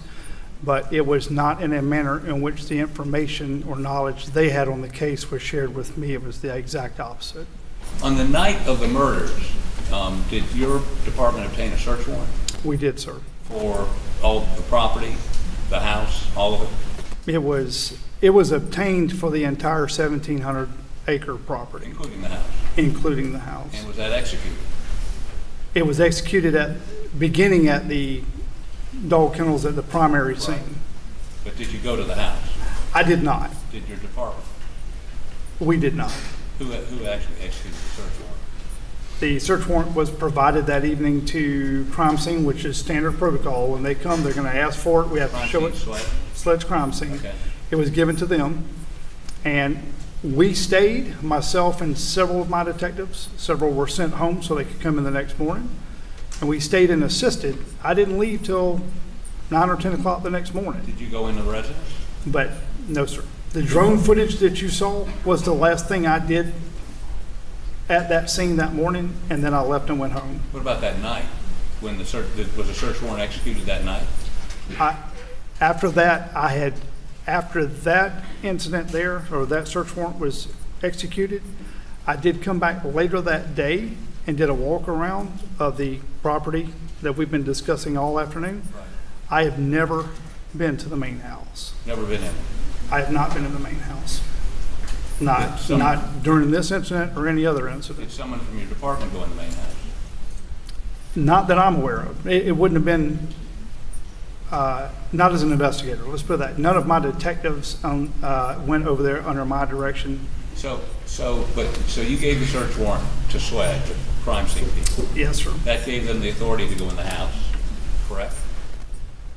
It gave them, it was signed off on to cover the 1,700 acres. Right, but I'm specifically talking about the residence. Any structure on that. They could have gone in the residence. They could have taken all his clothes to check if they wanted, right? They could have. I don't know that they didn't. Well, we're going to talk about that later on. They could have. You're familiar with trace evidence. Many cases where they check showers or the sinks to see if there's trace evidence of blood, right? Am I? Yes, sir. Yes. And do you know whether they did that or not? I do not. Again. Do you know that you can, with the appropriate technology, look at microscopic evidence, see whether it be blood or tissue, or if somebody tried to wash something, you can actually still, in a washed piece of clothing, detect blood or detect tissue, even after it's been washed. You aware of that? Am I aware of that? Yes, I am. Do you know whether SLED did that? I do not, again. But they could have that night done all of those things under that search warrant. Presumably so, and I'm not saying they didn't. Again, Mr. Harper. Well, right, but they could have. I'm not saying they didn't either. We're going to find out. Sure. But under the search warrant your department obtained, they had the authority to go in the house, any of the buildings, anywhere on that property, and look for guns, evidence of any sort of crime, evidence of, again, in the shower, in the sinks, trace evidence. They had the authority to do that. To answer your question, as long as they stay within the scope of the actual warrant that was signed, I don't have the search warrant, and Detective Rutland is the one that actually got it. If they stay within the scope of that search warrant, and they're only searching inside that scope, they had the ability to search structures, vehicles, only 1,700 acres, as long as they're within the scope. We'll hear from Detective Rutland tomorrow. Yes, sir. And I'll ask her these questions. Thank you, sir. Having said that, Your Honor, I have no further questions. Any redirect? All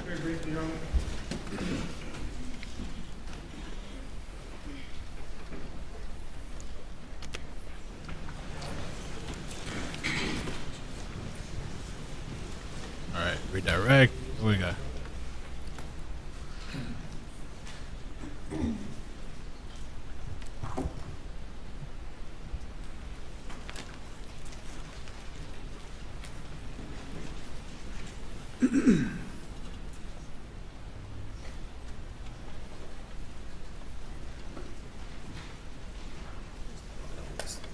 It's out.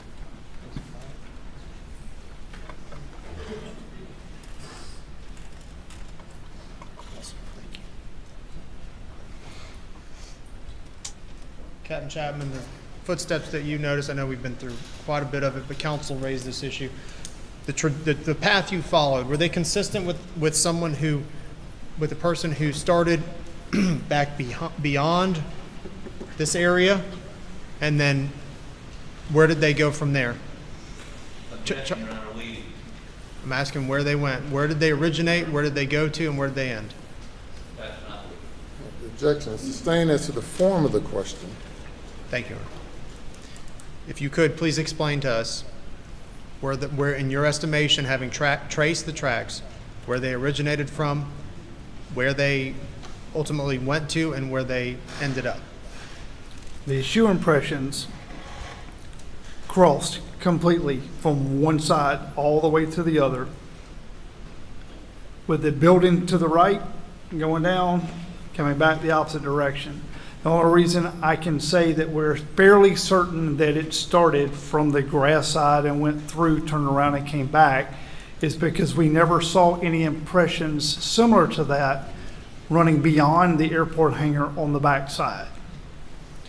In the location, in reference to where these footprints ended, ultimately, and where Maggie's body is located. How did that line up? Describe how they lined up.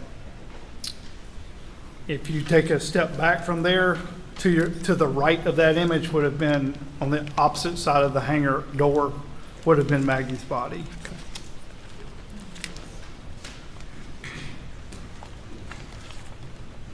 Referencing State's Exhibit 190.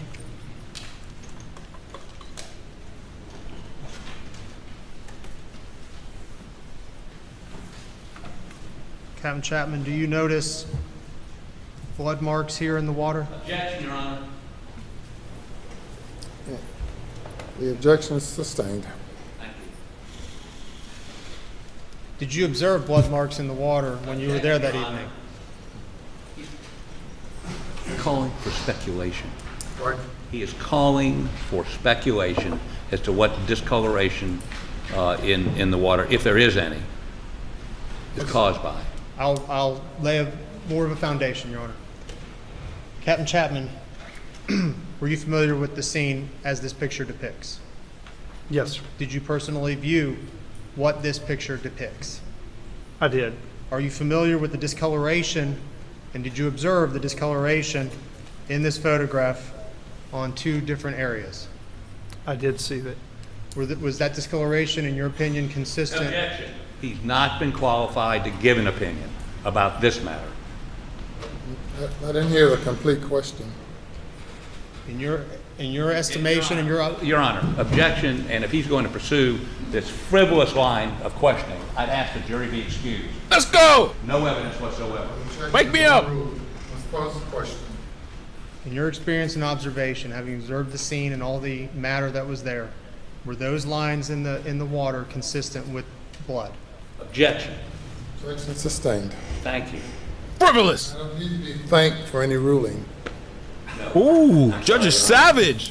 Expressing my gratitude is improper. I appreciate that. Thank you, Your Honor. And I'll have just one last question and I understand the court's ruling. Damn, savage judge. Captain Chapman, are the substance there that you identified as having observed, are they in a straight line? Are they in straight lines?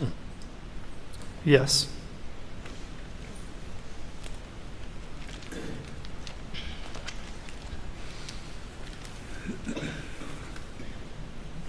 Thank you, the court's indulgence. Motion to strike his question Yeah. about blood from the record, and the jury be instructed to disregard those questions. I've informed the jury that they're to disregard any question when I sustain the objection.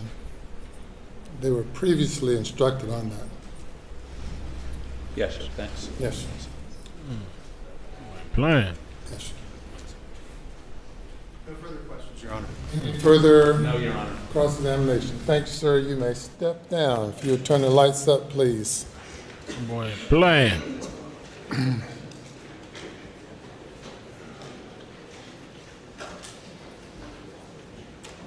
Ladies and gentlemen, we've come to the end of this day. Thank you all very much. We'll resume at 9:30 tomorrow morning. Have a good evening. Please remember you're not to discuss the case with anyone or allow anyone to discuss it in your presence, nor are you to engage in any or be exposed to any other information other than what you have received in the courtroom and will receive in the courtroom. Have a good evening. See, I don't want your thanks. Don't thank me. You think this is you're gonna get cool points?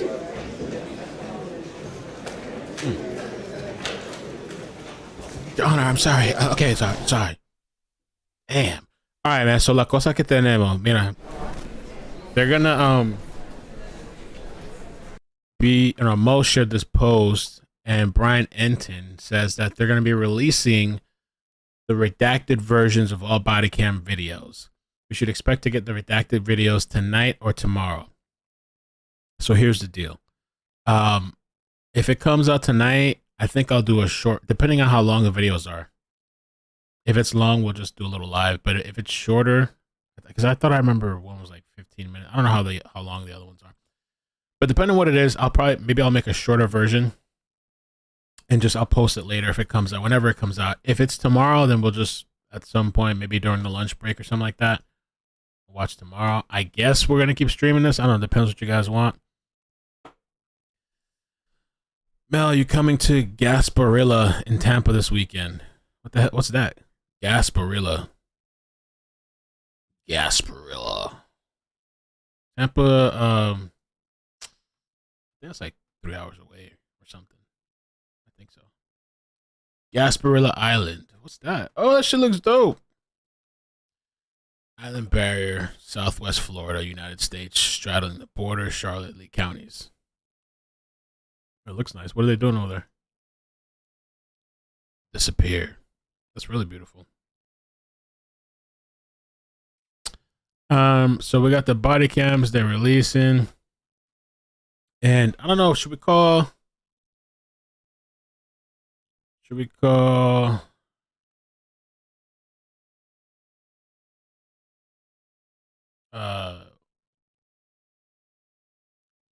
should get out of here soon, but if we can call Cheeks to see some of her thoughts. Call her if she's available.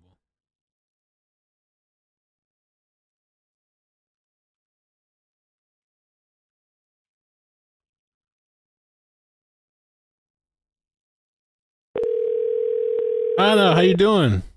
Long time no see. Hope you're doing good. Cheeks, how you doing? Oh man, I'm literally just now getting home. Oh, okay. Have you been listening? How you doing? How you been? Oh, I've been good. Y'all know Cheeks. I be working and lurking. Amazing. But So yes, you told me to I've cover been this thing? listening. Yes, I Yeah. told you that last year, like right around the time Suitcase Girl. Oh my God, Karma, the TV. Super loud. I cannot talk to Mel with that TV that loud. Hon, can you take this in the house, please? So, so this case is, I told you it was really interesting.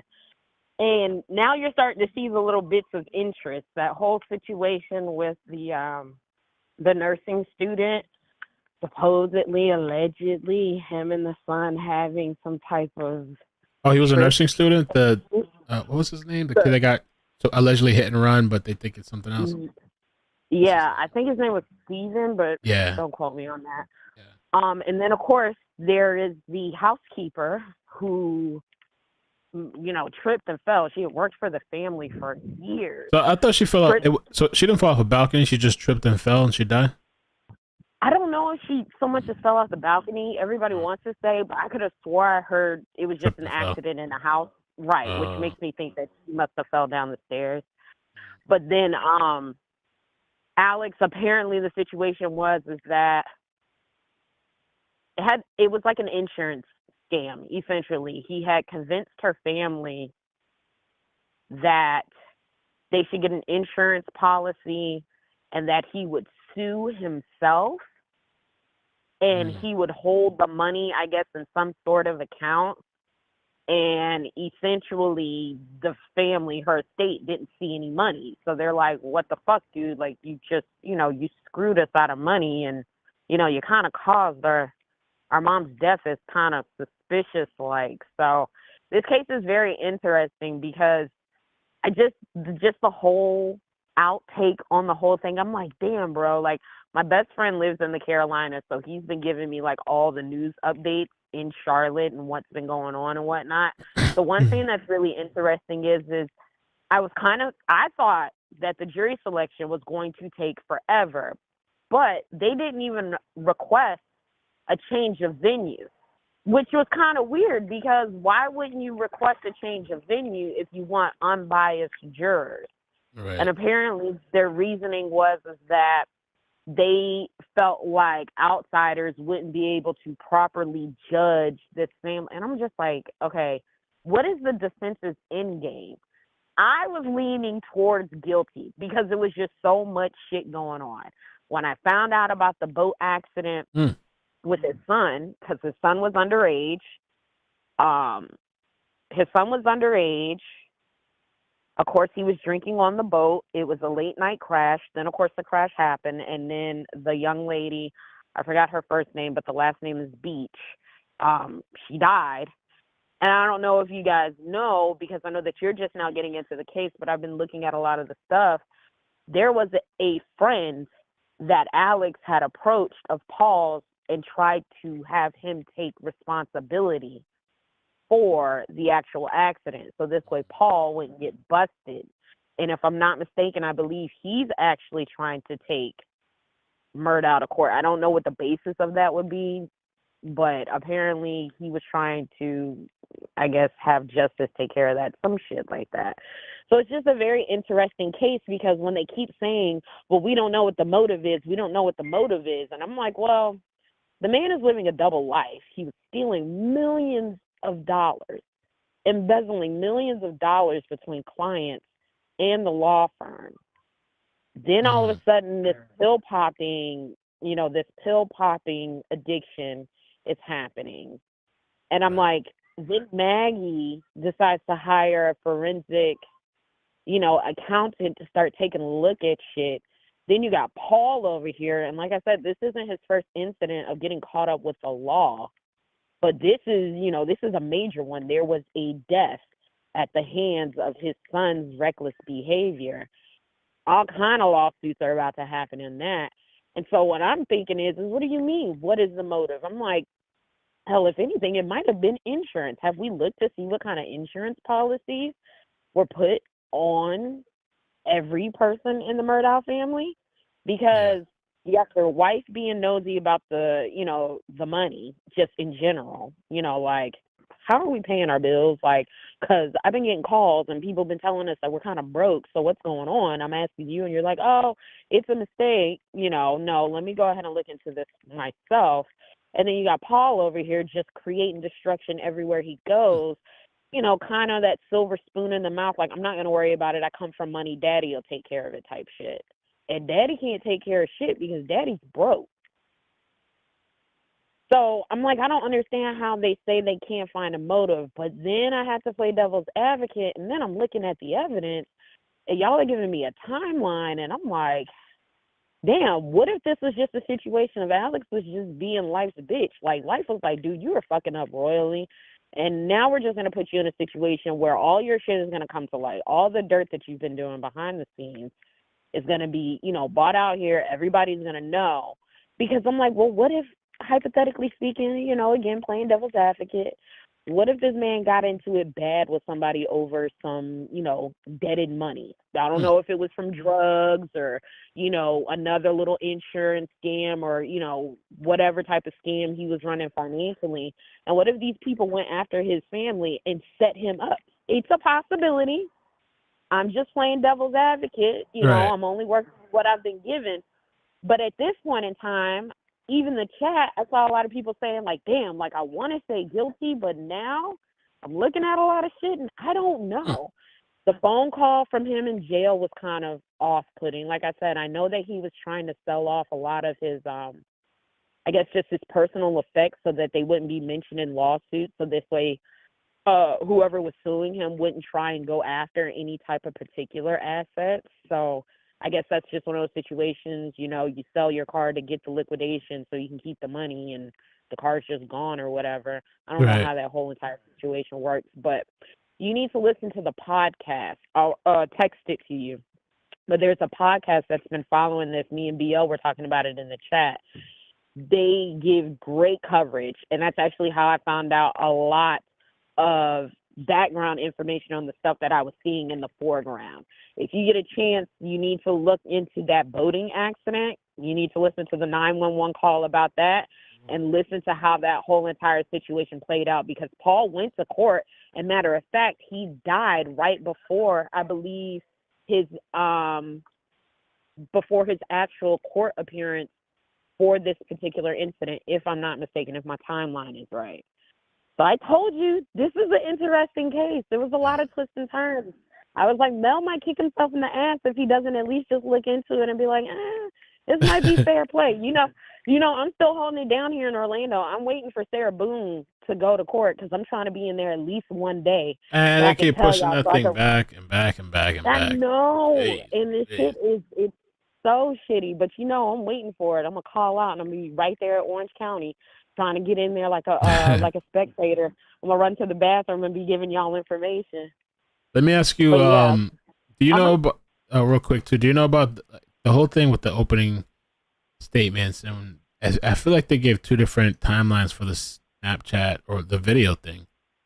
Because the prosecutor was saying like it was right after the guy, he was murdered, Paul, but then the other guy said it was like an hour after, I thought, the defense. I haven't even really looked into the video part. I've been so behind in the recent stuff. I just knew that it was happening. And like I said, I was so gung-ho thinking to myself in my own mind, like, okay, jury selection should be the whole week. This is a big case. They need unbiased opinions. And then my bestie sends me a news article from the major newspaper in Charlotte, North Carolina, talking about, jury selection has been done, trial starting on Wednesday. And I'm like, well, what the hell? And then I just heard how the whole jury selection went down, how they whittled it down to groups of 300 people and then started weeding people out. And I'm like, how the hell did this? So now I've jumped right into the case. So now I have to go on the backlog and see, because I heard about a video, but I'm like, a video of what? And then I'm listening, through the trial, and then I listened to some stuff on Court TV just to give me some insight about it this morning. And I was just like, okay, I need to look more into this video because I've been so behind. I missed your Vitello update, and thank God I'm off this weekend. I mean, Friday night, we're doing. Yesterday's live was so interesting. Yesterday's live, the lady gave Lisa's story. She had to cut it short because we had limited time, but Lisa's story. Caught it 22 minutes after you started it, and I was literally getting ready to go to bed because I knew I had an early that day, and I was like, damn, I'm gonna have to start it tomorrow. But like I said, we're doing the fun stream Friday night, so I know I can't really catch up Friday night. Saturday. Oh, Saturday. Yeah. Okay, so bet and I can do some catch up on Friday. So yeah, it'll be a long night for me on Friday. I'll be watching all your videos and catching up. But I told you this case. You owe me a drink when you come down here for Comic-Con. I'm telling you, you owe me a drink. I got you on. Will it be in the area?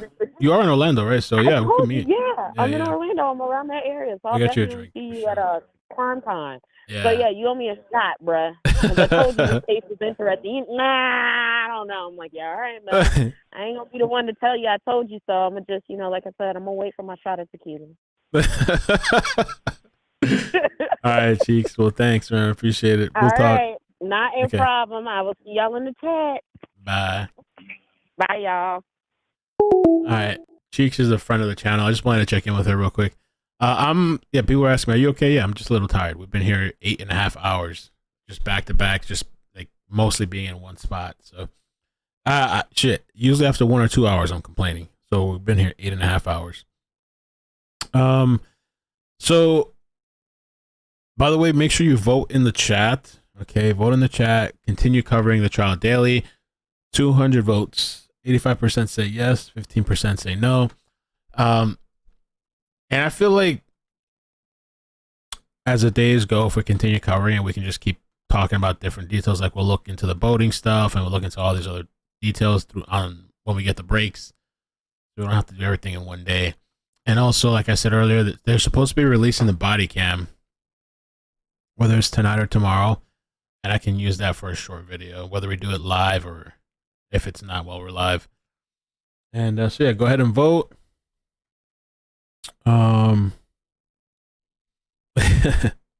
Yeah, I'm gonna get out of here.